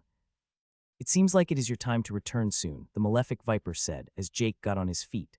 We still haven't found out why I came here, Jake added. They had managed to somehow not talk about that. Oh yeah, that. When I made the dungeon back in the day, I didn't have anyone else around with permission to approve the better evolutions, so the responsibility naturally fell to me. One could call it a happy little accident that you came here, the viper laughed. Ah, now I remember. The description did say something about being chosen, Jake said as he finally got it. Does that mean I passed the job interview? You got lucky, young man, the viper joked back before turning a bit more serious once again. I won't give you anything concrete, but I can give you a tip. Focus on the mana. You can feel it all around you. Feel it more. The earlier you do so, the better. It will help you in more ways than you can imagine. Extending his hand towards him, the viper motioned for a handshake. Without hesitating, Jake took his hand, knowing physical contact couldn't be made. Yet to his surprise, his hand met with scaly textures. Before he could question anything, he felt a warm flow encompass his body as he shook the hand. Something for your journey. A small string of karma, if you may, the malefic viper said as he let go of Jake's hand. Feeling his vision blur and spin once more, Jake knew that his time here was over. The last thing he saw was the green eyes staring back at him as he heard the viper speak one last time. With those words, he disappeared and the malefic viper was alone once more. The scaled man didn't take off back to the decrepit old cave. He couldn't even remember the last time he spoke with anyone, met anyone to be honest. Looking at his hand, he still felt the aura of his little visitor. Compared to him, it was so small, so insignificant, and yet it felt strong. Limited but powerful still. Deep within the records, he felt a power that even gave him pause. What a powerful bloodline, he whispered to himself. It wasn't just powerful, it was intimidating. Even the record's mere remnants carried the charms of something that refused to back away from his probing gaze. It was primal, like a wild beast, one refusing to surrender to even him. Many might see this foolhardiness as a weakness, but the viper felt only strength. One would never achieve true power from avoiding danger. It may lead to a short life, but without said determination, one would never reach the pinnacle either. Smiling, he thought that he might just have made a good investment. It didn't come cheap, as he still felt a faint trace of weakness, unlike anything he had felt in countless eons. Despite so, he felt no regret. More than just an investment in a powerful initiate, he may have made something even more valuable. The smile quickly disappeared, however, as he thought back to their conversation. The calmness and straightforwardness of a mortal had truly impressed him, but the fact that he was so genuinely straightforward also meant that the words carried more weight. Being spoken to directly was not something he had ever been used to. Taking a step, he appeared in a valley. This valley, compared to everything else surrounding it, was not desolate but brimming with life everywhere. Small animals ran in the shrubbery, birds chirped, and a calm wind blew throughout.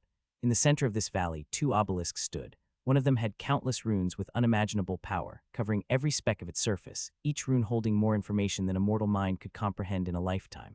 The other obelisk only had a single rune even though they were the same size. This solitary rune did not exhume any power, but was only a single word, hope. The malefic viper stood there for a while before moving forward and putting a hand on each of them. Perhaps I have wallowed enough. You always told me to smile and never doubt myself. He spoke while gently caressing the runes on the filled obelisk, while only having his palm rest on the lone rune on the other. Perhaps it's time for the malefic viper to make his return. As his vision started to return, the only feeling in his body that remained was a constant searing pain in his hand, extending up his arm and into his entire body. It didn't feel malicious, just far more powerful than Jake's body was capable of handling. The moment his feet hit the ground, he also collapsed down on his knees, heaving for air while clutching his chest. The pain gradually faded away and was instead replaced by a strong feeling of power. It was unlike any level-ups he had felt before, and certainly far more than when he evolved his race. He basked in the feeling for a while before everything finally calmed down. Raising his hand, he could feel that he gotten stronger. The Viper had done something, given him something. Opening his status screen, he was met with a slew of messages, but the first one alone gave him great pause. Blessing received, true blessing of the malefic viper, blessing true and alchemist recognized by the malefic viper himself. Few throughout the ages have found themselves blessed by the primordial, despite their desire to be so. Through your direct karmic connection, the wisdom and willpower of the malefic viper empower you. +10 willpower, +10 wisdom, grants access to many new paths. Only one blessing can be held at a time. Jake was confused as he read it before finally actually getting a bit annoyed. Could have at least asked first, he muttered to himself. Renounce the malefic viper as patron. All faith-based skills, titles, and blessing will be lost. What? No, it's fine. Geez, Jake quickly said as the prompt disappeared. While he was a bit annoyed, it wasn't like he wanted to throw away free stats like that. Wisdom had been his highest stat before his evolution, and would likely remain to be for quite a while, so getting 10 extra was already giving him bonus stats in the double digits. Willpower was also a great stat to increase. Jake had believed that willpower was what allowed him to stay so calm and controlled throughout the tutorial, but he would have to reconsider that. However, reading the description, he was confused, as the blessing described him not as a god but a primordial. Perhaps they were the same thing, though he doubted it was just semantics as he added something else to hit the books on. Nevertheless, the willpower bonus was nice, and if nothing else increased his mana regeneration, which was always welcome. Besides that, he didn't really see much use for it currently. Moving on down the list, he noted how he had apparently unlocked his profession upgrade after he got the blessing. Congratulations, you have successfully evolved your profession. Prodigious Alchemist of the Malefic Viper. A prodigious alchemist of the Malefic Viper has come far from when first concocting his first poison. You have displayed speed and skills at the pinnacle.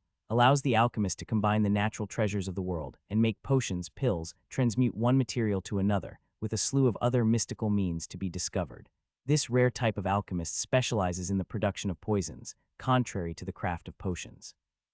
Your proven talent as an artisan of death stands above all peers, signaling the coming of another harbinger of decay following in the footsteps of the malefic viper. Only his chosen may walk this path. Stat bonuses per level, +4 vit, +4 wise, +3 will, +2 tough, +2 int, +5 free points. Ding. Profession, Prodigious Alchemist of the Malefic Viper has reached level 25 stat points allocated, +5 free points. Ding. Race, Human F has reached level 17 stat points allocated, +5 free points. Not anything was out of expectations there, besides perhaps the massive influx of stats from the profession and race leveling up. With the profession evolution, he had naturally also gotten some skills, but contrary to when he got the profession, the upgrade only gave 2 new skills. Gained skill, Alchemical Flame. Common. The flame of an alchemist is one of the most critical aspects of the crafting process. The flame itself is affinity-less and not polluted by the impurities of burning a catalyst. The path to refining one's alchemical flame is a long and arduous one for all alchemists seeking the pinnacle. Allows the alchemist to create a small alchemical flame, emitting heat. Adds a minor increase to the effectiveness of alchemical flame based on wisdom. Gain skill, Touch of the Malefic Viper. Rare with a single touch, the Malefic Viper has slain countless foes. Attempt to inject poison into a being through physical contact. The nature of the poison is determined by the user. The alchemist can only use toxic effects he has concocted or created prior. Some toxins cannot be used. Adds a minor increase to the effectiveness of Touch of the Malefic Viper based on intelligence and wisdom. According to the books, the first one was a fundamental skill that all alchemists got at level 25. The next one, however, was more interesting. This could easily be construed as the first combat-related skill he had acquired from his profession. A rarity, but not an impossibility if the excellent books were to be believed. It wasn't immediately useful, still being stuck in a dungeon and all, but he could see it being a valuable skill outside.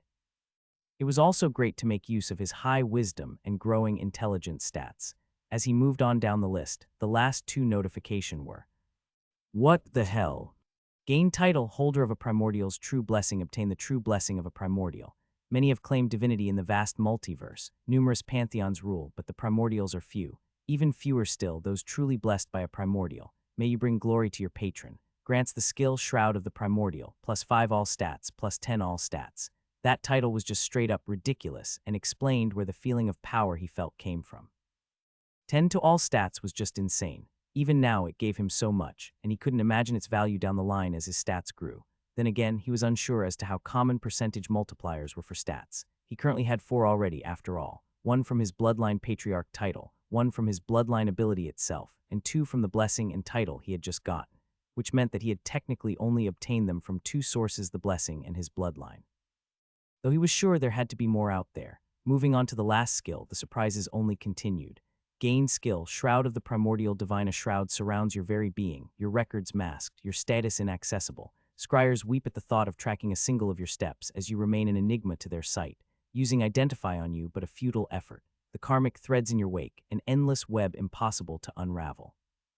One does not merely peek behind the Shroud of the Primordial, hides your records and status from all but the most powerful of prying eyes. Hiding ability increases based on willpower. He had little clue what most of the skill did, but it seemed to hold some kind of obscuration effect on people trying to use magic to locate him, and it could block people using Identify on him. This also finally confirmed that the Identify skill could be used on other people. Perhaps his could now after it had upgraded to common rarity, but he would have to wait with testing that. Besides that, he felt like most of what this skill did was something he would never be aware of it doing. The final point was the rarity, divine, as in God tier, which was kind of insane to imagine. His second highest skill rarity was rare, and even those skills he felt were damn strong. How many ranks above rare was divine even? The only sad thing was perhaps the fact that the skill had such a peculiar nature. If it were a defensive or offensive skill, it would likely be an unimaginably powerful trump card. The passive Shroud was nice, but the grass is greener on the other side and all that. He could see several advantages in being harder to track with magic, and of course with Identify being blocked. After going through all his new skills and titles, he finally opened his status screen to see the final result. Status. Titles: Forerunner of the New World, Bloodline Patriarch, holder of a Primordial's true blessing. Class skills: Basic One-Handed Weapon Inferior, Basic Stealth Inferior, Advanced Archery Common, Archer's Eye Common.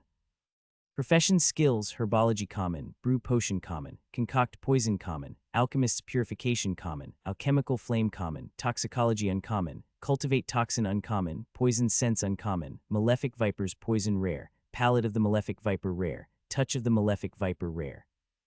Blessing: True Blessing of the Malefic Viper, Blessing True. Race skills: Endless Tongues of the Myriad Races Unique, Identify Common, Shroud of the Primordial Divine. Bloodline of Bloodline Abilities Unique. The stat increases were massive across the line. A bit of quick math, he also confirmed that stat percentage bonuses were additive and not multiplicative, which still resulted in a 20 increase to his wisdom and willpower stats from the titles gained today alone, and that was beside the bonuses from the levels and the 5 in all stats. Not bad at all. I should go meet snake gods more often, Jake thought jokingly to himself, smiling at the ridiculous nature in which he had gotten all of these massive gains. Imagine what he would have given me if I had brought along a gift note to self. Bring blue mushroom next time. Richard sighed loudly as the man finished his report. The former archer, now upgraded to a class called Scout, had brought more bad news, a daily occurrence at this point. Sir, that kid is way too volatile. We should just put him down already, the Scout said. He is too stuck in his own world to notice anything around him. He believes himself some kind of god. Just say the word and I will have an arrow in the back of his head within the hour. Richard shook his head. No, just keep shadowing him and keep track of his movements. I have seen plenty of his type before. He is an arrogant whelp, but his skills are the real deal. Someone like him is useful if controlled.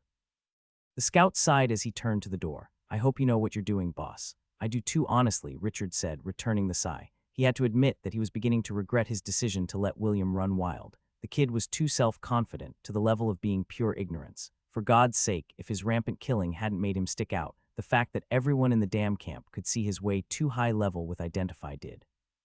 The young man had held back on learning a profession, not upgrading the identify skill. He appeared to not even know it got upgraded, despite it being common knowledge around the camp. And now, after having gotten a profession, he still hadn't put two and two together. No, he had just utterly ignored everything. Instead, he focused on his own foolish mission, drumming up war. And as much as Richard hated to admit it, the kid's actions were effective. Too effective. For a while, the conflict had escalated, and all hell finally broke loose a week ago when the other faction leader's son was killed. And not just killed. William had sent his head flying into their base with a dagger stuck in his head. To make matters even worse, he had written, "Richard says hi" on his forehead. Needless to say, Hayden, the other leader, was royally pissed. He had personally gone out and slaughtered an entire group from Richard's faction. From the looks of the battle, he hadn't just killed them but tortured them to death, likely attempting to find the culprit behind his son's murder. After that, it had only gotten worse. Lines that should never be crossed had been. Now the fights were no longer simply killing each other. Richard could handle that. He had done plenty of that while overseas, but what was happening now was just wrong. It had reached a point where anyone not from your faction was automatically designated an enemy. The unaffiliated ones, the ones merely trying to survive on their own, had also become victims. There had even been a single occurrence where two people from the same faction ended up fighting out of pure paranoia, one of them even dying. Hearing the door to the cabin open, Richard looked up to see Jacob and Caroline entering. Perhaps a small bright spot in this entire nightmare was two people finally finding love through adversity. Richard was genuinely happy for them. Jacob had also proven himself to be invaluable in managing the camp. "I heard about your friend. I am sorry for your loss," Richard said as they took their seats in some wooden chairs across his desk. Ahmed, one of the base casters, had been one of the people who fell today, not by William but by a group from the other faction. A necessary sacrifice. Hearing that, Richard smiled internally at the unexpected cue. Speaking of that archer, what are his whereabouts? Taken aback, Jacob looked at the man in bewilderment. He hadn't seen or heard from Jake since the day they parted, and quite honestly, despite his early confidence in him, he was beginning to doubt he still lived. While Jacob hadn't expected him to actually come back and check on the regular, he had expected some kind of contact for what was now nearly a month. "I have no idea where he is or if he even lives," Jacob answered honestly. "But if he does live, I would expect him to have perhaps made his way through the barrier somehow." The barrier was something they had encountered as they went further into the forest, right in the middle of the entire dome that was the tutorial. They had yet to figure out how to enter it, but at least nothing had exited it either. "You think that could be Jake?" Caroline asked, turning the attention of the two men to her. "It is entirely possible." "It may also just be Hayden and his men behind it all," Richard said. "I really doubt Jake is involved. I have known him for a while. He isn't a homicidal maniac. You have seen what people do out there." "That isn't Jake," Jacob said adamantly. "I am not accusing anyone. Let's just not ignore a potential threat. Now, what is the progress around the camp?" Jacob sighed, but complied as he went over the newest key numbers. More and more combatants had started learning professions to gain more stats and race levels. One of the primary reasons was the general lack of high-level beasts providing experience in the forest. Another reason was the hugely increased danger with the faction war going on. Levels got harder and harder as you progress, but this difficulty applied to professions and classes separately. Those with high-level classes even had an easier time leveling professions than those focusing solely on professions due to their higher stats. A balanced approach between the two was deemed the most efficient. Getting a profession to 10 could quickly be done in a couple of days, including unlocking the profession itself. Even Richard had leveled smithing as that profession gave the best stats for him. The current meta was getting level 25 in one's class and then focused a bit on one's profession. Jacob reported that Joanna was the first to get her profession evolution. She had gone from novice tailor to experienced seamstress. The stat gain had doubled from 4 to 10 per level and had, of course, come with some valuable skills. The second part was that despite the brutality of the conflict escalating, the number of actual deaths was not. It wasn't exactly a surprise, considering the vastly reduced number of survivors. Opening the tutorial panel. Duration, 33 days, 234,506. Total survivors remaining, 423,1,200. They were close to 200 people by now in their faction, and they needed some way to identify each other out in the forest, as simply remembering everyone wasn't plausible. To fix that, they had code words for all those going out to hunt. Finishing the conversation, they said their goodbyes and the two left the building. Richard leaned back in his chair, closing his eyes. He had made a lot of gambles this tutorial, far more than he liked. Hayden and his faction had proven a challenge. William was a useful tool to spur on action. It was also good to have a scapegoat in case too many caught on. Opening his quest window, he squinted at the progress. Soon he would have half of the entire tutorial in his grasp. After getting rid of Hayden, it should be possible to throw William under the bus as the instigator of the war and try to lessen the resentment between the two factions. It was a plan filled with flaws, but it should be workable. William had finally picked up a profession, but it didn't appear to him at all how stupid he had been in the past. He also made a mental note to make William go after the trapper, Casper. The trapper had begun to get suspicious of Richard and William, but more than that, he was becoming unstable. William was at least predictable, but Casper was just pure emotion. Richard couldn't help to shiver at the traps he made. This tutorial was to be the foundation for what he would build in the new world. Sadly, Casper didn't fit into that. As he closed his status window, Jake was momentarily a bit lost. He had been in the zone for 2 weeks, doing alchemy at every waking hour. His first interaction with another living being for over 2 weeks had been with an ancient being of immense power that had ended up giving him quite an overpowered blessing, along with a several-hour-long pleasant conversation. Now, however, he would have to get back into it. It would frankly be a bit embarrassing if he ended up dying to poison weeks after receiving the blessing of a snake god. On that note, they hadn't at any point spoken about how to cure it. Jake hadn't asked, and the Viper hadn't offered up any information. They had an unspoken agreement that it would be, well, boring. But the Viper did give something, as he thought back to the one solid piece of advice the malefic Viper gave, to focus on the mana. He knew mana was necessary for all the concocting and brewing he had done. It was easily the most crucial aspect of the crafting process. Yet the Viper hadn't mentioned anything about alchemy necessarily. He spoke of feeling it around him.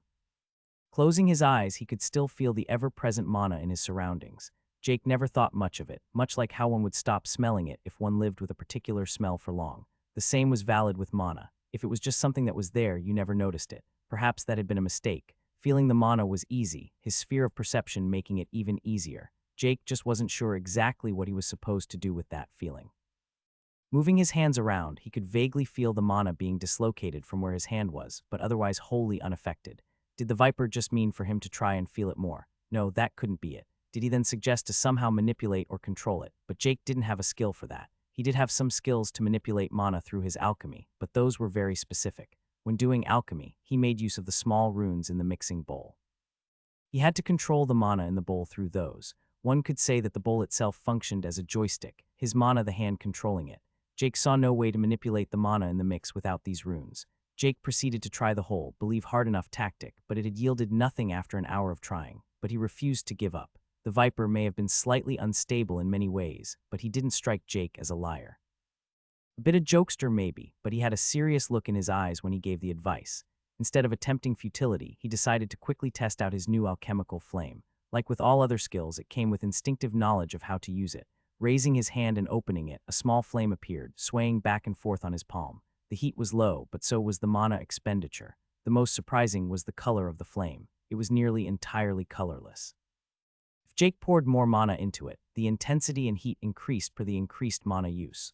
While playing with fire, he discovered that it could cause him injuries, but only when he poured in the maximum mana he could while holding his hand over the flame for a long time. In other words, the offensive capabilities, at least in its current stage, were nearly non-existent.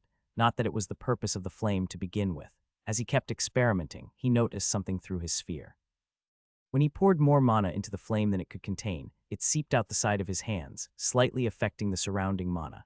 A light bulb went off in his head as he had a revelation. He couldn't move the surrounding mana, but he had many ways of moving his own.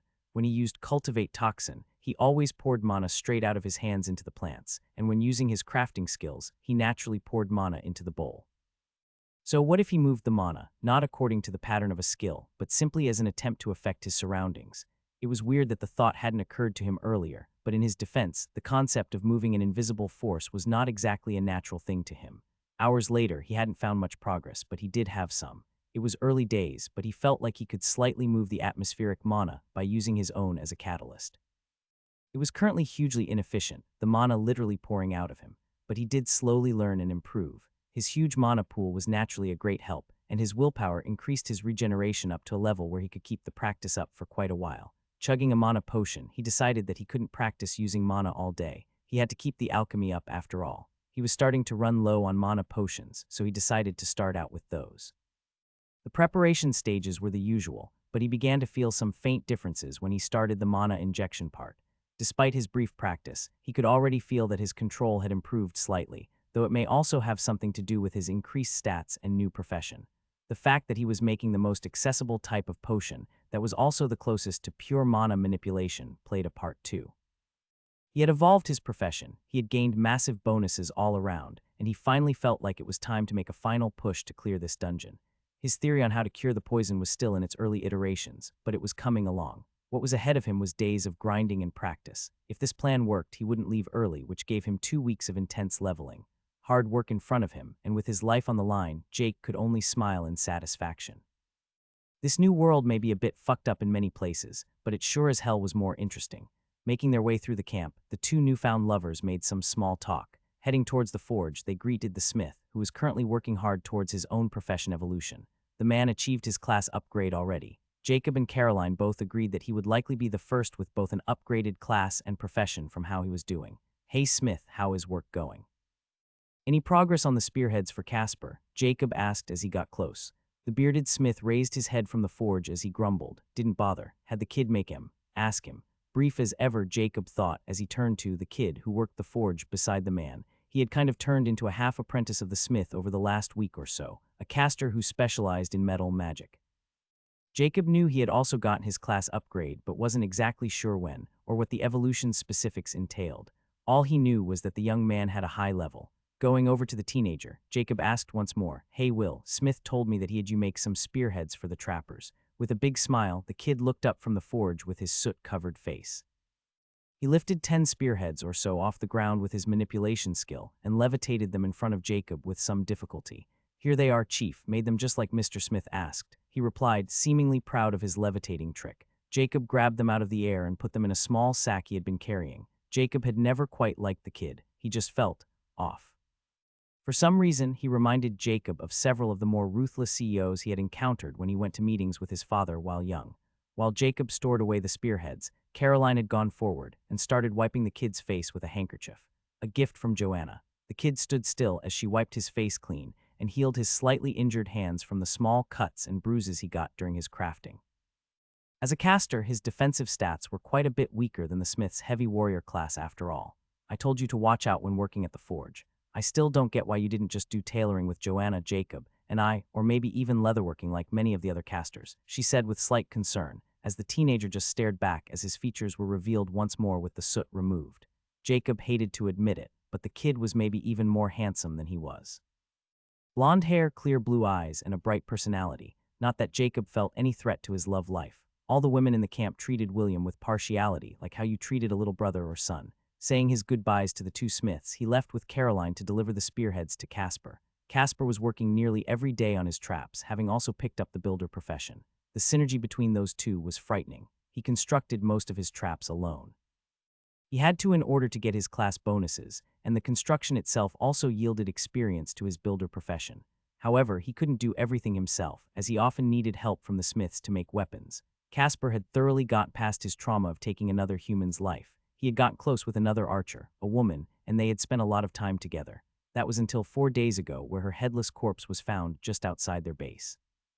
To make it worse, Casper had been the one who found her as he was out setting traps. His mercy to the other side died that day. Before, he mainly tried to make traps to capture. Now he only made to kill. Jacob tried to make conversation, but was met with no response as usual. The first day after she died, Casper had spent the entire day crying and mourning. The second, he had started making traps like a madman. He had even tried to leave and fight the other side directly, but luckily they had managed to stop him. His hatred, however, seemed to only grow by the day. Jacob barely managed to get a small grunt out of him when he mentioned Ahmed dying. Jacob was lost as to what he could do. He cursed this tutorial, he cursed the system, and he cursed whatever sick fuck had started this entire fucked up war he now found himself in the middle of. Caroline, noticing his mood as they left the trapper, grabbed his hand in an attempt to cheer him up a bit. It helped a little as they made their way over to the tailor's and sat down. It was a good distraction from the madness. Sadly, Caroline couldn't stay as she had forgot to tell Casper something from Richard, so she left Jacob there. Back at the smithy, William was working hard as he did every day.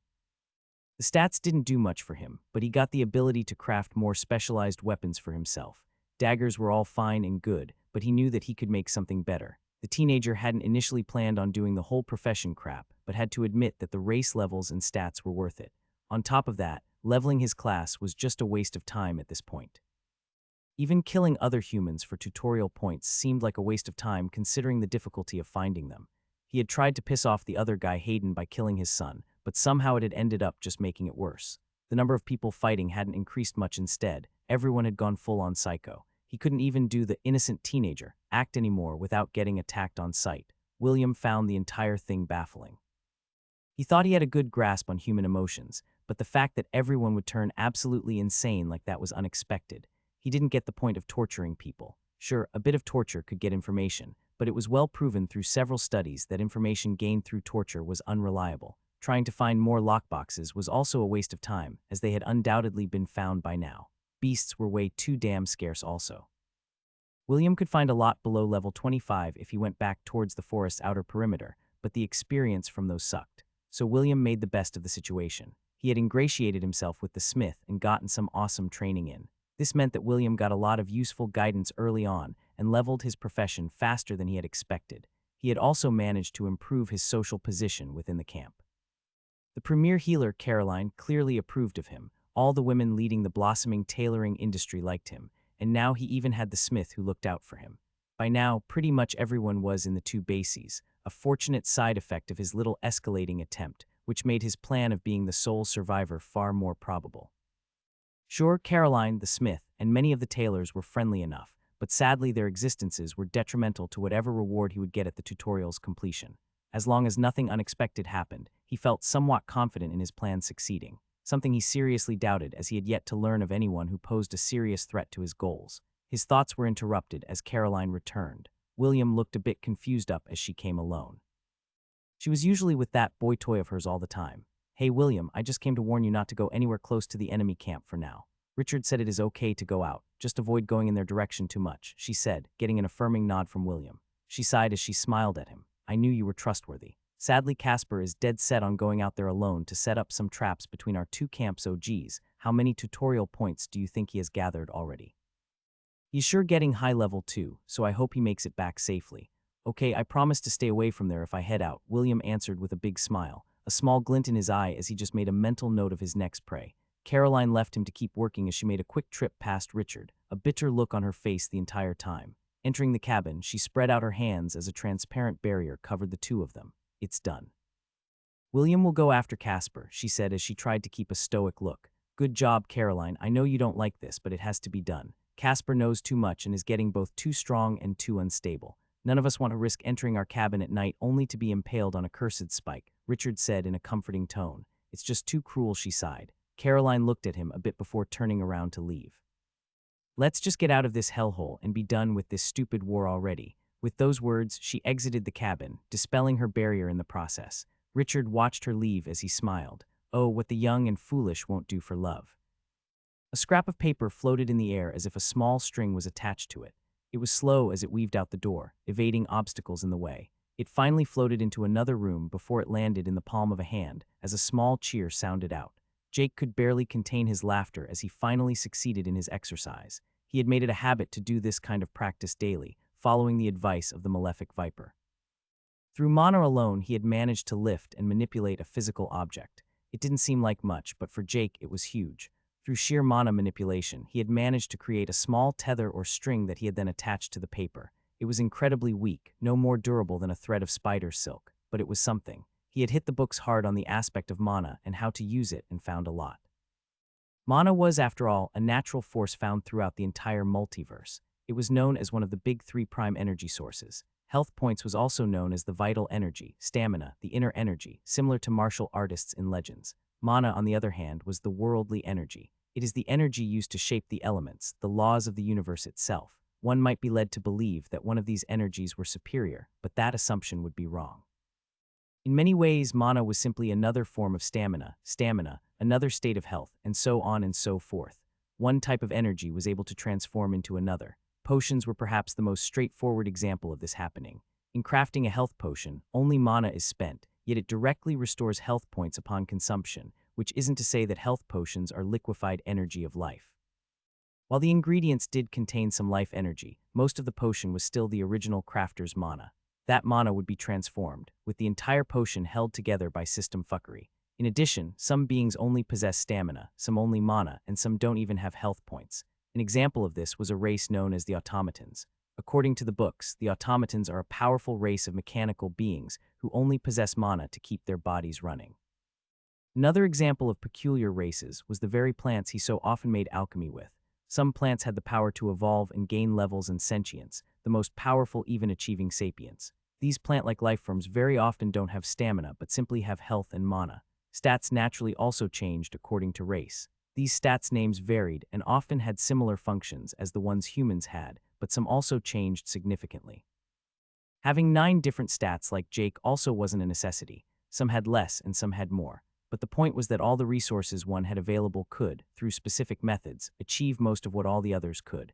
None of the books detailed any of such methods, keeping it very vague. Through the 2 weeks since the meeting with his new snake pal, he got a better grasp on why the malefic viper had told him to focus on mana. It had helped immensely with his concocting, and his practice was very close to reaching fruition. Looking at the timer, he took a deep breath. Cured yourself of poison 01. Time remaining, 235,842. Less than a day remaining. The thought that he could be dead in less than a day was a bit weird. For nearly a month, he hadn't felt anything from the poison whatsoever, but his progress had been impressive. Actually, impressive was an understatement. Around 2 weeks had allowed him to grind more alchemy than ever before. He had leveled and leveled a lot, which had even ended up netting him his first true race evolution at 25. The evolution was as he had expected.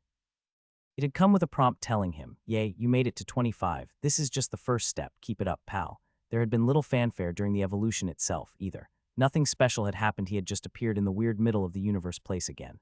There he waited, marveling at the absolutely insane density of mana, before being returned back to his bed. Not that he was complaining about the evolution and what it came with, first of which was the improved stat gains.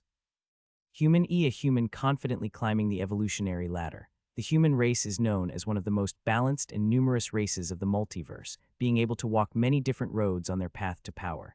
Stat bonuses per level, +2 to all stats, +5 free points.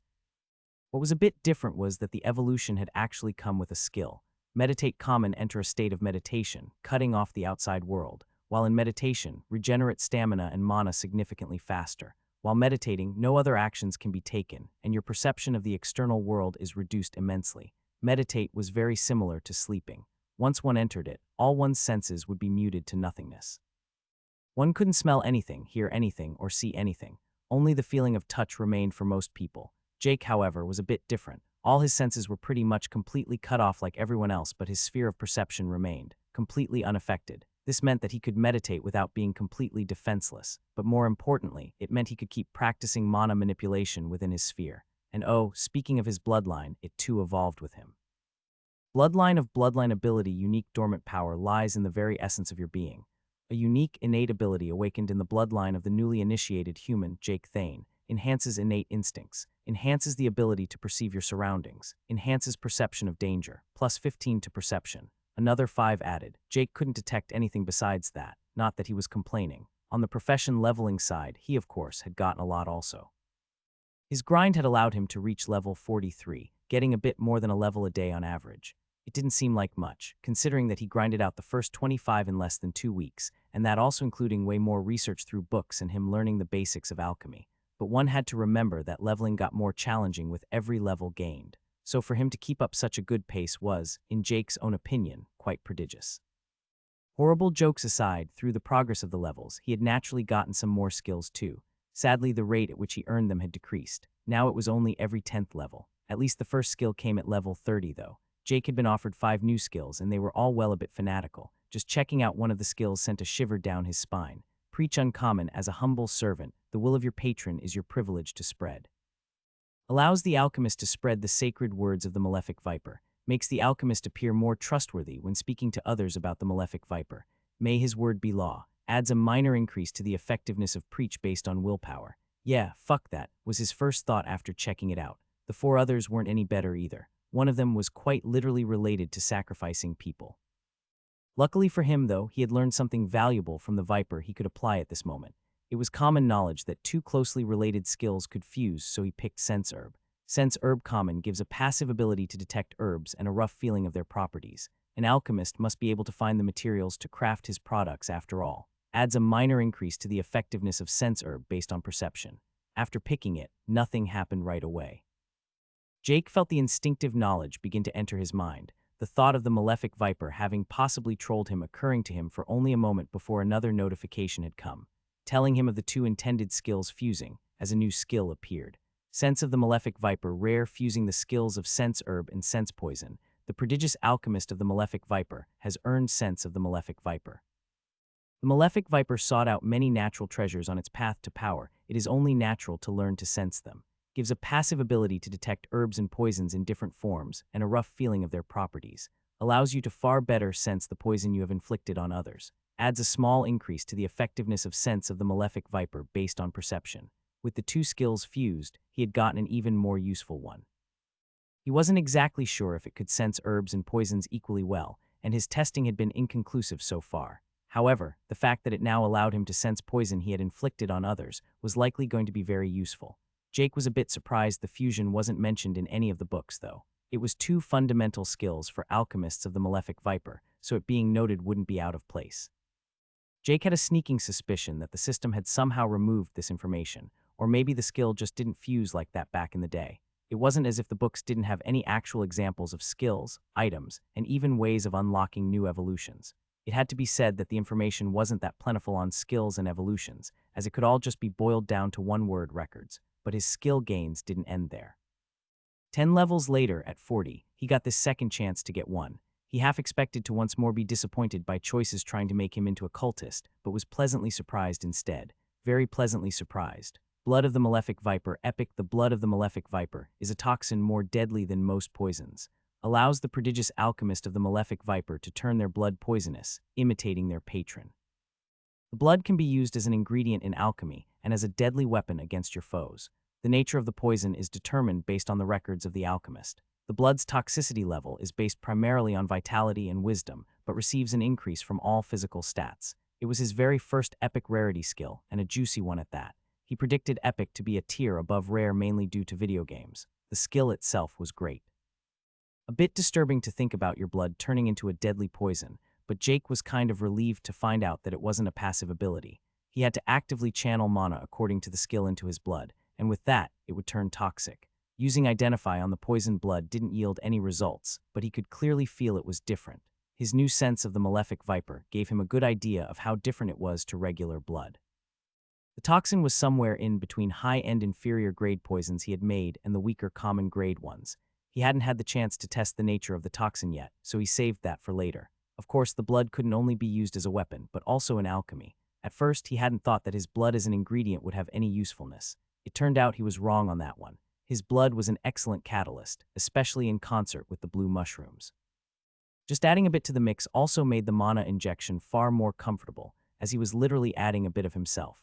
This had given Jake newfound confidence in his plan for completing the challenge dungeon, and he had been working tirelessly for the last nearly 3 days since he got the skill. He had found recipes for potions and even toxins that could cure poisons, and had even crafted a couple at inferior rarity to practice. Still, he was unsure as to their effectiveness on whatever had infected him. His plan wouldn't have worked weeks ago, but he had confidence with his newly improved stats. Speaking of his status, it had gone through a metamorphosis along with him. Status. Titles: Bloodline Patriarch, Forerunner of the New World, Holder of a Primordial's True Blessing. Class skills: Basic One-Handed Weapon Inferior, Basic Stealth Inferior, Advanced Archery Common, Archer's Eye Common. Profession skills: Herbology Common, Brew Potion Common, Concoct Poison Common, Alchemist's Purification Common, Alchemical Flame Common, Toxicology Uncommon, Cultivate Toxin Uncommon, Malefic Viper's Poison Rare, Palate of the Malefic Viper Rare, Touch of the Malefic Viper Rare, Sense of the Malefic Viper Rare, Blood of the Malefic Viper Epic. Blessing: True Blessing of the Malefic Viper, Blessing True. Race skills: Endless Tongues of the Myriad Races Unique, Identify Common, Meditate Common, Shroud of the Primordial Divine. Bloodline of Bloodline Abilities Unique. His stats had naturally had a meteoric rise with the levels. Primarily, his vitality and wisdom had grown immensely. As for free points, he had mainly chosen to distribute them between perception and wisdom, but had recently also put some into vitality and toughness. His way of curing himself of the poison would likely require him to be quite durable after all. He had even found out that his exploration of the status had been insufficient. For example, Jake found that he could bring up how he had distributed his free points if he wanted to. Free point distribution, strength 1.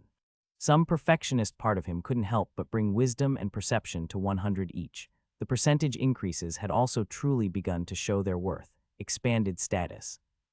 Stats base stat amplifier final value strength 5310 00 6158 agility 54 1064 59 endurance 53 1058 vitality 205 2246 toughness 127 1139 wisdom 263 2315 intelligence 82 1090 perception 164 2500 205 willpower 133 2159 total 1.134 1513 37.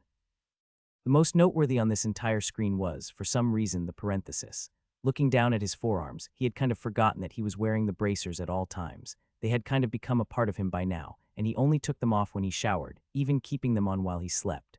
Those 3 strength and 5 agility sure being handy. This screen also demonstrated the power of the percentage amplifiers. Jake got a total of 195 stats from the percentages. His wisdom alone increased by 52. He also discovered that, sadly, the items weren't affected by percentage amplifiers. Closing all the various windows, he went straight back to work, having finished his mana control training. He doubted he would have time to train that further before he got out of here. If he got out of here, his plan to cure himself was relatively simple, honestly. Concoct a poison to kill the other poison. Over the last year or so, he had started to finally be able to feel what was infecting him. With every second moving him closer, he could feel it more and more. It felt powerful yet subtle, but more importantly, it felt far more magical than physical. Narrowing down what type of poison it was should be possible if he had more time, but sadly he didn't. With blood of the malefic viper, his plan had changed slightly. The goal was still the killing poison with poison approach, but now he would actively use his own blood and align the cure with his own body. On the herb side, the main ingredient would be the silver mushrooms from the first challenge room. Argentum vitae mushroom, rare, a silver mushroom only grown in places with extremely high mana density.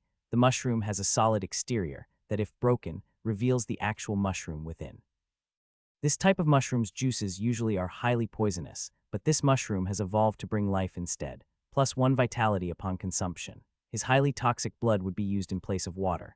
Aged moss of common rarity, on which he had used the cultivate toxin skill on daily for the last 2 weeks, coupled with the concentrated juices of the blue mushrooms, which he had also been cultivating.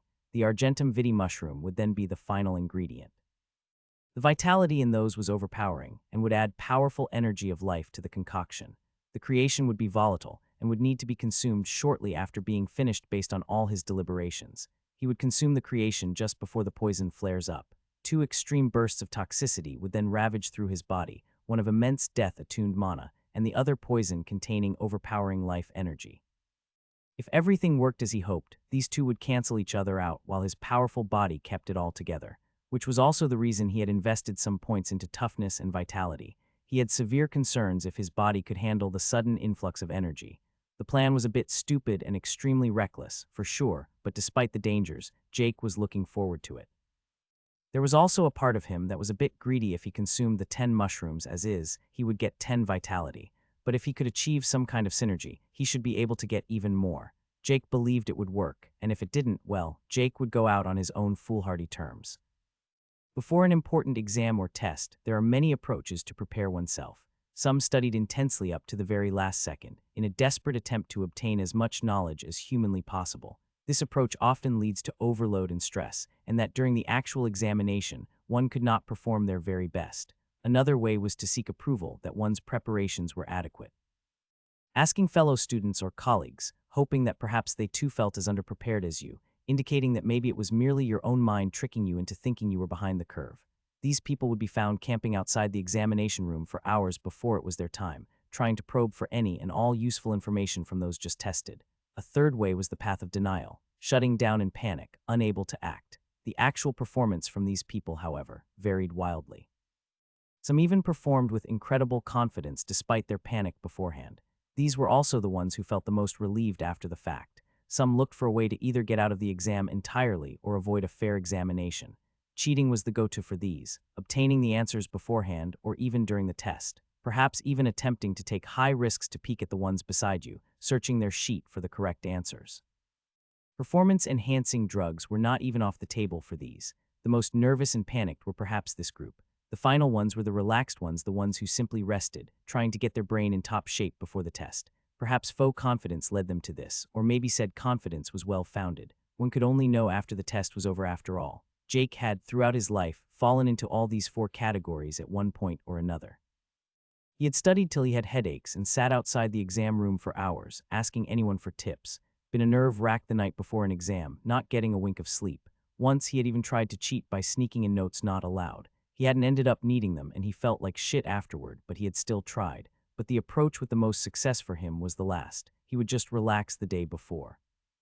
Read a good book or even play some video games, perhaps even a trip to the movies, and then finally go early to bed to wake up well-rested for the exam. This had worked out for him very well. Jake was the kind of person to have high expectations of himself, often leading to panic. During his years of pursuing professional archery, perfection was the only option. He was competing with the best, so he had to be the very best he possibly could. University had been very different.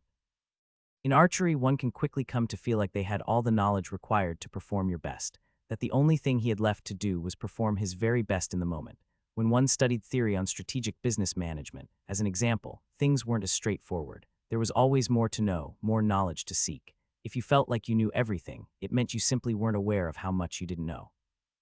It was complicated, with endless theories formulated and expanded upon for hundreds of years. The knowledge on alchemy in the small library, albeit still containing around 1,000 books, was already far more than Jake could go through during the month he had been here. Even if he had spent every second reading, it wouldn't be enough. Yet he knew what was in the library was only a drop in the bucket. The knowledge gained only made him more aware as to how complex alchemy was. Ultimately, all professions were a valid path to power in the system and contained near limitless possibilities, even a path to godhood, according to the malefic viper. So with that in mind, Jake just had to accept that he couldn't perfectly prepare. He had done what he could, and it would have to be enough. The hours of the day ticked by as Jake relaxed. He read books he had set aside prior, books containing historical tales, reading more like a fantasy novel than actual history. Jake thought of his colleagues surviving outside, but quickly tried to purge the matter from his mind. He had followed the number of survivors dropping by the day, and with only around a third remaining, he knew it wasn't looking good. Some of them were very likely dead, and he wasn't in any way looking forward to discovering who. But he did have some time to reflect on his own feelings. The solitude had allowed him a lot of time to think if he liked it or not. He had made some realizations. His crush on Caroline had always been just that, a crush. He didn't actually know her at all, but only found her physically attractive. His impression of Jacob hadn't changed in the least. In his mind, he was still the same beacon of positivity and hope he had always been. He was also the one Jake hoped was fine most of all. It doesn't help thinking about it, he reminded himself. He needed to get in the right mindset for the final push. For the last 8 hours, he slept and meditated. Cultivating the plants he had prepared for the concoction was the only thing that could be called work. That concoction would determine his life or death after all. Time passed, and it was finally time to begin. With only 4 hours to his potential death, Jake felt oddly serene. He felt prepared. He began by collecting the moss and mushrooms, carefully plucking them according to the methods he had studied.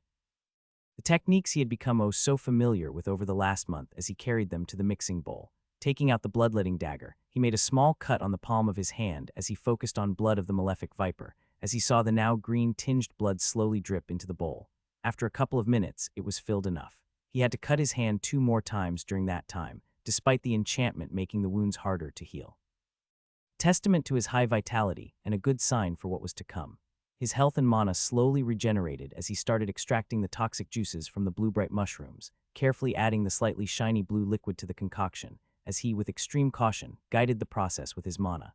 Letting it soak for a while, hearing the small crackling that sounded like electricity as the blood and mushrooms combined, he started grinding up the aged green moss into a fine powder with a mortar. As he heard the sizzling and the cracking calm down, he added the moss powder, once more seeing a reaction as the entire thing seemed to boil slightly. Throughout it all, he carefully injected mana. This part was why he had needed so long, as he needed to carefully balance the concoction and guide it to where he wanted it. The necrotic properties were slowly eliminated from the mix as he focused his mana, thus allowing the vital energy found within his blood to prosper. He could have done it the other way around, amplifying the necrotic properties, as his blood acted as a catalyst that strengthened that property. But now, the necrotic energy served as fuel for the vital energy. However, he had to be careful. The reason he had extracted the highly condensed juices from the mushrooms and not just added the entire mushroom was because he only needed a very highly concentrated amount of necrotic energy to remain. That small, condensed ball of energy would become the catalyst for the Argentum vitae mushrooms, the final ingredient. He had added a total of 28 mushrooms worth of extracted liquid. He had tested and probed, and based on his sense of the malefic viper, the condensed energy found within should be enough to help empower the vital energy in the silver mushrooms. The time he injected mana was long, tiring, and most importantly, very mana-intensive. His pool of 3150 was quickly being drained. He knew this would happen, of course, as he had invested plenty in wisdom to make this possible. Perception had also shown its value, especially in complicated crafting processes such as this. Small changes in mana flow were unavoidable, but with sufficiently high perception, Jake could detect them before they became an issue. His senses were tense, focused to the limit. With only 20 minutes remaining, the arduous process was completed. Jake had technically finished the concoction now and would come out as a potent common rarity poison. Without a doubt, his most powerful yet. But he wasn't done. Taking out the 10 Argentum vitae mushrooms, he hesitated little as he simply threw them all into the bowl. Nothing happened for the first few seconds as he carefully observed, both hands on the bowl. Soon, the silvery layer on the mushrooms got eroded, and as soon as a small hole appeared in the first one, the ridiculous vital energy within rushed out like a riptide. Jake still had around half his mana remaining after quickly chugging his most powerful mana potion before he threw in the silver shrooms. He had considered not putting the potion use on cooldown and instead use a healing potion during the consumption. But honestly, if his plan didn't work, a healing potion wouldn't do jack shit. His remaining mana pool was liberally spent, as he contained the vital energy rushing out. Very soon, the energies of all 10 mushrooms had started affecting the concoction, and this was precisely the moment he had been waiting for. With a small suggestion through his injected mana, he released the condensed ball of necrotic energy as it clashed with the vital energy. Or perhaps a clash was not the right word. The vital energy absolutely devoured it, and with his guidance, it assimilated the necrotic poison to fuel itself. The minutes ticked by one, as he pushed his mana into the bowl. When he only had a measly 300 mana remaining, he felt like he was about done. With a final push, spending over 200 mana, he finally heard a small ding as he saw the system messages. Ding, Malefic Viper's poison has been activated. The transcendent power of the Malefic Viper has forcefully increased the rarity of your creation to rare, increasing all effects substantially. You have successfully crafted unstable amalgamation of Malefic Vidau, where a new kind of creation has been made. Bonus experience earned, ding. Profession, Prodigious Alchemist of the Malefic Viper, has reached level 44 stat points allocated, plus 5 free points. Quickly inspecting the sludge left in the bowl, he couldn't help but make a weird compromise between grimacing and a smile. Unstable amalgamation of Malefic Vidau, rare and unstable creation, made by mixing opposing energies, achieving something more potent than the sum of their parts. It contains an immense power of vitality, powerful enough for it to turn into a poison. Not fit for consumption. Incredibly unstable, unable to maintain current form in 957. It was what he had hoped for, perhaps more than he had hoped for. He had gotten a whole level from it, as he had just leveled up from the last batch of poisons he made also. He quickly threw the free points into vitality. He would need everything he could get. He hadn't expected Malefic Viper's poison to trigger. Truthfully, he wished it hadn't. It had thrown all of his prior calculations off course. He feared what he had made was too strong. Sadly, he didn't have time to attempt anything else. Looking at the timer, he prepared himself. Cured yourself of poison 01. Time remaining, 238. 2.5 minutes and the poison would flare up to take his life.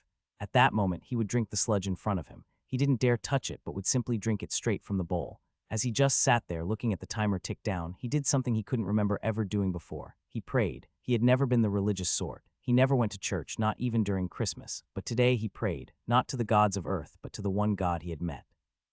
The Malefic Viper may not have been the most stable being he had ever met, but he was powerful. He had blessed him, allowing him to complete the miracle he had created today. He was the one behind his profession. At least it was based on who he was, or his records to be more exact. So he prayed his prayer as humble as can be. I fucking swear, you stupid snake, if I end up dying from drinking mushroom juice, I am going to return from the dead and hunt you down. To his surprise, he felt a response, just a vague emotion from beyond, a faint encouragement coupled with a barrage of mockery. He smiled to himself. He had done what he could, and now it was up to his own willpower and determination. The timer mercilessly ticked down. He looked at the sludge as he put his hands on the side of the bowl. He took a deep breath as he thought back to his days here in this dungeon. Serenity overtook him as his body relaxed. 11. With a quick peek, he confirmed his health pool was full. Good. He lifted the bowl and prepared to drink. 5. Here goes nothing, he said as he lifted up the sludge and gulped it all down. The taste was a bit sweet, but he barely had time to notice it because of what came next. His entire body and mind were consumed by a wave of pain from everywhere the sludge touched, a source of pain that only a moment later was joined by another. From somewhere around his heart, a massive amount of energy suddenly manifested one, seeking only to destroy every trace of vitality in his body. His instincts screamed at him, making him fully aware that if the deathly energy spread to his brain, it would mean game over. He would be unable to mobilize his will and energy control to fight. Luckily, the energy couldn't easily spread, meeting significant resistance from his powerful physique, but it was far from enough. He felt himself literally rotting from the inside, not unlike what happened during the second trial and the toxic liquid. But as the energy crept upwards, it met a force it couldn't conquer. His mouth and upper part of the body had already started growing red as the vital energy overpowered his being, also slowly killing him. Tumors began growing at a visible speed as the vital energy had nowhere to go, nothing to regenerate. The vital energy was not entirely pure either, but mixed with the necrotic properties of the blue-bright mushrooms. Not that Jake had any of these thoughts at this moment, as he simply lay collapsed on the laboratory floor, every sliver of his focus on the battle within him. The two energies sought to destroy each other, two mighty armies, one of death and one of life. Jake's body the battlefield in which they fought. If Jake had not consumed his concoction, the poison that flared up would have been significantly weaker than it currently was, as the two both sought to destroy, yet also empowered, one another. With what little will he could muster, with it mainly being his instincts taking charge, he mobilized all the energy he could to protect his head. This was the most dangerous stage, as both energies were at maximum capability, and all he could do was hide away and hunker down. This didn't mean he only hid away. The two energies fought, but both had failed to recognize the powers already present on the battlefield. Another army rode in from the same place the energy of death had initially come from. The third source of energy was another source of vitality, but unlike the others, this one was controlled and with purpose. It was Jake's original health points, a massive squadron of vital energy stemming from his second highest stat vitality. It entered the fight not as a contender, but as a force to control the battlefield, a mediator to make the armies of life and death battle on equal terms, slowly canceling each other out. At the right moment, it would then enter the fray and strike down the vulnerable energy remaining and seize victory. If one observed from the outside at this moment, they would see a young man lying on the ground. His body was both rotting, but shortly after, regenerating the rotting flesh once more. Other parts were red. As tumor-like growths appeared, however, they quickly got squashed by the energy of death. Jake couldn't even scream, as his airways also alternated between life and death. At all times, death was a moment away, but it was always crushed by overpowering vitality before it could take hold. If his vitality or toughness had only been just a few tens of points lower, he would have died by now. But he didn't die. He suffered, he screamed internally, but never once did he wish for the embrace of death. He fought with every fiber of his being to live, for in the end what is death but just another challenge to overcome? The malefic viper stood in the desolate middle of nowhere, surrounded by the ever-present white mist. He had stood here for days now, unmoving. The decision to leave had been made, but the last step still stumped him. It wasn't that he couldn't or that he didn't want to go. A single thought would bring him away, but he still felt doubt. It had been a long time since he last left, a very long time. Suddenly, he felt a small trickle of faith come to him for the first time in many eras. Of course, he knew from where it came. He had only one being in the entire multiverse who held his blessing after all. The prayer was simple if a little insulting. The malefic viper couldn't help but chuckle to himself as peered through the void into the challenge dungeon, observing Jake drink his concoction. Crazy bastard, he muttered to himself, smirking, and entirely pointless. Should I tell him that his body would be powerful enough to survive the poison already, and how he is unnecessarily putting his life at risk? Nah, gonna save that one. Looking at Jake drink down the sludge, his own hesitation seemed like a joke in comparison. He feared the unknown, while his one blessed mortal faced death with courage and a bit of foolhardiness. I guess I should stop stalling. With those words, he disappeared from the desolate realm. A ripple went through the multiverse as he passed the veil. An aura that hadn't appeared for eras washed across existence, only detectable to the most powerful of gods. Some had already felt the movements of karma when he granted his true blessing, but now there was no doubt. The malefic viper had returned. Two mighty giants stood on the metaphorical battlefield, one representing life, the other death, equally matched as they tried to fell the other. Their fight had allowed them both to grow, but at the same time had whittled away their strength. The end was near. Yet at that very moment, the third, forgotten entity struck. a mighty arrow of life surged forward, utterly destroying the avatar of death. The giant of life took this chance to leap on the fallen avatar, but was only met by the consuming grasp of the hunter. It had no recourse as it was too weak from the long battle. The war of life and death had finally come to a close. It had only been a bit less than an hour, however. The pain had been utterly consuming, and Jake felt delirious despite his body now slowly healing. Yet he felt triumphant. He had won, all the poison now either firmly nestled harmlessly away in his body or wholly eliminated. Jake suddenly heaved in a breath of air as his throat finally finished healing, and he could once more draw in air. The experience had also inadvertently taught him that he didn't really need to breathe much anymore, not that it made the inability to breathe any less hard to get used to.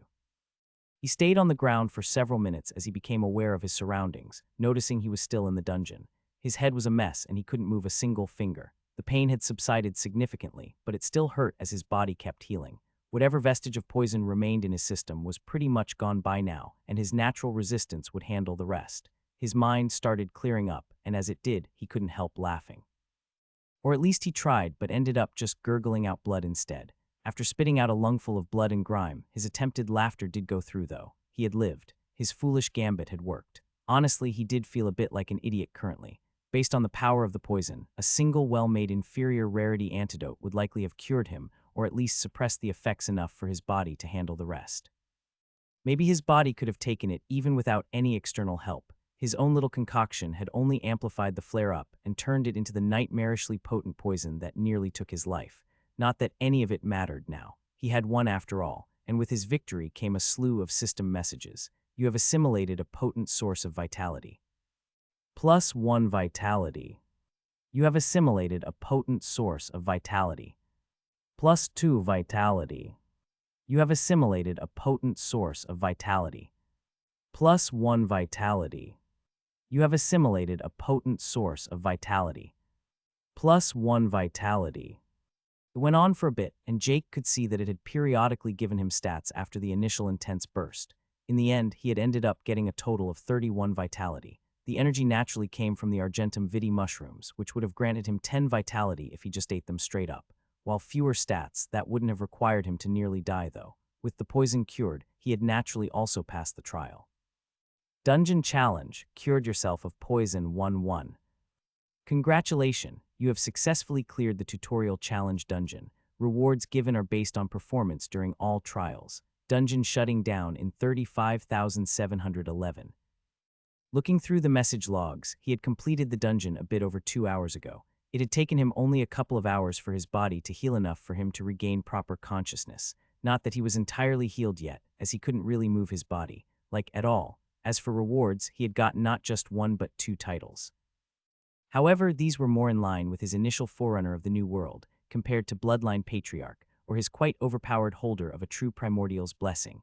Dungeoneer, I successfully clear a dungeon suitable for your level, +1 all stats. Dungeon Pioneer, I be the first to clear a dungeon suitable for your level, +3 all stats. The stats were fine and all, but most important was the number 1 in both of them, in his honest opinion.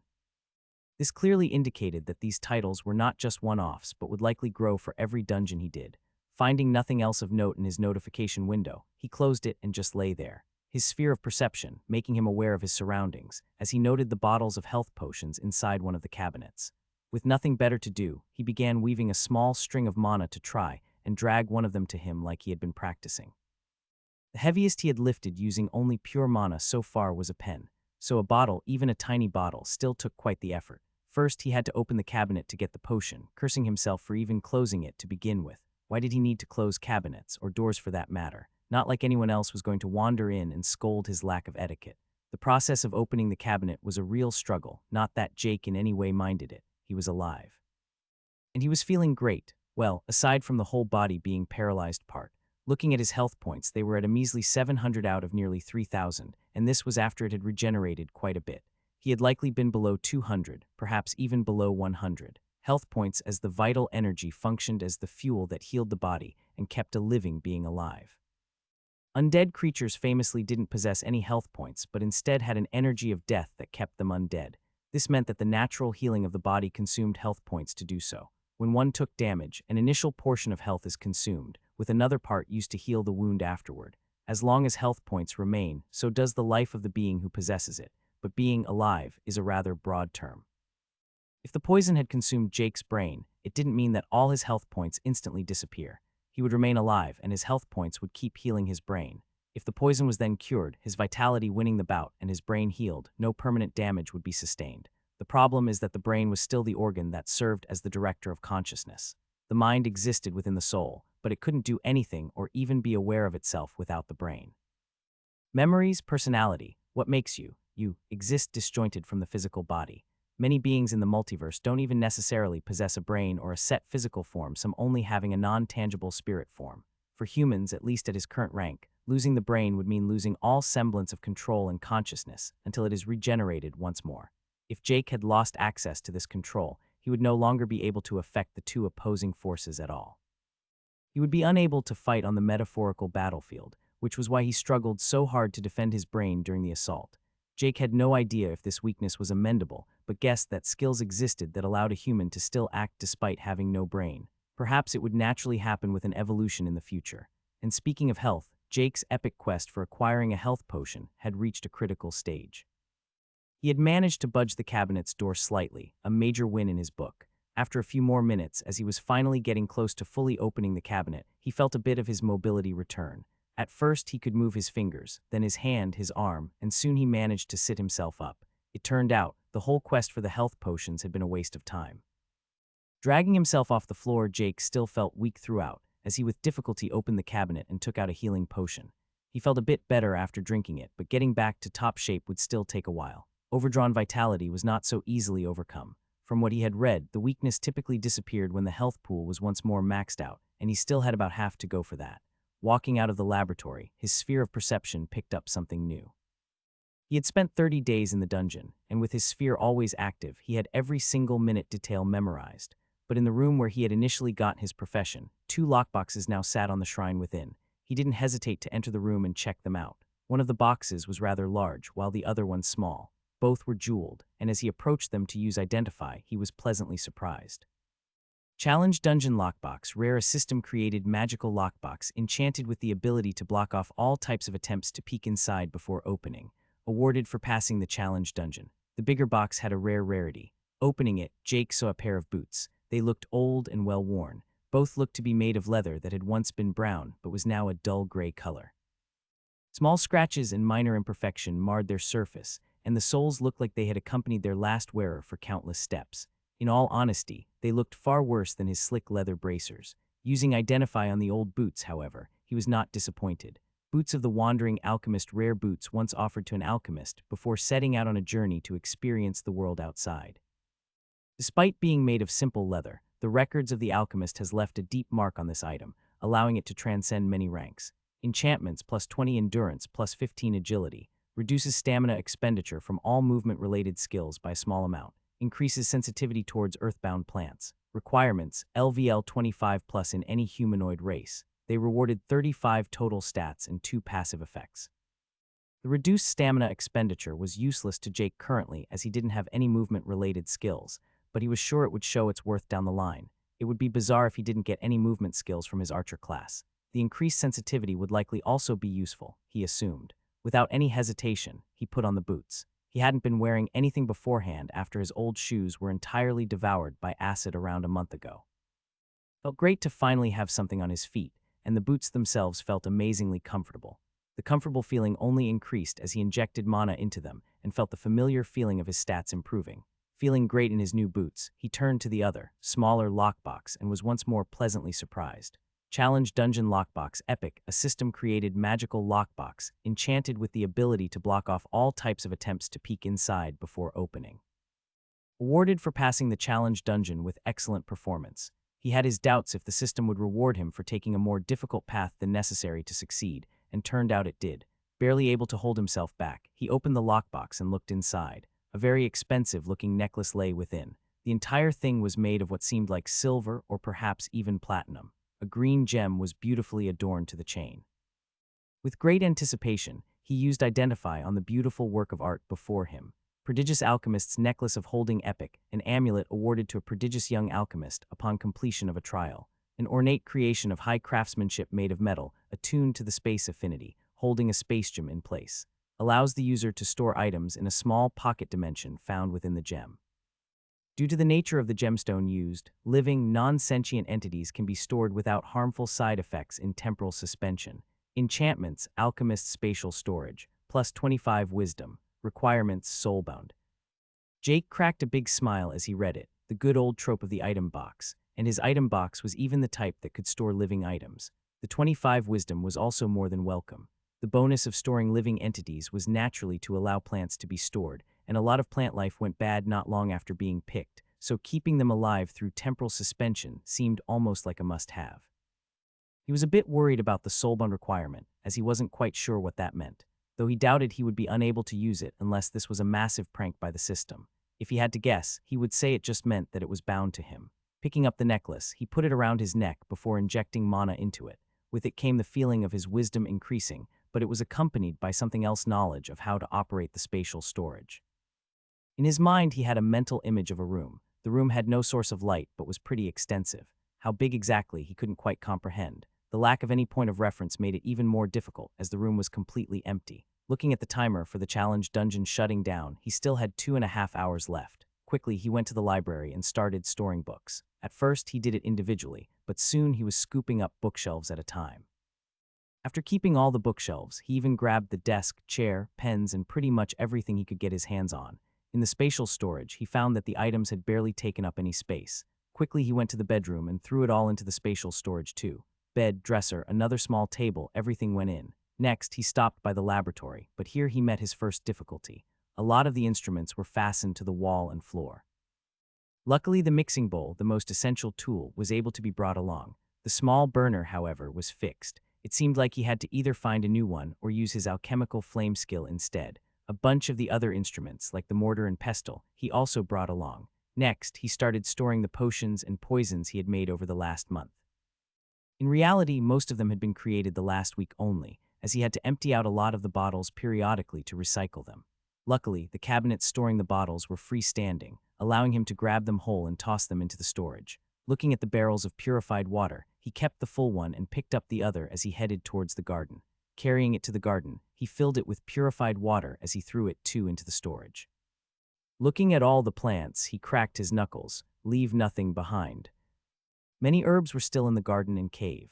After all, Jake had never made anything above inferior rarity in potions, and still had all the common rarity ingredients left entirely untouched. With the spatial storage able to store plants, he needed a way to get them into it. He quickly discovered he couldn't just will them to enter it. Sadly, the spatial storage couldn't just tear them out of the ground, so the next 1.5 hours went by as he dug them up by hand. He also went by the cave afterward and collected all of the mushrooms and moss. It didn't take him long to gather everything, his improved physical stats finally being used constructively. With less than half an hour left in the dungeon, he did the only logical thing he could think of and took a shower. He didn't know when he would next get access to a nice bathroom, something to be made use of as much as possible while he still could. After cleaning up and putting on his clothes once more, he went to the garden as he waited for the time to end. Looking at his reflection in the pond, he saw the minor changes the evolutions had brought about. It had made him a bit more handsome, if he had to say so himself. His features all a bit sharper. He was initially a bit on the short side, but had grown a couple of centimeters too from the looks of it. His fashion sense did ruin his improved looks a bit, though. The brown cloak, leather bracers, and old worn boots were standing out like a sore thumb. He looked a bit funny, if he had to say so himself. He wore some old linen clothes he had found in the bedroom dresser if one looked below the cloak. His old clothes had been wholly ruined a long time ago. As his thoughts wandered, time ticked on, and with a final look at his reflection, he disappeared from the dungeon. Caroline exited the cabin with Richard after reporting what she had just learned. Casper had made himself known once more. 2 weeks ago, he had wandered out of the camp in the middle of the night. Their expectations were broken as he just vanished without a trace. No one had heard or seen anything from him before today, making them believe that he was actually dead. He wasn't. He had contacted them through a stake outside their base addressed to William. Casper hadn't headed towards the enemy camp instead. He had gone back to where they had entered the tutorial initially. And now she and Richard were thinking of what to do. A small sphere was around them, blocking out all sound as they walked through the camp. Just send William, wouldn't it be better just to kill him already? Casper or William? Richard asked. William, of course. Casper hasn't done anything for 2 weeks, we can have him return, she said, almost pleadingly. Jacob had been in a slump emotionally ever since Casper disappeared, and guilt had been gnawing at her too. Fine, Richard conceded. Even if William dies, I can figure something else out. The only positive thing one could say about William was how little he had done for the last 2 weeks. He had only been hunting beasts really and spent the majority of his time with the smith. However, despite all that Richard tried, people began to question too many things. He was also relatively sure Jacob knew that the kid was way off. He had wanted to get rid of William and Hayden already, but sadly no opportunity had presented itself. Now, with Casper calling out William directly, too many had begun connecting the dots. Richard was unsure of what to do. If he acted like he didn't know anything, he would appear incompetent. So he went with the most straightforward solution of hopefully just having the two kill each other. Can I still use this to lure Hayden out? He thought as he began to gather his hunting party with Caroline. Not to go after William, they had to keep leveling themselves too. Casper sat on the ground, meditating. He knew he was coming. The narcissistic bastard wouldn't be able to resist. For the last day, he had prepared the clearing. Everything was ready for the ritual. He just needed that one final piece. His last 2 weeks had been eventful. It all started when she died. Her name had been Lyra, his shining star in this hellhole. He had fallen head over heels for her instantly. They had begun a relationship that never had time to truly flourish. He had been too cowardly and their time too short. She had been murdered. Hatred overtook him. He didn't care about some war. He didn't care about the other faction leader, claiming that his son died. He was past caring. So he made traps to slay the beasts in human skin roaming through the forest. It was his personal mission to thin out the herd as much as possible before he joined her. Casper had no naive hope of surviving the forest. He knew it would be his final resting place, and he would lay down here gladly to rest eternally beside Lyra. Yet, at that moment, as he was weeping alone, he heard a whisper call from the forest. When he followed, there he found a door leading to a challenge dungeon. The dungeon hadn't contained any challenge. It was just an island with a single tower on it, surrounded by a black sea. Not of water, but a black sludge that Casper hadn't dared to touch. Within the tower he met him, or at least a part of him, and that being offered him a deal, one he couldn't refuse. It helped prepare him, evolve as his race reached level 25, a level he still sat at now. He couldn't progress further quite yet. Throughout the clearing in which he sat, hundreds of spikes of dark metal were embedded. Runes were running down their surface as each impaled the corpse of a beast. Casper felt a jolt as he opened his eyes, aware once more, as he looked up and saw the blue-eyed, blonde teenager of his former camp staring back at him. William, hello, O master of traps and deceit, the teenager said as he did an exaggerated bow towards Casper. He had a playful look in his eyes and a friendly smile on his lips, yet he was staying pretty far away, not daring to enter the clearing entirely. You actually came, Casper said, a part of him a bit surprised despite his words. It is a free tutorial, mate. Ain't nobody telling me where I can and can't go. William answered with a laugh, clearly mocking Casper. No, but you follow their whims nevertheless, Casper mocked back. So why have you come, William? William completely ignored the first part as he responded to the second. I am just curious why you asked for me. I don't recall us having any beef. Stop being willfully ignorant already. Your attempt at starting a war is clear as day to anyone not constantly stuck inside the camp. Richard knows. Half of his men know. So just stop this silly farce and speak as your true self for once, Casper said, a bit annoyed. The young teenager's demeanor changed as he looked back, his smile remaining but his eyes were cold. Fine, let's talk. But I go first, what the hell is your plan out here? Your plan with recklessly trying to hunt down Hayden and his men for days and then just disappear in the middle of it. I wanted revenge, you bloody moron, for what they did to her. I know you didn't directly kill her, but you still fucking caused it. Casper yelled before taking a deep breath to calm himself down once more. William looked at him, obviously a bit bewildered at the outburst. Gonna be honest, I don't get why they go so much overboard when killing, and I think torture is quite dumb. But isn't it equally illogical to react to it like you are? You risked your life needlessly by going closer and closer to their base instead of just going for the easier beasts. Don't you care about tutorial points or experience at all? William didn't ask to provoke. He was honestly curious. He didn't understand it. He had been lost on why the reaction had been so violent from Hayden to begin with. He had lost his son, an essential asset for sure, but why the response?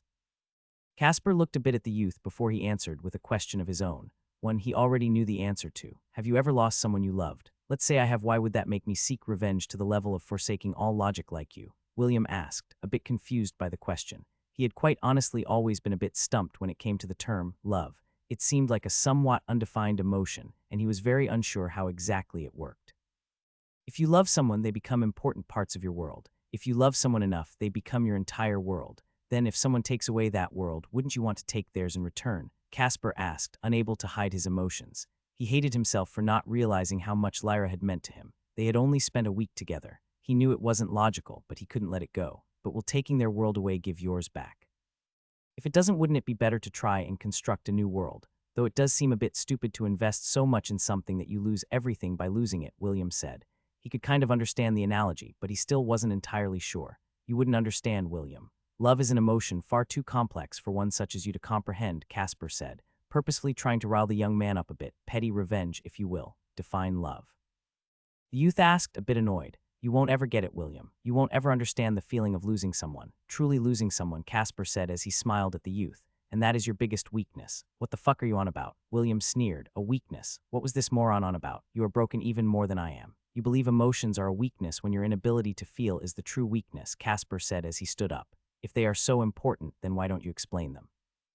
Make them actually make sense for once, the young caster said as he was preparing himself to strike. Because from what I've seen, the only thing emotions bring with them is stupidity. I am not going to waste my time engaging in futility, Casper chuckled. William, now well and truly pissed off, went back to a tried and tested method. Threats. If you do as I say, I promise not to kill you. You know what I am capable of. Shaking his head, Casper could only sigh.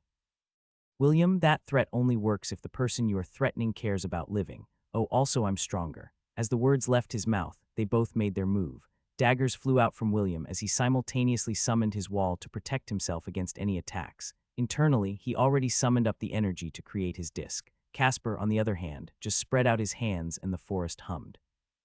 All of the spikes around him began to glow with a ghastly light as tendrils of shadows extended out from each of them, gathering in a giant sphere of darkness floating above his head. The daggers didn't even get halfway before they fell to the ground harmlessly, the mana within gone his control of them lost. William's wall also disintegrated, as the mana holding it together was overwhelmed.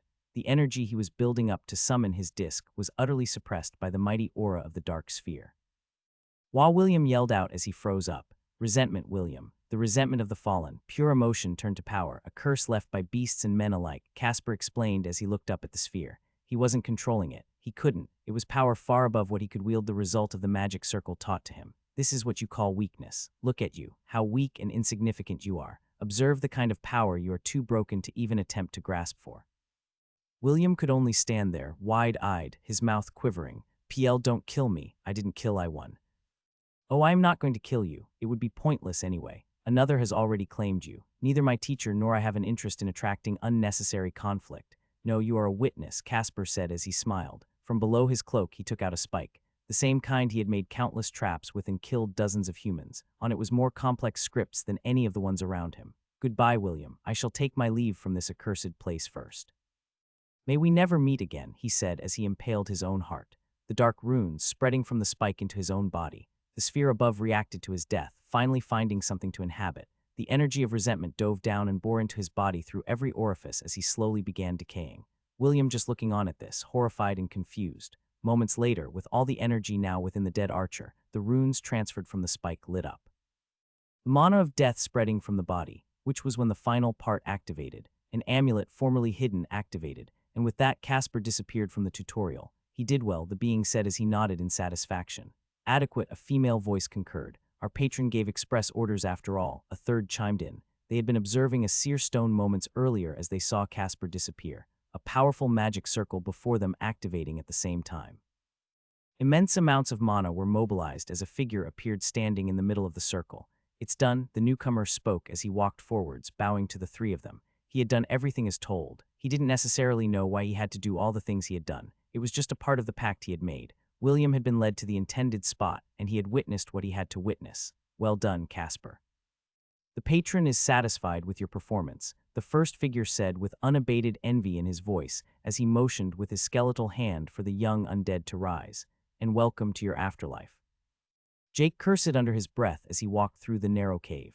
He had totally forgotten the shitty location of the challenge dungeon. At least he could walk out a lot faster than he had gotten in. He was also happy to finally get his weapons back. He had missed his bow. It would have been a great stress reliever in the dungeon to do some target practice. The quiver had naturally also come back with the bow. One of the two daggers he had were now redundant after having gotten the dagger of bloodletting.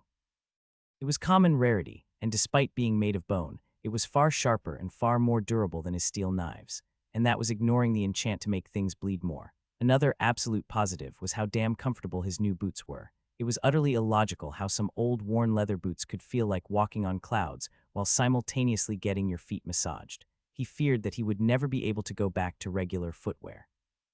The winding tunnel took him only half an hour to go through this time, though he purposefully ignored all the blue mushrooms in his path.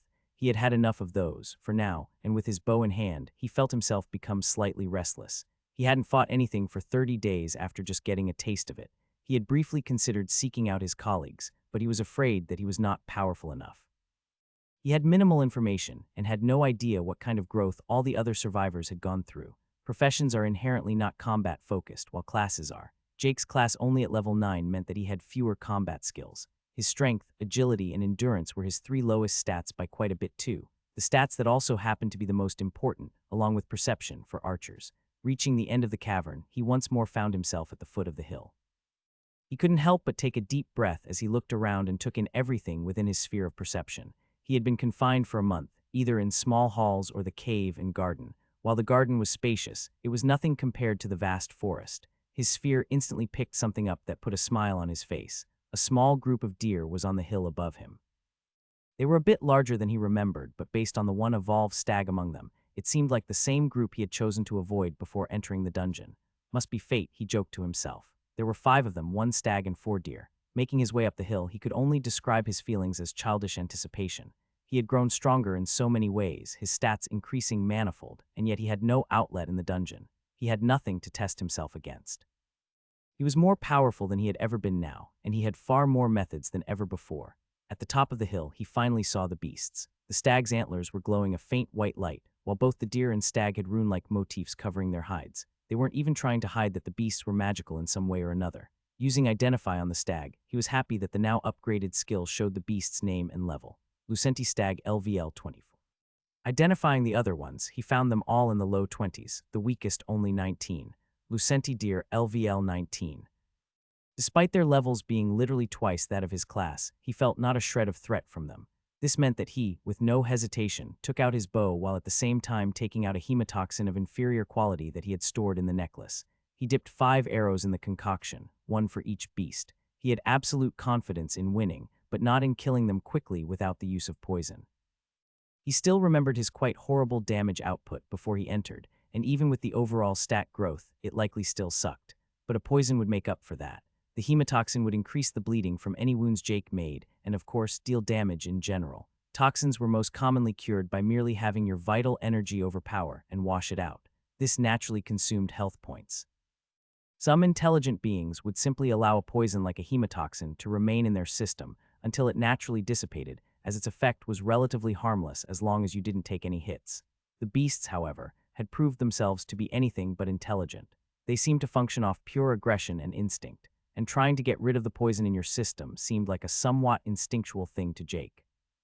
He would know his instincts were quite something if his bloodline ability was to be believed. The only slight annoyance with using poisons was the fact that the poison had to stay in its bottle, or it would lose its potency fast.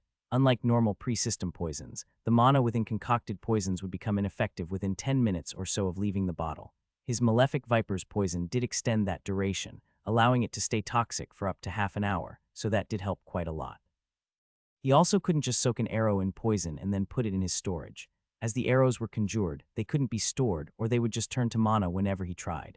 Not that it would have helped anyway, as the duration of the poison still decreased despite the temporal suspension in the necklace. He tried it with a dagger by coating it in poison, but when he took it out an hour later, all the potency in the poison was gone.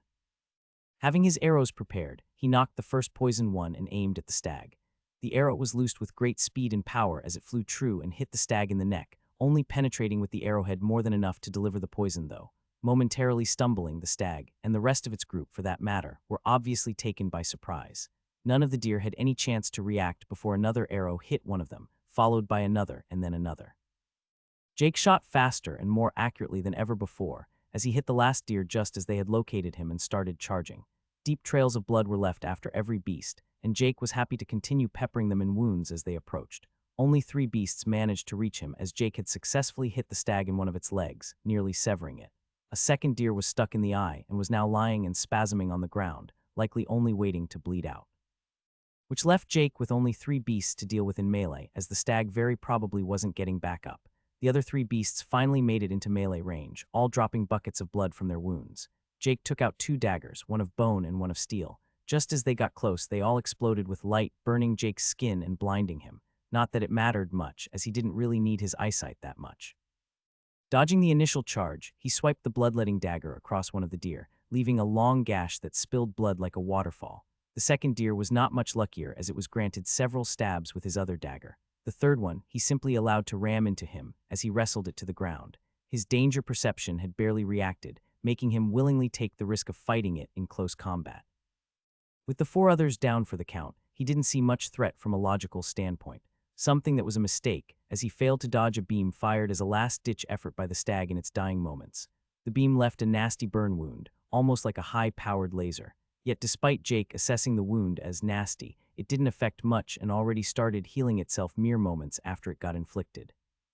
As for the beast pinning him down, he raised his hand and placed it on the neck of the creature, digging his fingers into its hide, as he used Touch of the Malefic Viper on full power, throwing away all subtlety the skill allowed. Instantly the effects were made clear. The flesh his hand touched started rotting, showing clear signs of necrosis, as the deer let out a whimper before it collapsed. Jake got back up and noticed the rest of the beasts either dead or in their final moments. Taking the dagger, he made a quick round and finished the rest of them off. He had felt the levels more than once throughout the battle and knew it had been a fruitful hunt. Quite honestly, him being level 9 at the beginning was just sad in a way. His stats were clearly not that of a level 9 archer at all. Opening his status window, he saw the kill notifications for the first time in a month. It felt incredibly satisfying.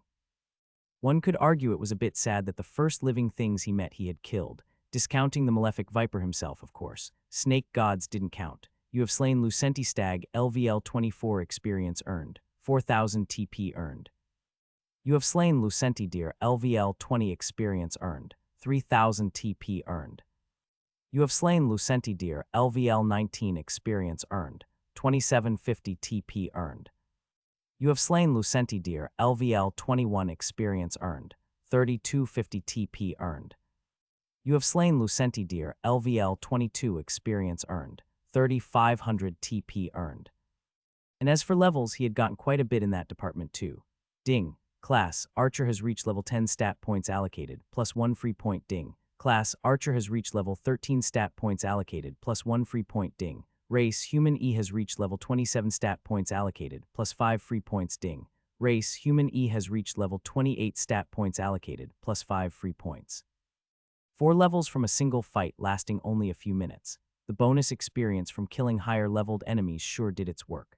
While the kill notifications didn't explicitly state that he got any bonus experience, he clearly did. If he had to guess, then classes and professions had separate experience meters. The race levels were, however, where the real value lay. Whenever Jake got a level in his class, he got a measly 5 stats and 1 free point. On the other hand, his race levels gave 2 in all stats, or 18 in total, and 5 free points. So a total difference of 6 and 23 stats per level, nearly 4 times. Of course, his profession was also quite ridiculous, with it providing 15 stats, 5 free points, aka 20 in total. But one had to remember that was evolved and a variant. Plus, it took 2 levels in either profession or class to get a single race level. It had at least been consistently that way so far. Passing level 10 in his class naturally also meant something else. Archer class skills available. Jake knew he had to mentally prepare himself after getting skills from his profession. He couldn't expect a random, rare, or even epic skill from a basic starting class after all. So with little expectations, he went through the list, the first one being about as basic as he expected. Twin Arrow Common. The archer's arrows are never ending. A single arrow becomes 2. Allows the archer to shoot an arrow that splits into 2 during its flight. Adds a minor bonus to the effect of agility and strength when using Twin Arrow. This one was very fantasy-esque. It had several useful applications. The sneak attack component alone would be great. Oh, you think 1 arrow is heading your way? Sorry, it was 2. But the thing he was most concerned about was how exactly a splitting arrow would work with his poisons. Would both have it, none of them have it, or only the original one? Or did the skill just conjure new arrows entirely? He just felt there were so many unknowns. If it didn't work with his poisons, he didn't care. If it merely divided the poison between the 2 split arrows, it would be worse than not splitting at all. It is far better to deliver 1 strong dose to 1 area than 2 weaker doses in 2 regions. The former was far harder to heal and get rid of. With him having more concerns than excitement for the skill, he moved on. Bow Bash Common, who says the bow can only be used at range. Allows the archer to bash with his bow, knocking back the target. Increases the bow's durability and gives a minor bonus to the effect of strength when using bow bash. This skill was way more straightforward, just a skill that allowed him to hit people with his bow better. The purpose of the skill seemed to be keeping his enemies at a distance. The skill would indeed be useful, but Jake wasn't exactly getting excited over reading it. Moving on, he hoped for something better. Bouncing arrow common, the archer has many tricks hidden in their quiver. Allows the archer to shoot an arrow that bounces off the first object it hits. Adds a minor bonus to the effect of agility and strength when using bouncing arrow. This one was just gimmicky as hell. It seemed fun and interesting, but he had some serious questions as to the usefulness. He reckoned it was the kind of trick that would work once against an enemy and then be utterly ineffective from that point onwards. And if one had already seen the trick before, you wouldn't be tricked by it as easily the next time. Again, another disappointing skill in his honest opinion. Active camouflage uncommon sometimes. Mere stealth is not enough, but one must hide their very being. Focus your mana and attune your presence to your surroundings, allowing you to stay hidden far more effectively when standing completely still. Adds a small bonus to the effect of wisdom when successfully remaining hidden. This skill was a bit more exciting. Jake assumed it would allow you to hide from methods of detection other than the five senses, likely even allowing him to avoid detection from magical perception skills. Would it work against my sphere of perception? He couldn't help but wonder too. Another interesting point was that it used mana and scaled with wisdom. All his other skills in the archery class scaled with strength, agility, and sometimes perception.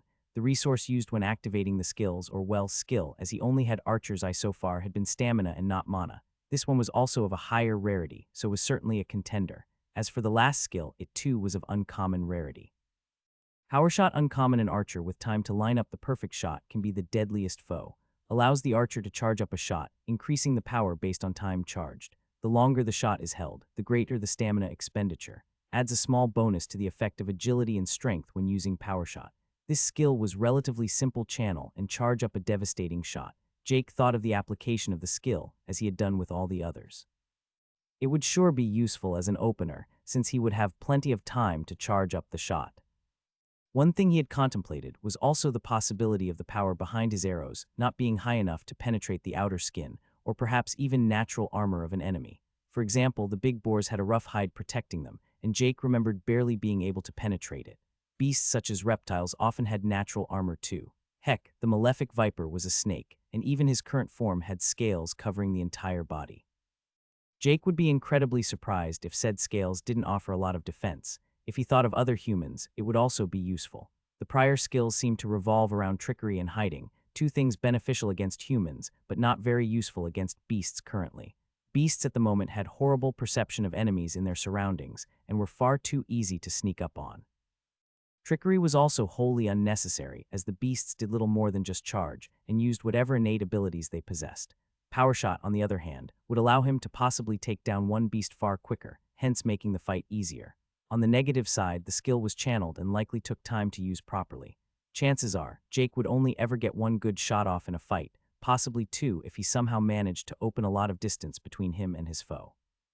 Overall, he was a bit disappointed by the skills offered. Then again, he had been a bit spoiled by the malefic viper skills. Jake had no intention of going after humans at that moment, never if he could avoid it. Jake didn't like fighting people, and the challenges he sought after could as easily be found against beasts, so he picked the skill he deemed the most effective against those. So in the end, he settled on power shot. Ultimately, the skill would allow him to take down powerful foes easier, and currently he saw it as the most useful. New skill gained. Power shot uncommon. An archer with time to line up the perfect shot can be the deadliest foe. Allows the archer to charge up a shot, increasing the power based on time charged. The longer the shot is held, the greater the stamina expenditure. Adds a small bonus to the effect of agility and strength when using power shot. And with that settled, it was time to get some more levels under his belt. As he was preparing to move, he felt something not that far away from him. It was still a few kilometers, but the feeling was powerful. He couldn't quite describe it, but it felt like a huge mass of energy had gathered there, drained from where he was and everywhere around him. Maybe even from the entire tutorial area. No matter the case, he had to investigate. Hopefully he could find something worth fighting there. William looked at the now pitch-black clearing where Casper had disappeared from earlier. He had been standing there for minutes now. William didn't get it, but more infuriating than that was that he didn't understand why he didn't get it. That power was something William wanted, he needed it, but he couldn't even begin to understand what it was. No clue remained either, as all of the spikes and the corpses of the beasts they impaled were gone. Casper claimed it was some kind of emotional power resentment. William understood being mad at someone, but how could that possibly be so tangible? His claim of doing everything and reaching the power he had due to love was also ridiculous, illogical. He had never gotten it. Love was a weird ethereal word not commonly found in his internal dictionary. He knew that his parents had claimed to love him. But if love was such an all-consuming feeling as the trapper claimed, Why had the parents who claimed to love him chosen to abandon him? Why did people think he was broken? William had always thought himself a smart kid. He had been quiet, controlled, and done as he was told.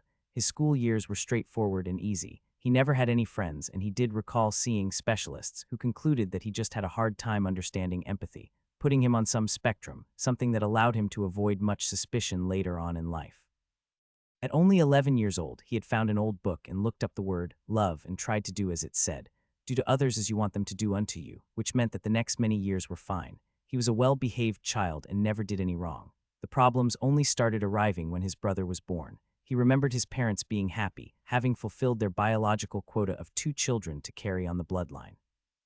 He also remembered them being sad when they discovered that the child was a defect, a product that Darwinism would have claimed if nature was to run its cause without the interference of society. William was 12 when the kid was born, and he would never forget the difficulties it brought. His mother had to quit working, and all semblance of free time and family outings stopped.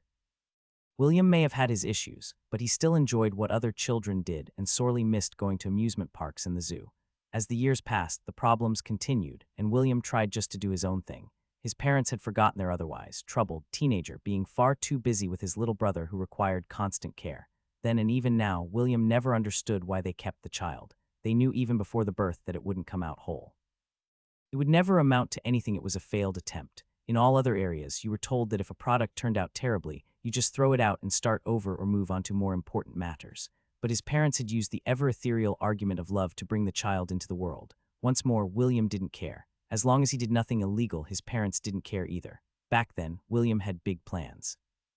He enjoyed studying, he liked to learn, and he found great pleasure in learning about other humans, most of all. He learned how they worked and how he was supposed to act around them, but more importantly, how to make them act as you wanted. His plans were grand. He still remembered the day he found out he had gotten into the best university in his area. He remembered the genuine joy he had felt, but he also remembered his parents' slightly reluctant attitude to his happiness.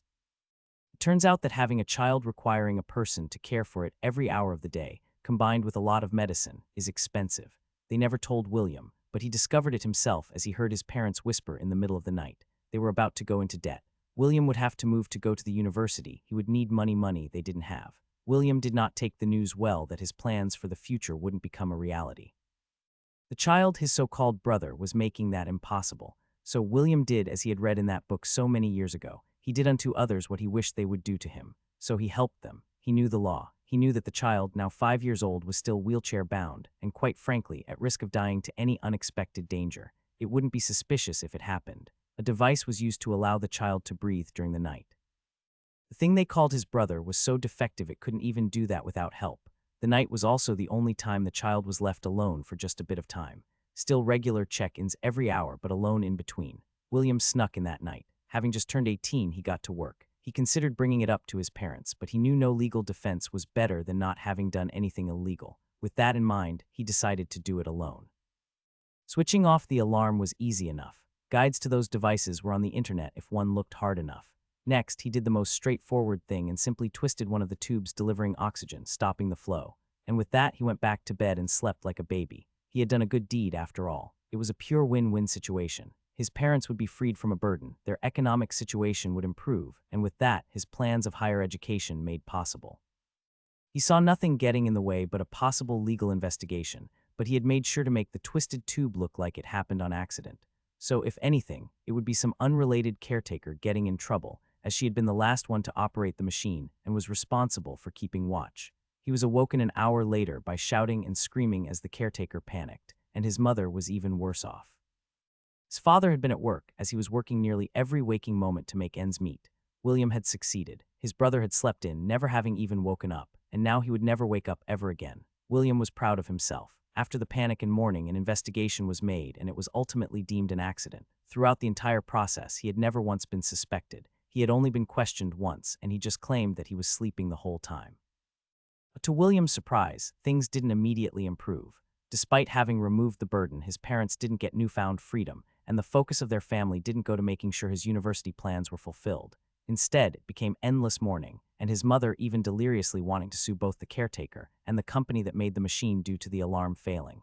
William didn't get why they were so reluctant just to move on, why they had to act as they did. When the movements to sue got closer, and William discovered that the legal proceedings would put the family even further in debt, for what even he could see was a pointless legal battle, he decided to finally come clean. There was a bit of a risk that an investigation would get reopened, but the risk was worth it. Their response had been far from what he expected. He knew they would be angry, lying, and acting deceitful was not okay after all, but the reaction was way out of proportion. He tried to explain, he tried to reason. His logic had been flawless. He had acted entirely rational throughout it all. His father had yelled more than ever. His mother broke down crying. After that, he had been sent to his grandparents' place. He was forced to talk to shrinks, therapists, and many other so-called experts. He was sent into programs, homes, and in the end, a fucking closed facility. His parents never told anyone what he had done, and yet they locked him up like he had been the one to ruin their lives, like he had been the burden. He was pumped full of drugs, his logic dying, and from then, it all turned into a blur with only moments of clearness. 1.5 years he spent living like that. Even now, his memories of the time were shrouded, like a cloud of mist was obstructing his mind. He only had a single one with a clear head of those many months as he managed to fool some new hire that he was getting, that he understood what they wanted, that he understood the emotions that they all found oh so important, but he could only fake it for so long until a more experienced employee caught on, and he had no peace after that. The system saved him. It freed him, not just physically, it freed his mind. Here in the tutorial, he had time to think. He had time to do as he always wanted. He would manipulate, exploit, and do everything possible to win. He had viewed his inability to understand these emotions as a perk for the past month, not a fault. But today, Casper had made a small crack in that belief. Was he missing something? Was he broken? No, impossible. There wasn't anything to fix. It was a strength, his strength. He had been called mentally ill before it wasn't new. Casper was just an outlier. William had brilliantly fooled Richard, Caroline, Jacob, everyone. Not a soul suspected him. He was perfect. William only saw the world as consisting of two kinds of people, those useful to him reaching his goals and those not. If someone didn't hold value for him, there was only the value he would get from harvesting their tutorial points and the experience they offered. The system itself agreed with his reasoning. It only confirmed his thoughts. He was rewarded for every kill. Not punished like the old world. Rules didn't apply to the strong. And William was strong. He firmly believed that. He was finally untethered. No laws, no parents, no vague moral obligations to anything. The only one he had to please was himself. His only limiter was the extent of his own power, so he would do anything to obtain more power. William, lost in thought, found that he had wandered quite a distance, a bit closer to the camp, but not in a straight line. He did see some beasts, but all were below 25, so he was still in the outer area for sure. As he turned to the camp's direction, he spotted something out of the corner of his eye, a single individual walking through the shrubbery. It was a man from the build, and he was wearing an upgraded common rank archer cloak, but he saw no bow in sight. Nothing else about him was of interest, as the cloak concealed his entire body. William considered attacking, but something made him pause. There was a presence to the man. He couldn't put his finger on it, but through all the evolutions and levels, a certain innate sense had been unlocked, and that sense was currently making him aware that the man wasn't simple. William used Identify on the man. He knew he was terrible at remembering to use it, as he hadn't even bothered to use it on Casper before, or anyone really. Something to improve, he told himself. But when he got the response, his eyes widened. It was just nothing. No feedback at all. A single question mark was all William got. After he had gotten the Identify skill to common rarity, it had told him the race and level of everyone, but now it didn't work. One would typically take that as a sign to avoid combat, but William saw it as the exact opposite. This was a perfect opportunity. Casper was an anomaly, he reminded himself. This lone person in front of him appeared strong. He was alone. William would make him the case study of why he wasn't wrong. "Hello there," he said with a huge smile, completely back in his faux persona. "Haven't seen anyone else for a while out here. What you up to all alone with how things are?" William tried hard to make the man let down his guard. The man he presumed to be an archer took off his hood too, and William got a good look at the man. Brown hair, forgettable face, utterly dull. The only thing that made him stand out was his eyes. His gaze was sharp, focused. The teenager had met a lot of people out in the wild. He had seen a wide range of emotions: fear, curiosity, caution, anger, and even happiness and relief at some points. But the eyes of the man was neither of those. He couldn't quite place his finger on what his gaze held, but William didn't like it. He had never tried that before, and it put him slightly off his game. As he was wondering how to proceed, the man answered, "Good question. Just got here myself. Been a bit busy in an oversized cave for a while." Or would calling it an ancient temple be more accurate? The archer answered, shrugging before he asked, "You heard of any gatherings of survivors around here? A camp or something like that?" William looked a bit bewildered at the man. The first part was nonsense. He had been in a temple. The young caster had been many places, and he hadn't seen even the shadow of something that one could describe as a temple. The latter part was also confusing. How could he not know of any gatherings of survivors? The two Bassies hadn't exactly been subtle with their hardcore recruitment. Yeah, we got some Bassies. I'm a part of one of them myself, actually, William answered, seeing an opportunity. I can bring you to it if you like. It is a bit far, and it is easy to get lost in the forest after all. And what's the name of the leader of the camp, or notable people? And you mentioned Bassies as in more than one. Just take me as someone absolutely clueless to the situation currently in the tutorial. Because I am, the man answered, dodging the offer of the escort with his own questions. Sure thing, we got two Bassies, one run by a dude named Hayden and another run by another bloke named Richard.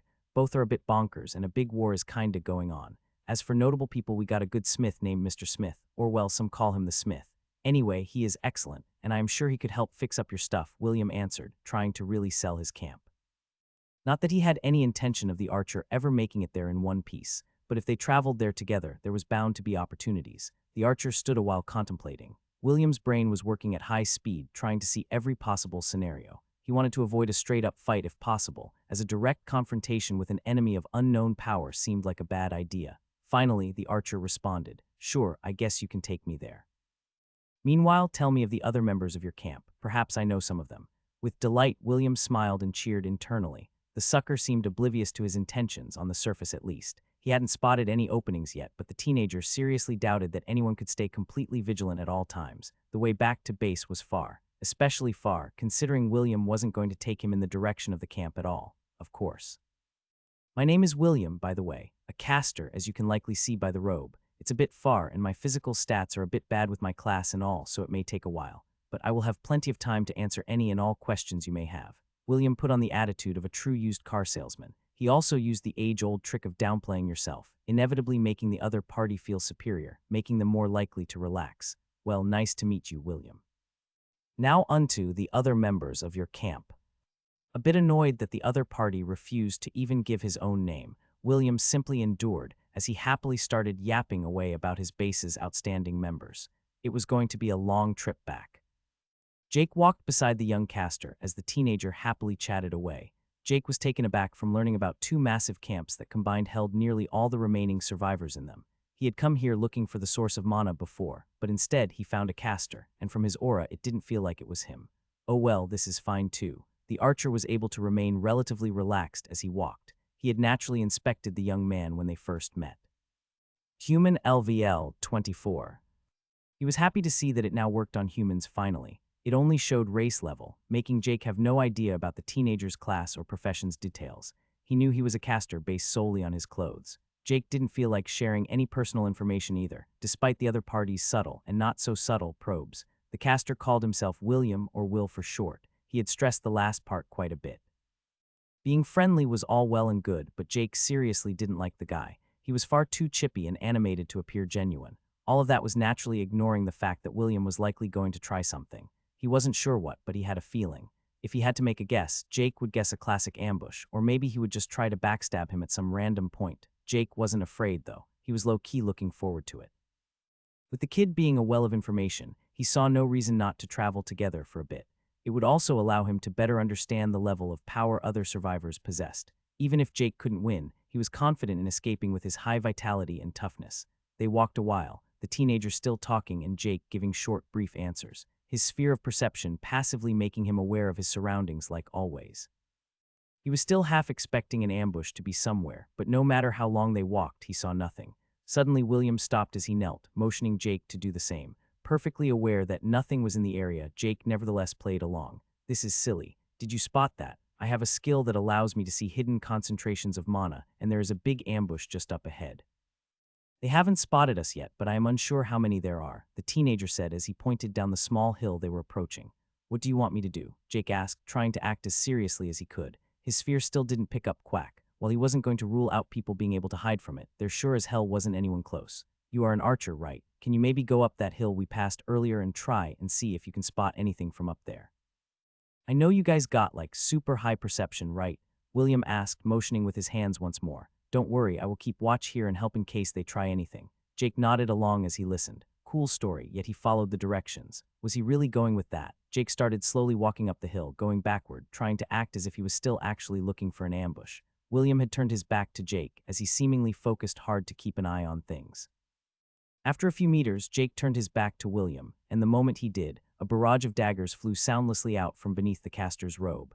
Jake couldn't help but smirk internally as the expected attack came, but he quickly frowned his brows a bit at the power and number of attacks. 14 daggers were coming. Without any hesitation, he jumped to the side, all the blades missing their initial attempt to skewer him.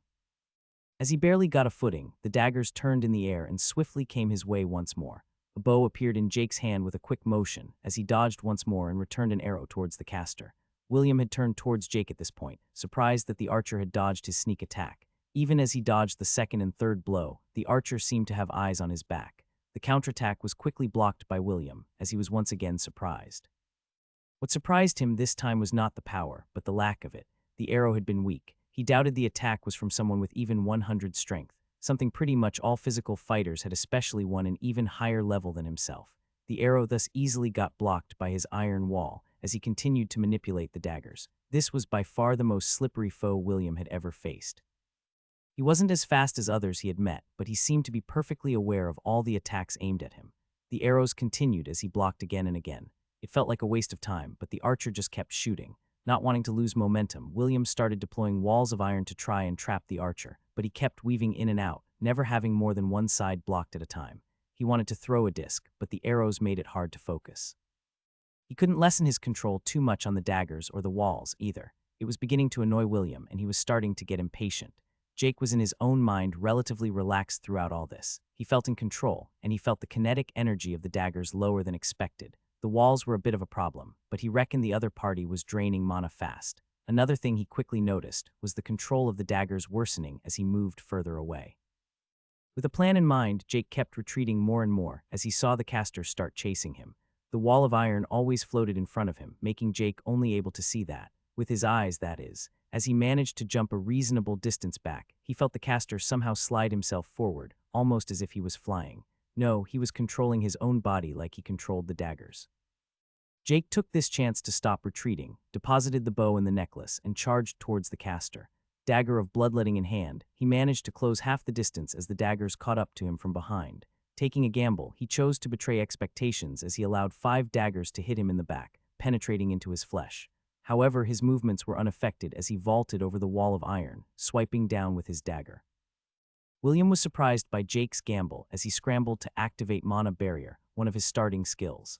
The barrier barely did anything as the dagger came down. William did manage to slide himself backward slightly, only taking a minor cut to his forearm. Smirking, he had the daggers resume their assault at full power, forcing the archer on the defensive once more. In William's eyes, Jake had taken far more damage from the daggers in his back than the minor cut he had inflicted.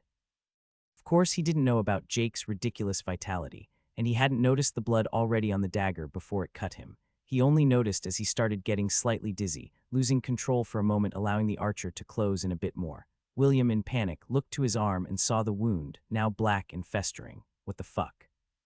He yelled in his mind, now genuinely panicking. He had experienced poisoning from the evolved badgers before, but this felt way worse. To make matters even more horrifying, the archer was nearly upon him once more. As the archer was only a couple of meters away, William made his final gambit. No longer aiming to necessarily kill his enemy anymore, all he thought of was to escape. Even if he won, the poison would simply consume him anyway. The final card William had up his sleeve was called Flashing Steel, the newest skill in his repertoire. His entire body lit up with a bright light reminiscent of a flashbang, as small pieces of scrap metals exploded out of him. The whole area around him exploding as a small crater formed. Jake was already too close, and even with his danger sense, he was taken entirely by surprise and only managed to raise his hands as the metal hit him. The metal's momentum shot him backward tens of meters before he finally hit a tree, unfortunately only pushing the daggers in his back further in. It was like he had just been hit by a super powerful frag grenade at close range. The final thing he saw before the caster left his sphere was William flying backward himself, as he manipulated his own body once more. Jake quickly lost track as he saw the caster disappear into the trees. Pushing himself off the tree, he had smashed into, groaning as he tried to reach for the daggers sticking out of his back.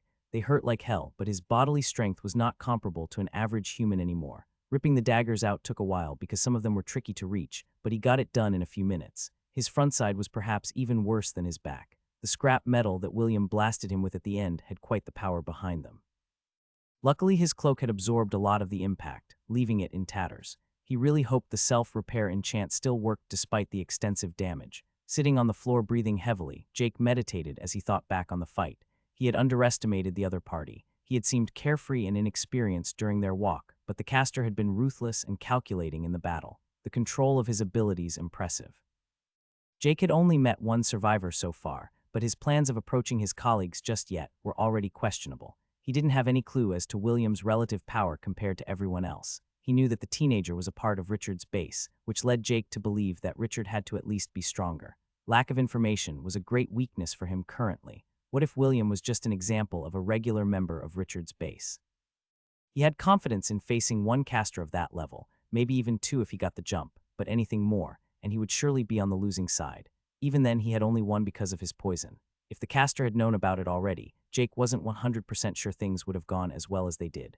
William had during their conversation been very careful to reveal nothing about the powers of others. He did, however, mention that both bases combined had numbers in the hundreds. If facing just one other survivor had ended up with him losing nearly a third of his health, facing any random small squad would likely be fatal. Worst of all, while Jake had won, he had likely failed to kill the opponent. He used the word likely as there was still a chance the caster wouldn't make it. Before his charge, Jake had used blood of the malefic viper to soak his dagger in his toxic blood, effectively poisoning the enemy. He would need a healer for sure, as Jake doubted the kid had high enough defensive stats to battle it himself. That, or he would need a potion, which was another thing Jake didn't know about. Did they have any alchemists? If they did, could they make any detoxification potions? Smiths, tailors, and builders had all been mentioned, so them having professions was indisputable. It was also very believable that they would keep any knowledge of alchemy hidden from outside sources, along with other powerful profession types. All of this ultimately led to Jake being very hesitant in trying to seek out his former colleagues. He had parted with Richard by killing a bunch of his men, so he had serious doubts that the guy would just welcome him with open arms. No, for now, he needed power. Power to be able to seek them out with his head held high, and at least the confidence to escape if things went sideways. So he decided to hunt. His class was only level 13, and he could efficiently kill level 20+ beasts for some quick levels. His colleagues would have to wait for now. After meditating a while, he took out a health potion and drank it. It filled his pool back up quite a bit, his body visibly healing. I need to get stronger. Turning towards the depths of the forest once more, he started searching for new prey. It was power leveling time. Caroline looked at the gloves in her hand as she smiled proudly at her creations. They were only inferior rarity and didn't offer any stats or anything, but it did give her plenty of experience to her profession. Oh, those are nice. Made for a certain someone, eh? Turning her head, she saw Joanna taking a seat, the premier tailor and the one who had taught her a lot of the techniques she currently used. Caroline jokingly hit Joanna on the shoulder, reprimanding her. Stop it, I just thought he needed some gloves, you know. Hee, don't get me wrong, I am supporting you 100. You and Jacob are so cute together, it reminds me of when I first met Mike, Joanna said, her bright smile dropping towards the end. Joanna, we don't know what happened to everyone else, Caroline said, laying a hand on her friend's shoulder. I am sure he is just in another tutorial, and I am just as sure that he is fine. Mike was always a tough guy, he can take care of himself. Smiling, Joanna snuggled up to her young former colleague. You are such a sweetheart. No wonder Jacob couldn't keep his hands off you. Talking of Jacob, have you guys talked too? But before she could answer, an archer stormed over to them, yelling loudly, Is Caroline here? Come quickly, we got an emergency. Richard is asking for you ASAP. Without any hesitation, Caroline got up as she ran after the archer. Around the gate to enter their camp, she saw dozens standing around, a few of Richard's men keeping them away. As she got to the gate, she saw one of the other healers sweating as he tried to heal the caster on the ground. As she saw that the wounded person was William, she was taken aback. One of his arms was entirely black, and protruding veins were visible, extending from his shoulder onto his chest. Instantly she knew that he had been poisoned by something powerful. Richard stood at the side, throwing her a glance. She looked questioningly back at him. When he nodded, she got to work. Focusing, she started casting a curing spell, as she allowed the other healer to continue trying to keep the young man stable. The poison was strong, very strong, and to make it worse, it even had magical properties, making it only harder to cure. But Caroline was not the strongest healer in their base, possibly the entire tutorial for nothing. She flooded the teenager with a pulse of mana, washing away some of the toxins. A couple of powerful pulses later, the black color had started fading slightly. With a final push, she managed to dispel every trace of poison within the teenager. William himself was unconscious, as she and the other healer managed to finally fully heal him. Caroline felt that he only had one wound on his body, was a small cut on his arm. If they hadn't healed him, he would have died without a doubt. A significant weakness of casters was not getting any defensive stats from their classes, and from the looks of it, William really had terrible physical stats. From her assessment, a warrior like Richard, especially with his class evolution, would be able to fight the poison himself, solely due to his higher toughness and health pool. William, now healed, still hadn't woken up. From what Caroline felt as she flooded his body, both his health pool and mana pool were pretty much empty. She didn't know their values, but she could get a rough estimate that he was low. After making sure William was fine, the next task was to find out what exactly had happened. She put up the barrier around them with a wave of her hand, only her, the archer, and Richard within. "What happened?" she asked. The archer, who was in fact the scout who had been following William, shook his head. "I don't know. I was following the little psycho as always when I failed to notice a trap. I don't know what the hell it was, but I was stuck there for hours. It didn't even do anything. I was just stuck until suddenly I saw him fly over me, and the second he did, the magic binding me was dispelled too. It was fucking weird." "So it's Casper," Richard said, frowning. "No," Caroline shook her head. "This isn't the same type of attack as his at all. He is focused on curses, dark mana. This was poison. Moreover, the cut on his arm was made with a weapon for sure. This isn't a beast, either. An accomplice then, or an entirely new player. This isn't Hayden. Casper would never work with him, and if Hayden had poison this strong, he would have used it before. Shit, this is all getting needlessly complicated." Richard sighed with annoyance. "What's the plan?" the scout asked. "Make the kid wake up, get info, and finish him off." "We could, but I have a better idea," the former heavy warrior said. "For now, get him in one of the cabins." The entire situation was a shit show, and everyone was aware of it. Someone or something had potent poison, and Caroline was the only healer who could cure it. The other healer could heal through it, perhaps giving the person a chance to rely on their own stats to survive before they ran out of mana. But it wasn't a reliable method at all. The matter of William nearly dying spread throughout the camp like a wildfire. William was viewed favorably by most in their base, especially the crafters. The smith, without a doubt, the one favoring him the most of everyone.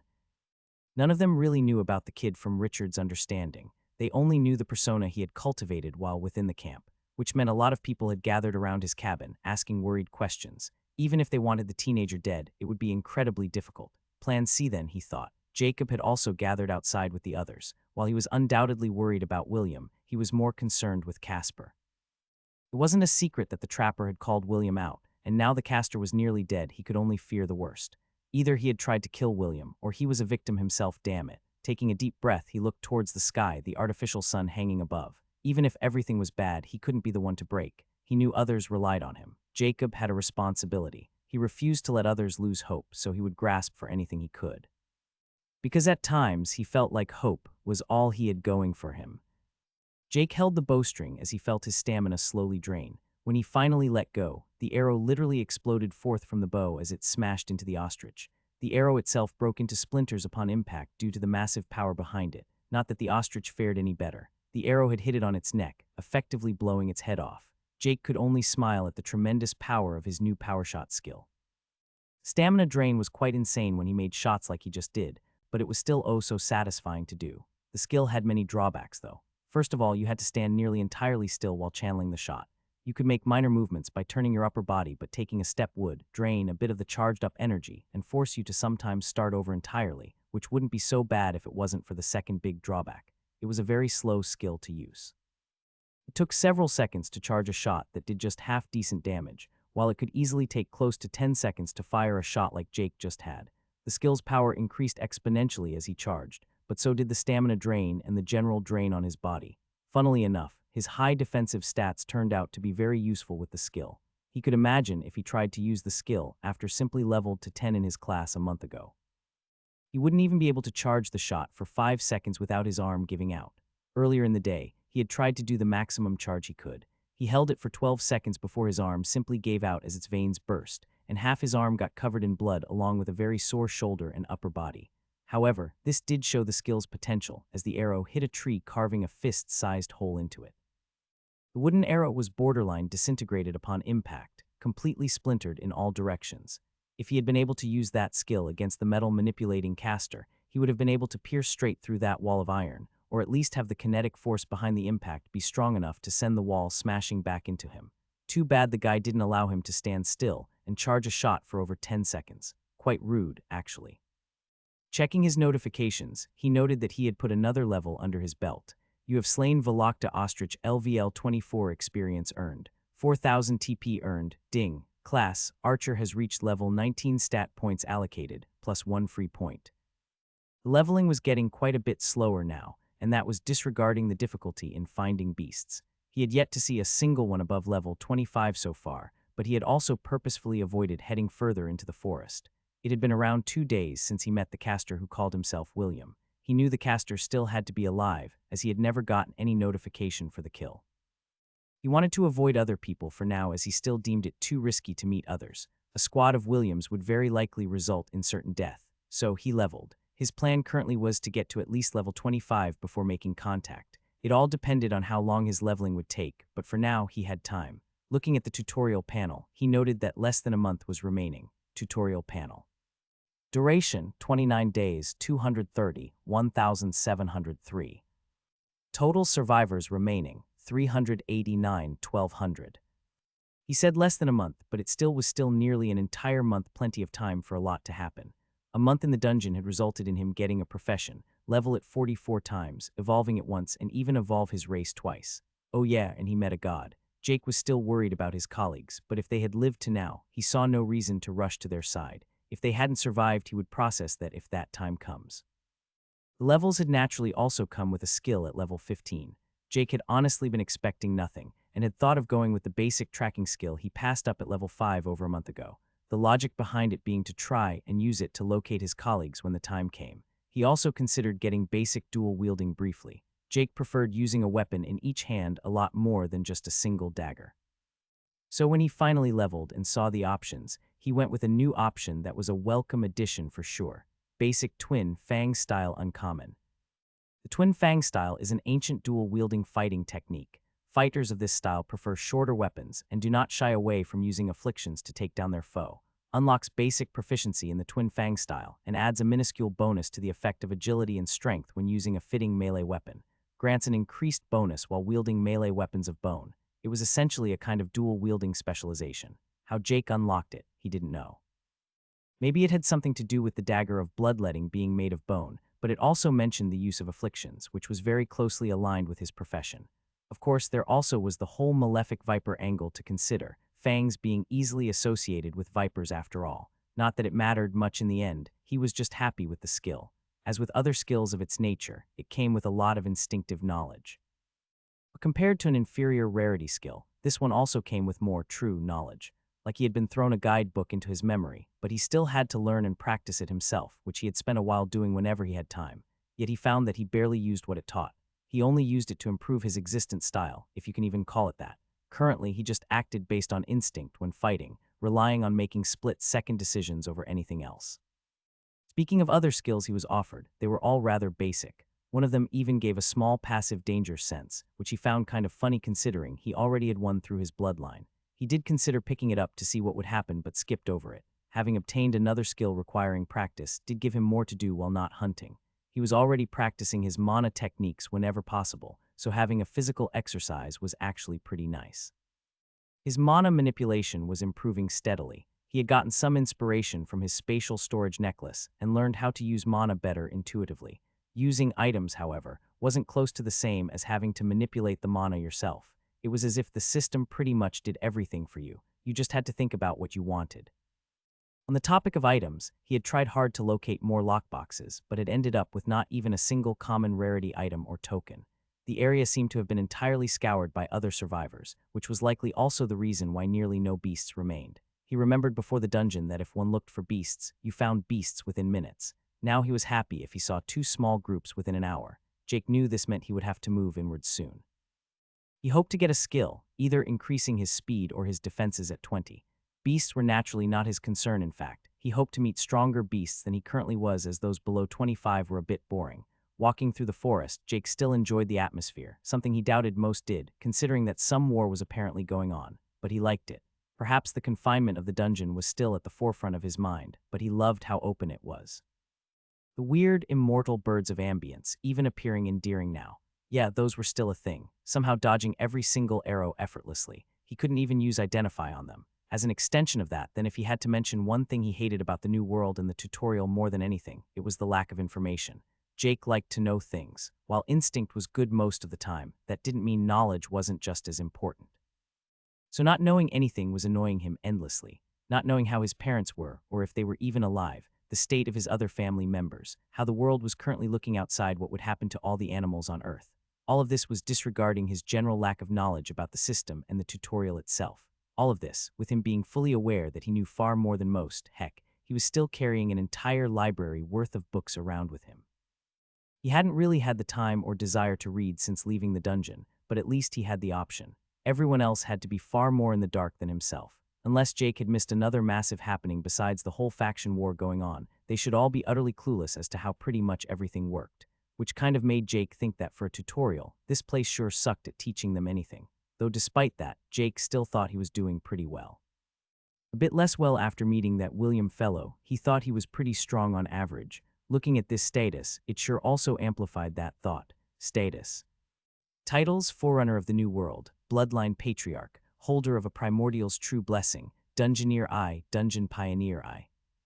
Class skills: Basic One-Handed Weapon Inferior, Basic Stealth Inferior, Advanced Archery Common, Archer's Eye Common, Powershot Uncommon, Basic Twin Fang Style Uncommon. Profession skills: Herbology Common, Brew Potion Common, Concoct Poison Common, Alchemist's Purification Common, Alchemical Flame Common, Toxicology Uncommon, Cultivate Toxin Uncommon, Malefic Viper's Poison Rare, Palate of the Malefic Viper Rare, Touch of the Malefic Viper Rare, Sense of the Malefic Viper Rare, Blood of the Malefic Viper Epic. Blessing: True Blessing of the Malefic Viper, Blessing True. Race skills: Endless Tongues of the Myriad Races Unique, Identify Common, Meditate Common, Shroud of the Primordial Divine. Bloodline of Bloodline Abilities Unique. His stats had experienced significant growth, especially his agility and strength, now both being above 100. He had decided to put all his free points into strength and agility, trying to get them to an acceptable level. It was a bit sad that wisdom, his highest stat by quite a bit, did nothing for him in direct combat. He had his Touch of the Malefic Viper, but he only used that in emergencies as he prioritized using his daggers and bow for now. He had also collected quite an amount of tutorial points too. TP collected, 313.92. He called it quite the number, but compared to most everyone in the tutorial, it likely sucked. Which, by the way, was another bullet point on his list of information he would really like to have. What the hell are tutorial points even used for? A frustration he very much believed he shared with a lot of others in the tutorial. He also made a mental note that he had yet to sleep since he left the dungeon. He had made it a habit only to meditate to restore stamina and mana, partly due to the weakness that came from sleeping. It did take him quite a while to mentally filter out the constant feedback from his sphere when he wanted just to rest his head. Yet, at the same time, he didn't want to completely cut off the outside world, leaving himself vulnerable. Instead, he had somehow managed to relegate the sphere solely to his instinct. It was still active, and he had been woken up from his meditation once when a lone beast came close. His sphere had reached a radius of around 15 or 16 meters by now also. It was far more potent closer to him than further away. Where most growth was found was his ability to also feel the mana, however. After his first level 10 evolution, he had been able to vaguely feel something, while now it was nearly second nature for him to detect it. After sitting down and meditating for a few hours, both his mana and stamina were fully restored, and his health points had also managed to regenerate passively. One peculiarity Jake had noticed with how health worked was the interaction between toughness, vitality, and to a lesser extent, endurance. While vitality increased health and health regeneration, it didn't mean that they increased 1-to-1. Someone with 100 vitality and 1000 health would take longer to regenerate from 1 HP than someone who only had 10 vitality. Toughness made this process even slower. With higher toughness, health got harder to lose as the body durability increased, but it also got harder to heal the now tougher body. Jake had also discovered that endurance did make the body slightly more durable, but far from as much as toughness. He wasn't exactly sure how exactly it made him more durable, but it clearly did something. Oh, another thing just got on the list of information that I very much hate not having, Jake thought. If the system would be so kind as to just send him a spreadsheet of how stats worked exactly, it would be fantastic. Shaking off the frustrating feelings, he got up, fully restored, and started hunting for prey once more. It was dark by now, but that didn't really affect him at all. He doubted it really affected anyone by now, as most would have gotten significantly higher perception just from race levels. However, the beasts were still docile during the night, making the fights more manageable, but finding them harder. At least they sometimes made loud noises during the day. As he walked, his sphere continuously scanned his surroundings as he practiced levitating a pen above his hand. Levitating it was easy enough, the difficulty lay in keeping it tethered to his hand while he moved. After more than 2 hours, he finally came upon a beast, and as he identified it, he could only smile. Steeltusk boar LVL 28. The big piggy had gone from being an iron tusk to a steel tusk boar. Relatively linear evolution tree it got going on there. This was naturally the evolved version of the first level 10 beast he had ever fought. He felt a strange excitement when staring it down. This had been his first real challenge in the tutorial, and back then, he had faced it together with his entire group of colleagues. They had won after Jake emptied his full quiver in the beast, but not without taking significant damage to their group. He hoped Joanna had somehow managed to stay alive. Jake realized how much of a dick he had been back then, and not just to her, but pretty much everyone. He felt a lot of regret from how he handled things, not leaving them and going his own way, but how he left. Shaking his head, Jake dispelled the thoughts. He shouldn't dwell on a past he couldn't change. He could only move forward and attain more power. Only then could he reunite with them. And it wasn't as if there was anything wrong with enjoying that process a bit. With a smile on his lips, he drew the bone dagger in one hand and a starting dagger for archers in the other. Perhaps this beast would finally give him an exciting fight. Jake sauntered before the mighty beast. It easily towered over him, reaching the size of a small van. It hadn't grown massively compared to its prior evolution, but Jake could feel the power hidden within its porky body. The boar was built like a tank with a hide perhaps comparable to one. As he got closer, the beast seemed to wake from its stupor as it turned towards him, glaring. Perhaps the system was doing its magic since it was night, but it didn't immediately attack. It just stared at him. He instinctively felt that if he moved just a couple of steps closer, the beast would charge with abandon. The logical move would be to take out his bow-use power shot with the maximum charge to do massive damage or even kill it with a single attack. But where was the fun in that? Where was the challenge? He didn't even use any poison either. Instead, he took a step forward and entered its range, and as predicted, the beast squealed as it made its way towards him. A charge he gladly met with his own. A bit stupid in retrospect, but he trusted in his powerful body. The result was as he expected as the beast rammed into him, making him fly backward, but not before landing a good stab with the bone dagger on the snout of the big pig. This did little more than anger it further as it tried trampling him along with everything else in the surroundings. This time he decided to dodge as he rolled to the side and started moving around the pig as if dancing. If he had learned one thing, it was that these things had horrible mobility. However, this was highly made up for by the hide on its side being near impenetrable to regular attacks. All of this was true for the iron tusk boar, but the evolved steel tusk one had more tricks up its sleeve. As Jake moved to the side, the ground beneath him suddenly shifted, nearly making him lose his balance. Simultaneously, the earth itself seemed to help rotate the mighty boar, making it turn far faster than Jake had first calculated. Forced to move back due to the unforeseen circumstances, Jake was not distraught but happy. The stronger the beast, the more interesting the fight. He could kill the creature far faster and easier if he used poisons, giving him a reliable backup if his pure melee approach failed, but he would be damned if he didn't even try. Training dual-wielding yourself is all well and good, but it was nothing compared to the experience one would get in live combat, which was the ultimate reason why he had chosen to engage in this dance of death. Totally nothing to do with having a bit of fun with the first beast above level 25. The moving ground made his dance difficult, his steps sometimes not finding the expected foothold, but he nevertheless managed to avoid the tusk's time after time. He knew that even with his durable body, it would hurt like hell to get impaled. An issue that quickly materialized was the weakness of the starting knife he used. Against the formidable defenses of the boar, it couldn't even leave a mark with his slashes. Only when he stabbed did he manage to barely leave a mark. Even the bone dagger only managed to make light cuts. The enchantment was doing work, though, making each of those small cuts bleed far more and for longer than usual. Minutes passed as Jake dodged and weaved, stabbed and cut, while the beast furiously tried to pin him down and skewer him. As the damage to the creature increased, so did its fury and bloodlust. With little warning, the beast's eyes suddenly started to emit a red glow, as the entire boar started to give off a similar red aura. Jake felt his danger sense flare up as he raised his arms to block, and with a squeal of fury, the boar turned its head and hit him with one of its tusks, sending him airborne for a few moments.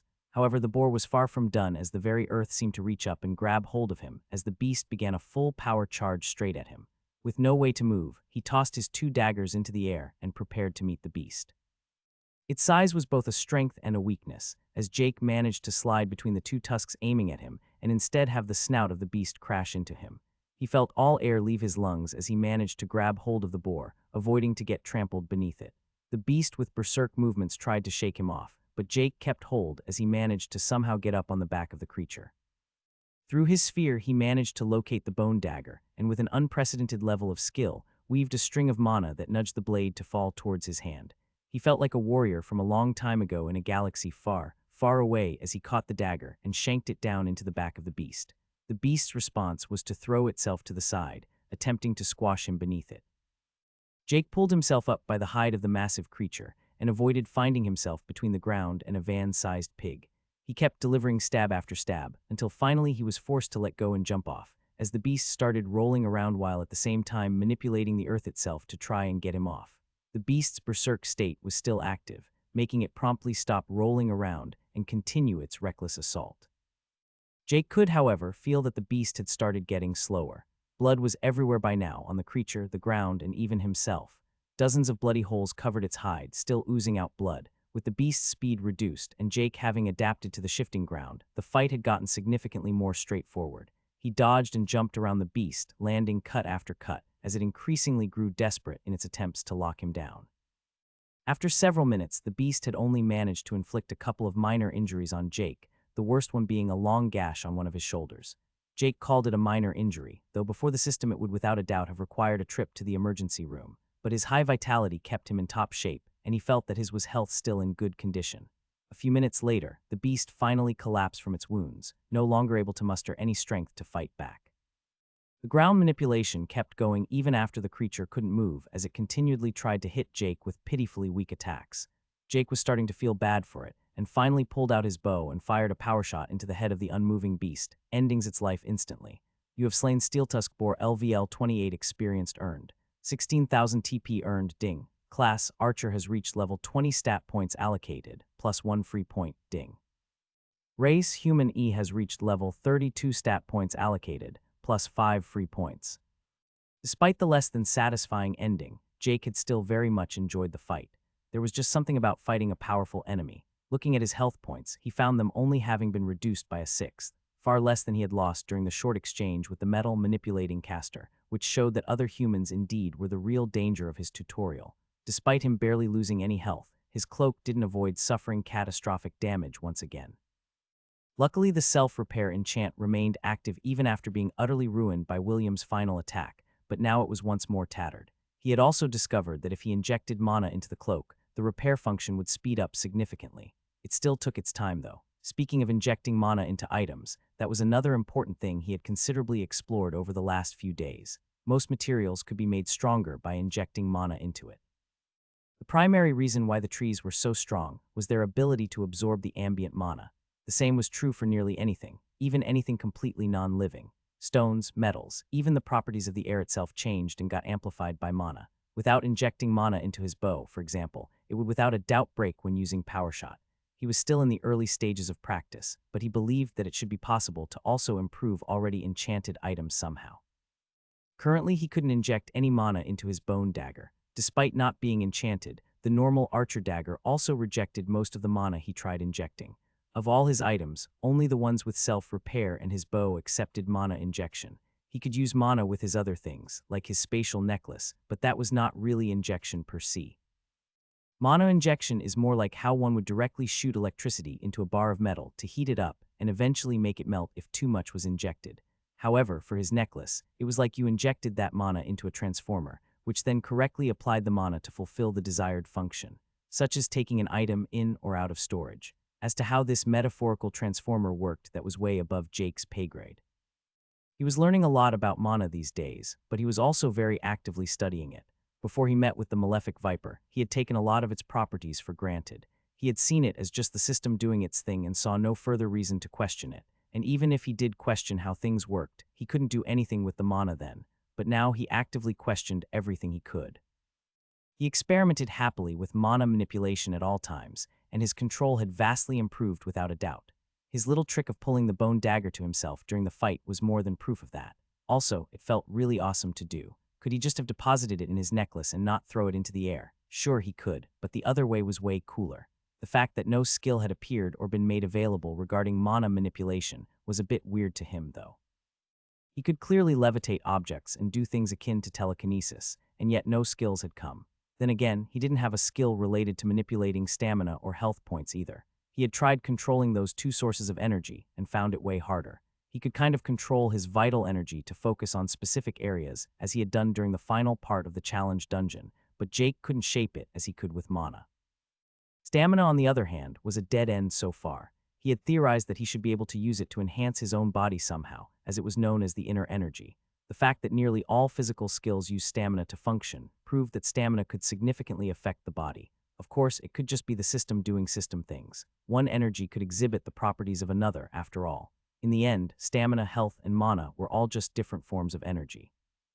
Not to say that one could necessarily combine all three to make something more powerful. And before that's how you make divine energy or something like that, he joked to himself. Exiting his thoughts, he entered the system menus.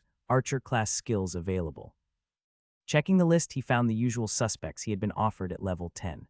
While some of them still appealed to him, especially the active camouflage skill, he chose to ignore them all for now. He had been offered 2 new skills of interest, though both of them falling into the evasion type. The first skill of which was a bit weird. Disengaging shot, common and arrow may not only be shot to wound or kill, but also as a tool of escape.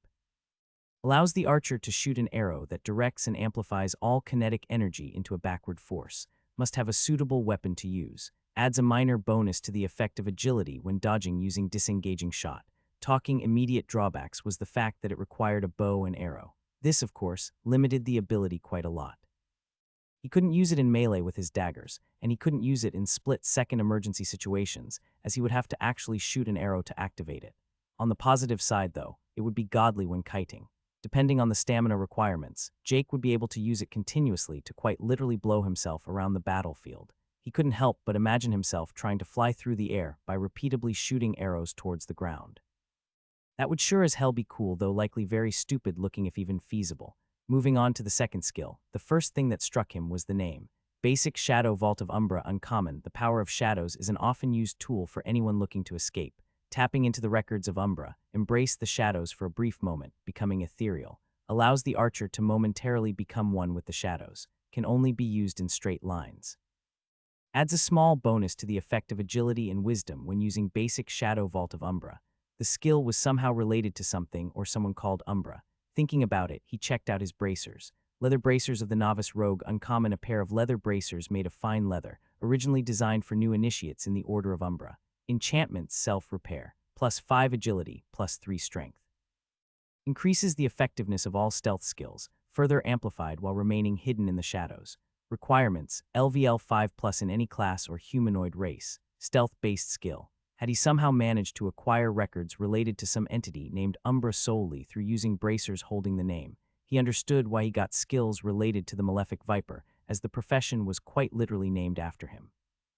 Could the mere act of having those bracers somehow influence him that much that it would open up entirely new skill options to him? He was honestly a bit taken aback at the prospect. He kind of assumed that Umbra was a god. Would it then be considered blasphemy to take the skill when he already had the Malefic Viper ones? Well, at least the Malefic Viper didn't seem like the sort of person to care much about that, and the skill was looking very juicy.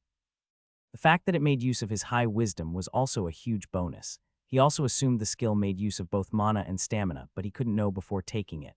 As a basic skill, it was also very appetizing. Basic implied plenty of room for improvement, aka skill upgrades. Jake had improved his archery skill through being good at archery, so would he be able to improve that skill too by being good at shadow vaulting? The description of the effects of the Shadow Vault was also quite honestly very awesome sounding. To become one with shadows and dodging around sounded very fantasy-like, but more importantly than that, it sounded pretty damn handy. Ultimately, the choice of skill was a no-brainer. One required a bow and was kind of gimmicky, and the other one literally allowed him to dodge like a shadow without any immediate drawbacks. With that in mind, he picked it. Gained skill Basic Shadow Vault of Umbra Uncommon. The power of shadows is an often used tool for anyone looking to escape. Tapping into the records of Umbra, embrace the shadows for a brief moment, becoming ethereal. Allows the archer to momentarily become one with the shadows. Can only be used in straight lines. Adds a small bonus to the effect of agility and wisdom when using Basic Shadow Vault of Umbra. Jake instantly felt the knowledge stream into his mind. Vaguely, he also felt like the dark night became several shades darker as he felt the information being implanted. A few seconds passed, and everything returned to normal as Jake now had a vague idea of how the skill worked and how to activate it, but far from enough. Needless to say, it was testing time. William listened to the woman talk on and on about the importance of others. His parents were also there, both off to his side, a chair's width too far away for it to ever be considered close. His mother was still a mess, and his father stoic. His crying mother told of how hard it was, how it felt like she had lost both her sons. something William naturally took offense to. How could you compare that defective product that they had called brother to him? A fully functional and overall excellent person, but he didn't show it on his face, of course. He had never quite mastered the act of fake crying, so he just looked down and pretended to be sad. He was sure it was fooling everyone, even the boar sleeping in the corner. The woman, a therapist, was the only one who knew what had truly happened, what he had done. William had accepted this, as from what he had read, she wasn't required to report of past crimes committed, only suspected future ones. The fact that his parents insisting that he didn't know better and didn't do it on purpose likely also helped. Of course, he was more than happy to reinforce that misconception, or at least he had tried to, but the damn woman in front of him was sharp and had seen through his act. She also knew he wasn't actually sad currently, but he had to play it off to his parents at least, as they were the ones currently sitting on the giant cookie jars. And his therapist had given him good advice on how he should focus more on other people's perception of his actions. He had to admit that a lot of her arguments had logical consistency, so he followed them. William saw the therapist as one of the few people he had ever grown to respect. She was smart and, without a doubt, the best manipulator he had ever seen. She could speak entirely differently with him, his parents, Richard sleeping on the recliner, and when he and his parents were together. It was terrific and a great learning opportunity for him. His father, still stoic as ever, asked while petting the badger on his head, "So the medicine is working. We want to make sure everything is all right before we take any further steps." Yes, they are helping greatly. We have even been able to lower the dosage recently as we are making great strides. I do believe William has more tutorial points than Richard also, the therapist answered with a smile. William just sat there listening, but was still a bit annoyed at the insinuation that he was somehow not complete, yet he had to accept that to others, he perhaps did appear to lack something. He could make up for that by acting like he did have that something, but not always and not to everyone. "William, do you have anything to say?" she said as she turned to him. He had trained his response, and with as much faux sadness he stammered out, "I am sorry, I really didn't know how much it would hurt everyone. I promise I will get better, and nothing like that will ever happen again." His mother teared up even more at that, and even his father slackened his worried facial expression slightly. If only he could throw some fake tears in and not be covered in blood, it would have been perfect. "And William, what about that other thing we talked about?" the kind therapist said as she smiled at him once more. A bit confused, William wondered what else. She rarely ever addressed him during these sessions to begin with, but what else did they talk about? No, this entire situation was wrong. What was going on? He looked questioningly at the smith standing at his side, but he just shook his head, as confused as William himself. "You know what I mean, William. That other thing we talked about you lacking," she continued, the smile on her face now gone. A dark aura began spreading from her as a giant sphere of darkness ripped the ceiling apart. "We talked about how weak you are, William, how pathetic you are, so broken and weak, unable to ever truly grasp for power." As she finished, the door was kicked in, a cloaked man with a weapon rushing towards him. He couldn't react before he was stabbed in the chest by the dagger of bone. The archer simply looked down at him as he fell to the floor, completely paralyzed. Those eyes, staring at him like he was some defenseless critter. He couldn't move, he couldn't breathe. He felt life slowly seep out of his body as he was absolutely powerless. His chest was rotting as the poison spread, the laughing face of Casper staring down at him mockingly from within the sphere of darkness above. He tried to scream as he found himself sitting up from a makeshift bed in a cabin. His heart was pounding as cold sweat covered his entire body. Due to his scream, the door was swiftly opened as he saw the healer Caroline enter.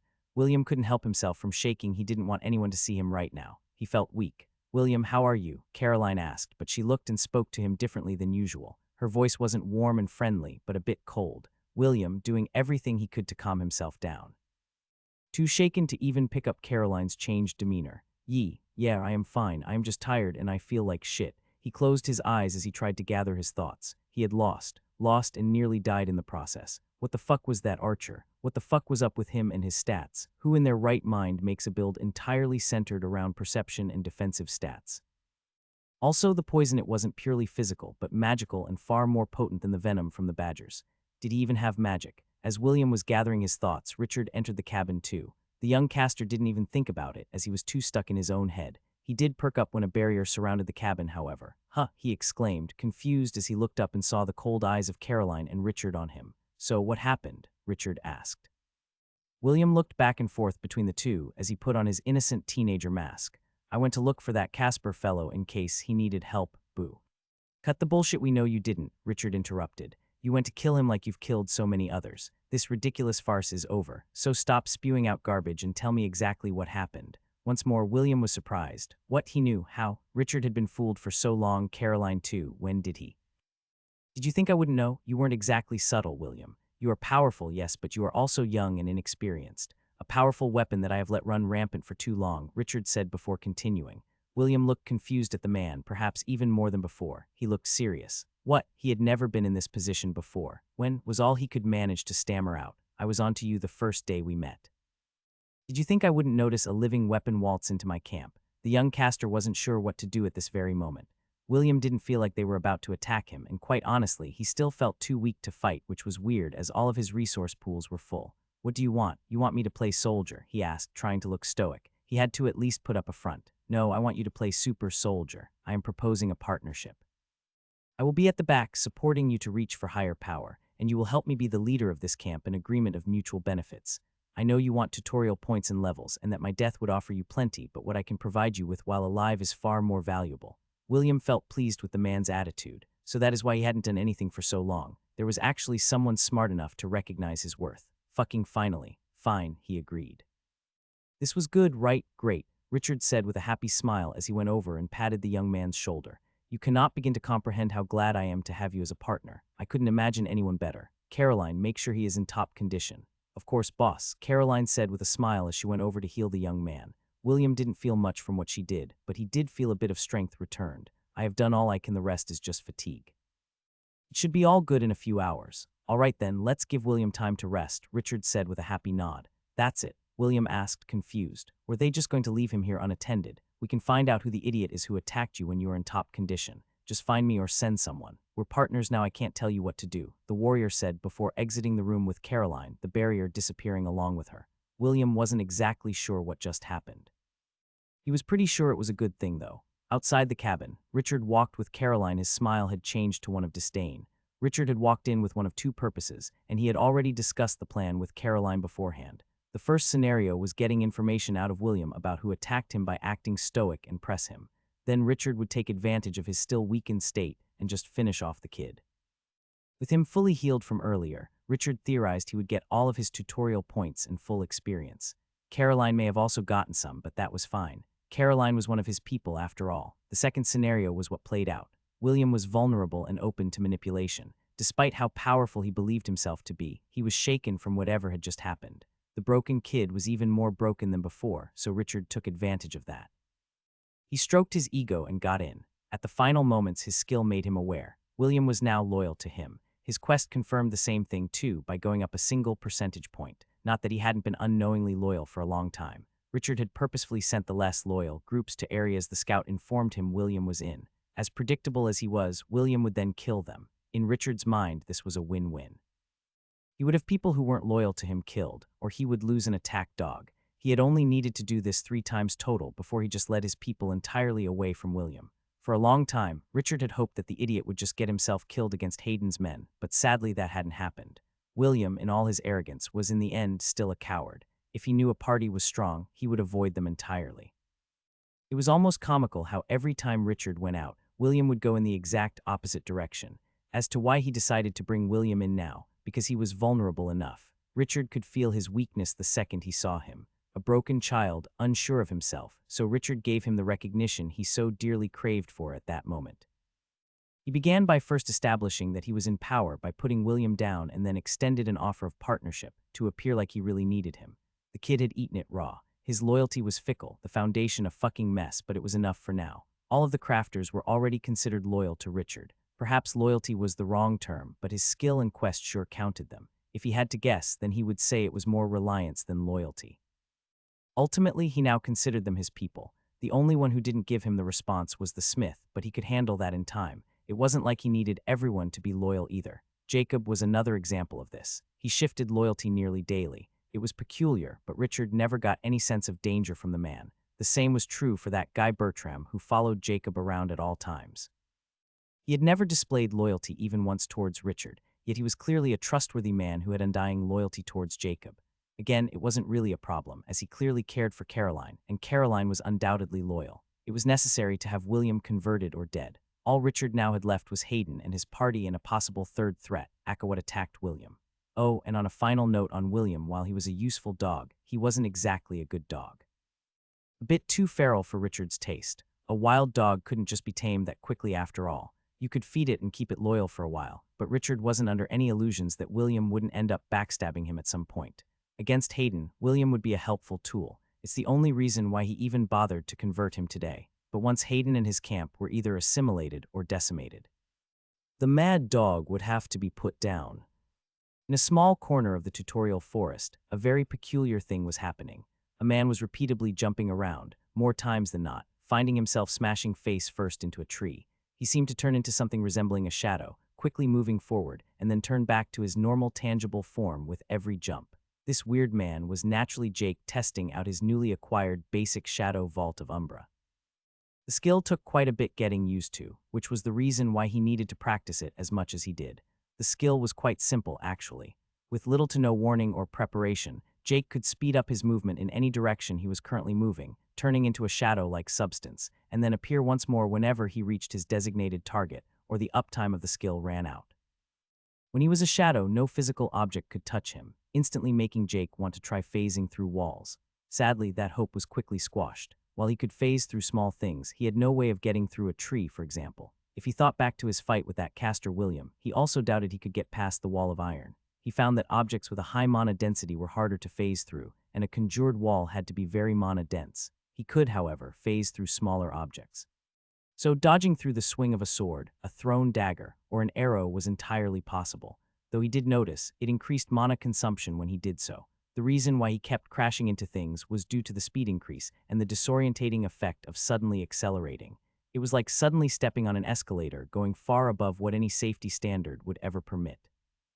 One moment he would move normally, and the next suddenly accelerate several times that speed for less than a second. The skill itself wasn't teleportation, but just swift movement after all. However, it could easily appear as if he had just teleported to the untrained eye when he used the skill at maximum output. The fact that he took on the characteristics of a shadow only made it more challenging to use. It was like suddenly becoming weightless, and everything just felt off. The fact that it moved in a direct line also made it even more confusing. So he trained. As one says, practice makes perfect. While he wasn't exactly aiming for perfection on his first day with the skill, he needed to be at least able to use it without accidentally getting himself killed during combat. He could totally see himself crash into something far more dangerous than a tree. The damage he took to both his health and mana pools when he crashed into objects like trees was already quite insane to begin with. The sudden momentum coming to an instant stop as he hit the tree made his mana instantly drain by several hundred points, and his health points drop even more. One lucky thing with the skill was that it also phased all his equipment. Even if he had a bow in his hand, it too took on a shadowy look. He tried it with a couple of different things, and found that pretty much anything he touched would get shadow vaulted with him. It did increase both mana and stamina consumption of the skill, though. He also discovered with some experimenting that the enchant with his boots did indeed reduce stamina expenditure. And despite it saying it was only by a small amount, it turned out to be quite significant. It wasn't just a straight-up percentage decrease, but had some more advanced math behind it. He did a small vault, consuming only 5 stamina with the boots as an example. The cost got reduced by a whopping 3 points. In other words, a 60 reduction. However, if he did a more extended vault, consuming 30 stamina, the boots would only reduce it by 10 points or so, aka around a 33 reduction. His maximum consumption from a single vault so far had been 78 stamina, and then it had reduced cost by 17, which was a weird 22 or so reduction. Quite honestly, the math behind it stumped him, and he decided just to write it off as the system doing system things. There clearly was a pattern somewhere. He doubted it would just be entirely random. Jake just didn't see the value in crunching the math and trying to discover the formula. Without it, he already had a good feeling for how much stamina he was consuming, and he didn't exactly have time to calculate much during combat, especially not with a defensive skill. The vault also consumed mana, of which no reduction was available. The cost was around the same as the stamina counterpart, not counting the reduction. The mana expenditure got a lot higher, however, if he phased through objects of any kind. Luckily, wisdom was still his highest stat by quite a bit, and he didn't really use much mana during normal combat to begin with, so despite the relatively high cost of dodging through objects, he could manage. He couldn't help but think of how useless the skill would feel if he only had his archer class, however. The mana consumption would drain him in only a few vaults, leaving him with a dead skill, but with his current resource pools, he could easily make tens of high-power jumps, if he could avoid smashing his head into things, that is, but he was getting better, and fast. In only a few hours, he had gotten the short jumps down and was quickly able to move a few meters back and forth in quite fluid movements. The long vaults were still quite hard, but that too was improving drastically for every minute. Quite honestly, his bloodline abilities felt like a total cheat here too. His sphere was utterly unaffected by him turning all shadowy and kept him completely aware of his surroundings. He knew when he was about to hit something, and he seemed to slowly be able to train his instinct to understand the skill better. A vital distinction had to be made between moving on instinct and moving deliberately with thoughts behind every action. If Jake tried to dodge a sword swing intentionally, he had first to register the weapon approaching, then he had to decide to evade, and then the method he would use to avoid. If he decided to use Shadow Vault, he would have to use the skill, and all the decisions related to that, like what way to dodge, how far and how fast. If it was done instinctually, however, only the first step was needed, and that was more than handled by Jake's overpowered danger perception. By then, he simply had to not fight what he already instinctively wanted to do and vault. It was like he just knew what was best to do without deliberating it. Everyone would naturally rely on instinct there. A boxer blocks based on intuition when someone throws something at you. You lift your hand to block instinctively. Jake just took the entire concept to another level. He didn't just raise his hand to block something thrown, he would catch it out of the air and fling it back if it was an attack. Of course, his instincts weren't flawless. Relying so much on only his instincts could also easily backfire. Jake wasn't omniscient, and feints had a considerable effect on him. His instinctual reactions also ultimately relied on himself. If he was attacked by a skill he could in no way understand, his instinct wouldn't know how to respond appropriately either. His danger perception did help quite a bit there, but it too had many flaws. If he had to bring up an example, it would be during the fight with William. The final attack had hit him hard. He had been showered with pieces of metal and shot back, taking a lot of damage. His instinct hadn't managed to react, and his danger perception had only activated at the final moment. The same was true for the daggers that William controlled to attack him with. Their ethereal movements were hard to understand, making his instinct only able to try and keep up with their attack pattern. His danger perception made him aware of them at all times, but felt more like a constant buzzing telling him that those daggers are dangerous. The way he had won the fight had also been straight up against his instincts. To dodge or block an attack was the most natural thing to do, so his instinct naturally screamed at him to do so. Instead, he had chosen to ignore the attacks and get hit, ultimately gaining an opening to win. He listened solely to his instincts during that fight. He would likely never have had the chance to land a hit before either he or the caster ran out of resources. While he would undoubtedly have won that battle of endurance, he didn't believe the other party would be stupid enough to stick around long enough to run out. Though of course Jake could be wrong. There is also the fact that 5 daggers in the back barely fazed him. They penetrated a few centimeters into his flesh, dealing barely any real damage. With his high vitality, he could have taken dozens of those daggers, the only real problem being the pain. Pain his instincts naturally wanted to avoid. To feel pain is just the body's way of saying, dude, you should stop doing that. In the end, his instincts were only a guide or an emergency tool for when his thoughts couldn't keep up. It did also have aspects he couldn't at all understand, however. It seemed to, at times, make him aware of things. It allowed him to get vague feelings around things, such as how strong a beast was compared to himself, or how much damage a specific attack would do before it even hit him. Many warriors of the multiverse likely could do many of these things. Sensing the power level of others wasn't a new concept at all. Learning how much damage something would do also seemed like a relatively simple ability if one had enough experience on the battlefield. Even beasts were able to determine how dangerous attacks were. Jake saw several of them avoid the more damaging attacks while just tanking the weaker ones. Of course, it depended entirely on the beast. In the end, he could only sigh at how many unknowns there were. Bloodlines and their associated abilities were only for the holder of the bloodline to truly understand. The system offered no advice, only a simple explanation of the bloodline, and even that had many examples of holding minor flaws or lacking information. Not that Jake had any complaints about his bloodline. He wasn't delusional. He knew it was his greatest weapon. He knew it was the only thing he had not been granted by the system, something that belonged to him and him alone. As he sat there, relaxing, he heard some noise above him and felt like something was looking at him. He focused on his sphere and saw one of the weird-ass birds staring down at him. It was rare they got so close, in fact. This was the first time one of them had ever entered his sphere, and birds aren't real. The sphere of perception confirmed that. When he focused on the bird, all jokes aside, he didn't see a physical animal but pure energy, a mana density that was just utterly insane. Jake couldn't even find the words to describe how ridiculous it was. Jake felt confused, but he didn't let it show. He still felt a gaze upon him. It was clearly originating from the bird, and yet it wasn't. It made him think who or what was observing him. The birds were clearly just mediums of some kind, scouts. Based on their mana density, it wasn't related to any of the survivors. It felt far closer to the power shown by the malefic viper than himself. Was a god behind those birds? If so, why? Did the system allow a god to directly observe like this? Could the god interfere? He didn't think it was the system itself making them. It appeared far too omnipotent to need conjured super birds to keep an eye on people. Also, those birds had been around since day one, like they were native to this place, where the tutorial took place, like whatever or whoever had placed them here knew that it was a tutorial area. Wait. Jake had been under an assumption for a long time, one that he was beginning to doubt.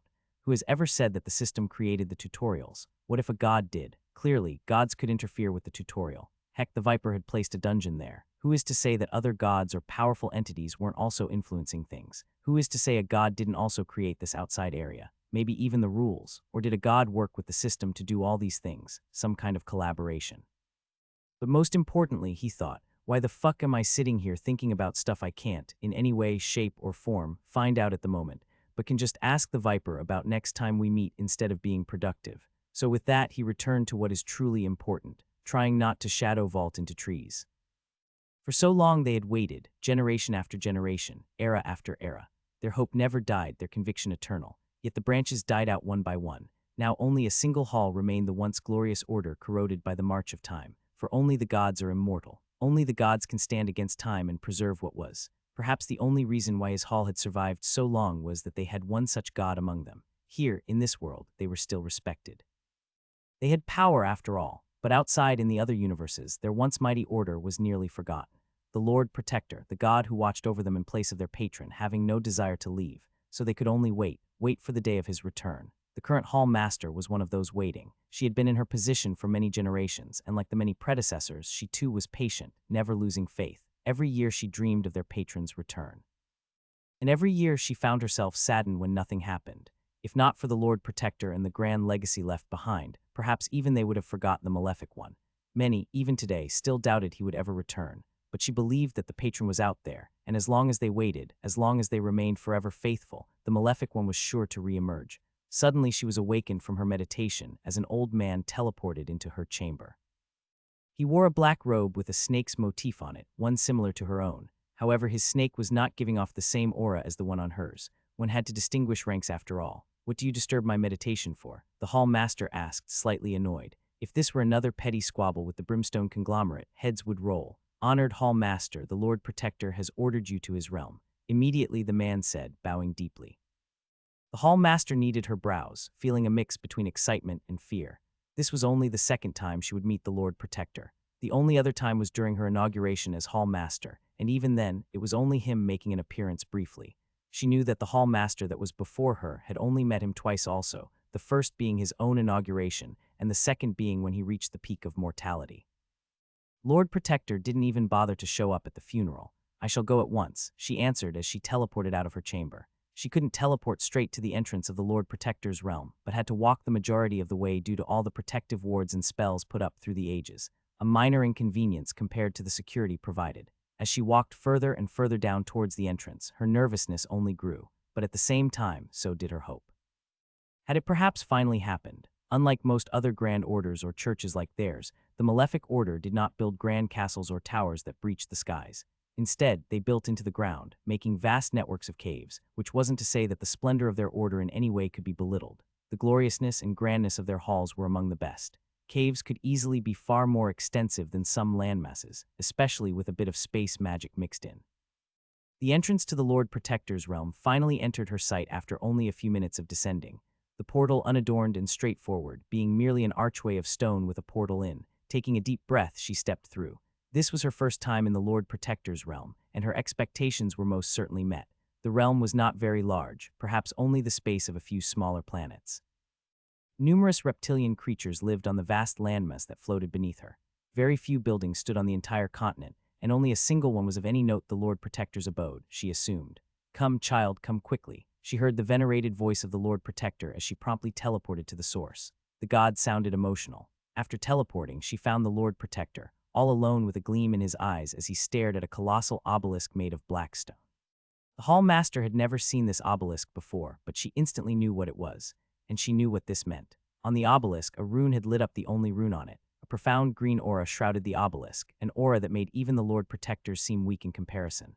The rune represented a single message, a message they had been waiting for oh so patiently for oh so long. The malefic viper was coming. The hall master could only tighten her knuckles as she started shaking from excitement.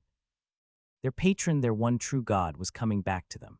After eras of waiting, the malefic one would finally return and once more bring glory to their order. Her eternal faith, their undying belief had not been misplaced, but instantly she was brought back to reality. Oh no, so many preparations had to be made. They had to get everything in the absolute best of conditions. She had to brief all the other leaders and minor branches around their world. There was so much. She only hoped paradoxically that the Great One would perhaps take a few more days before he. Hello little Snappy, missed me. Old habits die hard, a common phrase for most, one would imagine. But Jake had never thought that a habit could get old after less than a month. Without even thinking about it, he had found himself munching on mushrooms. Much to his horror, he even found enjoyment in it. The mana gained was a nice bonus too. One thing led to another, and now Jake found himself sitting beneath a tree with a mixing bowl in his hand with moss and mushrooms floating in the purified water. After his fight with the boar and a lot of practice with his new Shadow Vault skill, he was excited to find new strong opponents to test himself against. But after hours of looking around, he only came across a few weak beasts, none of them even breaking level 20, barely worth getting out of bed for. So instead, he had gotten bored and started doing a bit of alchemy. It helped calm his nerves, and he needed to practice using his alchemical flame anyway. He had already mixed a few common rarity poisons, and considered if he should start learning how to make stamina potions. He hadn't needed them during the challenge dungeon as he only used stamina passively, but with his new archer skills, that had changed significantly. He hadn't gotten a level, but it wasn't surprising considering he had only done alchemy for a few hours, and the concoctions were some he had trained many times before. He still had plenty of ingredients left in his spatial necklace, so he didn't really worry about running out anytime soon. As he was about to begin another concoction, he sensed someone looking at him. At first he thought it was one of the not birds, but it wasn't. Raising his head abruptly and turning to the side, he activated Archer's Eye instinctively and saw a man standing at the top of a hill wearing an archer cloak similar to his own. Shortly after, he saw 4 other figures appear around the archer. From the looks of it, 3 different kinds of the warrior class and a caster. Jake, with his high perception, used Identify on each of them, as they didn't seem keen on approaching him quite yet either, likely also all trying to identify him currently. Human LVL 19. Human LVL 20. Human LVL 18. Human LVL 21. Human LVL 20. They were all lower than the caster that called himself William, but that wasn't grounds to underestimate them. There were 5 of them, and one of them had a rather mean-looking 2-handed sword. That warrior also happened to be the one at level 21 and was even wearing plate armor. Armor Jake guessed was enchanted, either by upgrading it with a token or just by finding it. From a quick glance, he noticed that they all seemed to have relatively decent gear. The archer's bow even looked quite a bit nicer than his own. All of their armor or cloaks were for sure upgraded, none of them looking like they only had what one started the tutorial with. From what he could see, there were 4 men and 1 woman. He couldn't see their faces properly, but from their posture, they were all clearly on edge, a perfectly understandable response to seeing Jake, a solitary, unidentifiable human in the middle of nowhere. If possible, Jake wanted to avoid conflict and just move on with his day, though information would be useful, as he had some doubts about the validity of what William said, considering the guy did turn out to be a backstabbing bastard. Jake, seeing no reason for conflict, acted like he put the mixing bowl beneath his robe as he deposited it into his spatial storage. No reason to openly advertise that he had it after all. He then got up and started walking towards the 5 people in as non-threatening manner as he could, which is to say he walked with both hands held out in front of him, showing he wasn't armed, something he could change in the blink of an eye with his spatial storage. The warrior with the 2-hander went a step forward from the group and yelled, "Who are you? Why are you alone out here? And what was that in your hand before?" Jake, seeing no reason to lie, but didn't exactly feel like sharing much, told them the truth for the most part. "I'm just an archer, and I am alone because I kind of like it that way. Also, it was just a bowl earlier, see," he said as he pulled out the bowl once more, making sure to make it seem like he pulled out from beneath his cloak. However, they seemed to care little for the bowl, as their gazes all sharpened when he refused to give his name. "Are you Jake?" The caster asked as she stepped forward, glaring at him with quite a bit of hostility. Jake was a bit taken aback at the question. The only ones in the tutorial who knew his name were the ones his colleagues had shared it with. Richard also knew it without a doubt, and while he wasn't exactly on friendly terms with Richard, he doubted the man would still have people out hunting for him after so long. Besides, if they knew his colleagues, it was more than worth the risk to strike up a conversation.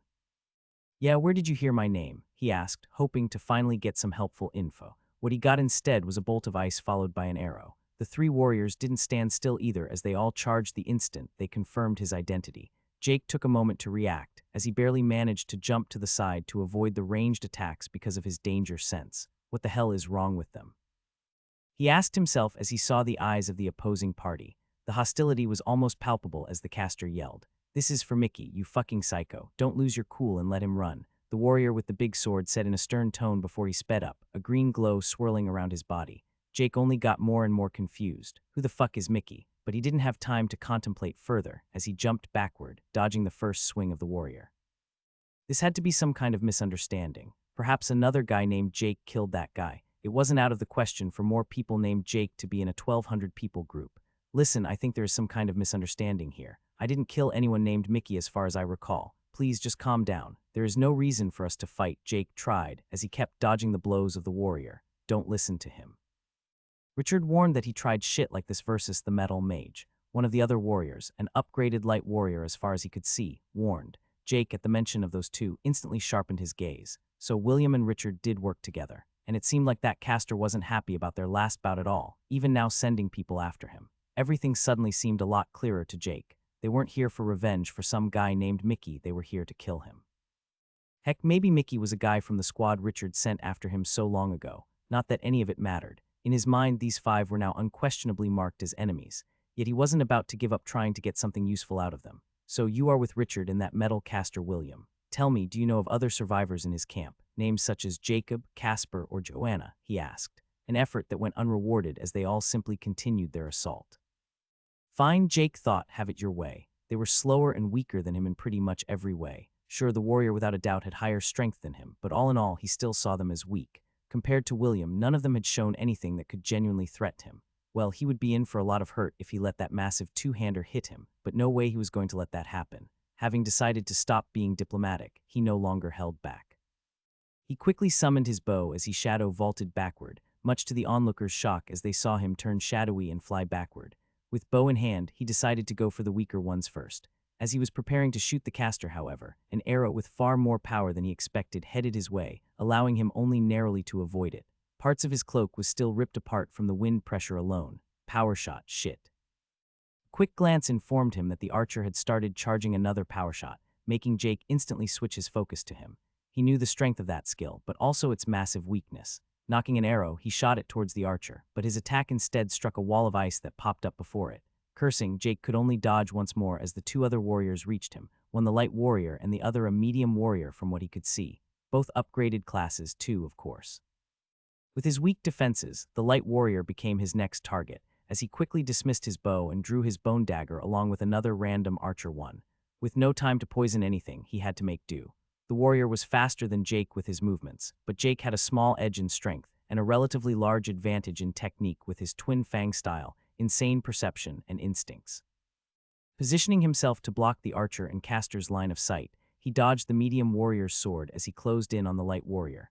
With slight panic, the man tried to jump back as he threw small knives at Jake. Knives he decided to ignore as he just let them hit his body. The cloak blocked nearly everything, only leaving a few meaningless scratches on his tough body. However, the warrior was far less durable than Jake. Surprised that Jake just tanked the attack, he took several cuts across the chest with the bone dagger before Jake tried to finish him off by plunging his other dagger into his neck. Sadly, he had no time to assess if the man was a goner, as the two remaining warriors had reached him once more. Shadow vaulting away, he once more drew his bow and started bombarding both of them with arrows. The heavy warrior manipulated the aura around his body to block them, with the medium warrior choosing to dodge instead. A dodging attempt he failed, as an arrow nailed him in the leg. Seeing his opportunity, Jake managed to land 2 more arrows on the man before he had to shadow vault once more as another power shot came his way. With some distance, he withdrew a bottle of necrotic poison and retreated behind a tree, still keeping an eye on the warriors that were still within his sphere of perception. He had bought himself some time to apply the poison as he saw the party try and save their comrades. He had confidence in the damage on the light warrior being lethal. However, the medium warrior seemed to already be getting up, as his wounds already started healing rapidly. Not natural health points rapidly, but a self-healing skill rapidly, something that wouldn't happen again that easily with poison in the mix. More than a dozen arrows now soaked in some of his most potent common rarity poison went back into the quiver. Okay, round 2. If simply taken as an archer, Jake wasn't anything overly impressive. He was relatively strong and fast through his many levels in his race, but he was still a bit behind those with evolved classes. He still got an edge during combat due to his lack of hesitation and powerful bloodline, though. But overall, fighting an entire team with class levels higher than his own wouldn't end well, if one disregarded his other primary source of power, that is. However, if one added his profession, the equation changed. The pure stat amount of toughness and vitality it had provided made him far more robust than nearly everyone else, especially in prolonged fights. But without a doubt, his greatest strength currently was his potent toxins. A single arrow or a single cut transformed from a minor wound to almost certain death. And now he had applied his poison. He hadn't done it from the beginning of the fight for many reasons. First of all, he wasn't sure it would turn into a battle. Secondly, he wanted information more than anything, and if it didn't end in a fight, he would just waste a bottle of poison. Now, however, the time for talking was over. From behind the tree, he saw his enemies get ready to flank him once more, a tactic he would gladly exploit. Taking a normal, non-poisoned arrow, he knocked it and started charging a power shot. The skill was weak in open combat, usually, but it had its time to shine.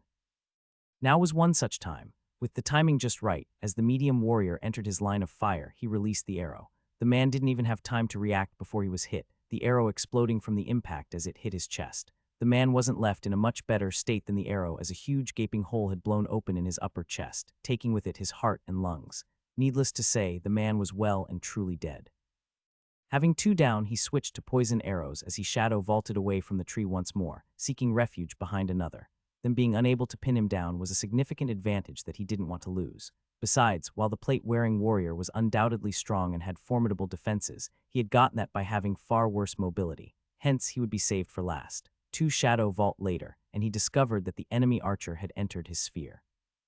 And from how he moved, he was not yet aware of Jake's location. Seeing him split up from the ice caster, he made his move. He stalked the archer with his sphere as a guide while staying out of sight from all three enemies. The other archer moved slowly, only at walking speed, with his bow fully drawn, ready to shoot at any sudden movement. His caution was natural but misplaced. Jake never planned to enter his line of sight after all.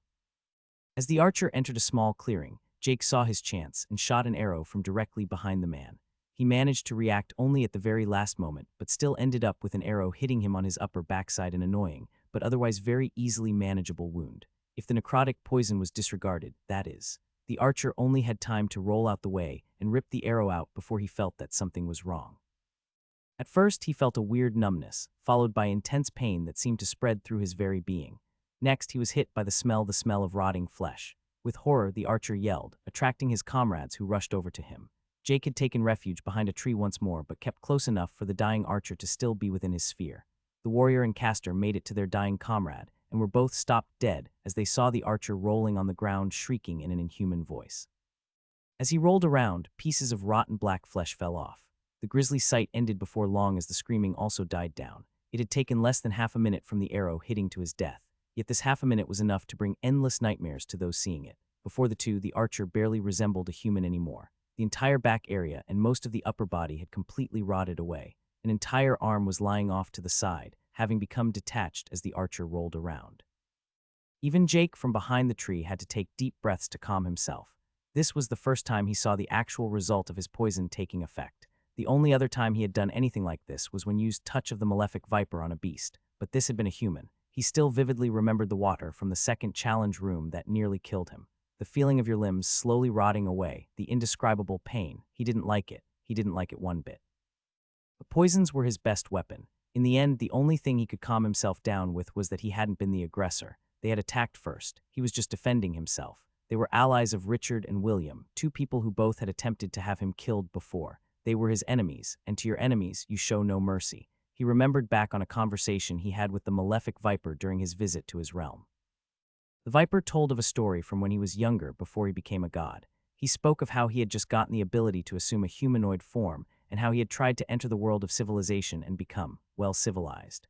The malefic viper talked of his naivety back then. He believed that the enlightened humanoid races were not like the beasts he was used to, but would have values above simply striving for more strength.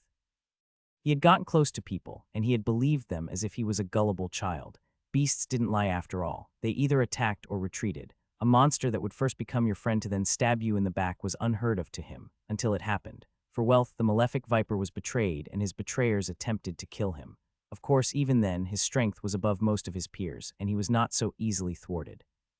But yet again, he had believed the man when he claimed it was all a big misunderstanding. so he spared him out of misplaced compassion and benevolence, a benevolence returned by having the few humanoid friends he had made slaughtered. The man had hired a far more powerful force to take down the malefic viper out of something as simple as pure pride. He had made a contract with a powerful king to hunt down the viper and steal his treasures.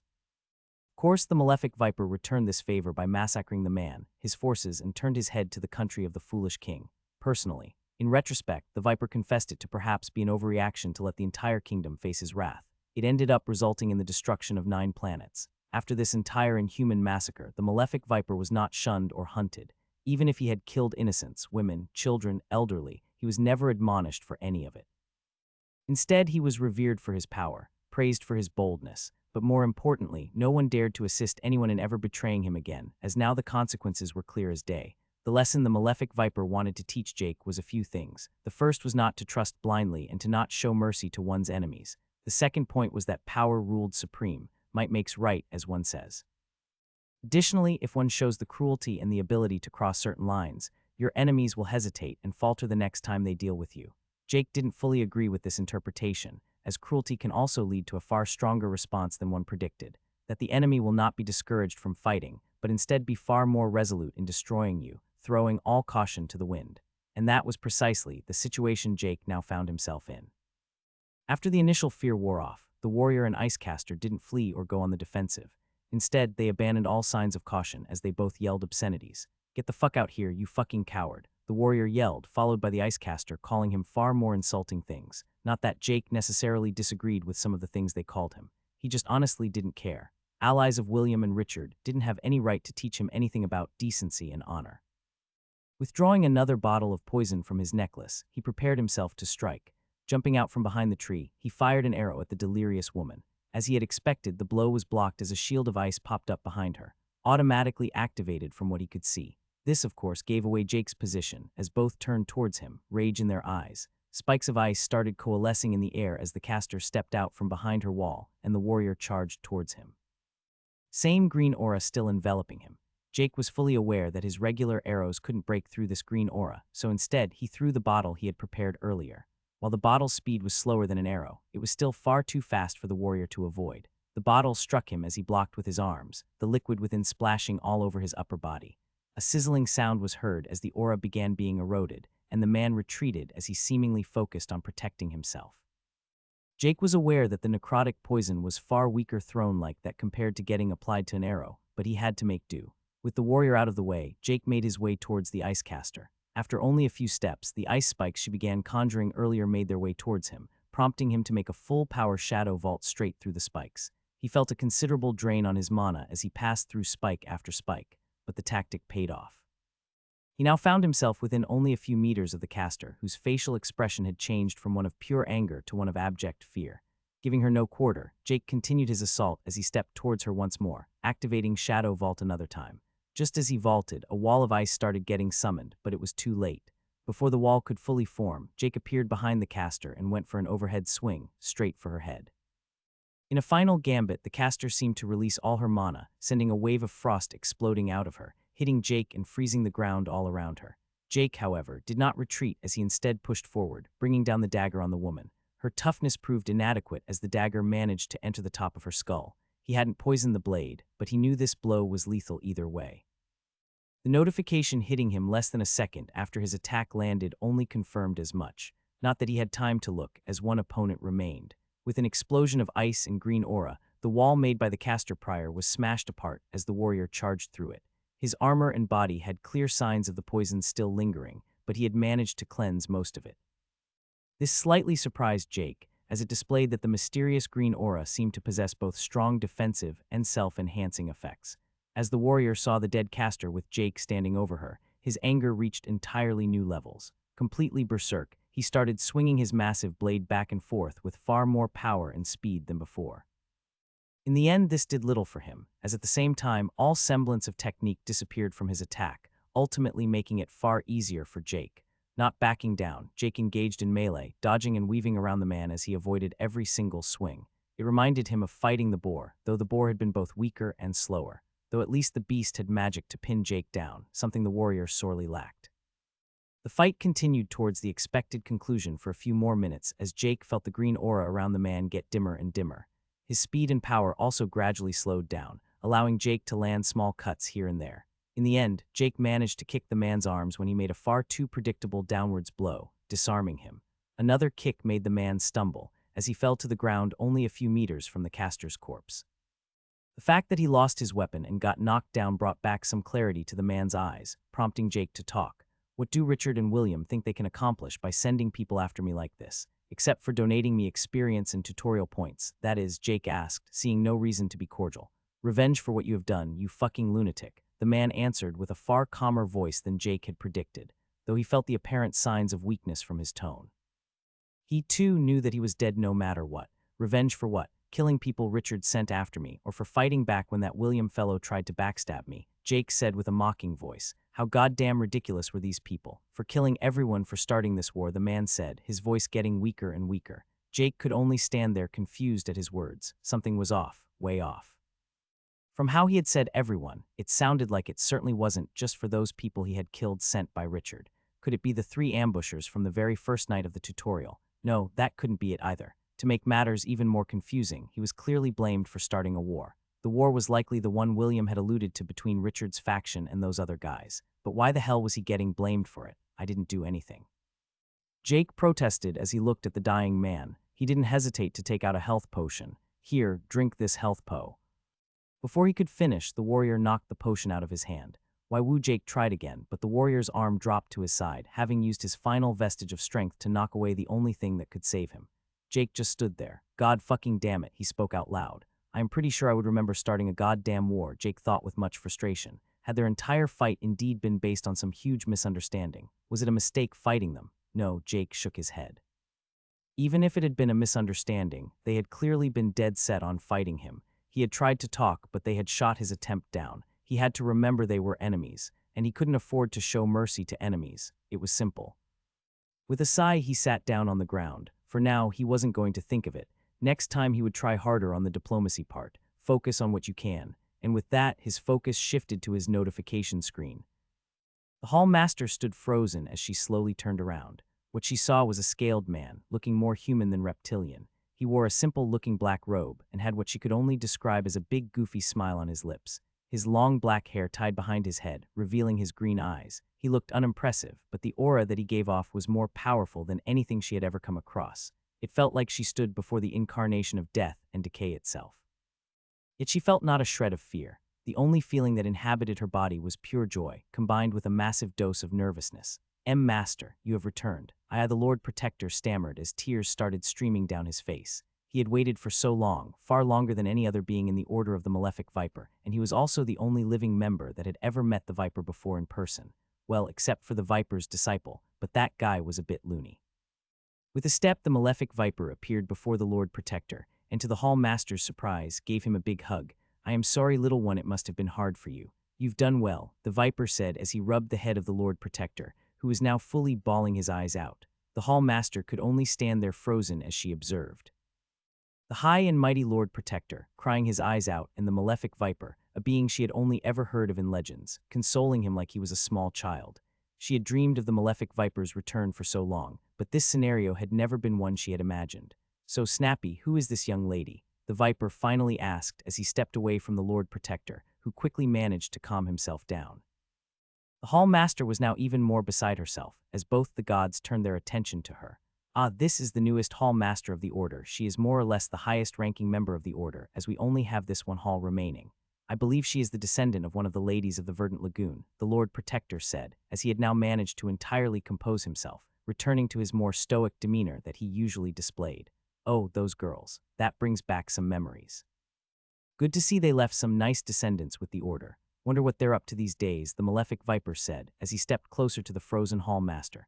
So what are you called? The Hall Master, now suddenly thrown out of her stupor, managed to get out my name. Viridia, my lord, she said as she did everything she could to compose herself. May I have the honor of welcoming the Malefic One back to the Order, and apologize for our inadequate performance in the patron's absence. I swear on my life that... Whoa, stop. I just asked for your name, that is all. You have nothing to apologize for, geez. I am the one who should apologize to you if anyone was going to. but I already apologized to little Snappy earlier, and I don't make 2 apologies in a day, so we can't have that. Just relax, okay? Everything is fine. The fact that the order is still even around is more than impressive in its own right, the malefic viper said as he raised his hand and gave her a pat on her head, pretty much just petting her. With a smile, Snappy went over to them and asked, "May I know why Master chose this time to make his return?" But instantly realized that it might have come off wrong. Not that there is anything wrong with making your return now. It is great, in fact. I'm just thinking that with the new universe being integrated and everything. If there was some relation, that's all. Snappy, relax. The viper shook his head as he turned and landed a gentle chop on the Lord Protector's head. And yes, it's entirely related to the new universe. Remember that dungeon I made back in preparation for the second era, the one with the spikes? The Lord Protector asked. If he recalled, that was the only dungeon yet uncleared. He hadn't lived when it was made, but the viper had spoken of it in length. Yep, that one. Someone actually cleared it. Oh, did Master make a new worthy follower? Perhaps a great reward was granted for your new follower's performance in the tutorial, Snappy said with glee but instantly frowned. Wait, that can't be. The tutorials have yet to conclude. I didn't make a follower, no, he answered with a giant, goofy smile. Believe it or not, I think I made a friend. As Jake opened his notification screen, he was instantly assaulted by a stream of messages. You have slain human F LVL 18 apprentice rogue LVL 26 novice leatherworker LVL 10, a small amount of bonus experience earned for killing an enemy with a class above your class level. 425.241 TP earned. You have slain human F LVL 19 apprentice swordsman LVL 27, novice smith LVL 11, a small amount of bonus experience earned for killing an enemy with a class above your class level. 467.111 TP earned. You have slain human F LVL 20 veteran archer LVL 28, novice builder LVL 12, a small amount of bonus experience earned for killing an enemy with a class above your class level. 489.965 TP earned. You have slain human F LVL 20 neophyte ice witch LVL 30 novice tailor LVL 11, a small amount of bonus experience earned for killing an enemy with a class above your class level. 591.235 TP earned. You have slain human F LVL 21 aspiring blade of nature LVL 33 novice smith LVL 10, a small amount of bonus experience earned for killing an enemy with a class above your class level.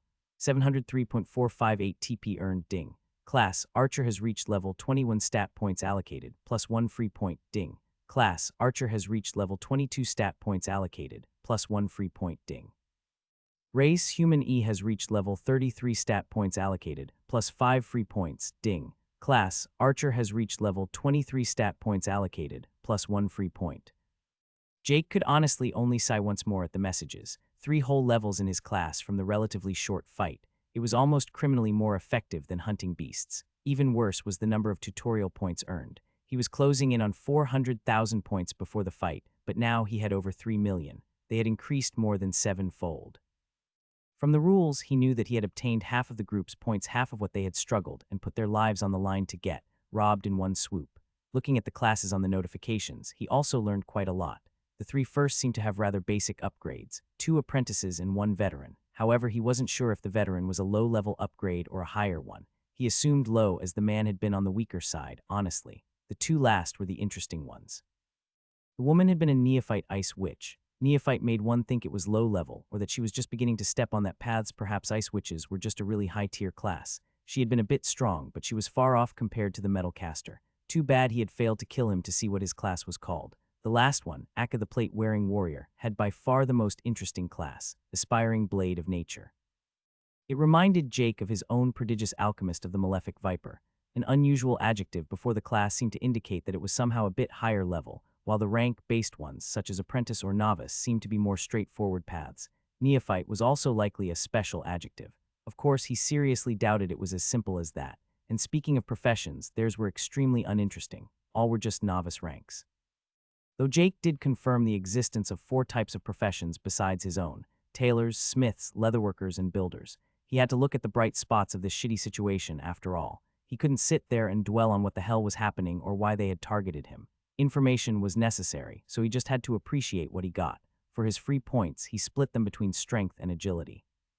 He still felt that he was either weaker or on par with others, despite his significantly higher race level. He knew that evolved classes would add far more stats than the basic starting ones. The 6 stats in total from each archer level did seem quite pathetic compared to his 20 from Prodigious Alchemist of the Malefic Viper. Closing the notification window, he got up and exited his meditation. He hadn't been down for long, but he had managed to regenerate a bit of stamina and mana. He was honestly wondering if he even needed sleep anymore. He hadn't felt the need since exiting the challenge dungeon. In there, he only slept for a few hours once in a while to relax his head, something that hadn't been necessary yet here in the forest. Looking at his surroundings, he spotted the big sword dropped by the warrior. It was quite simple looking, but had a relatively nice looking green gem embedded in the handle. Using Identify on it, he was a bit taken aback. Greatsword of Nature, rare, a sword crafted from metal, often found in areas with high concentrations of nature-attuned mana. Through the ages, this sword has been filled with the energy of nature itself, giving it the ability to bless its wielder. Enchantments, energy of nature's strength, absorb and assimilate the powers of nature itself found within the blade, strengthening your inner energy with its properties. Requirements, level 20 in any class or race. High nature affinity. The blade was great. The enchantment was very interesting. This blade was likely the reason for the man's class and mystical aura. It was somehow inner energy, or stamina, infused with the energies of nature as the sword described. Either way, the sword was good. Jake couldn't help but pick it up. It was a bit heavy, but nothing he couldn't handle. The energy from the warrior was still lingering within the blade, so Jake decided to let it be for now. He could feel it slowly dissipating as he looked at it, after all. In only a few minutes, he should be able to try and claim it as his own. But the fact that the man had dropped such a weapon made Jake think of something he had entirely disregarded: looting. It wasn't like beasts dropped loot like in games, but humans sure did. He could take their equipment. It felt dirty and dishonorable, but Jake felt like it would be pure stupidity not to do it. He needed power, everyone did. The dead won't blame the living for trying to stay alive, he thought to himself. Unless the said person had killed them, of course. So these dead would kind of be pissed at me for taking their stuff, yeah, not going down that road. Disregarding that entire train of thought, he went to the warrior and identified his armor. It was common rarity and upgraded just like his cloak was, even with the same enchant of self-repair. As he had plenty of space in his spatial storage, and with the armor self-repairing, he saw no reason not to keep it. Luckily, he didn't have to strip the dead man, as he could directly deposit it the second he felt the man's last vestige of mana leave the armor. Next, he went to the Ice Witch and identified her items too. He tried to be fast about it, as he honestly still felt very uncomfortable looking at the dead body. The robe was common rarity like the warrior's and his own. She also had a common rarity wand that he honestly had no interest in. But she did have a ring on her finger that yielded a pleasant surprise. Ring of Brilliance, common, a ring with a gem crafted by a skilled jeweler. The mana in the gem grants the user increased mental stats. Enchantment, plus 10 intelligence, plus 10 wisdom, plus 5 willpower. Requirements, LVL 15 plus in any humanoid race. Like the armor of the warrior, the ring and wand were stored in his necklace too. He also threw in the robe of the caster without thinking, instantly regretting it, as the woman was now half naked with only ragged clothes beneath that looked like it had been haphazardly sewn together from pre-tutorial clothes. But for now, he moved on to the other corpses. As he walked towards the archer, he took out the ring and started injecting mana into it until he felt a connection form and the warm flow of stats increasing. By that time, he had already arrived before the rather gory-looking archer. The robe was a totally lost cause, and his Identify turned up with nothing indicating it was broken as his poison consumed the man. But he did find the bow and dagger that the archer had used lying a bit off to the side. He had dropped his bow when Jake had first shot him, and while the blade was still a bit dirty, it must have fallen off early in the process. Identifying both of them, he wasn't surprised, but still happy with the result. Archer's bow, common, a bow handed out for the tutorial, now upgraded with a token. Has a robust wooden structure and string. Enchantments, self-repair. Requirements, tutorial attendee and archer class current or former. Archer's dagger, common, a dagger handed out for the tutorial, now upgraded with a token. Has a sharp edge made of high-quality steel and a strong wooden handle. Enchantments, self-repair. Requirements, tutorial attendee and archer class current or former. His current bow and old dagger were both not upgraded, so 2 upgraded versions were more than welcome. However, the dagger needed a good cleaning before using it, something for later, as he deposited both of them into his storage. He could bind them to himself with mana and just have the self-repair do the cleaning too. Next, he checked the rogue and swordsman but found nothing of interest. They both had common rarity gear, though the rogue did have boots that were also common rarity but offered just a bit of endurance except the normal self-repair enchant. Of course, they were utterly useless to Jake, as he already had his far better boots of the wandering alchemist. Having looted what he wanted, he returned to the greatsword that was still on the ground. He couldn't put it in his spatial storage as long as the warrior's energy still resided within. As expected, the energy was gone entirely after his looting tour. Unable to hold himself back, he tried to bind the sword to himself. But the moment his mana entered, he felt a strong resistance, followed by a retaliatory force that sent a burning sensation up his hand. Cursing, he drew back his hand. Somehow the sword had communicated to him that he wasn't able to bind it. Apparently, he wasn't attuned to nature, or maybe he didn't have the right affinity or something, going by the requirements. Maybe it had something to do with nature typically seen as related to life, and his current approach to most anything was pretty much the direct opposite of that with his poisons, or something entirely unrelated, like some innate talent. Either way, he stored the blade in his spatial necklace. Who knows, maybe he could find someone to use it later on. No matter what, he saw no reason not to keep it around even if he himself had no use for the oversized sword. With everything gathered, he started preparing their send-offs. The fight had likely been on the wrong premise and merely the result of a huge, deadly misunderstanding. The least amount of respect he could give his opponents was not to leave their corpses lying around.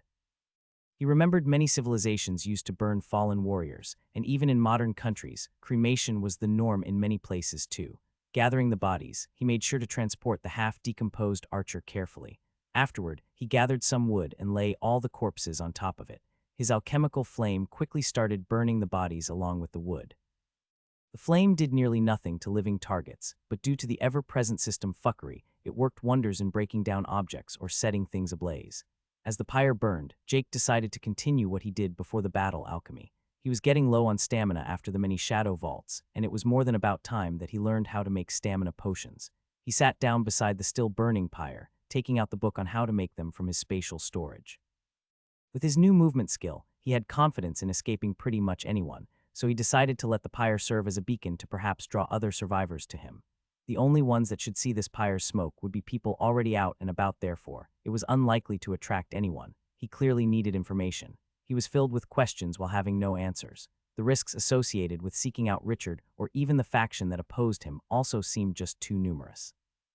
Once more, due to his lack of information, a meeting with any of his colleagues would be the best. While they hadn't been the closest of friends, they at least knew him a bit. They should know he wasn't the type to go around randomly attacking people and trying to incite wars. Jacob especially should know this. That guy had such good insight into other people, so even if he and Jake hadn't known each other for long, he should still be able to reassure others that he wasn't some monster.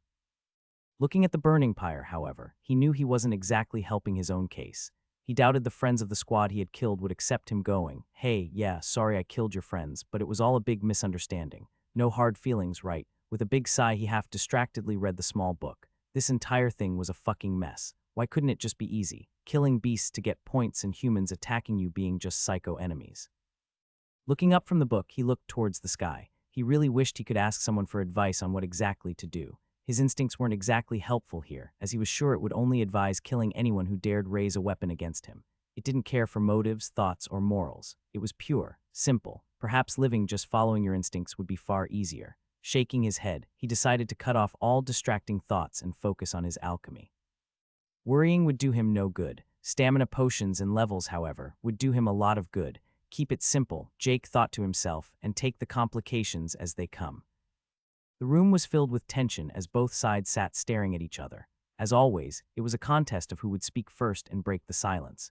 Both sides seemed to see it was a weakness to be the first to make their thoughts known, which is why Jacob reluctantly ended up taking that role. Hayden didn't even react, but still sat there stoically. The man was nearly as tall as Richard and as strongly built. No way anyone would think the man was a caster just based on his build. The spear on his back certainly didn't help either. The only thing really giving away his original class was the red robe he was wearing. It wasn't the starting robe simply upgraded, but likely an item of higher rarity. His spear was the same, also a far cry from the simple equipment given out at the beginning of the tutorial. Overall, his look was sleek and deadly. Richard, on the other hand, was built like a tank. Full plate armor and a massive tower shield strapped to his back with a sword sheathed at his side. He had even acquired a helmet, truly finishing his look. While both men were huge, Richard still had a few centimeters on the other man. As to who was most powerful, Jacob didn't want to find out. Both had upgraded classes, of course, and he seriously doubted they were the standard kind. "So you're saying some mysterious third party is out there and wiping out squad after squad, and somehow none of us noticed? Wouldn't that be a bit too convenient?" Hayden said, extremely skeptical of the entire premise. If the third party intends to somehow win this tutorial, it is plausible. If the individual believes that victory entails wiping out all other survivors, that is. And based on the description and rules of this hellhole, it would make sense, Richard said, as he leaned back on his chair, making it give out loud creaking noises. Think about it. Humans award far more experience and especially tutorial points compared to beasts. The system encourages us to actively kill each other for higher rewards. Would the final reward then not be highest for he who has managed to kill all other tutorial attendees? Hayden didn't necessarily disagree, but that didn't mean he believed the warrior. Oh, I am not saying it isn't possible, but how the hell do you propose a squad could manage to dance around our detection for so long, perfectly executing everything? The only way I see that being possible is if this group has information and a network within either of our factions, and I sure as hell don't have some lunatic killer cult within my group. Unless, Jacob said, as he hesitated a little. Unless it isn't a group but one individual, an individual with powerful perception skills allowing him to avoid us, a person with the fighting skills to take down entire squads single-handedly. And who do you propose this mythical being is? Me. This tin can, he said, pointing at a slightly offended Richard across from him. Continuing, he raised his voice with a mix of anger and annoyance. Or are you saying it is some other unaffiliated guy? Jake Thane, Richard said. A guy I had the misfortune of meeting early in the tutorial. He was a cocky bastard and threatened me, so I sent my best men, including my right hand, after him. He slaughtered 6 of them and sent the last guy back a broken mess with a message. From the message, he seemed to enjoy having people after him and even taunted me to send more. Needless to say, the guy is a complete wacko. Hayden sat in silent contemplation for a while as he digested the information. But he quickly identified an issue he wanted to be elaborated on. You seem to know a lot about this enemy of yours. Also, you said this happened at the beginning of the tutorial. Do you have any proof this guy is even still alive? I think Jacob should be able to answer the first part, Richard said as he waved his hand at his base manager. As for why we think it is him, a member of my group encountered him. He isn't a pushover by any means, and yet he barely managed to escape with his life intact due to a strong escape skill. The description fits like a charm. This member also told us that he saw Jake kill another member, a certain trapper you may have heard of. At that last part, Hayden's eyes hardened. That damn trapper had killed many of the men he had sent to keep an eye on the enemy base, yet he had disappeared not long ago. The magic in the traps he had laid down gone too. Turning to Jacob, he continued as he asked, so what do you know about this guy? Jacob could only sigh as he started explaining the same things he had to Richard a few days prior. He explained how he and Jake had been colleagues before the system arrived, what he knew about him, but also how little he knew about him. Jake had always been a very private person. He went to work, did his job, and went home afterward. He wasn't much for social excursions or heading to the bar after clocking out. In other words, a loner. He then explained the tutorial's happenings, his uncanny abilities to fight, but more importantly, about the first night they had spent here. About how Jake had killed the 3 attackers that night, all men of a higher level than himself. How he had been smiling when they found him standing surrounded by the brutally slaughtered men, completely covered in blood. He briefly mentioned what Richard said about how they split from Jake and finally touched on William, who was the only one who had ever survived fighting him. Retold the story that William had told them about how Jake had killed Casper and tried to kill the caster himself, only narrowly escaping. Jacob also explained all the abilities he was aware of Jake possessing, how he was skilled with a bow and had even helped train Casper a bit. He explained his uncanny perception ability. Jake's training with Casper to unlock it was an open secret. Everyone knew that Jake had something extra, so to say. The poison was another critical point he emphasized. It was potent, making anyone not extremely durable an easy target, something Hayden as a caster had to look out for. Richard did add that he believed the poison to be a newly acquired power, as he hadn't used it much before. Clearly done to try and handwave away any questions as to why nobody had been found killed by poison before. Overall, Jacob had to admit that Jake, based on his own description alone, did seem like quite the vicious foe. As he spoke, he saw Hayden get gloomier. Jacob also had to admit that the more he explained, the more plausible it became that Jake was able to do this. Plausible, not probable. Jacob still staunchly refused to believe that Jake had done what he was accused of. Jake was a loner, and he had indeed shown himself to be capable of killing. But he hadn't been a complete maniac, and he clearly cared for his colleagues, which is why he didn't believe that Jake had killed Casper. Sadly, for now, he couldn't do anything. Richard was in charge, and clearly, even Bertram suspected Jake to have done it based on a prior conversation. His old friend had brought up the point that they hadn't seen Jake for a month, and during that time, a war had been going on. Inhuman cruelty was inflicted upon others during those battles.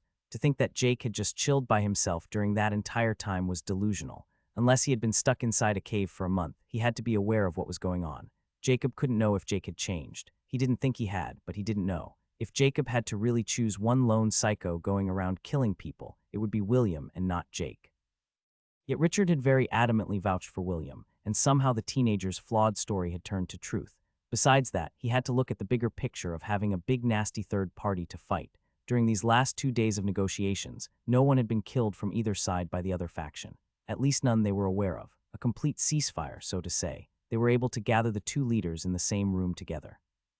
Even if Jake wasn't the culprit, heck, even if no culprit existed at all, the benefits of believing one existed makes it all worth it. In the end, all Hayden cared about was finding his son's murderer, and all Richard cared about was to make it through this tutorial with a strong faction to bring into the new world. Even if neither of them genuinely bought into the narrative, it was still beneficial for them to open up a communication channel to reach their goal. Alright, let's say this guy is the one behind this mess. What are we gonna do about it? Hayden asked. I would advise for us to create powerful squads to scour the forest. Find him and kill him, Richard said. Without definite proof, I think we shoot Jacob tried before being interrupted. If what you say is true, isn't it quite idiotic to send more people after him in such a disorganized manner? Hayden said, ignoring what Jacob said. I agree, but people want in on the action. You are not the only one who lost someone dear to them. Many are burning with a thirst for revenge. Having found an outlet and a target, many have started to become restless. Not that I can blame them, Richard said with a faux downcast mood. Which is why we are here, Jacob said. Hayden, apparently not ignoring him as long as he said something the caster agreed with. Together, we should be able to cover far more ground and avoid clashing out in the forest.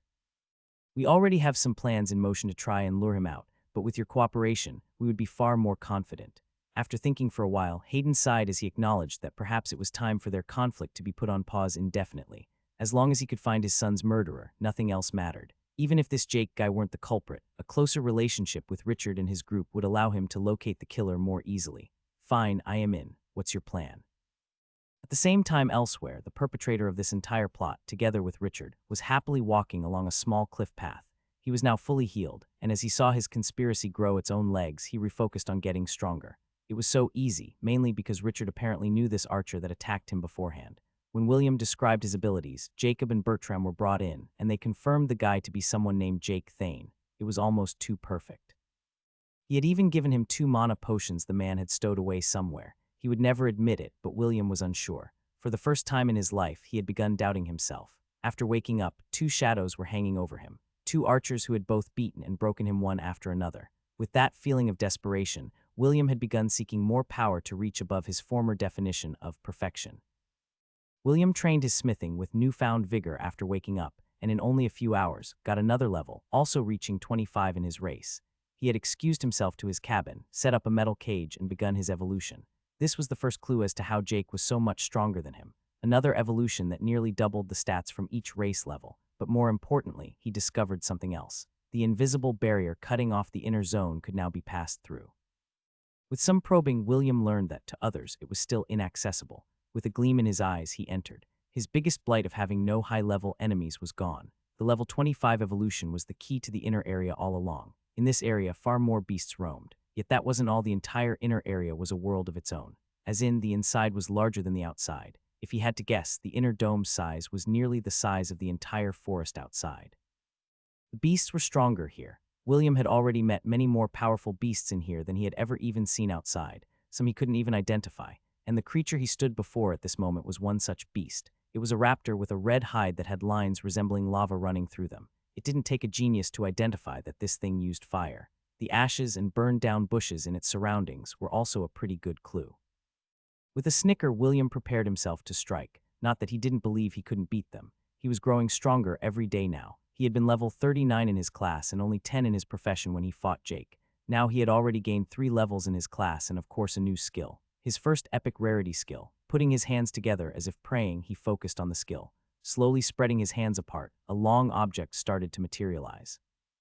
A spear made of iron with intricate runes covering its surface. Putting his hands out to his sides as he finished, the spear appeared as William breathed heavily. Spear of Feroras, he muttered as the spear hummed in recognition. By far his most powerful skill. It was named after the god of iron, carrying the same name as his wand. Laying his hand on the spear, he felt the power it bestowed entering him. His physical stats getting an immediate increase. Lifting the spear, he prepared to throw it. The weapon conjured could be used in melee, but it was when thrown that its real power was revealed. Leaning back, he threw the spear towards the unsuspecting raptor. The beast didn't notice the incoming attack before it was too late. The spear penetrated into its durable hide like it was nothing, embedding itself deeply. The beast roared but had no time to run after its attacker before the spear exploded in a silver light encompassing it. You have slain Red-Hide Raptor LVL 44 bonus experience earned for killing an enemy above your level. 48,000 TP earned, ding. Class, Metal Savant has reached level 43 stat points allocated, plus 4 free points, ding. Race, Human E has reached level 27 stat points allocated, plus 5 free points. Reveling in the warm glow of the level-ups, he observed with glee as the silver light subsided. In its place stood the statue of a raptor made entirely of iron. The spear's true power wasn't how sharp it was or the buff it granted its wielder. It was the powerful curse placed upon it that sought to turn anything it touched into iron. Walking up to the statue, he placed his hand on it as it started slowly liquefying and flow into his body, replenishing his mana pool. As the last part of the raptor disappeared into his hand, he started walking back towards Richard's base. The meeting with Hayden should be done by now, and he was more than excited to learn what they decided. Hopefully, an all-out hunt was agreed upon, but one can only hope. Shadows danced on the cave wall as the flame flickered back and forth, heating a bowl with green liquid within it, taking on a stable form. With a smile, Jake took a deep breath of the aroma as a notification appeared. You have successfully crafted Stamina Potion Inferior. A new kind of creation has been made.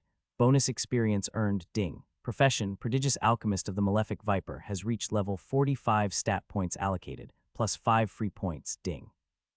Race, Human E has reached level 34 stat points allocated, plus 5 free points. Jake had finally managed to craft a stamina potion.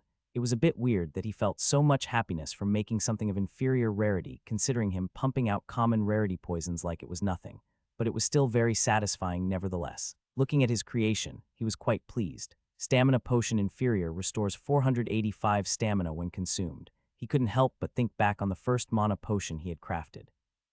It would only restore 87 mana, which was so bad. He still had the potion saved away within his spatial storage as a memento. He somehow had managed not to consume it during his initial grind, and for sentimental reasons he kept it around. It reminded him of how far he had come. Putting the potion into his storage, he took out a bed instead. It was a bit paradoxical how physical exertion seemed not to affect Jake's exhaustion level, but reading about alchemy and doing alchemy seemed to tire him out so quickly. He felt like getting some well-deserved rest and recuperate his resource and mental energy in the meanwhile. Sitting on the lonely bed in the middle of the small cavern, he distributed his free points. He had decided to start investing in perception once more as he was beginning to feel comfortable with his level of strength and agility.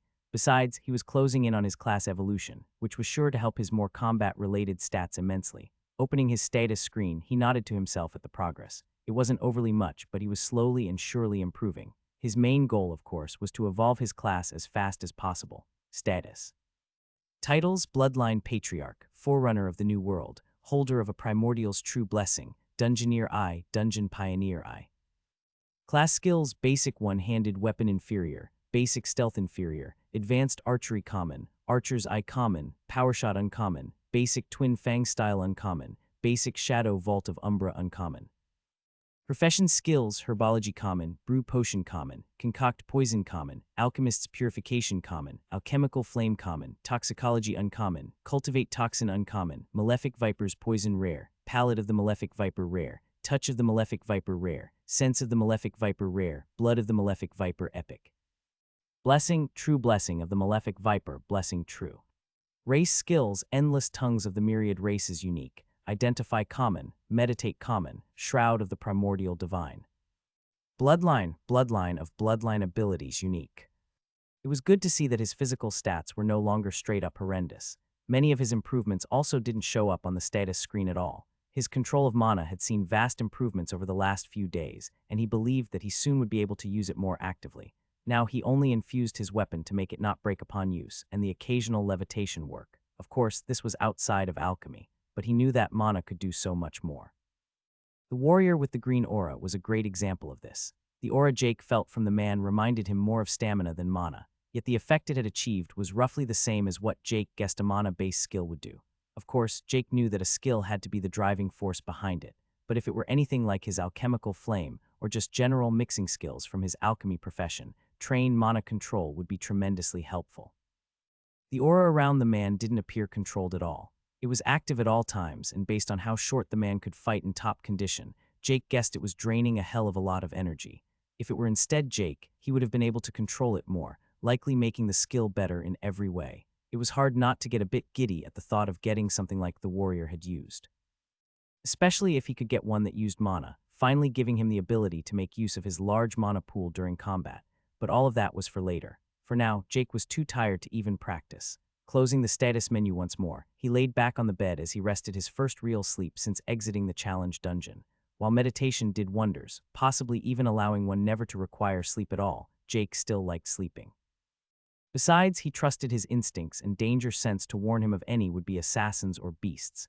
As he slept, he also dreamt for the first time in a while. He dreamt of his old life before the system, his job and his family, which was pretty much all he had, really. The dream felt oddly lucid and only made Jake sad. He couldn't help but feel how wasted it all was, how he had just gone through the motions, day after day with no goal in mind.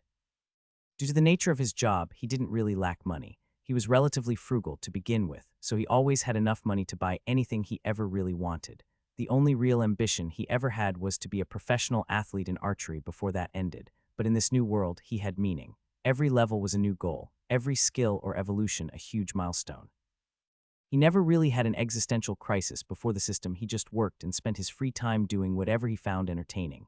Plus, he felt something oddly compelling about the prospects of a never-ending journey. Before the system, everyone had a rough idea of how their life would go. Be born, get educated, work, retire, die. It was simple, and the focus was on how you made the best of the time you had. The system, however, did away with that entirely.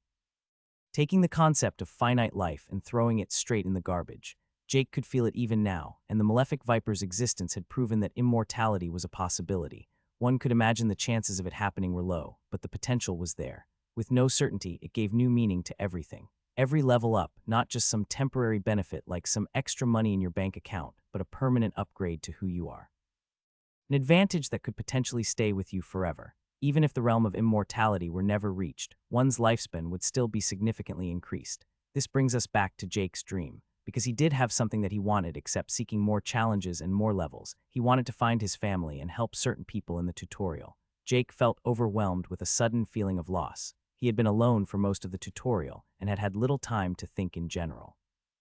Always focusing on something, but now in his lucid dream, he didn't have anything else than his own thoughts. He was naturally planning on trying to locate his family members the second he got out of here, but he also realized that needless worrying would do him little during his own tutorial. No, instead, he should focus on what he could do now. Get stronger and try to help his colleagues, help his only friends, especially Jacob. He had done so much for Jake already. The least he could do was not to leave him to die, if he even still lived. Jake also feared what him being blamed for all those murders would mean for his colleagues. He had to do something. Slowly, his consciousness started fading away as he slipped out of his lucid state and simply became a spectator to the imaginations of his own mind. He dreamt of events he had gone to, the bonds he had made, but was also reminded of the bonds he had lost or severed with his own hands. Slowly, even the dream faded away, or perhaps he simply became unaware of it. The Hall Master had never been as panicked as she was at this moment, wandering back and forth in her chambers, lost as to what her next step should be. Her meeting with her great patron had not been as she expected. Despite her endless imaginations of their encounter, the way the actual meeting went had never occurred even in her wildest dreams. The great Malefic Viper had not been as she believed he would, but instead seemed too relaxed. If not for his aura, at the risk of sounding blasphemous, she wouldn't have thought for him to even be a god, much less the Malefic Viper, and now she had to prepare for the Great Assembly. All of the different hall branches would send their important members to the headquarters, and a great meeting would be held.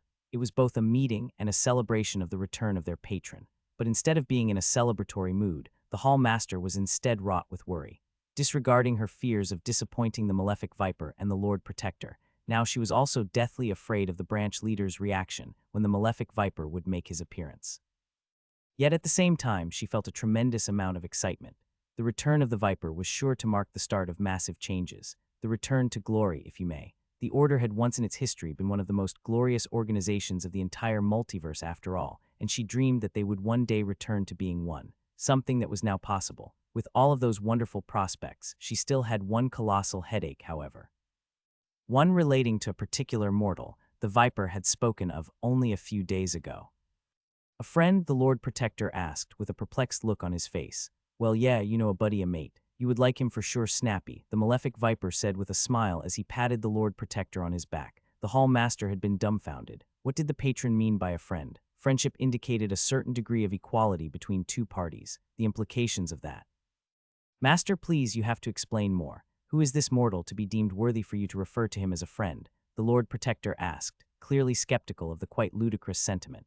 The Hall Master could only agree that the prospect of a mortal referring to God as a friend indeed seemed preposterous. The only mortals that could ever truly do so were the strongest of demigods. The malefic viper was silent for a while before he turned to the Hall Master. Tell me, kid, do you fear me? Without any hesitation, she answered, of course, my lord, anything less would be preposterous. And you, Snappy, to not fear the powerful is an act of foolishness, he answered stoically. Well, Jake didn't. Oh, his name is Jake, by the way. Anyway, he didn't have a single shred of fear, just a lot of confusion and curiosity, the viper said, still smiling. He knew I wouldn't hurt him, but more importantly, he knew I couldn't. Heck, I even tried scaring him a bit by attacking, but he didn't even flinch. How is that possible? The Lord Protector asked. How do you think a mortal who hasn't even been initiated to the system for a month yet does that? The Viper asked, clearly directing the question to both herself and the Lord Protector. Bloodline, she answered promptly. Bingo, the malefic Viper said as he clapped. And while I don't understand the specifics of it, it sure as heck gave me a strong feeling. Sent shivers down my spine, I tell ya. So recognizing the mortal's bloodline makes him worthy of being bestowed your friendship, the Lord Protector asked, still a bit confused. For a mortal to appear with a powerful bloodline wasn't exactly new. The Viper and Lord Protector both had met many like that before. Even members of their order had been born with such bloodlines. First of all, Snappy, while I am far from an expert, I don't think that is how friendship works, the Viper said. Secondly, no, he's my buddy because he's a swell guy. Either way, he made me think about some important things, and ultimately decide to leave my realm and stop wallowing anymore. So no complaining. With that, the Viper didn't speak of his new friend any longer. Instead, the talk turned to the grand ceremony that they would hold to announce the malefic Viper's return. Announce it to not just the Order, but the entire multiverse. A few more bombs were dropped, like how the Viper casually mentioned granting the mortal a true blessing, but the Hall Master had honestly stopped trying to comprehend the logic behind her great patron at that point. In the end, who was she to question the thoughts of a primordial, which is what led back to her, wandering back and forth in her chamber, contemplating. This Jake posed many challenges, but at the same time many opportunities. While she, as Hall Master, had unrequited loyalty towards her patron, she wasn't blind to politics and hierarchy. There was a reason why she had managed to climb to the top and have the highest title amongst mortals in the entire order. At least she had been the highest. Now she had been knocked down to second place. No amount of politics could trump the chosen of the malefic one himself. A good relationship with this mortal was thus a must. Any relationship becoming relevant was all contingent on him surviving the tutorial, though. Afterward, they would also need to contact him, but with a true blessing connecting himself and the patron, that shouldn't be an issue. All of that had to wait for now. The other leaders were starting to arrive, and she could no longer have the elders handle all the hassle. Exiting the chamber, she went to the banquet hall that had been in constant use for the last few days, welcoming all new arrivals. Food from all across the multiverse was gathered, prepared, and cooked by high-level cooks. It wasn't like anyone of their level needed it. Instead, they ate it for the powerful temporary buffs it provided. Also, of course, because it was delicious. This gathering wasn't for the young talents, but the old leaders. The excitement was visible as she went across the hall, greeting one person after another. Suddenly, however, she heard a voice she would never forget. You should have seen the thing, the colors indescribable and the taste euphoric, the man said as he laughed with the others, making large gestures with his arms while standing in a crowd of 3 reptilian servants. The Hall Master didn't share in the merry mood as she stood frozen, staring at the man, the scaled man, their patron, the malefic Viper. None of the people around him had any idea about his identity, and his ability to conceal his true aura was naturally at a level above reproach. With a sigh, she walked towards them. This really wasn't going as she had expected. Waking up, Jake found himself covered in sweat as he abruptly sat up. The damp cave and the high humidity of the forest just outside not doing him any favors either. He could still remember parts of the dream, but what mostly remained was a feeling: loneliness. He had spent so long without any real interaction with others, the only reprieve being his meeting with the malefic Viper. He couldn't exactly count the meetings with William and the group he had fought earlier. The first meeting was with someone clearly plotting, and the other, conversation, had few words that weren't curses tossed at him.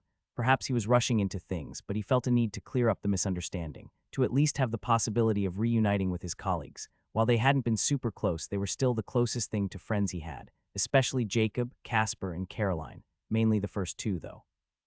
More than a month had allowed him to rethink the silly crush he had on her in the past. He realized now that it was only a pipe dream, that he had idealized and romanticized the thought of having a relationship once more. While she was physically attractive, he didn't even know her that well actually. He just hoped they had all managed to survive. Based on the importance Richard seemed to place on healers, Caroline should be fine. With Caroline having feelings for Jacob, chances are she would do everything in her power to also keep him safe. If he had to go by competency, his bet on survivors would be that Ahmed and Bertram were also still kicking, with Casper also having a good shot. As he thought about it, he couldn't help but realize how lightly he took life, how he was, fine, with expecting people he had called colleagues a month ago to be dead. Then again, did he truly have the right to mourn the deaths of friends? He had taken many friends from others himself already, his number of kills being firmly in the double digits by now. Shaking his head, he got off the bed and depositing it in his spatial necklace once more. After that, he took out a barrel of water to quickly clean his sweaty body. While it was a bit of a waste of purified water, it wasn't like he couldn't just purify some normal water later. Feeling clean, he threw everything useful into his storage and exited the cave. Artificial sun was up, and beasts were once more roaming about, making sounds he could faintly hear in the distance. Having decided to attempt to make contact with his former colleagues, he started heading inwards towards the tutorial area center. It took him only a short while with his speed to head inwards. He was aiming for the area with the least amount of animal cries. Continuing, he spotted something in the distance between the trees. It looked like a curtain of water extending towards the sky. Behind the curtain, he couldn't see anything correctly, yet at the same time, it appeared utterly transparent. Getting closer, he soon found himself standing right in front of the barrier. The first thing he noted was how his sphere of perception got completely thrown off by the barrier. It wasn't that it blocked him per se, everything just felt distorted. It was a weird feeling he honestly couldn't quite describe. Extending his hand towards it, he felt nothing from his danger sense. Identify also yielded no result. Deciding to risk it, he attempted to place his hand on the barrier, only for it to pass right through. Quickly retracting his hand, he backed away from the barrier once more. If his guess was accurate, this barrier was some kind of entrance to an inner area of sorts. While he certainly wanted to go, for now, he had already decided to contact his friends. Not knowing if the barrier was a one-way thing, he thus decided to postpone it. Instead, he started walking around the edge of the barrier in search of Richard's camp. If his friends were anywhere, it had to be with him. Luckily, it didn't take him long to discover a camp, or a small village would be more accurate. It was a few kilometers away from the barrier, but it wasn't that hard to locate due to all the smoke it emitted. It looked relatively simple, with a small wall and quite a few wooden cabins encompassed within. Climbing a tree, Jake got a better vantage point as he started scouting the place. Dozens of people were walking about, most of them busy working on different things. Some were smithing at a small makeshift smithy, including a huge bearded man who seemed to be in charge. Others worked surrounded by tens of strung-up beasts as they were skinning their hides and transforming the raw materials into different products. The last group he saw was a group of women and a few men sitting together, working with what seemed like threads and needles. Where the hell did they get those from? He thought to himself, but more surprising to him was the woman in the middle, Joanna. Jake could only smile happily as he saw a familiar face after such a long time. She even had her leg back and seemed to be in quite a good mood, considering the circumstances. Her presence also confirmed to Jake that more of his former colleagues had to be there. It took him a while, but finally, he saw two people walk out of one of the cabins.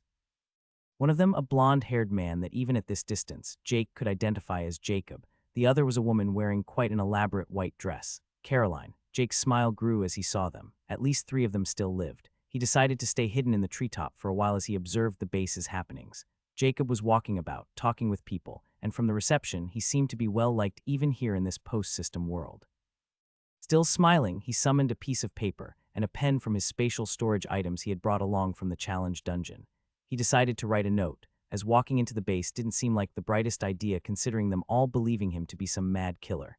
He just wrote a simple request for a meeting. Depositing the pen once more, he took out an arrow and some string he had made from the stalks of a common rarity herb. A waste for sure, but the stem was more robust than any rope he could make with the limited materials around. Tying the message to the arrow, he took out his bow and waited. After only a few minutes, Jacob and Caroline entered a clear area as Jake aimed at the ground in front of them. The distance was hundreds of meters, but Jake had absolute confidence in the shot, even without using any skills. Letting go of the arrow, it took flight and landed only a meter or so in front of Jacob and Caroline, who both jumped back in fright, with Caroline even summoning a magic shield of some kind. Jake, however, didn't stick around as he jumped back, letting gravity do its work as he fell to the ground. Landing softly from the 30-meter drop, he started sneaking away in case anyone was coming to investigate where the arrow came from. The ball was in their court now, and he dearly hoped that they would be open for dialogue to clear up this stupid misunderstanding. Back at the camp, a small uproar had occurred as everyone thought they were under attack. Jacob quickly managed to calm them down, but not before Richard made his way over to see the commotion. An arrow was sticking out of the ground with a piece of paper tied to it. Picking it up, Jacob got it loose but didn't have time to read it as he was surrounded. What happened here? Richard said as he walked up to see Jacob holding the arrow and paper in his hands. Someone decided to send a message by an arrow, it seems, Jacob answered as he began untying the paper. Unfurling the paper, Jacob quickly scanned it and saw the name at the bottom as he became solemn. Jake, he answered. He wants to meet. Says there's a misunderstanding. Richard's eyes turned sharp as he looked at the paper. Give it here, he said as he nearly ripped it out of Jacob's hands. The message was indeed just a short request for a meeting. Few words, just saying that Jake wanted to meet and explain himself with a promise that he wasn't looking for a fight, along with a location not too far away. But weirdly enough, the first thing Richard asked had nothing to do with this request itself. Where did he get the paper? And this is clearly written with some kind of pen. This question stumped Jacob and Caroline as well as all the onlookers. Where exactly had he gotten it? Caroline quickly assured that he hadn't entered the tutorial with them. The paper wasn't regular kind either, but a grayer and coarser version.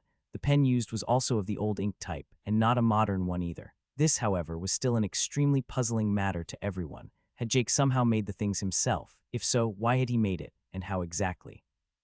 Jake had naturally never thought that the simple act of using paper and pen taken from the challenge dungeon would cause this much debate and confusion in Richard's camp. No one in both Richard's and Hayden's camp had ever done a dungeon. At least no one had returned from one. That is if the finders had even reported it. The dungeons were hidden, and if they were found, many would keep it a secret, perhaps to enter later or to make sure no one else could. This meant that all items used by the survivors besides Jake were self-made either through skills or pure human ingenuity.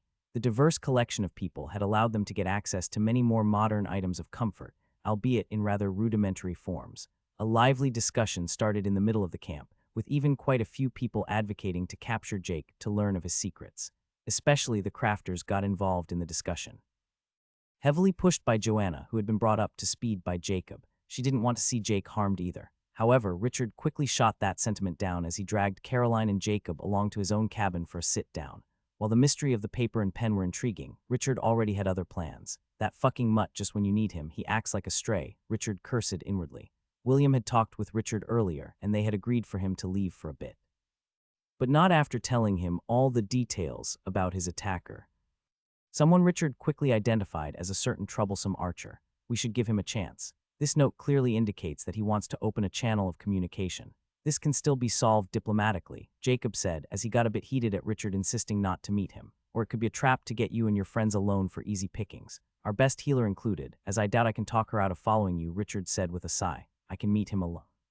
No, Kara, I am sure it is best if I said no, Jacob. Either you don't go or we both go. Bertram too, Caroline said, leaving no room for further discussion. And there you have it. Are you seriously telling me to let you go out into the forest with only you and 2 others? You can't fight for shit, Jacob, and Caroline is a healer. Bertram can maybe buy you some time, but in the end, how are you going to handle someone who can take down entire teams alone? Richard asked rhetorically. I trust Jake enough to at least give it a shot.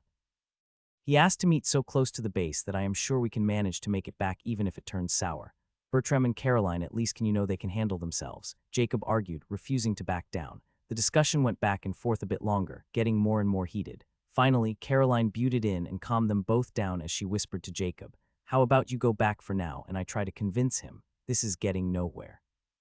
With a grunt, Jacob agreed, leaving Richard and Caroline alone in the room. Richard had naturally heard the whispering. It was kind of a useless thing to do with the increased perception everyone had. Outside the cabin, Jacob was waiting patiently as he saw Caroline put up her barrier, blocking out sound. Jacob planned on going to the meeting either way, but it would be preferable to have Richard on board. As he stood there, Joanna walked over. Jake is alive, she stated. How do you think he made it out there? With everything going on, I can't imagine what he has had to go through. Jake is resourceful, he smiled. He must have found something special out there. Maybe he has even managed to avoid this stupid war. Bertram, who had turned up behind Jacob at some point, butted in. As much as I hate to admit it, I have to agree partly with Richard. I don't like the thought of going out into the forest to meet him. We have known Jake for years. Do you really think? Jacob, how well do we really know him? We all saw that he is capable of on that first night. After that, he purposefully provoked and ultimately killed 6 of Richard's men. I do agree that the Jake in my mind from 2 months ago couldn't do that, but the Jake from that first night sure as hell could. Jacob turned to his old friend. Do you trust me? Always, he answered promptly. Then trust me when I say that this isn't Jake. My judgment may not always be perfect, but I am sure of this one. Besides, we both know the real culprit anyway. Yeah, Bertram agreed after a bit of hesitation. Joanna looked a bit confused but read the mood. I'll head back over. Be careful out there, Joanna said, giving both of them a quick hug. Jacob and Bertram stayed behind, waiting for Caroline. Now was the best time as William had left less than an hour ago. He tended to be gone for extended periods, meaning they should have 8 or 10 hours at least. Please let me be right, Jacob thought as he saw Caroline exit Richard's cabin. Jacob happily walked towards the exit of their base, Bertram on one side, Caroline on the other. It had been a few hours since Jake's message arrived and the subsequent meeting with Richard. Caroline had somehow managed to convince him to let them leave with just the three of them. According to her, he hadn't been happy about it and had holed himself up inside. Jacob wanted to go and smooth things out with the camp leader, but Caroline had talked him out of it. So for now, he could only take the fortune he had been given and go to the meeting. Caroline had stipulated that they needed a proper plan before going to the meeting, something Jacob had agreed to instantly. He did like making plans, which was why they had taken so long to leave. Jake had only specified a place to meet and not a set time. From how it was written, he wanted it to be sooner rather than later, but a few hours shouldn't be too long. The meeting area was quite open-ended, but Jacob had confidence in them finding each other. The walk wasn't very long, only a kilometer or so from their base. They had built right next to the barrier, so the area he could be in was somewhat limited. 100 meters or so away, Jake sat. He, like Jacob, was nervous about the meeting. He even feared the same outcome, though for different reasons. Jacob feared that he was wrong and that Jake would turn on them. Jake feared they wouldn't believe him and think he was actually the culprit, inevitably resulting in them turning on him. Perhaps it was the nervousness, but Jake somehow only spotted them moments before they spotted him, despite his higher perception. He had to control himself and not rush to them. Instead, he chose to stand still and let them come to him. Jacob relaxed a bit as he saw Jake just standing there, his hood down and face visible. Especially his nervous face made him relax. He couldn't help but chuckle inwardly as Jake's face looked nearly identical to how it had the first time he was forced to make a presentation to management, and all the times after that, actually. Jake hasn't changed. He told himself it must be a misunderstanding. Perhaps he was just naive, but he truly believed in Jake. Bertram and Caroline, on the other hand, didn't share his sentiment. They both glared at their former colleague and both had up their guards. Unlike Jacob, they didn't see him as good old Jake, but as a potential threat. Not for the same reasons, though. His demeanor was somehow different. His face looked roughly the same, but his stature exuded some hidden confidence. An innate sense of inferiority was also faintly felt, making them aware that he was more powerful than them. None of them knew this, but this was the suppression of rank. But more importantly, they both tried to identify him to find out they couldn't. A phenomenon they had never met before. Even if they couldn't see level, it would at least show something. But for Jake, it just gave a simple question mark, giving them the same surprise William had, as William hadn't shared that detail with the others. Jake remembered telling Jacob to come alone, but he was honestly pleasantly surprised that Bertram and Caroline also came along. Scouting the area with a quick look, he didn't see any signs of anyone following them. Jacob and the others stopped 5 or 6 meters away from him, as both just stood there for a bit. Jake had run through this scenario a few times in his head before and finally managed to get something out. Hey Jacob, how you doing?" he asked as he instantly slapped himself mentally. "What the fuck kind of question is that?" "Oh, I am fine, you," Jacob said, also feeling a bit awkward himself now. "Fine, I guess," Jake answered. "So you called us or well me out here," Jacob said, taking the lead as Jake did not indicate that he would continue speaking. "Yeah, I had some weird run-ins with people in the forest," Jake answered, now finding a bit of confidence. "They seem to believe I had done things I have no idea about." "Jake, how many people have you killed since entering the tutorial?" Caroline cut in, staring daggers at him. Bit taken aback, Jake was surprised by the stern tone for a second, mostly because he had never heard Caroline speak to anyone like that before. "I think," Jake began as he thought about who he had killed. 3 attackers during the first night, 6 people Richard sent after him, and the party of 5 with the Green Warrior. Too many but far from enough to have caused some war. After we split, I have only had to fight humans twice, once against a lone caster and the other time a party of 5.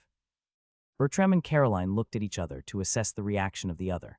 Bertram thought that either Jake had managed to turn into an Oscars-worthy actor during the last month or he was telling the truth.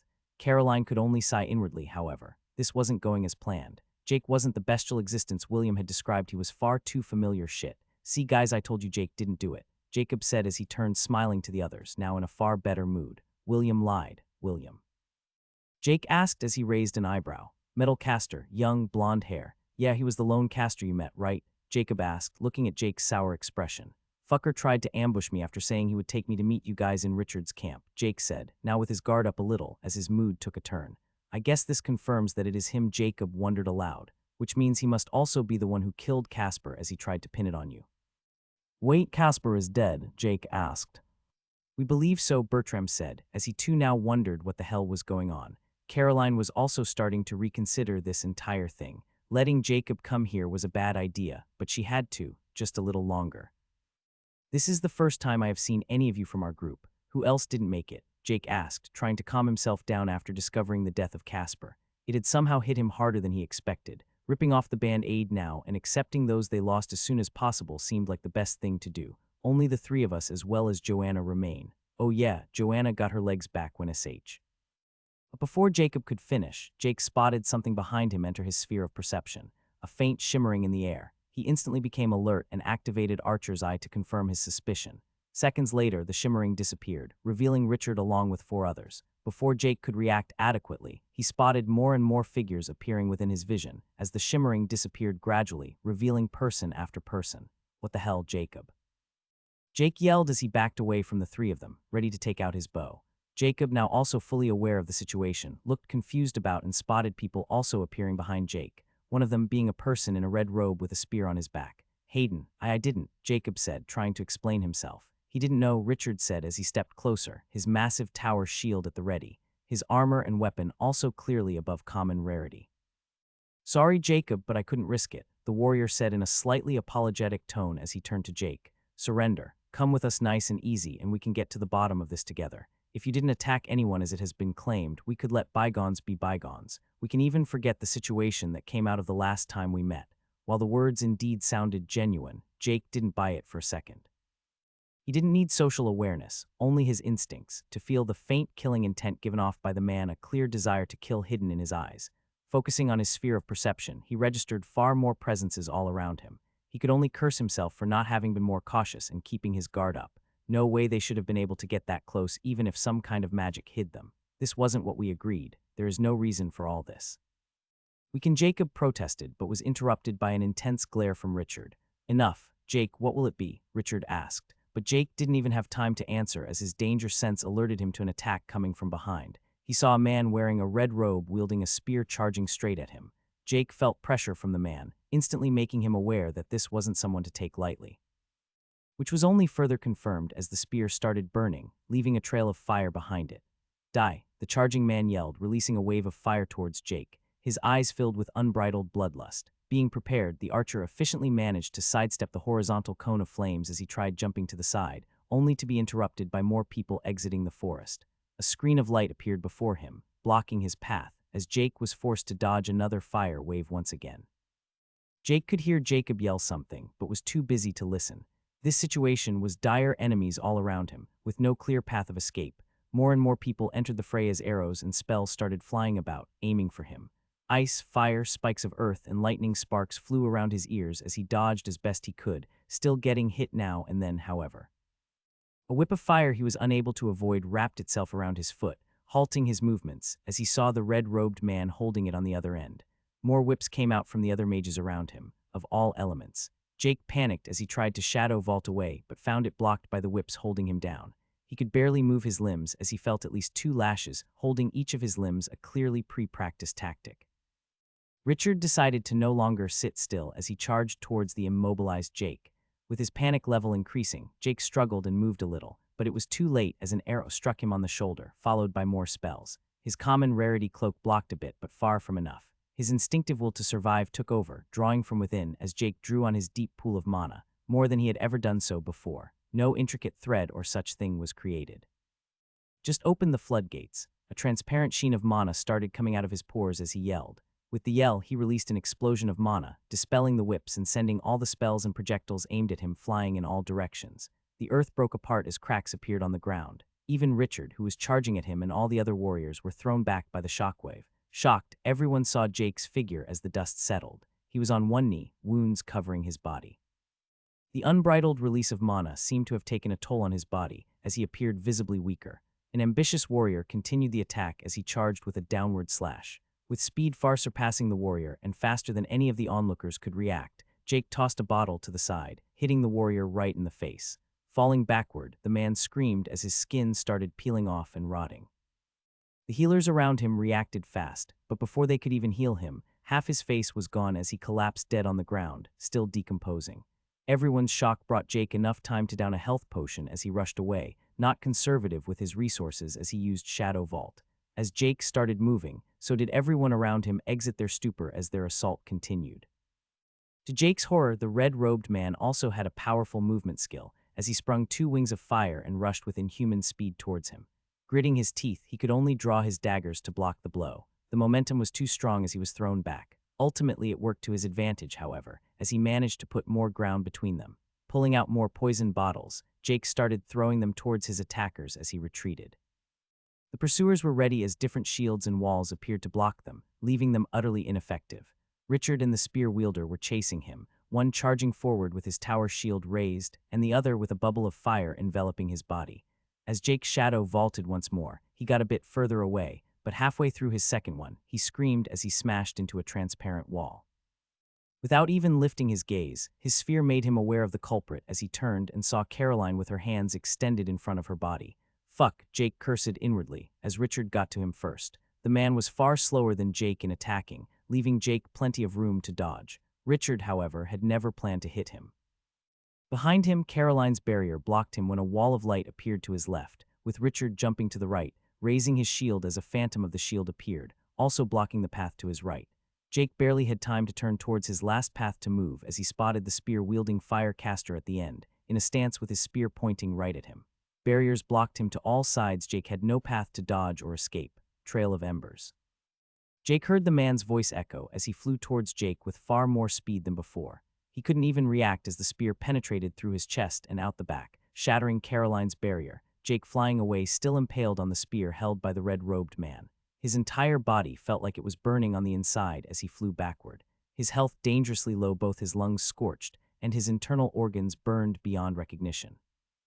A state in which any pre-system human would be long dead. Finally, they both encounter a tree, impaling Jake on it as the caster laughed manically. "This is for my son." Jake, feeling no need to answer, summoned all the strength he could as he pushed himself forward along the shaft of the spear as he grabbed hold of the man. The man was surprised at seeing Jake being able to move, and more so at the nearly dead archer putting his hands on him. This surprise was nothing compared to his astonishment as he felt an intense pain in his chest. Looking down, he saw his red robe slowly darkening as the flesh beneath started going through necrosis. Alarmed, he let go of his spear and stumbled backward, also allowing Jake to get free. Taking no time to see his handiwork, Jake struggled as he halted away, his body in pain but not at an unbearable level compared to what he experienced during the final trial in the challenge dungeon. Hearing Richard and the others catching up, Jake gritted his teeth as he managed to shadow vault once more and tried to get out of sight.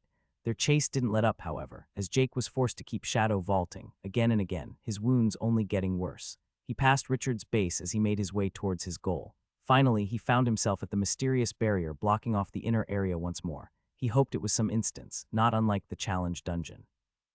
Without hesitation, he stumbled through the barrier as his surroundings changed. His sphere fed him information as space seemed to rapidly expand around him, and he found himself in what seemed like an entirely different world, the barrier still behind him. Lying on the ground, he crawled to rock, turning back towards the barrier, a bottle of poison now in hand. If any of those fuckers were going to follow him, he sure as hell would greet them with a bottle of poison to the face. No matter how long he waited, however, no one came, at least not from the barrier. Behind him, he saw 3 creatures enter his sphere. They looked like dinosaurs or something. Managing to stand back up somehow, he saw their levels. Red-Hide Raptor LVL 39. Blue-Hide Raptor LVL 40. Green-Hide Raptor LVL 40. Smiling weakly, Jake stood there as the beasts closed in on him. What a shitty way to die, he thought, as he threw the bottle of poison towards the blue one and readied himself as they all charged at him. Jake didn't know how much time had passed before he opened his eyes once more. Or, to be more accurate, he saw out of his already open eyes. He found himself in a rather lovely-looking room. Scratch that understatement, it looked like the presidential suite of some over-the-top fantasy world. Gaudy, clearly magical, chandeliers hung from the ceiling, with every piece of furniture overly ornated with extremely detailed carvings, all of them depicting a snake. "So how long you gonna stand in the middle of my bedroom before saying hi?" a voice said, startling Jake out of his stupor. Turning around, he saw a scaled man, now wearing quite a nice-looking outfit. It was a combination of a modern suit and a more old-school style. If he had to put his hand on it, it looked like something Dracula might wear. How did I get here? Jake asked, frowning. He couldn't remember what he was doing before this and got a headache whenever he tried to. Now this is where it gets interesting. Our connection from the blessing is two-way, you know, though this is a first for me for someone to appear like this. Just know that you did this, the malefic viper said, chuckling as he added, though I did help a little bit. Bringing a hand to his head, Jake still had no idea what the hell had happened. Turning to the viper, he asked, where exactly are we? My bedroom, the malefic viper said, still smiling. More accurately, we are in the headquarter of my little order. Great, the magnificent order of the malefic viper. Spreading out his arms with a goofy smile, Jake could only chuckle a bit. Very humble of you. Well, a certain amount of ego is certainly required for one to ascend to godhood, the malefic viper said as he took a seat at the table. Come on, take a seat and calm down a bit. Following the advice, Jake sat down on the chair as he rested his head in his hands. What exactly was he doing before he got here? He remembered wanting to meet his colleagues. But after that, everything seemed all murky to him. He had made contact, met them, ambushed. Jake suddenly opened his eyes wide as he remembered. He had been betrayed. He had run. He got through a barrier, and the final thing he remembered was charging into a group of 3 raptors before he blacked out. I died, Jake muttered as he looked towards the ground. I fucking died. The malefic viper looked at him a bit as he laughed out loud. So is this the afterlife you expected? Jake, still somber, looked up at him. So this is what happens when you die. You appear in a gaudy room with a god cracking jokes. Well, that entirely depends on a lot of things, but yes, a blessing can affect where your soul ends up after death, he answered. Though no, unless extraordinary circumstances represent themselves, death means death. End of story. Does dying during the tutorial count as such extraordinary circumstances? Jake asked bitterly. Sadly not. At least I have never encountered it, the viper said. Death, no matter how it happens, will result in you leaving the tutorial for good and all rewards lost. Besides anything directly related to circumventing death, dying in combat results in just that, death. He made a big silly smile at Jake as he finished, the archer looking back confused at him, until it finally hit him. Wait, what the fuck, I'm not dead? Jake asked as he perked up, staring daggers at the viper. What the hell, man? The malefic viper answered by laughing hysterically at Jake's outburst. You should have seen yourself. Pure gold, pure gold. His amusement was short-lived, however, as he turned severe. This doesn't make your situation good, though. Your body is in a shitty state, and your life force is unbelievably weak. Your physical body is likely in a very vulnerable state right now. Jake, hearing that, also turned serious. What can I do, and how the hell am I here if I am not dead? You can't really do anything except trying to calm down. Your body is healing by itself, you just have to not stress and inhibit said regeneration. As to why you are here, because you chose to, or at least part of you did. Not something I have experienced before with someone of such low rank, the malefic viper said, as he continued the lengthy explanation. Karmic projections aren't that uncommon, but the way you did it is exceedingly risky. One could say that a part of your soul has traveled through the karmic bond created by the blessing I gave you last time we met. I would recommend not doing it this way again, as if the other party has even the faintest of nefarious intent towards you, crushing your projection, and thus the fragment of your soul would be extremely easy. The damage to your soul wouldn't be easily healed from that, and can result in many negative side effects. Jake couldn't help but get a bit scared upon hearing that.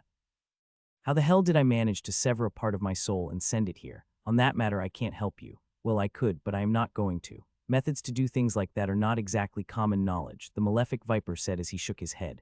Perhaps you simply sought to seek refuge somewhere and accidentally made your way here with a part of your soul. Just a guess. That certainly was a possibility when Jake thought about it. Perhaps his instincts had taken over and in desperation, somehow managed to do it, which also kind of was an example of how his instincts were just that, instincts. It was fast knee-jerk reactions and a powerful sense of intuition. This meant that he far from always made the best decisions when he relied purely on his instincts, especially not in complicated matters. Perhaps coming here was a mistake. At least Jake didn't think the malefic viper had any evil intentions towards him, so he shouldn't be in any danger. But making his way back to his body and the tutorial was, without a doubt, his top priority. Can I return to my body somehow? Or is my consciousness split or something? How exactly does this work? Jake asked. Nah, things aren't like that. Whenever your body is ready, you will naturally return. I made sure of that. Also, just a small part, it ain't like you made a clone, the scaled god answered. Just wait and hope someone doesn't finish off your body in the meantime. Jake didn't get why the guy was still in such a merry mood despite his possible demise at any moment. I barely dare ask, but what would happen if someone did that? Poof, the viper said as he made a small cloud of smoke appear from his hands, and you're gone. So death? Jake asked, sour at the show-off in front of him. Yep, permanent, he answered. Oh, don't worry, I have a feeling you'll be just fine. Breathing a sigh of relief, Jake decided to trust him for now. So what am I supposed to do in the meantime? Jake asked. Well, since you dared to intrude into my personal chambers, the least you can do is to entertain me a bit, the malefic viper said jokingly. What have you been up to since passing the challenge dungeon? And did you get any nice rewards? I guess it was decent, Jake began as he explained what he had been doing since their last meeting. To his surprise and embarrassment, the malefic viper had heard his small prayer before ingesting the unholy amalgamation of poison he used to pass the challenge dungeon. He told of returning to the tutorial forest, but quickly found that there really wasn't much to talk about, so they did like their last sit down and started discussing broader subjects and themes instead. Elsewhere in the order, a green-haired woman sat meditating. Opening her eyes, she sighed as she thought of how to handle the malefic viper's return. The banquet had gone well, and the proper ceremony would begin in only a few days. She couldn't help but chuckle a little at the thought of the ignorant ones that the malefic viper had talked to the day prior, and their surprise upon discovering that they had conversed directly with their patron. Getting up, she decided to walk the halls. She was the hall master, after all. The Lord Protector had returned to his realm and had begun making his own preparations together with his direct followers. The ceremony would be grand for sure. As she walked the hall, she eventually ended up close to her patron's chambers. Not wanting to disturb him, she prepared to leave but heard voices coming from the room. "That sounds utterly idiotic of you," an unknown voice said. Surprised, the hall master stayed to listen. She knew of everyone with access to this area of the order, and yet she didn't recognize this one. She considered scanning the room with her mana but feared that it would offend the viper. More importantly, who was this person speaking to? Could it be their god? No, impossible, no one would.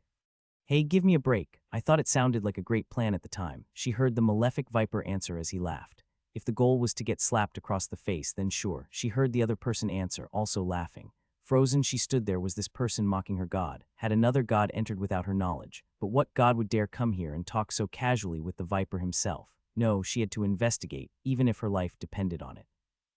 Perhaps it was a test to see her devotion by not allowing slights to his honor. Yes, that had to be it. With great resolve, she made her way to the room. She already decided to enter, but teleporting in would still be a bit too disrespectful. As she was about to knock on the door, it opened, revealing the happenings within. Two people were sitting at a small table. No, one god and a projection. She felt the faint aura of the viper himself coming from the conjured image, but the aura it gave off was of a different person. "Ah, Jake, this is Viridia, the big boss of my order. Well, Snappy and I not included. Boss of the mortals, I guess, would be most accurate," he said as the projection also turned to look at her. Jake and the woman looked at each other as both froze. To Jake, she looked impossible. Green hair, glowing yellow eyes, and a face that would put any model from Earth to shame. Quite frankly, she looked far too perfect for it to be natural. Perhaps she had a hidden skill or something, but Jake felt like the only reasonable response would be to show loyalty towards her.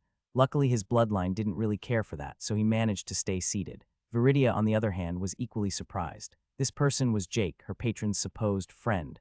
Obviously, the man was weak, but she got a weird feeling as she looked into his eyes. She couldn't quite describe it, but if she had to compare it to something, it would be a lesser feeling of reverence, not unlike what she felt when she was in the presence of her patron. It was the result of the true blessing without a doubt.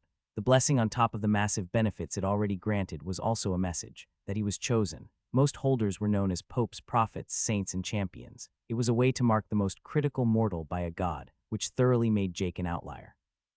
Nice to meet you," Jake said. "This servant greets the chosen one," Viridia said as she knelt, surprising Jake. And she made it awkward. The malefic viper laughed with faux annoyance. "Come on, take a seat. We were discussing how to handle rejection when your former crush decides to try and kill you in cold blood. And the people I thought were my friends," Jake added as he seemed a bit downtrodden. "Though I still think it is all based on some stupid misunderstanding. Misunderstanding or not. It wouldn't matter if you died now, would it?" the viper said, shaking his head. "What's done is done. The goal now is to move forward and get your sweet revenge, of course. You fucked up this time, stupidly walking into an obvious ambush like a moron and got smashed. Learn from it and don't do it again. I don't know, I just thought that I could." "Well, you thought wrong. Stop being so naive and trusting. You're far too weak to act like that." Turning to Viridia once more, who was still standing there unsure what to do, the malefic viper ordered, "Take a seat and give us your thoughts. A female perspective is always valuable." Rushing as if a scared rabbit, she hurried to sit down as she tried to calm herself down and formulate a response. This situation was far too informal for her taste, and she couldn't help but get nervous. Steeling herself, she managed to squeeze out, "I believe the advice of the patron to be the best thing to do." Shaking his head, the malefic viper sighed to himself inwardly. Devout followers were nice to have, but they made for terrible conversation partners. Turning back to Jake, he continued, "Jake, what do you want?" "I want to return to my body and hopefully not die, I guess," he answered. "No, what is your goal? What do you want in the long run?" the viper asked once more. "What do I want?" He hadn't really thought much of it. He wanted to survive, of course, and that had been the main thing everything revolved around. He had always been a rather one-track person, focusing on the matter at hand first and foremost. The looming threat of death had, of course, been a good motivator not to get too lost in thought in the dungeon. But thinking on it more in depth, why did he want to survive? What for? Besides the basic instinct to survive that every living being had, what did he want to achieve? Right now, he wanted to somehow clear up the misunderstanding with Jacob and the others. Or did he really? He did want to get revenge on that red-robed bastard with the spear along with Richard and that metal caster. If thinking long-term goals, however, he wanted to find more challenges and fights. Not just fight weak or scheming prey, but powerful enemies. He craved the near euphoric feeling he got from fighting the ambushers on that first night. He wanted to overcome challenges and climb higher in the system, see exactly how powerful he and his enemies could become. He wanted to improve. I want to do whatever I want, Jake answered after thinking deeply on the matter. True freedom is indeed a worthy goal, the malefic viper said as he nodded. But what do you want to do with this freedom? I want to be able to see what this multiverse has to offer, challenge myself and see exactly how far I can go.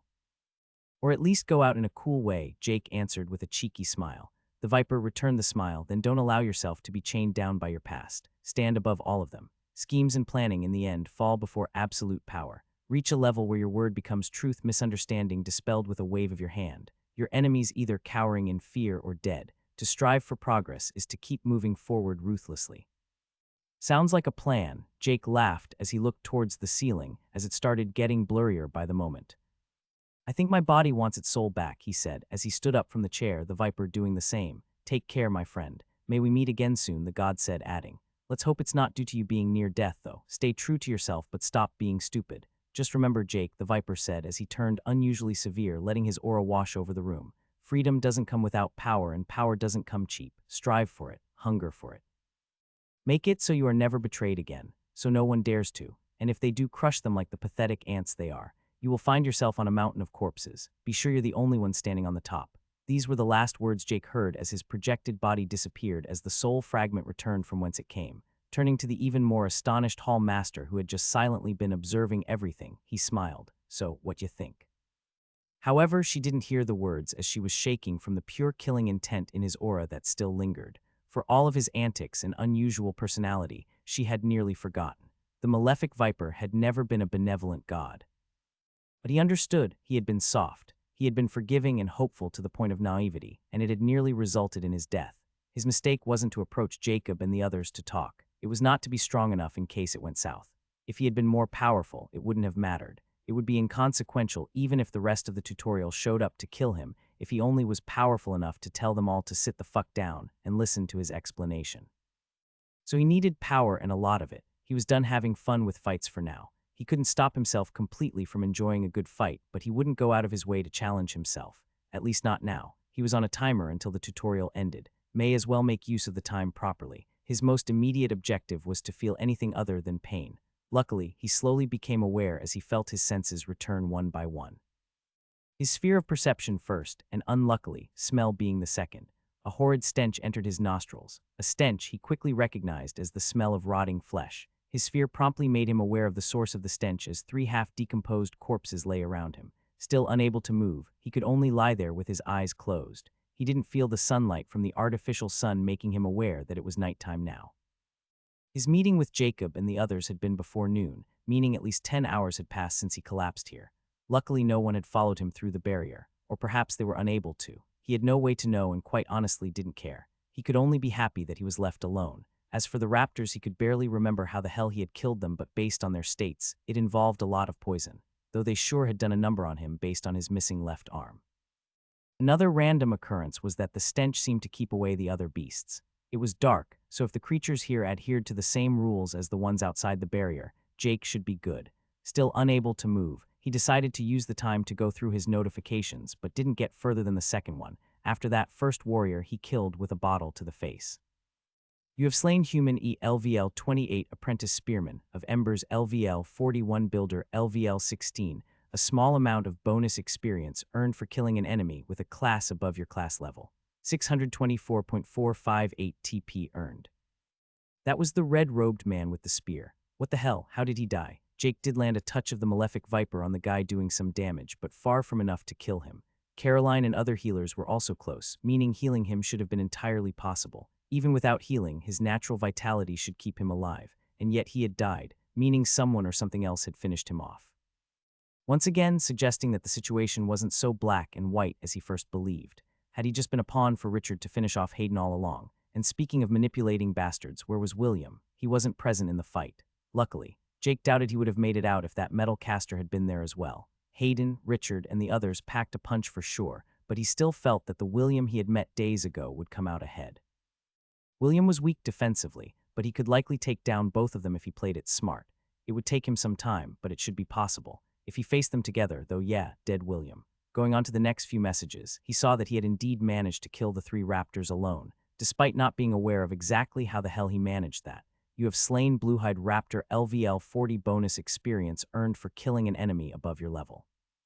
40,000 TP earned, ding. Class, Archer has reached level 24 stat points allocated, plus 1 free point. You have slain Red-Hide Raptor LVL 39, bonus experience earned for killing an enemy above your level, 38,000 TP earned. You have slain Greenhide Raptor LVL 40, bonus experience earned for killing an enemy above your level, 40,000 TP earned. 1 level in Archer after the first raptor. The experience indeed was great enough, in fact, for the next message to have appeared. Class evolution requirements met. You have hunted beasts far above your level with great resolve, showing both ambition and perhaps a bit of foolhardiness, a determination to face that which you shouldn't. It has been a lonesome hunt, not shying away from confronting these foes alone. Skilled with a bow as well as melee, you have shown diversity in your art of killing, willing to resorting to any means to obtain the final victory. Begin evolution now, YN. Warning: postponing evolution for too long may have adverse effects, and no further class experience can be earned before evolution is completed. The warning at the end did scare him a bit, considering he had been out cold. He also had a vague feeling that actually choosing to evolve right now maybe wouldn't be the best idea. He had no idea if something unexpected would happen like when he upgraded his profession. So he patiently waited as more and more feeling returned to his body. When he finally moved a bit, he managed to summon a health potion from his necklace and use a mix between mana control and his feeble hand to drink it. He instantly felt the warmth flow through his body as his body healed at a visible rate. His severed arm even started growing out in a far less scary and disgusting way than he thought it would. It was like it just slowly grew out like a tree branch that ended in a hand. Moving the arm, it felt the exact same as before without any issues. With a sigh of relief, Jake managed to sit himself up as he started meditating. A few hours later, he opened his eyes, feeling in a good enough condition to evolve. While he wasn't in top shape, he was good enough for now. Checking the notification window once more, he accepted the evolution. With little fanfare, 5 options appeared before him, just like when he upgraded his profession. Like last time, he started going through them one by one, the first one being the expected linear upgrade. Veteran Archer, an archer who has proven himself to be of some skill and possesses some amount of experience. A safe and sure step forward, taking no risks but staying on your proven path to power. A class focused on ranged combat, mainly using bow and arrow, coupled with light options for melee such as short swords and daggers. The class is fast and flexible, focusing on agility over strength. You have yet to truly prove yourself outstanding on your path, but perhaps you will find your stride and true potential in the future. Stat bonuses per level, +3 per, +2 augie, +2 end, +1 SDR, +2 free point. The first option was kind of boring. The description also more or less insulting whoever picked this as being unremarkable. Jake also remembered seeing the archer he had killed together with the green aura warrior having this class. Poor guy must have been so disappointed when he saw 2 of his friends get cool classes. Everything about it just screamed mediocrity. Likely an option anyone meeting the evolution requirement as an archer would get. Even the stats were underwhelming. Giving only 10 stats total, half of what his prodigious alchemist of the Malefic Viper currently provided, and that was on top of classes usually providing more stats than professions based on his reading during the challenge dungeon. Naturally, he moved on swiftly as he went to the next option. Novice Mana Archer, an archer not just relying on his bow, but the wonders of mana. A class focused on combining magic and archery to create something greater than the sum of their parts.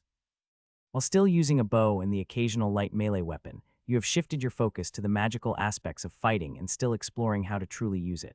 Your focus is split, but you believe this diverse path may lead you to the pinnacle, even if you have only just begun treading it. Stat bonuses per level, +2 per, +2 augie, +2 wise, +2 will, +2 int, +1 SDR, +1 end, +2 free points. This one was instantly far more interesting. It seemed to focus not only on archery, but also on magic, something similar to the warrior who had the aspiring blade of nature class or the spearman, integrating magic into a more physical fighting style. The stats were a bit underwhelming, providing only 14, but still far better than the veteran archer. However, he felt that the class would provide far more powerful skills and a further chance of evolution than the veteran archer option. It was only called Novice Mana Archer after all, leaving plenty of room to grow. He did have his reservation, though. It didn't appear that strong, and it did make Jake wonder if he went wrong with his mana training somewhere to not unlock anything better. He was honestly still quite tempted, but he still had 3 options to go through, with the next one being quite the departure. Apprentice Rogue of Umbra. The Rogues of Umbra are known for their cunning and stealth, striking while one with the shadows. You are but an apprentice in the craft, still early in your journey, but you have shown promise so far. A class focused on light melee weapons and stealth, along with ranged options such as bows and crossbows. The class is fast and flexible, focusing on agility over strength. Compared to many other types of rogues, the Rogue of Umbra does not shy away from the powers of magic, however, openly embracing the power found in the shadows. Praise be Umbra. Stat bonuses per level: +3 Augie, +2 Wise, +2 Int, +1 SDR, +1 Per, +1 End, +1 Vit, +1 Tough, +3 free points. Warning: skills pertaining to the Archer class may be lost or changed upon becoming an apprentice Rogue of Umbra. Straight from Mana Archer to Evil Shadow Assassin, or maybe just an ordinary Shadow Assassin. The class was also quite a shift in focus, going from a ranged class to one more focused on melee. But it wasn't the typical kind like the one he had fought. This one also seemed to incorporate magic quite a bit together with the regular rogue-ish approaches. As to how he got the option, well, likely a combination between his bracers with the word Umbra on them and the skill basic Shadow Vault of Umbra. On top of that, he had also fought a lot in melee with daggers, acting quite rogue-ish if he had to say so himself, not that he had any intentions of taking it. While it did provide one more stat point per level than the prior one, there were just too many red flags. First of all, praise be Umbra. This was clearly some religious shit, he said to himself only a few hours after having a chat with a god. He had in his sphere seen the looks that the Hall Master tried to hide during his conversation with the malefic Viper, ignoring whatever she used to hide her facial expressions. She had looked mortified whenever he cracked a joke, and looked like she half wanted to strangle him and half kneel before him, the entire time quite the vexing experience. Becoming a Rogue of Umbra would also very likely create a link to another god, which he still wasn't sure was a good or a bad thing. The malefic Viper was a nice dude, but he doubted all gods were the same as him. It didn't take a genius to know that it could lead to complications later if getting this class came with the expectations of joining some weird assassin club or something, which he had no intention of. As a departure from the Archer class, it also meant that he risked losing some skills. In general, if he had to pick, he would rather go with Novice Mana Archer. Luckily, he had 2 other options remaining. Bowman of Decay. The Bowman of Decay seeks not simply the pleasure of a good hunt, but the pinnacle of death itself. The ultimate beauty of all life is its inevitable decay as death takes hold. You have learned to inflict such decay upon others. Having moved away from the usual path of archers, the Bowman of Decay focuses on afflicting their foes with slow, excruciating deaths. While still using a bow and the occasional light melee weapon, you have shifted your focus to the magical aspects of fighting. Your bow now but a medium used to inflict your magic of death and decay. Your path is sure to leave behind much desolation in your wake. Stat bonuses per level: +3 Int, +3 Per, +2 Wise, +2 Will, +2 Augie, +2 Vit, +1 Tough, +1 SDR, +2 free points. Yeah, what the fuck, Jake thought as he finished reading it. Was he really that terrible? So bad that the system decided that he surely would be an excellent wandering war crime. Taking a step back, he decided to still evaluate the class, though he was sure as hell not picking it. It gave 3 more stat points per level than the rogue, but this time it got more focused on magic than anything else. It was practically a magic archer, the highest bonus even in both intelligence and perception. If he looked at it from an objective view, the class would likely synergize exceptionally well with his profession. It would maybe even make his poisons even more powerful and give him methods of empowering them. The thought of becoming a mage also did seem very tempting. Jake had been practicing hard in his mana control and had improved tremendously in his own opinion. Though he had nothing to compare it to, he felt like it was pretty good. He had even managed to break free from the attack earlier by overflowing every pore of his body with mana, which, in retrospect, wasn't a very effective way of doing it. Nevertheless, this class would, without a doubt, make far more use of his growing control of mana than an upgrade like Veteran Archer. Yet he just didn't like it. If he had to choose, he would still pick the Novice Mana Archer one over this. It may just be him being a bit of a hypocrite considering how many people and beasts he had killed by literally rotting their flesh away, but he didn't want that to be his main focus. He could live with doing it, but not for it to be what ultimately brought him to the top. He reaffirmed himself to skip over this one, moving on to the final option. Jake breathed out a sigh of relief when he saw the last option. Ambitious hunter. The ambitious hunter is always seeking out true challenges and the most powerful of prey. To you, the hunt is not only about the question of gaining power or death, but to enjoy the journey itself. It is not something that can be taught, but is a part of who you are. A class focused on ranged combat, mainly using bow and arrow, coupled with light options for melee such as short swords and daggers. The class is fast and flexible, focusing on agility over strength. The ambitious hunter's path to power may be more complicated than many others due to their endless thirst for worthy enemies, but power is inevitable if one survives. Stat bonuses per level, +5 per, +4 Augie, +3 end, +2 SDR, +4 free points.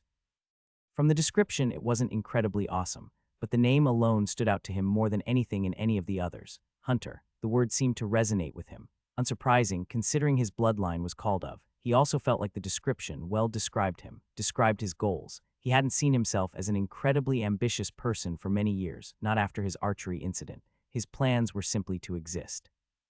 Of course, he enjoyed himself in his free time, but it wasn't like becoming a financial consultant was his dream. But now he felt driven. He had a goal, had ambition, and was more than willing to hunt for it.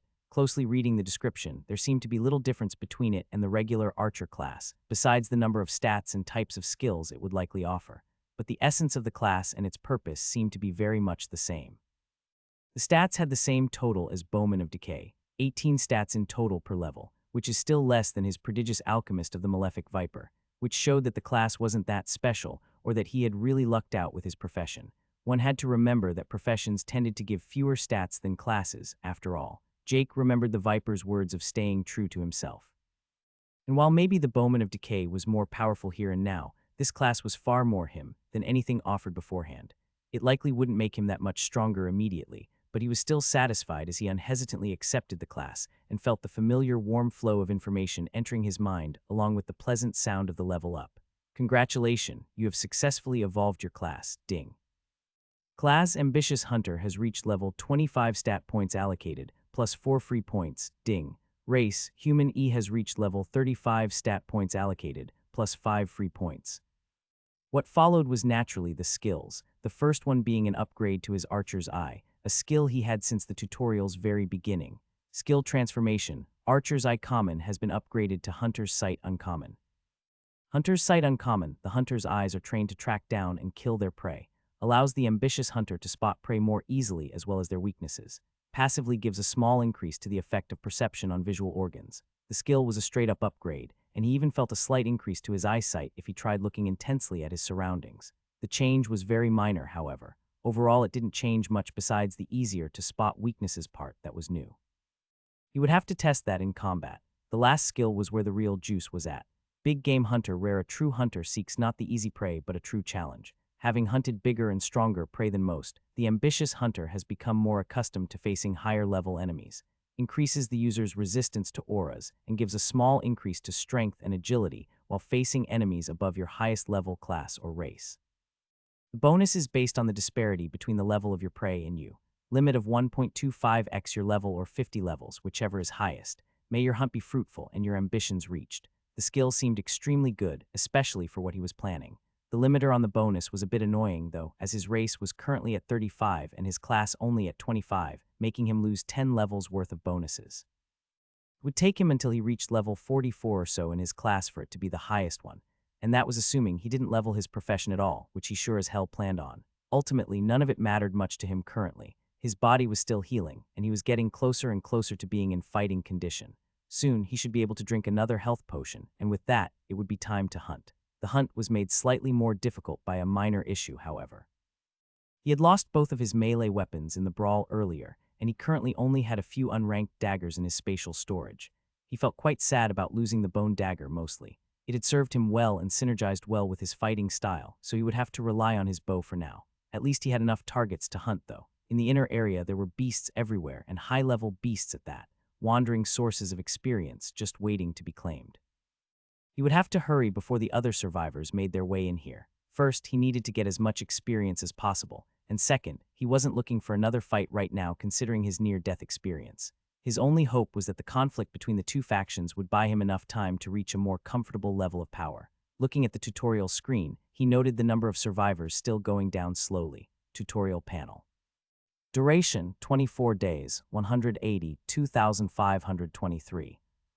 Total survivors remaining, 341 1,225 days left, Jake thought to himself. 25 days to hunt down everything worth killing in here. Jacob, please just talk to me for God's sake, she said as she ran after the man who quite clearly ignored her on purpose. I did what I thought was the best for everyone. None of us knew if he did it or not, and I just didn't want to risk it. Snapping back, Jacob turned to her. How many times do I have to tell you that I fucking knew? But you would rather kill an innocent man.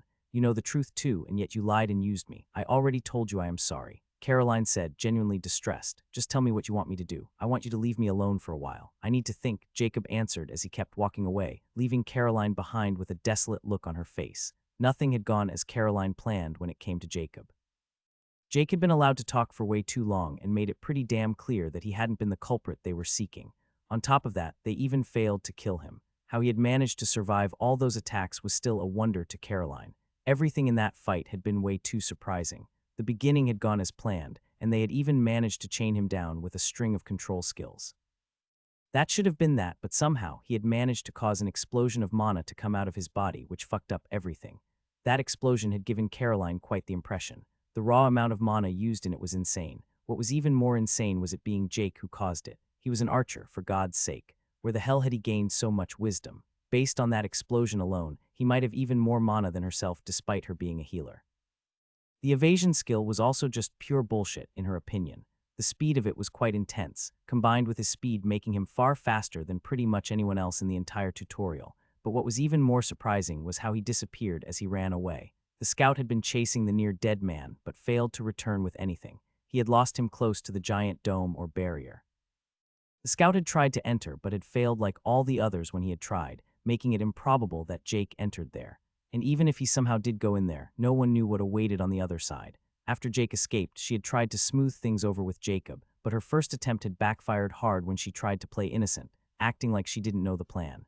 Jacob wasn't stupid and saw through it quickly. In retrospect, it was quite stupid to act ignorant, considering how she had fought and clearly coordinated with the others. Her small attempt to backpedal a little and claim that she had been fooled and had only aimed to capture her former colleague hadn't gone over well either. All of it had resulted in Jacob ignoring her and even moved into Bertram's cabin for now. It was a small one the man had built for himself with his profession and was way worse than her and Jacob's current one. She still believed everything could be smoothed over. Their relationship wasn't going to break because of one person coming between them. They were going to come out stronger on the other side and closer than ever. It wasn't like everything was all bad either. Sure, Jake got away, but they managed to take out Hayden. The troublesome former colleague of hers had managed to poison him before he escaped, leaving the man in quite the precarious situation when he found himself surrounded by Caroline, Richard, and many other strong fighters from their faction. He had fought back but had fallen quite easily. Poisoned and in a weakened state after using that ridiculously powerful spear attack of his, he was stabbed from behind by Richard. They had even managed to take out a few of the men Hayden had brought along. They did fail in killing Hayden's second in command, a powerful light mage and the one who had managed to turn them all invisible for the ambush, but they were satisfied nevertheless. The war was back in full swing once more, but this time it was different. Hayden was dead, and the leadership structure of the other base was in disarray. They even had quite a few people switch sides since the fight. Richard was preparing an assault to end the other faction once and for all, giving him full control of the only camp left in the tutorial. The attack would be sooner rather than later, not giving the other side enough time to reorganize, but just enough time for those who wanted to defect to do so. Caroline cheered herself up a little as she made her way back to the other crafters. They didn't like what had happened, but didn't protest much either. Most of them didn't exactly speak up either, but stayed out of it as they had chosen to focus on their professions, mainly from a desire to avoid the violence otherwise permeating this tutorial. On her way over to the other tailors, she saw the smith doing his work, one of the few strong fighters who had refused to participate in the fight because he wanted to focus on crafting. With him was another one who hadn't attended, William. Kid had come back only a few hours ago from who knows where, and after complaining a bit about missing the fight, had started doing some smithing. He seemed to still be a bit mad about not getting payback on Jake, but otherwise he seemed calm enough. However, if you asked William, he wouldn't describe himself as only a bit mad. He was fuming. How unlucky had he been? By mere hours he had missed the fight. To make it worse, they had even failed in killing him, which meant that he was still out there. William was also aware by now that he didn't need to wear his mask much anymore. Jacob had given him dirty looks, clearly showing he knew, and of course, his new partner Richard knew. He had already asked William to join him in the assault on the enemy base, when he would happily join. In only a few hours, their assault would begin. the entire tutorial would be involved if one didn't count Jake. The two factions had done an excellent job of gathering everyone up. The whole with us or against us mentality had done wonders to force any lone survivors or smaller groups into choosing a side or getting caught in the crossfire. Only a real freak like Jake could survive that. As he did his work at the forge, the smith approached him. "How are you doing, kid?" he asked while stroking his beard, making William wonder how the hell it hadn't been burned off yet. "Fine, just a bit annoyed they didn't get that Jake guy is all," William answered as he put on his fake smile. With a nod, the man smiled back. "Come with me over to my lodgings for a bit. I have something to talk to you about." William, a bit taken aback, subconsciously nodded his head. This was weird, but William didn't fear anything happening as he was more than confident in defending himself. As they walked, William couldn't hold himself back from asking, "So what is this about?" "Just a discussion on the future," the man rather dismissively said. "We should talk in private." Growing even more suspicious, William nevertheless followed. He was pretty sure the smith had some inklings as to his true nature, but if he did, why would he ask him to meet in private? Was this perhaps too risky? Should he just try and quietly have the man exit the base with him and dispose of him quietly somewhere? No, that would only make him appear more suspicious. Richard wouldn't like that. He couldn't do anything stupid like that. Not yet. Entering the cabin with the bearded man, William closed a door behind him as he asked, "So, patience," the smith said as he took out a small disc of metal from beneath his clothes. "Wouldn't want anyone listening in now, would we?" As he said that, a blue glow was emitted from the disc as William instantly jumped back and got ready to fight. However, nothing else happened as the light spread to the cabin's walls as it left a faint blue sheen upon them. As William looked around, the walls, floor, and roof were also now covered in what seemed like blue film. "No need to panic, it is just a sound isolation barrier," the man said as he took a seat on one of the chairs. "This way, not a single word or wisp of mana gets out." "How did you do that?" William asked as he narrowed his eyes, still ready to strike at any time. "A skill granted by my profession allows me to make small accessories like that." "Didn't manage to make this one until yesterday," the smith said with a small laugh. "Back to my original question. What do you want to say? And why do you need this barrier to say it?" William asked. "Oh, this barrier is as much for me as it is for you," he laughed again. "We both have secrets we don't want others to know." William, now thoroughly convinced that this man was on to him, prepared to strike just as he started talking again. "And the reason I asked to talk to you is because of a mutual acquaintance of ours," he said, as his smile broadened. "Richard, no Jake, doesn't fit either," William thought before just asking. "Oh, and who is this mysterious person then?" "Not a person," the smith answered, "a god." For a mortal to meet a god was far from an ordinary occurrence throughout the multiverse. Only the most extraordinary ones had the chance to interact with divinity up close, and even then, it was rare. The tutorial, however, was as far from ordinary as anything gets. It was an event that affected every single living being in the entire multiverse. Not the tutorial itself, but why it happened. It marked the start of a new era as the multiverse expanded with the introduction of yet another universe.